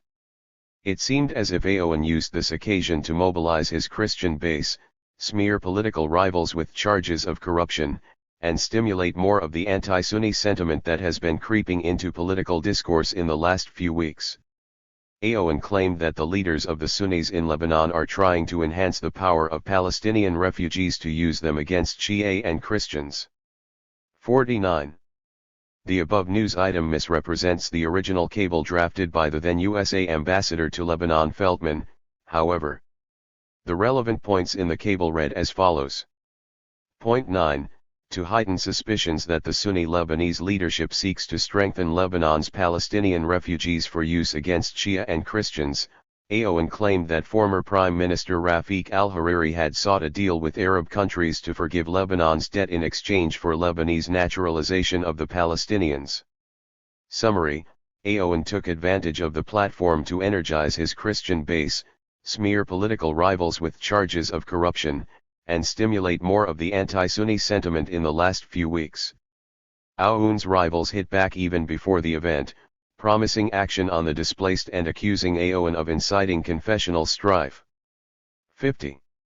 A comparison between Future TV's report and the leaked cable reveals a slight difference between both, yet has significant implications. Aoun did not actually claim that Sunni leaders are trying to enhance the power of Palestinian refugees to use them against Shia and Christians, as the network's report suggests. Rather, Feldman inferred that, and mentioned his inference in the cable. This diplomatic cable, as any other, comprises factual information on the one hand, and the diplomat's interpretation of the event in question, on the other. Even if Feldman's interpretations of Aoun's statement were highly probable, this does not mean that Aoun himself openly expressed the idea at the conference, as the report suggests. The issue at hand carries obvious sectarian. 150. 151. Insinuations. Twisting the elements of the story was meant to heighten these sectarian implications and use them to tarnish Aoun's image before Future TV's largely Sunni and Druze audience. Talking sectarianism, local spillovers and regional extensions. Talk shows in Lebanon are often used as platforms for sectarian agitation. An episode on LBCI's Kalam al-Nas tackling the issue of arms proliferation in Lebanon created a controversy because of the sectarian tone used by anchor person and guests alike. In the following extract, the anchor, Marcel Ghanem, presents a scenario where another Lebanese group attacks a Sunni area in northern Lebanon. One of the guests, Ali El Ghul, a local activist closely related to Future movement, was asked to reply. Ghanem: Mr. Ali, if some party used its weapons against you, will you fight back? You are a resident of Denna. 51. Let's speak frankly, what would you do? Ghul: frankly speaking, Prime Minister Sheikh Saad Hariri asked his supporters to refrain from reacting to the assault on us on May 7. This is why we were beaten quickly. The Sunni sect, however, has become divided into three today, one siding with Prime Minister Saad Hariri, a second aligning with the opposition, and this constitutes a minority, and a third that will not accept to succumb or surrender. Ghanem: surrender. Is prioritizing one's country's interest a form of surrender? Ghul: we are keen on preserving Lebanon. Ghanem: which group do you think will be initiating war? Ghul: if any group thinks of waging war on us in Denna or elsewhere, we will fight back. 52. The above discussion clearly aims at stirring the innermost fears of a Lebanese sect and displaying them on television.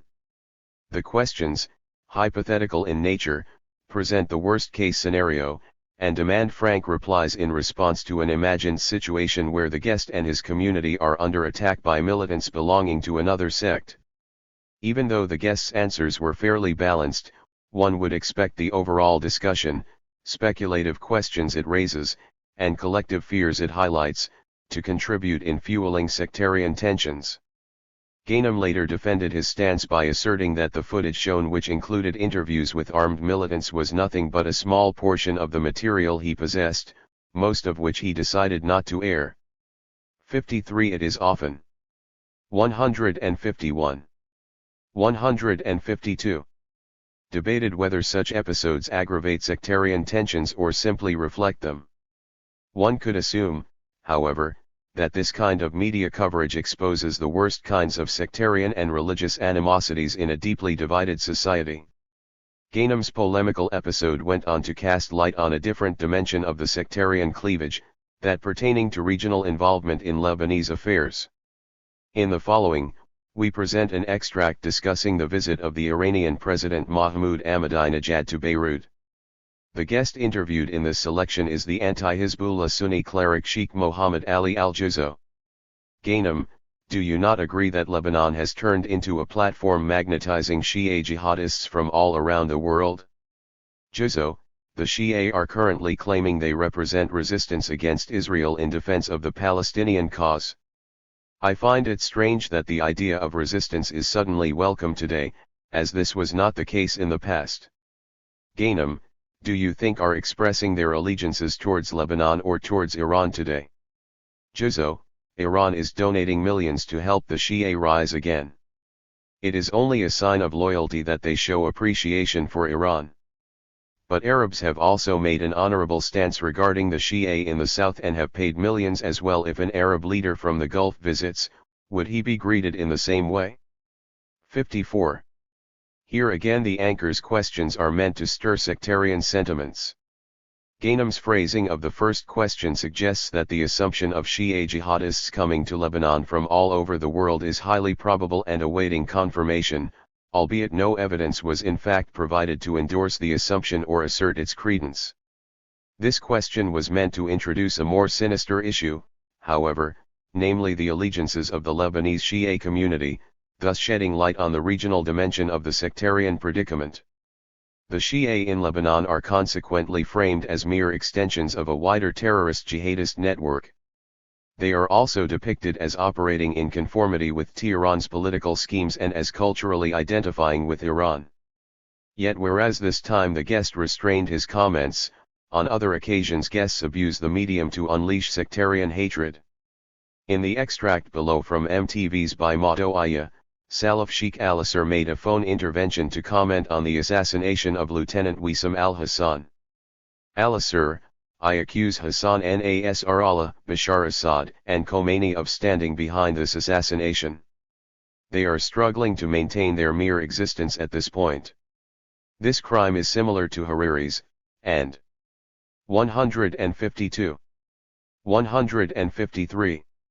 No one belonging to the Iranian axis in Lebanon other than Hassan Nasrallah could have committed it. 55.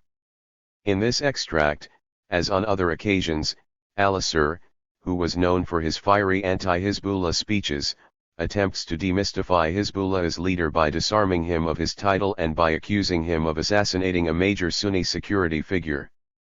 Al-Assir wants to present himself as Nasrallah's equal in rank. He implies also that Nasrallah is a culprit in Hariri's assassination and is merely implementing the directives of the Shia regional axis comprising Iran and the Assad regime. He also accuses him of operationalizing Khomeini's strategies in Lebanon. Here again, the regional dimension of Lebanon's sectarian rift is expressed blatantly. Al-Assir's media interventions ultimately earned him a substantial following in Sidon in a relatively short period, underlining the mobilizing power of sectarian discourse, and bringing the city to the verge of civil war. However, when Al-Assir instigated an armed confrontation with the LAF, many stations rallied against him. Al-Jadid, the first outlet to allow Al-Assir an opportunity to address a wider audience before his movement was militarized, launched an aggressive attack against him and called upon the army to destroy his military group, as shown in the following bulletin introduction. What are you awaiting before removing this tumor? Sidon has never resisted a foe other than Israel. Sidon, the gate of southern Lebanon and the space for coexistence, was placed by Ahmed al-Assir on a flame of fire on the verge of ignition. And today he did ignite the fire and promoted fitna, after killing 2 officers and 4 soldiers, and after transforming Sidon into a war zone in an unprecedented manner.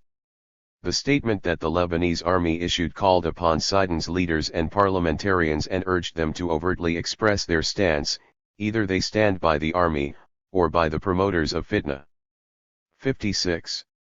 That the station emphasized al-Assir's threat in terms of a Sunni, Shia fitna reflects the amount of damage he was able to inflict upon the city's intersectarian coexistence. Whether such rhetoric should be allowed on television or not was a controversial issue as well. Khalid Saghi, head of LBC's news department, suggests that deploying sectarian discourse for political ends is actually a sign of weakness rather than strength. Al-Assir was thus voicing a general feeling of victimhood within certain Sunni sectors. Refusing to cover such discourse undermines the impartiality of the station, he adds. For Saghi, the same goes for the Alawi leader from Tripoli Rifat Eid and the decision to cover his regular press conferences. Saghi acknowledges that this kind of coverage raises 153. 154. Another dilemma, that of falling into the trap of overtly spotlighting the kind of hate speech that aggravates sectarian demonization and hatred. 57. Conclusion. Sectarian agitation and demonization is a common staple for many media outlets in Lebanon. Whether for political reasons or in pursuit of higher viewer ratings in a limited and highly competitive media market, many outlets go for the sectarian sensational. Some contend that the pace of social media makes it difficult for television stations to filter their coverage while supplying current and valuable news. 58. Undoubtedly, the challenge of providing balanced live coverage adds to the difficulties of news reporting. However, this represents only one facet of the quandary of the media in a sectarian context. The core issue remains a structural one, whereby members of the sectarian/political elite use their media outlets to either demonize their opponents or advance their own sectarian interests. Media discourse is thus part of the complex holistic ensemble reproducing sectarian modes of subjectification and mobilization. Although media outlets often try to hide their sectarian affiliations, the effort collapses at times of conflict.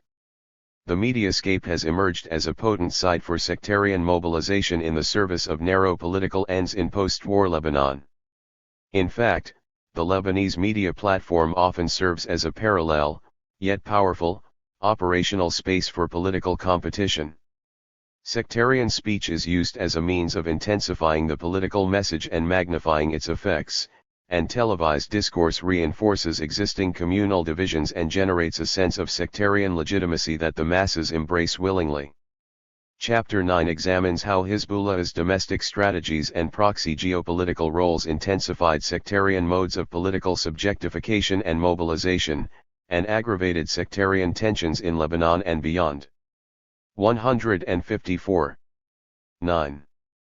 Overlapping domestic/geopolitical contests. Hezbollah and sectarianism. The dramatic rise in sectarian tensions and violence in the Arab world after the Arab Spring, and especially after the militarization of the popular uprising against Bashar al-Assad's regime in Syria, exacerbated Lebanon's already strained post-war sectarian relations. A constant site of geopolitical wars, the country found itself once again to be in the eye of the regional storm. The rise of ISIS altered radically the regional geopolitical dynamics, elevating Sunni, Shia tensions to new heights, and threatening the stability of many states and regimes in the region. The Sunni, Shia domestic struggle over post-Syria Lebanon, one that overlapped with a grander Saudi, Iranian regional contest, assumed a new urgency after the Arab Spring as transnational Salloukh jihadi groups attracted a new breed of followers beyond the reach of the sectarian/political elites' clientelist networks. It is consequently important to examine how local actors with sectarian affiliations and external patrons have responded to the challenge of domestic and regional sectarian tensions. Moreover, with the civil war in Syria significantly weakening Bashar al-Assad's regime and stretching Hezbollah's operational capabilities on multiple fronts, the importance of unraveling the party's domestic and external imperatives and calculations cannot be overstated. While a host of political parties have instrumentalized and consequently aggravated sectarian modes of subjectification and mobilization in post-war Lebanon, and are hence appropriate alternative case studies, especially Hariri's future movement, this chapter focuses on Hezbollah given its status as a state-sanctioned armed group, its formidable military arsenal deployed both domestically and externally, and its importance in regional actors' geopolitical calculations and interactions. This chapter unravels Hezbollah's domestic behavior and strategy, as well as its external geopolitical calculations and involvements. The two are invariably interconnected, however. The importance of examining both stems not only from the manner in which the domestic affects the external and vice versa, but equally from the fact that if we are to understand the resilience of Lebanon's 155, 156 sectarian system, then we must understand the overlapping domestic/external dynamics of one of the sectarian/political elite's most powerful actors, in this case Hezbollah. To be sure, and as previous chapters have demonstrated, Hezbollah is not the only member of the sectarian/political elite whose actions served the entrenchment of sectarian politics and identities. Nevertheless, the manner of its explosion onto the domestic scene, and its entanglement in proxy geopolitical contests, have contributed massively to the structural transformation of Lebanese politics from what was a pre-war confessional contest to a post-war sectarian one. In examining its calculations and strategies during different time periods and the domestic and regional settings posing different types of challenges, this chapter demonstrates how Hezbollah infiltrated and co-opted various segments of Shia society in Lebanon and how it has regulated relations between the Shia sect and its others in a manner conducive to the perpetuation of sectarian modes of subjectification and mobilization. Despite constant references to the need to abolish confessionalism, Hezbollah's opposition to the confessional system has proved to be only cursory. Hezbollah's actions tell a story different from the one often portrayed in its official discourse. The party actively sought to infiltrate and or appropriate causes and institutions that did not initially advocate for narrow sectarian interests, created partisan institutions to shadow and rival those of the state and civil society, and turned co-opted individuals and institutions into mouthpieces of sectarian party politics. It consequently worked to cement existing sectarian enclaves, and its actions demonstrated a belief in the utility of an informal, self-enforced, segregated, separate but equal society where sects coexist amicably but where cross-sectarian interactions are regulated heavily by the sectarian/political elite and their clientelist patronage networks. With time, the party linked the interests and welfare of the Shia sect to its own interests and survival. In this manner, and not unlike other political parties in Lebanon, Hezbollah partakes in the complex holistic ensemble of practices creating sectarian subjects whose national identity is bounded by the limits of sectarian calculations and priorities. Moreover, and despite its rhetoric emphasizing the necessity of avoiding sectarian fitna or sedition, Hezbollah's actions contributed instrumentally to the intensification of sectarian tensions in post-war Lebanon. Indeed, and as discussed in earlier chapters, the party is an integral part of a grand regional contest between Saudi Arabia and Iran. It is entangled in an environment where regional and extra-regional actors encouraged and used sectarianism as an instrument of geopolitics. This is not to say that the party is a passive victim of a rapidly evolving regional environment, however. This chapter shows how Hezbollah found itself entangled in a whirlwind of domestic sectarian tensions, that its own actions, the creation of sectarian subjects, their integration into sectarian clientelist patronage networks, and the aiding and abetting of the 156-157 pulverization and sectarianization of trans-sectarian causes had in part set the stage for. Ironically, then, Hezbollah is increasingly a victim of its own success and power. This chapter opens with a brief survey of Hezbollah's origins and its political and socio-economic environment in the first years of its existence. This is crucial since much of Hezbollah's support and legitimacy is rooted in the Shia community's historical experiences of economic and political deprivation, an integral part of Shia collective consciousness. The chapter then moves to a discussion of how Hezbollah negotiated its way around the confessional system and responded to the updated version of the sectarian political system stipulated by the Taif Accord. It then briefly explores the party's very pragmatic approach to post-war politics and to the exigencies of life under Pax Syriana.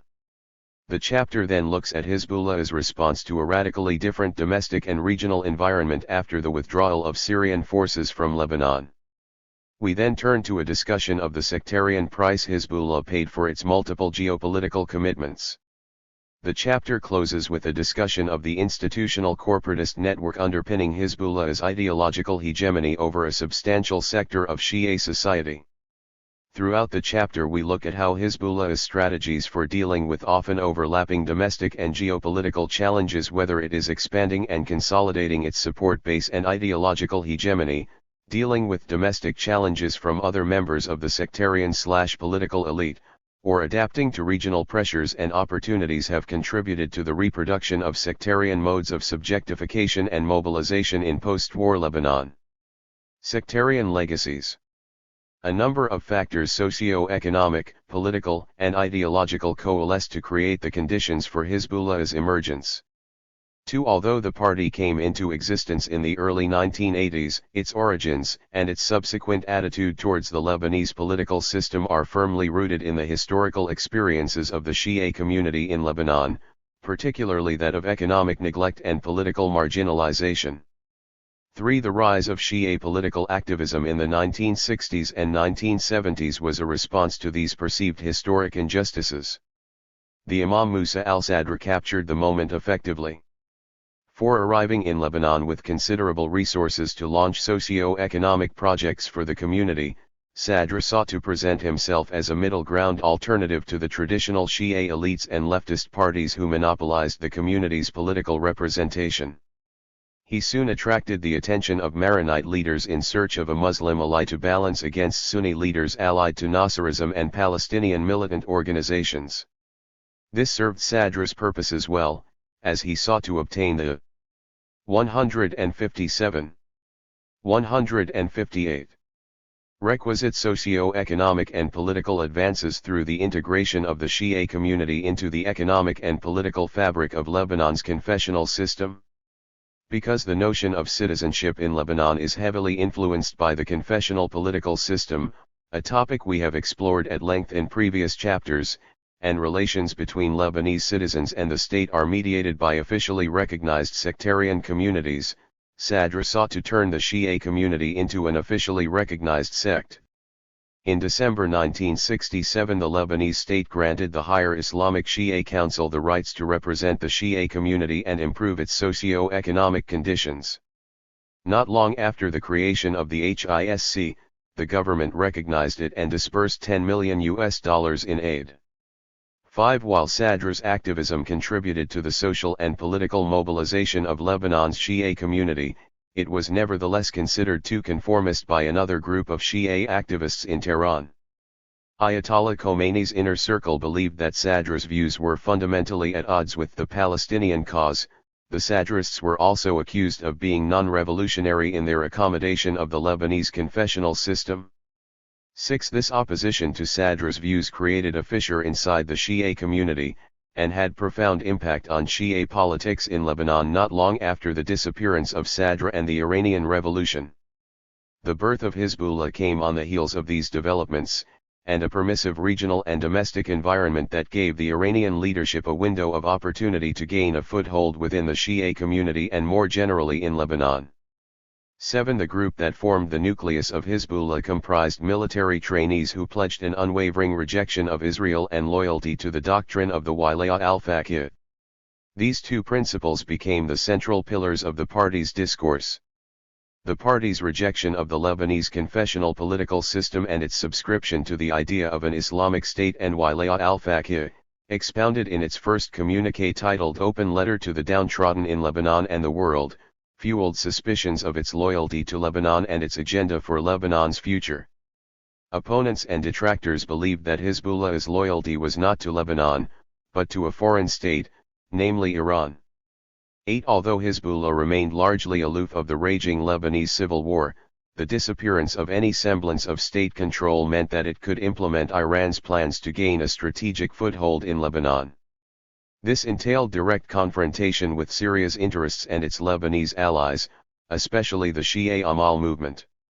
9. One of the first instances of Amal, Hezbollah confrontation came in the form of an Amal assault on Hezbollah in South Lebanon, and a Hezbollah response in the form of a military sweep of Beirut's southern suburbs, where the Shia community is concentrated.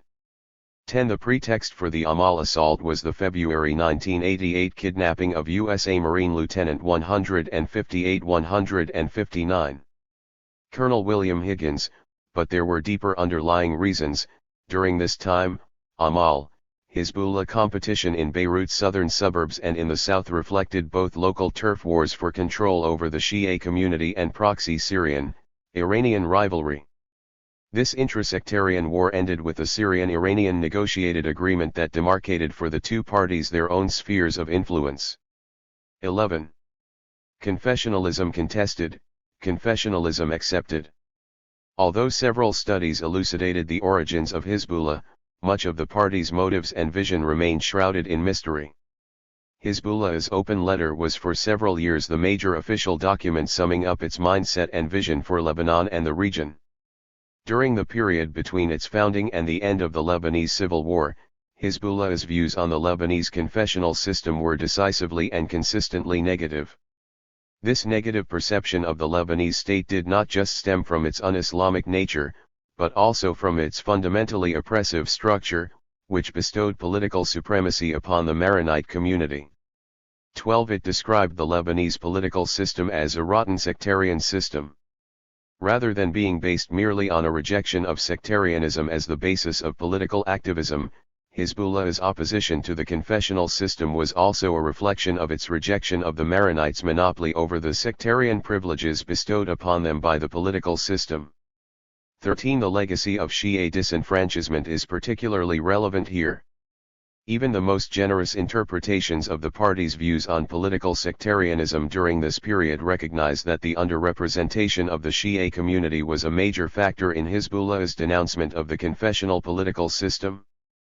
14. In many ways Hezbollah's initial rejection of political sectarianism and its belief in the importance of religious control over aspects of citizens' private lives are reminiscent of Sadra's own beliefs in the necessity of abolishing political sectarianism while safeguarding a privileged place for religion in the public sphere. On this view, then, personal status laws must continue to be the monopoly of religious leaders in the community, and religious education should remain unregulated by state curricula.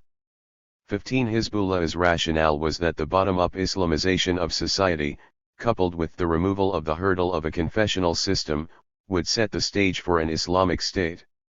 Naturally, this did not inspire much confidence in Hezbollah's intentions among other sects, nor did Hezbollah seek to address these suspicions for many years. As mentioned in Chapter 2, the Lebanese Civil War ended with a new power-sharing arrangement that recalibrated the political system to better reflect the country's altered demographic and political realities. With the end of 159. 160. The war in 1990, most parties accepted the terms of the Taif Accord. Hezbollah's initial response to the Taif Accord was one of categorical rejection, however. Not only were Taif's stipulations in dissonance with its own vision of an Islamic state in Lebanon and its view of the Lebanese political system as a fundamentally unjust one, it also went against the geopolitical interests of its regional patron, Iran. 16. However, this opposition to the Taif Accord soon gave way to gradual acceptance, as the geopolitical situation underwent radical transformation after Iraq's invasion of Kuwait. For Lebanon, the impact of these developments was significant, as they ushered in an era of Pax Syriana with the consent of the then main regional and international actors involved in Lebanese affairs, namely Saudi Arabia and the USA. Consequently, Tehran found itself having to defer its interests in Lebanon to the priorities of the Syrian regime. 17. By extension, Hezbollah's behavior reflected a pragmatic acceptance of Syrian hegemony and the primacy of Syrian foreign policy interests. 18. It is therefore not surprising that the Grand Ayatollah Fadlallah's recommendation that the party adopt a new approach towards the Lebanese political system, one based on dialogue and cooperation rather than the abolishment of the system, was accepted. Given the importance of the vision to many of the party's most loyal cadres, this recommendation was translated into a policy of public non-committal. As a result, Hezbollah has since then walked the political and ideological tightrope of calling for establishing a non-confessional system without defining it in explicit terms, thus leaving the characteristics of the system open to debate. 19. Despite the moderation of its stance on the Taif Accord, however, the party had strongly criticized the new power-sharing agreement. In a political statement issued on August 13, 1989, the party described the Taif Accord as timid reform that does not touch upon the essence of sectarian privileges, rather it refashions the political system similar to a Maronite Israel in the region, and a deadly repetition to the historical sin that was committed in 1943, and which was the main factor behind the disintegration and destruction of the Lebanese state.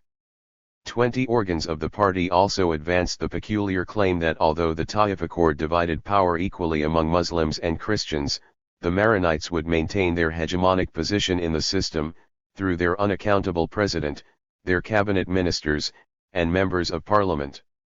In contrast, the new arrangement left Muslims without any real power. As a result, the party predicted that the Maronites would want to maintain the status quo, and would resist the abolishment of political sectarianism, despite the fact that it constituted one of the Taif Accord's stipulations. 21. That the party espoused and expressed negative views of the Lebanese political system both before the Taif Accord and shortly thereafter did not mean that it would not take part in the post-war political system. Indeed, domestic and regional changes in the early 1990s had not only created an 161 unfavorable environment for the violent pursuit of Hezbollah's domestic agenda of transforming Lebanon into an Islamic state, but they also emphasized the importance of not challenging Syria's interests and of reaching out to other segments of Lebanese society to build a broader domestic support base that would protect the legitimacy and continuity of the party's resistance activities against Israel, Hezbollah's ultimate objective. 22. Indeed, with the looming dissolution of all Lebanese militias in the wake of the Taif Accord, Hezbollah had to face the dangerous prospect of disarmament and demobilization. The party responded to this threat in 1991 with a political and public relations campaign that led to the official recognition of its resistance role and sanctioning of its weapons arsenal. 23. With Hafiz al-Assad and Hezbollah converging on the question of armed struggle against the Israeli occupation of South Lebanon, the party's continuity as an armed group and a relevant political actor in post-war Lebanon was consequently secured. Nevertheless, throughout the 1990s, relations between Hezbollah and Syria resembled an alliance of convenience rather than an ideological union. Syria's intelligence apparatus in Lebanon placed limits on Hezbollah's political weight inside and outside state institutions. Its operations in South Lebanon were often synchronized with Syria's grander geopolitical interests, but especially with regard to the peace process negotiations which were then underway under American patronage. Since the late 1990s, and given the mounting domestic pressures on the group from the various sectarian communities, Hezbollah gradually sought to clarify the importance of its belief in the Wilayah al-Faqih doctrine and its implications for Lebanon. One of the most lucid clarifications came from the Deputy Secretary General of Hezbollah, Sheikh Naim Qassem, who claimed that Hezbollah's position between the Lebanese state and the Faqih is one that harmonizes the Islamic method with Lebanese citizenship. 24. While external patrons are not uncommon in Lebanese politics, nevertheless this explication has done little to alleviate concerns that the party's religious, political ties to Iran render it a proxy serving Tehran's geopolitical interests. Other sectarian communities viewed Hezbollah's state-sanctioned weapons arsenal as giving the Shia sect a monopoly over the possession and use of weapons, a monopoly that they claim ensures the Shia a greater share in the balance of sectarian power, especially in post-Syria Lebanon. 25. Since 1992, and in response to the habitual questioning of its loyalty to Lebanon by various sectarian communities and elites, Hezbollah has deployed an array of discursive and visual strategies to reinvent itself as a Lebanese party and to assert its loyalty to Lebanon. If changing the party's slogan was not enough to demonstrate its integration into the Lebanese political system, the party's new political document, released in November 2009, sought to reaffirm it. The Wathika made no mention of Hezbollah's desire to establish an Islamic State in Lebanon. Not 161. 162. Only that, but the document embraces Lebanese identity, rejects what it refers to as attempts to divide Lebanon under the guise of federalism, and calls for a strong, indivisible Lebanon. Such an outcome, according to the document, can only be obtained if Lebanon has a just, capable, and strong state and a political system that truly represents the will of the people and its aspirations for justice, security, stability, felicity, and dignity. 26. The document identified political confessionalism as the central problem of the Lebanese political system and as a hindrance to reform. In light of the defects of the confessional system and Christian sensitivity to deconfessionalization, however, consociational democracy is considered the best interim solution, embodying a spirit of mutual coexistence. On this view, then, which represents post-2009 realities following the sectarian clashes in West Beirut that led to the 2008 Doha Accord, Hezbollah seems to have accepted the Taif Accord's consociational formula while reserving for itself a strong veto power, especially on matters pertaining to what the party considers core concerns, namely, cabinet decision-making, foreign policy, and the future of its weapons arsenal. 27. Yet this interpretation of the political system's consociational premises clashed with that of the party's opponents. Moreover, while it entailed inclusiveness and a sensitivity to other communities' political agendas, it nevertheless was the product of Hezbollah's fears not unfounded of being sidelined and excluded from decision-making, particularly given that Syria's exit from Lebanon placed the party in a vulnerable domestic position. Party politics and alliances of convenience. With the end of the civil war, Hezbollah adopted a pragmatic infida policy, based on domestic and external considerations as well as intra-party contests. This policy entailed the moderation of its rhetoric and its gradual integration into the Lebanese political system, including its participation in parliamentary elections. Opposition within the party to this infida was led by Sheikh Subhi al-Tufayli, but did not garner as much support as anticipated. 28. On July 3, 1992, Hezbollah announced its decision to participate in parliamentary elections. Its elections program emphasized, among other matters, the need to abolish political sectarianism and to amend the electoral law to one that would be more representative of the population. 29. The 1992 electoral program described political sectarianism as one of the gravest ills for the corruption of the system in Lebanon, and considered it to be the cause of all cultural, political, security, social, and developmental misfortunes and disasters that have plagued the Lebanese people. Political sectarianism was also to blame for the interference by other countries in Lebanon's internal affairs. With these slogans in mind, the 162-163 party promised that its candidates, if elected to the new parliament, would work to abolish political sectarianism. 30. Notwithstanding its consistently anti-confessional and anti-sectarian discourse, Hezbollah's behavior for the most part reflected a pragmatic attitude towards the political system. The party's decision to take part in the 1992 parliamentary elections best reflects this attitude. As discussed in Chapter 6, Hezbollah acceded to Syria's extensive electoral engineering of post-war elections and entered into some startling electoral alliances with its ideological opponents among the country's sectarian/political elite. The same pattern was repeated in the 1996, 2000, and 2005 parliamentary elections. While Hezbollah did not gain all the time or as much as it liked from these electoral alliances of convenience, it nevertheless did not distance itself from, avoid, or oppose them. Indeed, despite opposition to Syrian electoral engineering from the Christian community in 1992 and to a lesser extent in 1996, Hezbollah actively participated in and frequently benefited from Syrian electoral interventions. 31. This is not to say, however, that Hezbollah was necessarily ideologically in agreement with Syria. Its acceptance of the Syrian-imposed status quo may have merely been a pragmatic choice to safeguard its resistance priorities. Whatever the party's motives may have been, its electoral calculations and strategies contributed to establishing an electoral tradition that prioritized winning parliamentary seats through sectarian mobilization over privileging an open debate about different socio-economic options, and was willing to pay the electoral costs of this latter position. This was in stark contrast to the party's political platform for parliamentary and municipal elections, which highlighted the social and economic policy issues that Hezbollah was dedicated to addressing. By accepting to play by the rules of post-war electoral laws, Hezbollah has contributed to the reproduction of sectarian modes of subjectification in post-war Lebanon. Whether to satisfy Syrian interests or to satisfy its own, or both, Hezbollah took part in a host of cross-sectarian and cross-ideological electoral alliances to advance its own political interests, sometimes even at Amal's expense. Nonetheless, while cross-sectarian coalitions helped to achieve electoral victory, they did not set the stage for durable intersectarian coalitions.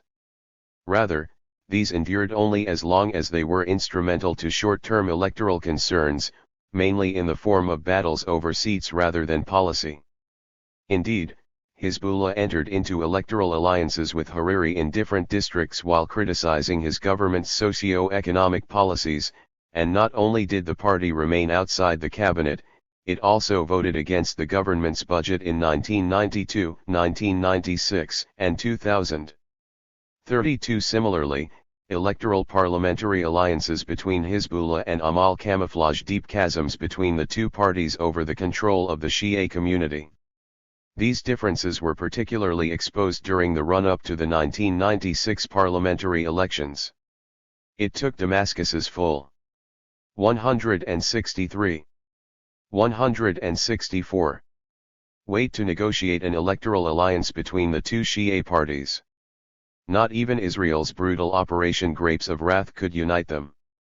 Amal, the Shia community's wartime representative, resented Hezbollah's military prowess during Operation Grapes of Wrath. Not only that, but the party was bitter about losing its position as the community's spokesman, as foreign journalists sought out Hezbollah press officers during and after Operation Grapes of Wrath. The tensions were so high that the two sides even clashed over the funeral arrangements for the civilian victims of the shelling of the United Nations compound in Qana. 33. With Syrian intervention, however, tensions between the two parties gave way to an agreement whereby Amal acceded to Hezbollah's demands for an increase in the number of its own candidates on the Hezbollah-Amal coalition list for South Lebanon. 34. As mentioned in Chapter 6, Hezbollah entered into similar pragmatic electoral alliances during the 2000 and 2005 parliamentary elections. Local elections were similarly heated contests, as Hezbollah insisted on controlling municipal councils in its main constituencies. 35. In the municipal elections of 1998, Hezbollah and Amal failed to agree on a joint electoral list. In Beirut, Hezbollah won by a landslide. In the south and the Bekaa, with the exception of Ba al-Bak, Hezbollah won a significant number of municipal councils. The elections were largely a landslide victory for Hezbollah in most Shia electoral districts. 36. In many of these contests, and to secure victory, both Hezbollah and Amal sought to recruit powerful families, clans, and individuals, whose wealth, local popularity, and numbers could prove decisive on election day. One example of Hezbollah's extreme political pragmatism was its campaign in Nabatehi in South Lebanon, where it opted to ally itself with its purportedly ideological and political nemesis Kamal al-Azad. 37. After the Israeli withdrawal from Lebanon in May 2000, both Hezbollah and Syria came under increased international and domestic scrutiny because of Hezbollah's status as a state-sanctioned armed group, and Syria's continued presence in Lebanon. Hezbollah's seemingly newly found interest in the Shebaa farms was considered especially by the Christian political establishment as a pretext to maintain its weapons arsenal. 38 The decline of Syria's influence in Lebanon consequently began in earnest, albeit gradually, in the wake of the Israeli withdrawal from Lebanon. Thereafter, Syria had to deal not only with domestic pressures in Lebanon, but also with external ones, emanating from the USA and Europe, with the express purpose of forcing it to end its decades-long presence in Lebanon. Following the 2003 USA invasion of Iraq, neoconservatives within the Bush administration sought to target Bashar al-Assad's regime, as part of a broader strategy of reordering the geopolitics of the Middle East. 39 164-165. Sectarian struggles in post-Syria Lebanon.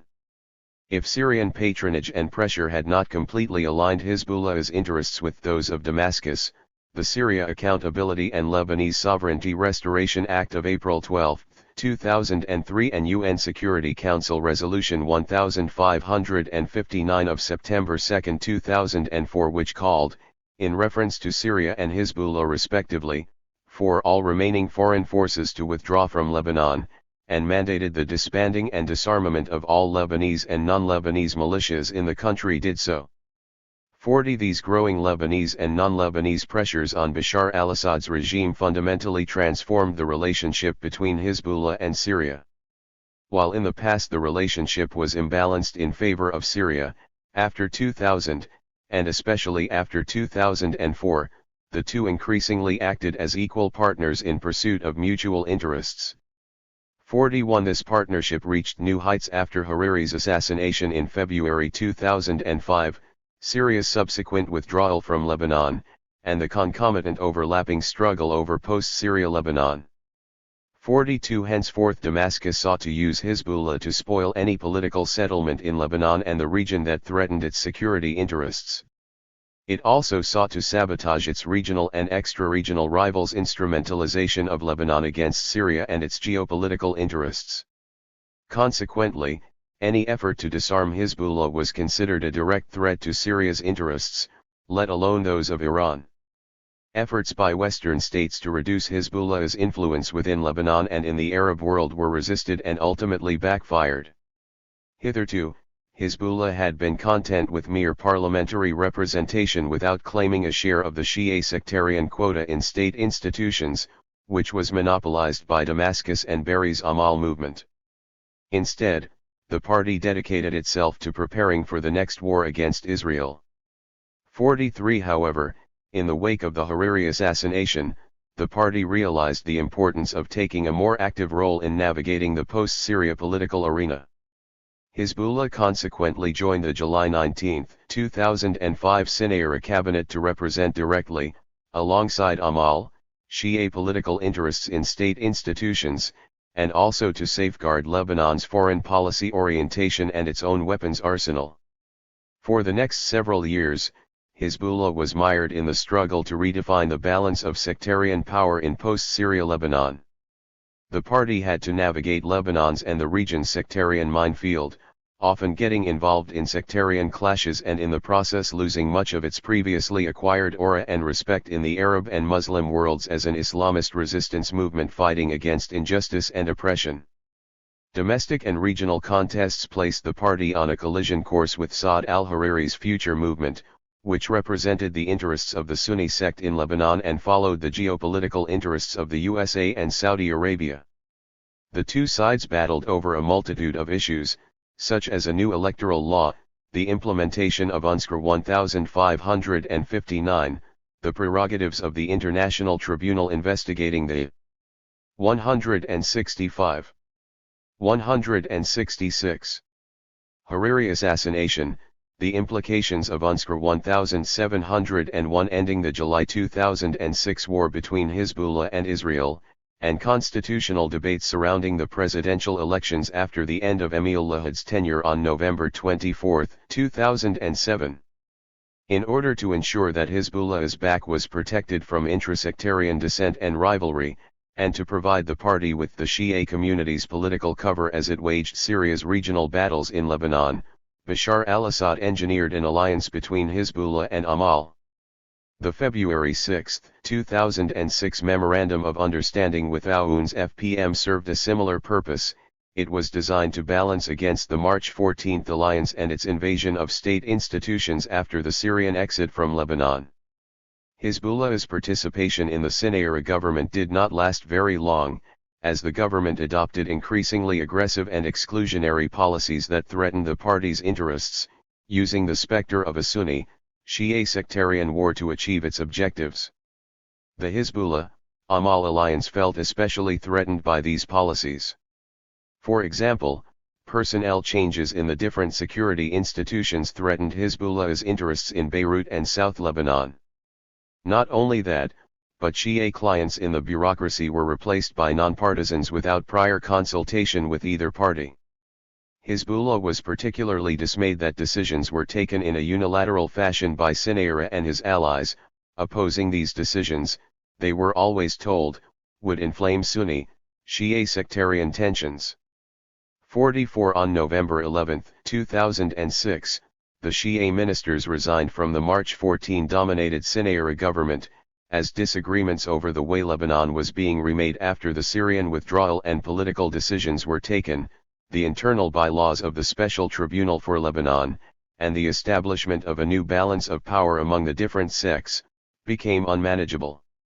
Sectarian tensions were aggravated as Saudi Arabia sought to recruit the Sunni Lebanese political and religious establishment in its efforts to contain and neutralize Hezbollah and, by extension, the Syrian involvement in Lebanon. Despite a national dialogue organized by Berry to resolve the political deadlock and agree on the contours of political life in post-Syria Lebanon, the overlapping domestic and regional political battle over the country turned violent. Tensions came to a head on May 8, 2008, when in response to the Sinayra government's decision to dismantle Hezbollah's telecommunications network and replace the Hezbollah-affiliated airport security chief, Hezbollah and Amal took over West Beirut in a violent but swift military operation that the future movement's militiamen were no match for. The takeover, however, was considered a brazen demonstration of Shia prowess in post-Syria Lebanon and an insult to Sunni sensibilities. Consequently, Sunni, Shia sectarian animosity reached a new zenith in Lebanon, and converged with similar sentiments in other parts of the Arab world, especially in Iraq. This first major sectarian armed clash in post-war Lebanon led to the promulgation of the Doha Accord. It signaled Hezbollah's full acceptance of the Lebanese confessional system. While 167 temporarily resolving the political standoff between the two camps, the Doha Accord nevertheless was unable to heal the sectarian scar created by the party's actions in West Beirut. These rifts found fertile ground in the instability and sectarian tensions that gripped Syria and encircled Bashar al-Assad's regime not long thereafter. The price of geopolitics. Hezbollah's involvement in regional contests is not limited to Lebanon. The party's military capabilities are part of a much broader Iranian network of proxies that seeks to create a balance against threats posed by Washington and Israel to the regime in Tehran. 45 Hezbollah is consequently accused of serving Tehran's geopolitical agenda in Iraq, the Gaza Strip, Yemen, Bahrain, Saudi Arabia, and most recently in Syria.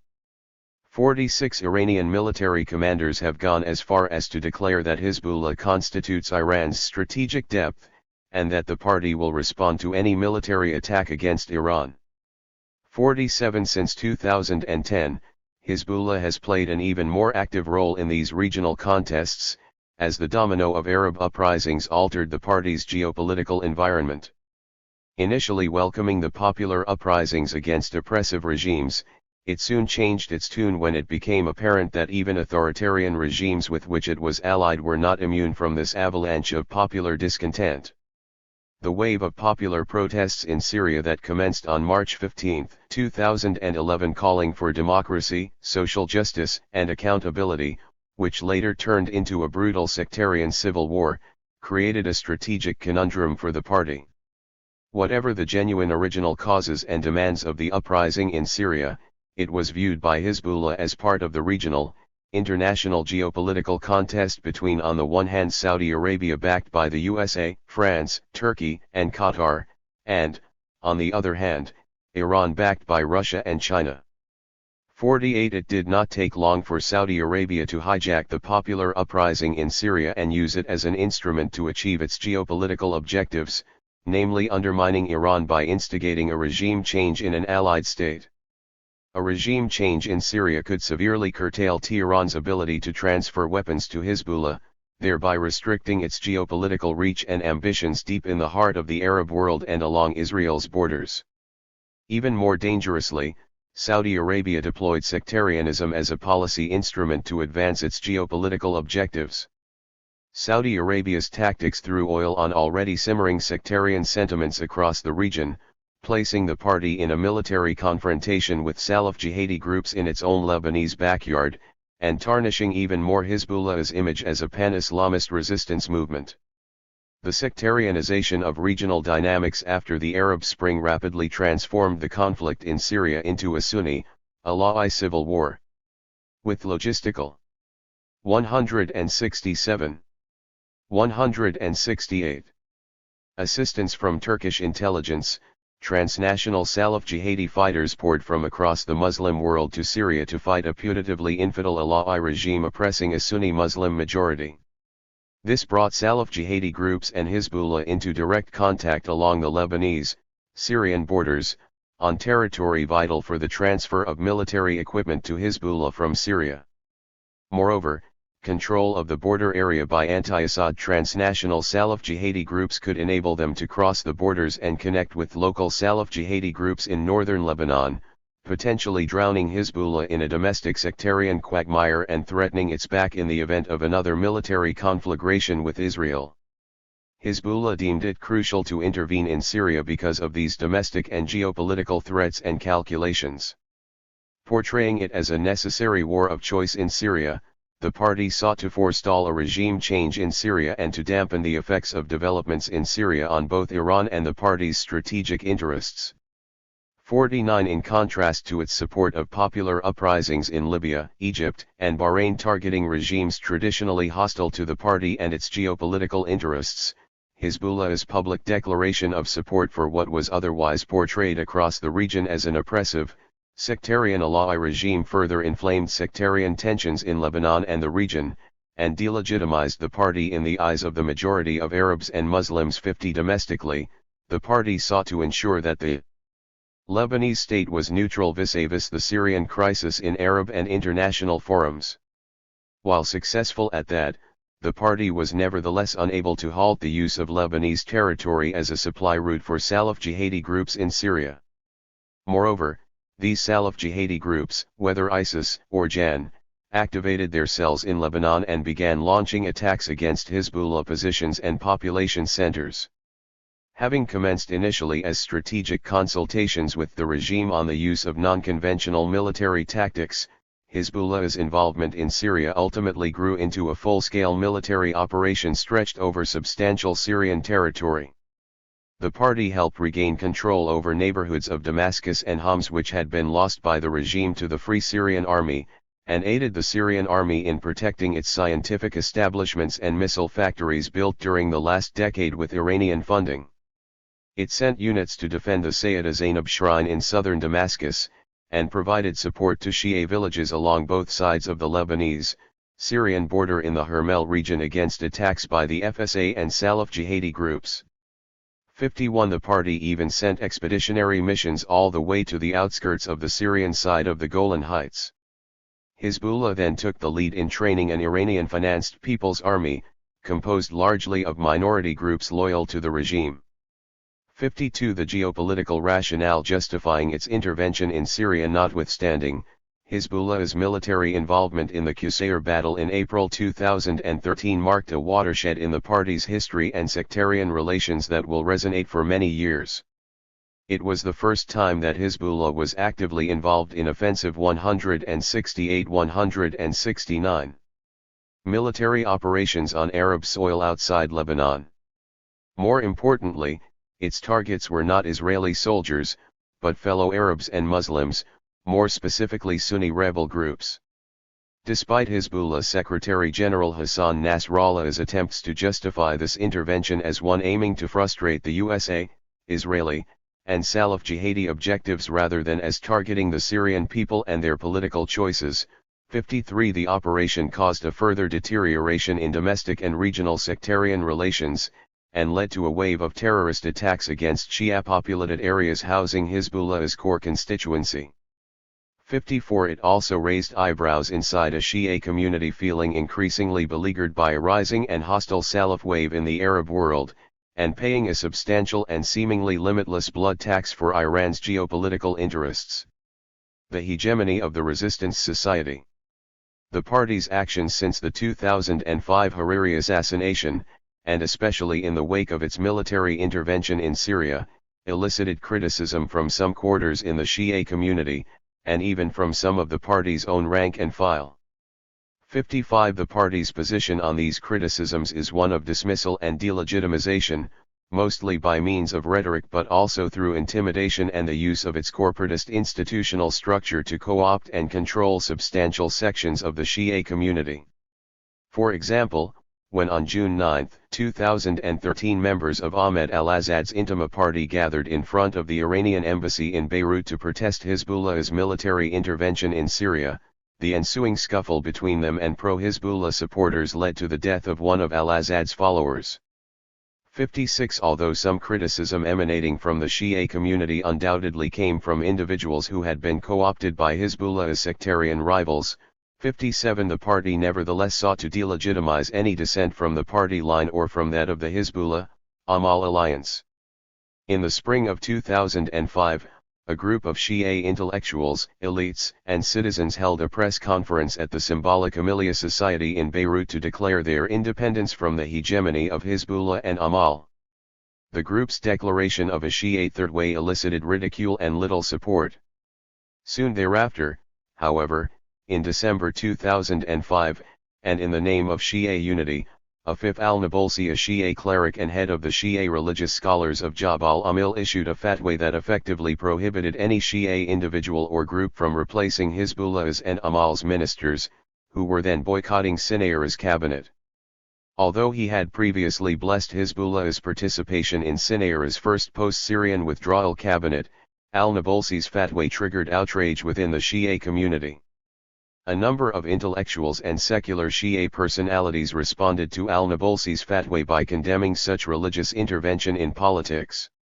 They also criticized Nasrallah, whose views 169, 170 closely resembled those of al-Nabolsi. However, this challenge was swiftly and effortlessly neutralized, a clear illustration of the ideological and cultural hegemony of the resistance and its all-encompassing resistance society. 58. Indeed, since its entry into Lebanese politics in 1992, Hezbollah has sought to cement its relation to its followers by developing a complex corporatist institutional structure that penetrates and co-opts Shia communities in the south, the Ba al-Bak, Hermel region, and Beirut's southern suburbs. 59. Initially, these efforts assumed the form of posters, banners, and the distribution of Hezbollah literature. Soon, however, these efforts expanded, and were backed by an ambitious, multi-million-dollar social welfare program that sought to win over Shia hearts and minds by providing an array of social services to alleviate socio-economic difficulties, particularly in the wake of the destruction and state institutional vacuum left by the Civil War. By the middle 1980s, Hezbollah had already launched Mu'assasa al-Shahid and Jihad al-Bina. Through Jihad al-Bina, Hezbollah provided garbage clearance services, rebuilt homes and buildings damaged by the war, established an infrastructure for sewage disposal and delivery of potable water, and provided expert agricultural assistance to farmers. 60. In addition to the construction and rehabilitation of much-needed infrastructure, Hezbollah's intricate web of institutions provided support in various other spheres. 61. For example, the party gave financial support and social services to the families of the injured and, in the party's parlance, martyred fighters, and provided health and educational services to the public. In so doing, Hezbollah filled the void left by the institutionally weak Lebanese state. This was more than just an act of philanthropy, however. The provision of social welfare and other forms of aid through this wide array of institutions was a deliberate attempt at binding Lebanon's Shia to the party. 62 Gradually, this corporatist structure mutated into a shadow institutional ensemble that served as an agent of political recruitment, indoctrination, control, and integrated mobilization of the Shia community. The party's network of institutions, 63 which are funded in no small part by Iran, disseminate norms and symbols used to mobilize substantial sections of the Shia community. They constitute the underpinnings of Hizbullah's Mujtama al-Muqawama or resistance society. Hizbullah's vision for this society is a holistic one that integrates military, cultural, political, and media forms of resistance. It involves not only those who directly support the party, but also those who strengthen it in times of war through the mere act of enduring the privations and destruction that inevitably ensues. This could be seen clearly in Nasrallah's speeches during and after the July 2006 war with Israel, whereby the endurance and steadfastness of the community and the Lebanese as a whole was highlighted and praised repeatedly. 64 A cornerstone of this vision for a resistance society is the educational sector. The party's network of private schools provide an excellent arena for shaping future 171 generations of supporters, partisans, and fighters. The lack of state supervision of the educational practices of private schools enables the party to disseminate its own narratives and vision of morality, and to indoctrinate children into its own sectarian vision of Lebanon and of the Shia community. 65 This alternative society does not view Lebanese nationalism as an alien or unacceptable concept, rather, the party has sought to reconcile its Islamist agenda with a form of Lebanese nationalism. At the same time, however, the party's indoctrination efforts resonate with the complex ensemble upholding sectarian modes of subjectification and mobilization in Lebanon. It creates sectarian subjects whose Lebanese identity is necessarily bound up with their loyalty to the party. Hizbullah's vision of the community is therefore one that comprises Shia subjects who equate Lebanon's interests with the party's own interests. Not only that, but because the party capitalized on its ability to liberate Shia-populated South Lebanon and to improve the political and socio-economic conditions of the sect, it presented itself as being indispensable to the Shia community and its welfare, protection, and prosperity. Consequently, any violation of the party's interests is tantamount to a threat to the Shia community's position in Lebanon and a violation of Lebanon's interests.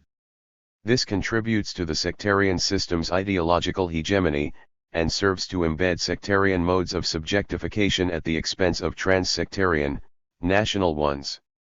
Indeed, Hizbullah's role in the production of sectarian subjects was expressed unequivocally in its public opposition to any prospective civil marriage law. While it has repeatedly emphasized the need to abolish political sectarianism, Hizbullah in fact opposed the drafting of a civil marriage law that may legalize interreligious marriages and place civil marriage under the purview of civil courts. Nasrallah and Hizbullah's MPs denounced the proposal in no uncertain terms. For example, the MP Ibrahim Amin al-Sayyid associated the promulgation of civil marriage with an implementation of atheism. The Grand Ayatollah Fadlallah, who in the 1980s wielded significant ideological influence over Hizbullah, likewise made it clear that any Muslim who contracts a civil marriage will be considered an adulterer/adulteress. 66 While this vehement opposition might be attributed to religious beliefs alone, the fact remains that Hizbullah actively sought to derail campaigns that could set the stage for what Nasrallah often refers to as the abolishment of political sectarianism from people's spirits before its abolition from constitutional texts Ilga al-Tayafiyya al-Siyasiyya fi al-Nufus Kabla al-Nishas. 67 Lastly, while Hizbullah is supposed to be sect-blind in its provision of welfare services, these services are nevertheless largely concentrated in Shia-populated areas. Not only that, but even within these areas Hizbullah's generosity varies according to the extent to which the party believes it can benefit politically from its service provision. Thus, for example, the Shia minority community in the predominantly Christian Jebel area did not receive much attention until 171. 172. 2005, in the run-up to what were considered watershed elections after the Syrian withdrawal. 68 The relative neglect of Jabal by Hezbollah indicates that political calculations affected the party decision not to reach out to certain Shia communities. 69 Moreover, core supporters of the party are favored over other Shia in the distribution of welfare provisions. 70 This illustrates not only Hezbollah's belief in the political instrumentality of social welfare for short-term electoral agendas, but also its belief in the utility of what Melanie Kamat calls compassionate communalism as a force that binds the Shia community to the party. Given that this sectarian social welfare system renders the party indispensable to its Shia subjects, its incentives to rehabilitate state institutions to provide for citizens' socio-economic needs is understandably minimal. Hezbollah has thus successfully insinuated itself into the political economy upholding and reproducing sectarianism in post-war Lebanon. Conclusion. This chapter examined Hezbollah's political practices and relations in several domestic and regional settings. It showed how Hezbollah relates to the Shia community, its communal political rivals, and other members of the country's sectarian/political elite. The chapter illustrated how the party resorted to narratives and sectarian modes of political subjectification and mobilization that served to reproduce sectarianism at the individual, communal, and institutional levels. The party's behavior illustrates that while it abhors sectarian sedition and seeks to enhance coexistence among Lebanon's different sects, it nevertheless prefers to maintain the Lebanese confessional system and the primacy of sectarian modes of subjectification and political mobilizations in the public and private spheres. The chapter also demonstrated how, at times inadvertently and at others deliberately, Hezbollah's actions exacerbate sectarian tensions, and the party's proxy role on behalf of external patrons have placed it at the center of regional geopolitical contests with devastating consequences on local and trans-regional sectarian relations and its own core Shia constituency. This chapter also demonstrated how, alongside Amal, and by insisting on its hegemony over the Shia community, the party has rendered this community's relations with other sectarian groups subject to its own interests and the geopolitical contests it participates in. In so doing, Hezbollah has not only equated the Shia community's interests with its own welfare and continuity, it has also created a narrative whereby partisan interests are equivalent to national interests. On this view, then, political rivals are rendered arch-enemies of the nation, as well as of the party and the community. Critical voices within the Shia community are consequently silenced or intimidated, and some of the party's own cadres behave towards state institutions, other members of their 172-173 own community, or society with an inflated sense of preeminence.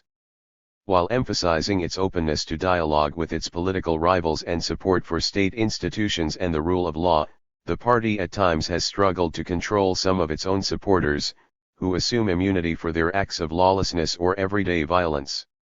To be sure, Nasrallah's charisma has hitherto succeeded in bringing otherwise unwieldy supporters under control, and in averting sectarian clashes that could plunge the country into an all-out sectarian war, but this leaves open the dangerous possibility of the consequences of such practices and clashes in a post-Nasrallah era.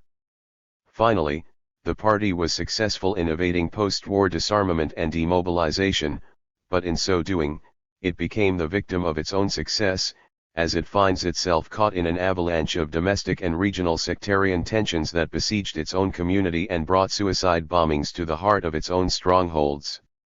173. 10. Conclusion. This book surveyed the ensemble of institutional, clientelist, and discursive practices of governance that collectively sustain the political economy and ideological hegemony of the sectarian system. What emerges from the preceding chapters are snapshots of an ever-expanding but holistic complex ensemble, one that operates at the structural, institutional, and individual levels, and aims at entrenching and reproducing sectarian modes of subjectification and mobilization, while sabotaging challenges to the material underpinnings and ideological hegemony of the sectarian system. To start with, there is a structural relation between sectarianism and the country's political economy. Sectarianism is reproduced by, and plays an instrumental role in sustaining Lebanon's lopsided and patronage-based rentier post-war political economy. The country's neoliberal, services-dominated but monopolistic economic structure besieges sectarian subjects in the clientelist networks of an increasingly overlapping sectarian/political and economic elite. The main function of this political economy is to materially reward that elite, facilitate their capture of the economy's profitable sectors, and export the country's human talent, thus ensuring a continuous stream of remittances to finance galloping consumption expenditures. In turn, sectarianism obfuscates all kinds of income and regional disparities, while at the same time enabling the elite to protect their financial privileges and escape public accountability. The result is a political economy that reproduces sectarian modes of subjectification at the expense of other forms of affiliation, and perpetuates the sectarian/political elite's clientelist infrastructure of control. A number of institutional measures play important roles in the production of this holistic ensemble. The institutions of the Lebanese state are engineered intentionally to reproduce sectarian subjects and modes of mobilization. Sectarianism is institutionalized in a corporate consociational power-sharing system prone to immobilism and overlapping domestic and external contests. The mix of a weak but centralized state guarantees sectarian/political elite use of resource allocations to lubricate populist patronage networks to ensure social and political control. The labor movement was tamed and turned from a protagonist of political and socio-economic change into a protege of the sectarian/political elite, with devastating consequences to workers' rights and 174. Conclusion 175. Collective bargaining. The formation of unions and syndicates remains subject to the approval of the executive sectarian authority. Simple plurality electoral laws distort voter incentive structures, rendering elections into platforms for sectarian chauvinism and the reproduction of neo-patrimonial leadership rather than opportunities to exercise accountability over elected officials. Electoral districts are gerrymandered to channel voting along sectarian lines instead of engineering them to promote new trans-sectarian, national identities. The post-war sectarian redistribution of public offices has atrophied state institutions, and the selection to government office is based largely on the litmus test of loyalty to members of the sectarian/political elite rather than merit. Even the LAF, an institution presumably possessing a strong esprit de corps, is prey to the narrow idiosyncratic calculations of the sectarian/political elite in post-Syria Lebanon, undermining its military development, morale, and institutional autonomy. The post-war public sector is consequently incorporated into the sectarian/political elite's clientelist networks. Its resources are used to sustain this elite's networks and to benefit their private interests. These sectarian practices of governance come full circle as they operate at the individual level, however. The sectarian/political elite, often in alliance with their religious counterparts, deploy an array of practices that collectively aim at besieging Lebanese in sectarian and clientelist shackles, from cradle to grave. Matters related to family law in its broadest sense are relegated to sectarian courts to produce sectarian subjects beleaguered by clientelist and kinship loyalties. The same calculations shape citizenship laws, welfare distribution, and educational policies. Post-war neoliberal state retrenchment compels the economically underprivileged to seek sectarian patronage for a range of social services. Large swathes of associational life are absorbed by the post-war neoliberal governance model, sectarianized, co-opted, or intimidated to prevent the emergence of spaces for alternative forms of political subjectification and mobilization. Finally, the post-war mediascape has emerged as a site for reciprocal demonization, not only reflecting post-war sectarian sentiments but also creating and fueling them. The sum of all these practices of governance operating at multiple levels is a holistic complex ensemble that constantly reproduces sectarian modes of subjectification and mobilization, and a society that normalizes everyday forms of violence and hybrid types of lawlessness and criminality. The whole incentive structure operating at the structural, institutional, and individual levels is distorted in a manner that serves the reproduction of the sectarian system and its concomitant dislocations. Clientelist networks and the systemic corruption that comes with them are consequently favored over strong state institutions and the rule of law. Thus, what appears as attitudes or behaviors associated with the so-called Lebanese political culture, or way of life, are in fact derivatives of the sectarian system and the absence of rule of law, accountability, and autonomous state institutions. They are also the subaltern's resistance strategies against a 175. 176. Structurally lopsided political economy that protects and rewards the politically and economically privileged but disciplines and penalizes the underprivileged. The endemic corruption of the bureaucracy, the failure to respect the law and to show empathy towards others in different practices of everyday life, the lack of proper legal procedures in a range of medical, culinary, sanitary, educational, energy, environmental, customs, or construction sectors, and the difficulty in mobilizing people behind civil society campaigns to fight these aberrations are all the result of a distorted incentive structure that accrues from the sectarian system's holistic ensemble. Yet despite its sophisticated political economy and near-total ideological hegemony, many Lebanese refuse to surrender to the tentacles of the sectarian system. The preceding chapters surveyed some of the struggles waged against this system and the political economic policies that underpin it. Whether it is Koloud Sukhariya and Nidal Darwish's saga in the quest to promulgate an optional civil personal status law, alternative social movements like Hakti Ali, Masha and Dictaphone who aim at transforming rather than reforming the sectarian system, or KAFA who seek to criminalize all forms of domestic violence especially those targeting women, women's efforts to grant citizenship to their children and foreign spouses, the SCC's Churchillian resilience in defending the socio-economic rights of the underprivileged and voiceless and in exposing the lopsided social costs of the sectarian/political and economic elites' neoliberal policies, or the lobbying by an alliance of NGOs for the promulgation of a more representative PR electoral law. All these and many other everyday acts of resistance are small battles in a larger and inescapably protracted Gramscian war of position that may slowly chip away at the sectarian system's political economy and ideological hegemony. What then are the structural, institutional, and para-institutional reforms required to change Lebanon's sectarian system substantially? A new kind of Lebanon? 2. Given its holistic mode of operation, any attempt to build a new kind of Lebanon that moves beyond the current political economy and ideological hegemony of the sectarian system must be launched from multiple sites and levels.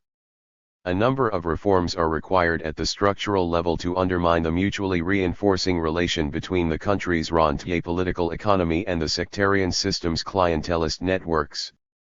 As discussed in Chapter 1, capital inflows, remittances, foreign development assistance funds and deposits, and money market securities created a post-war economy that promotes commerce and the non-productive sectors such as real estate and tertiary jobs, at the expense of productive ones such as agriculture, manufacturing, and industry. 176. Conclusion 177. The inability of these sectors to create tradables and the requisite number of new jobs, an intentionally low salary scale, rising commodity prices, and a public sector used by the sectarian/political elite to dispense political favors to their clients drives many Lebanese to seek employment outside their country. A vicious circle is consequently produced whereby rising domestic consumption is financed by remittances as more and more Lebanese opt to exit a non-productive and lopsided post-war political economy based on all kinds of class, sectoral, and regional disparities. 3. One of the most important consequences of this rentier economy is its ability to brain drain the country of agents of socio-economic and political change. This rentier political economy plays also an instrumental role in the production of docile sectarian subjects as many who fail to make ends meet ultimately seek refuge in the sectarian/political elites' patronage networks or in sectarian-operated institutions. Nor does their economic condition allow them the necessary respite to challenge the sectarian system's ideological hegemony. It is also a political economy based on monopolistic practices and low corporate taxes that enriches a trans-sectarian but increasingly overlapping post-war alliance of sectarian/political and economic elite, thus lubricating their own sectarian clientelist networks. Nahaz's social wage package with its universal health care proposal and the SCC's wage increase demands are the kind of structural reforms designed to free citizens from the sectarian system's clientelist networks. At the heart of Nahaz's proposals was the attempt to shift the tax burden from the middle and lower classes to the economy's non-productive sectors, especially to real estate and banking. Moreover, he linked the proposed salary increases to a universal health care system, and to reductions in transportation and telecommunication costs to make any prospective salary increase meaningful rather than arithmetic. All this could potentially free the underprivileged from welfare services channeled through public or private institutions controlled by the sectarian/political elite or by sectarian associations. Little wonder, then, that the sectarian/political elite considered his proposals revolutionary and consequently rejected them and ousted him from his ministerial post. More than anyone else, the elite realized that the proposed reforms would have challenged the clientelist patronage networks and the political economy underpinning sectarianism. Beyond the structural reforms are a number of institutional measures that have acquired near consensus among civil society activists and even some politicians. We have already examined the logic behind struggles to promulgate an optional civil personal status law and demands for a new PR electoral law. Both may play an instrumental role in shifting the modes of subjectification and mobilization beyond sectarian affiliations. Family laws are at the heart of the sectarian kinship complex and the reproduction of sectarian modes of subjectification. The adoption of an optional personal status law may liberate many Lebanese from the ideological hegemony of same-sex marriages and 177. 178. From its accompanying legal and institutional repertoire. This would not be an insignificant achievement, as it amounts to liberating Lebanese from the obligatory rites of loyalty which they are expected to offer their sect from birth to death. An optional personal status law is one step in the long road to dismantle the ideological hegemony of the sectarian system and in building the basis for a new kind of democratic citizenship, free from sectarian affiliations. Similarly, adopting new electoral laws could help to free voters from clientelist calculations and ancestral city obligations, opening up possibilities for the emergence of radically different trans-sectarian and trans-regional political alliances. One such law favored by many activists is the closed-list PR electoral law in which Lebanon constitutes one single electoral district. It is assumed that this kind of law may alter the existing distorted incentive structure that militates voting and electoral alliances towards the reproduction of sectarianism. To be sure, and as the experience of a number of post-war deeply divided societies demonstrates, for electoral engineering is never a straightforward theoretical exercise, and may require a period of trial and error to find that optimal electoral law which creates the kind of incentive structures that invite new modes of political subjectification and mobilization. Whether it is the closed-list PR electoral system favored by some for post-war societies, the alternative vote system, or any of the proposals discussed in this book, engineering an electoral law that creates room for the kind of political mobilization away from sectarianism is not impossible, especially as the popular momentum against the current simple plurality one and its gerrymandered electoral districts is growing in the country. The adoption of administrative decentralization is another institutional reform that has recently acquired significant popular support as testified by the publication of a draft decentralization law on April 2, 2014. The combination of a weak but centralized state allows the sectarian/political elite control over substantial resources that lubricate the clientelist networks underpinning the political economy of sectarianism. Central government control and the allocation of the revenues of the existing intergovernmental grant system in Lebanon, the Independent Municipal Fund, is based on largely clientelist rather than developmental needs. Decentralization, and the concomitant establishment of new local revenue-generating and intergovernmental grant allocation criteria, may help cut the clientelist umbilical cord sustaining sectarianism and reproducing sectarian modes of mobilization. On this view, any prospective decentralization must involve the transfer of a number of hitherto central government powers to local councils. Some of these powers are already mentioned in the draft 2014 law. Local councils are expected to administer real estate taxes, a part of the income tax, and a share of the taxes levied on real estate registration. 5. Moreover, electing local officials with broad fiscal autonomy and developmental prerogatives may create a sense of accountability between. 178. Conclusion 179. Officials and voters largely absent from the present municipal council system. Consequently, mobilization along sectarian agitation and demonization may become gradually redundant, paving the way for the emergence of new modes of mobilization along local or regional socio-economic and developmental needs. Other proposed institutional reforms include the establishment of a Senate in the context of a new bicameral legislative system as prescribed by the Taif Accord. The rationale behind this proposal is to free elections for the lower house from sectarian representation while retaining them for the upper house as a safeguard against majority domination. The lower house would consequently deal with routine public policy matters, while reserving more crucial state issues, such as foreign policy, identity politics, the country's defensive strategy, to the upper house where all the sects are represented equally and enjoy veto power. 6. If implemented, these institutional reforms would amount to shifting Lebanon's current corporate but crisis-prone consociational democracy in a more liberal direction, one more attuned to what the architects of power-sharing theory prescribe. After all, the hitherto distorted implementation of consociationalism in Lebanon serves the parochial political economic interests of the sectarian/political elite at the expense of almost all Lebanese. 7. The above structural and institutional reforms are not mutually exclusive, they are synergistic. They must operate contrapuntally to loosen up the material, institutional, and ideational foundations of the sectarian system.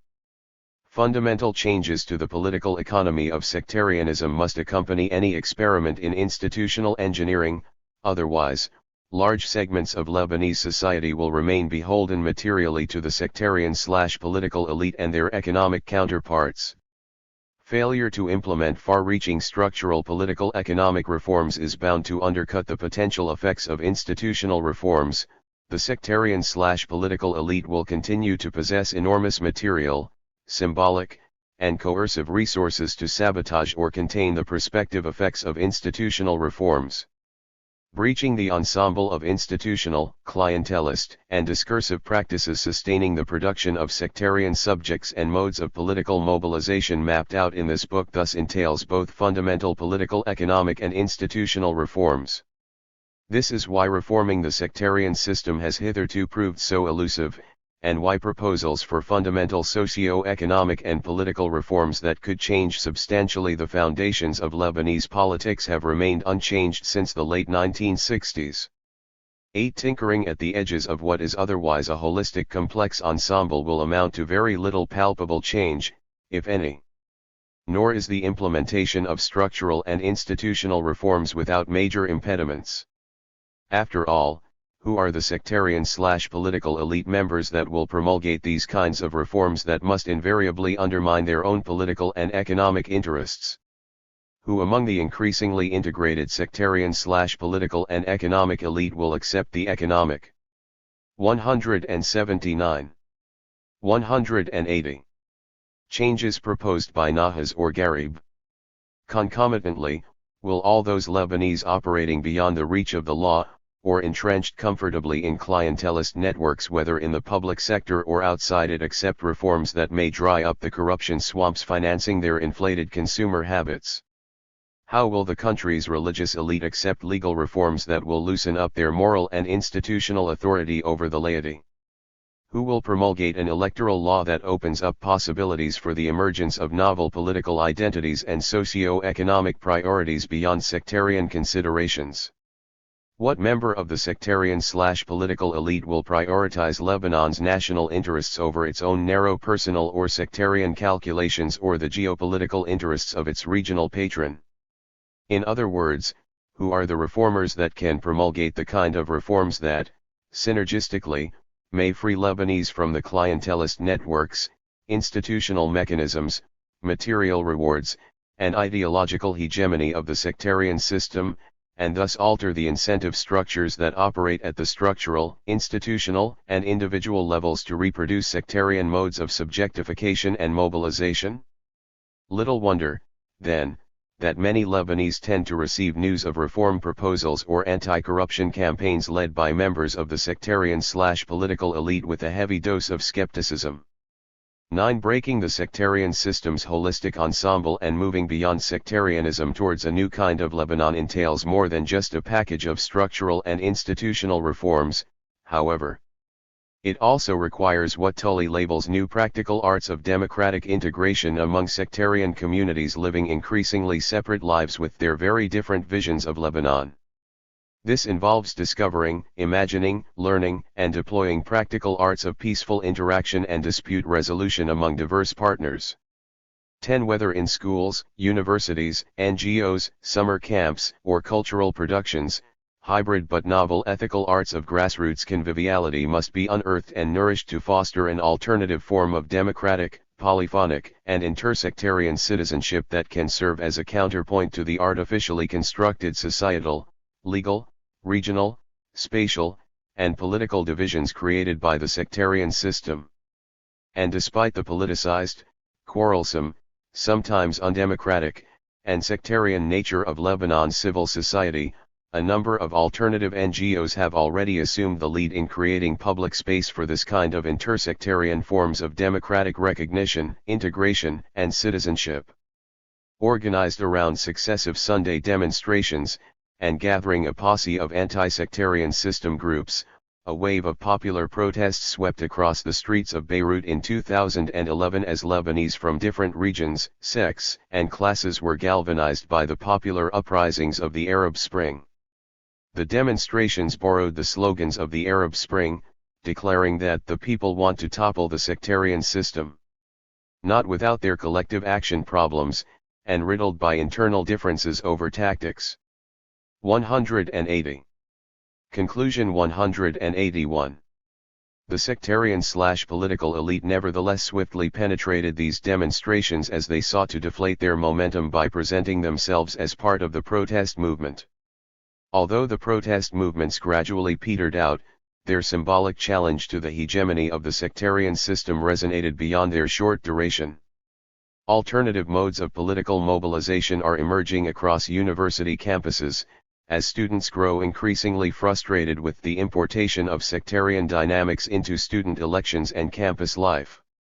11. Many teachers and public sector employees are challenging neoliberal socio-economic policies aimed at keeping most Lebanese under the mercy of the sectarian/political elite's clientelist networks.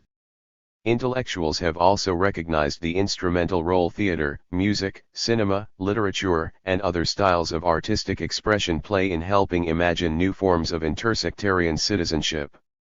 12. To reiterate, all these battles are part of a collective and protracted war of position on the long road to create viable alternatives to the sectarian system's ideological hegemony. Without the implementation of a package of structural and institutional reforms that open up new types of alliances across sectarian, regional, and class divisions, the impact of such experiments in grassroots conviviality will remain invariably limited. Exporting the Lebanese model? An unprecedented wave of hateful sectarianism is making its way through the Arab world on the morrow of the popular uprisings. As discussed in Chapter 9, the spread of this sectarian wave is the product of the sectarianization of an invariably realist geopolitical contest between Saudi Arabia and Iran in a number of Arab states, originally triggered by the 2003 U.S. invasion and occupation of Iraq, and the later violent regime responses to otherwise peaceful popular uprisings. Sectarian, ethnic, and tribal divisions have resurfaced with a vengeance as authoritarian state institutions collapsed, leaving behind an institutional and ideological vacuum gradually filled by all types of local and trans-regional, but most destructively Salaf jihadi, groups. In Syria, Iraq, Libya, and Yemen, authoritarian political orders built on the model of the centralized, homogenizing state unraveled along sectarian, ethnic, or tribal lines. Popular uprisings in Bahrain and Saudi Arabia ruptured society along sectarian fissures. Sectarianism is also making headway in North Africa, with the region emerging as an export site for a new breed of transnational Salaf jihadi fighters.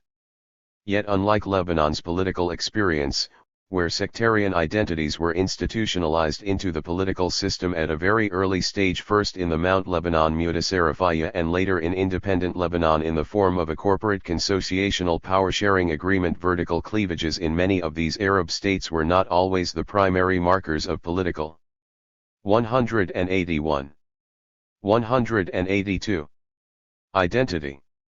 Instead, they tended to cross-cut with other cleavages, namely, class and regionalism. Nationalist movements were often inclusive, shunning sectarian discourse and divisions. They muted societal divisions with a mix of populism and authoritarianism. Nor were the popular uprisings of the Arab Spring launched in the name of the sect or other vertical divisions. In their early days, the popular uprisings in Syria and Bahrain attracted supporters across sectarian divides, people who were determined to build a more democratic polity for everyone. Yemen's uprising was similarly all-inclusive at the outset. All this sounds like a daydream as regimes sectarianized or tribalized what had started as peaceful popular uprisings, and geopolitical contests derailed them from their original pristine objectives. The era of the homogenizing centralized authoritarian Arab state seems to be giving way to an era of dreadful sectarianism, anchored on presumably primordial but actually historically constructed and very modern identities. The rivers of blood spilled as societies imploded after the popular uprisings of the Arab Spring, and the weight of inescapable geopolitical considerations, suggest that any hope for the emergence of stable political orders in these states may very well hinge on the negotiation of new socio-economic and political power-sharing arrangements in which sectarian, ethnic, or tribal considerations will play defining but exaggerated roles. In time these states may come to resemble the Lebanon we have surveyed in this book, where historically constructed identities are institutionalized and reified, exposing the polity to overlapping external and domestic crises. Post-Saddam Iraq is already duplicating the pitfalls of Lebanon's flawed power-sharing arrangement. An ethno-sectarian power-sharing arrangement imposed on the country has failed to secure a modicum of stability. Instead, it has divided Iraq along overlapping sectarian/ethnic and regional lines into what is, in practice, a loose but dysfunctional confederal structure. Nevertheless, Iraq's imperfect power-sharing arrangement remains the only institution maintaining the country's territorial integrity, in spite of ISIS's attempt to roll back time to a borderless era in the hope of resuscitating an imagined Islamic caliphate. Such is the quandary and difficulty of rebuilding political orders in many Arab states after the popular uprisings that imperfect power-sharing arrangements of the kinds that exist in Lebanon and Iraq seem to be a necessary though insufficient evil to end the violence and restore a semblance of stability and territorial integrity. The geopolitical war for Syria has shattered the country along broad overlapping sectarian, ethnic, and regional lines. This war may not have undermined the powerful sense of Syrian national identity, but it is difficult to see how the one-time bastion of Arabism can reclaim its territorial unity in the absence of a measure of autonomy along sectarian, ethnic, and regional lines that may, in the long run, end up refeeing these divisions. Although it was violently overtaken by Iran's geopolitical priorities, Yemen's new but imperfect federal blueprint remains a precondition. 182. Conclusion 183. For the restoration of a minimum of national unity. Libya's uninhibited chaos will only be contained when its diverse political communities settle on a new confederal power-sharing formula that distributes economic resources fairly. Finally, Bahrain's long-term stability ultimately rests on the negotiation of a new political and socio-economic power-sharing pact, one that moves the country in the direction of a constitutional monarchy but with safeguards to the ruling Al-Khalifa family and the minority Sunni community.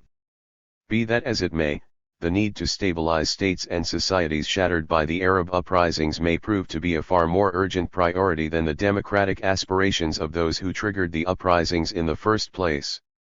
The real work of avoiding the pitfalls of Lebanon and Iraq commences the day after stability returns to collapsed states as their communities begin the difficult search for new forms of political organization and reconciliation that one day may create the democratic states which the peoples of Lebanon, and all Arab states, deserve and so desperately aspire to.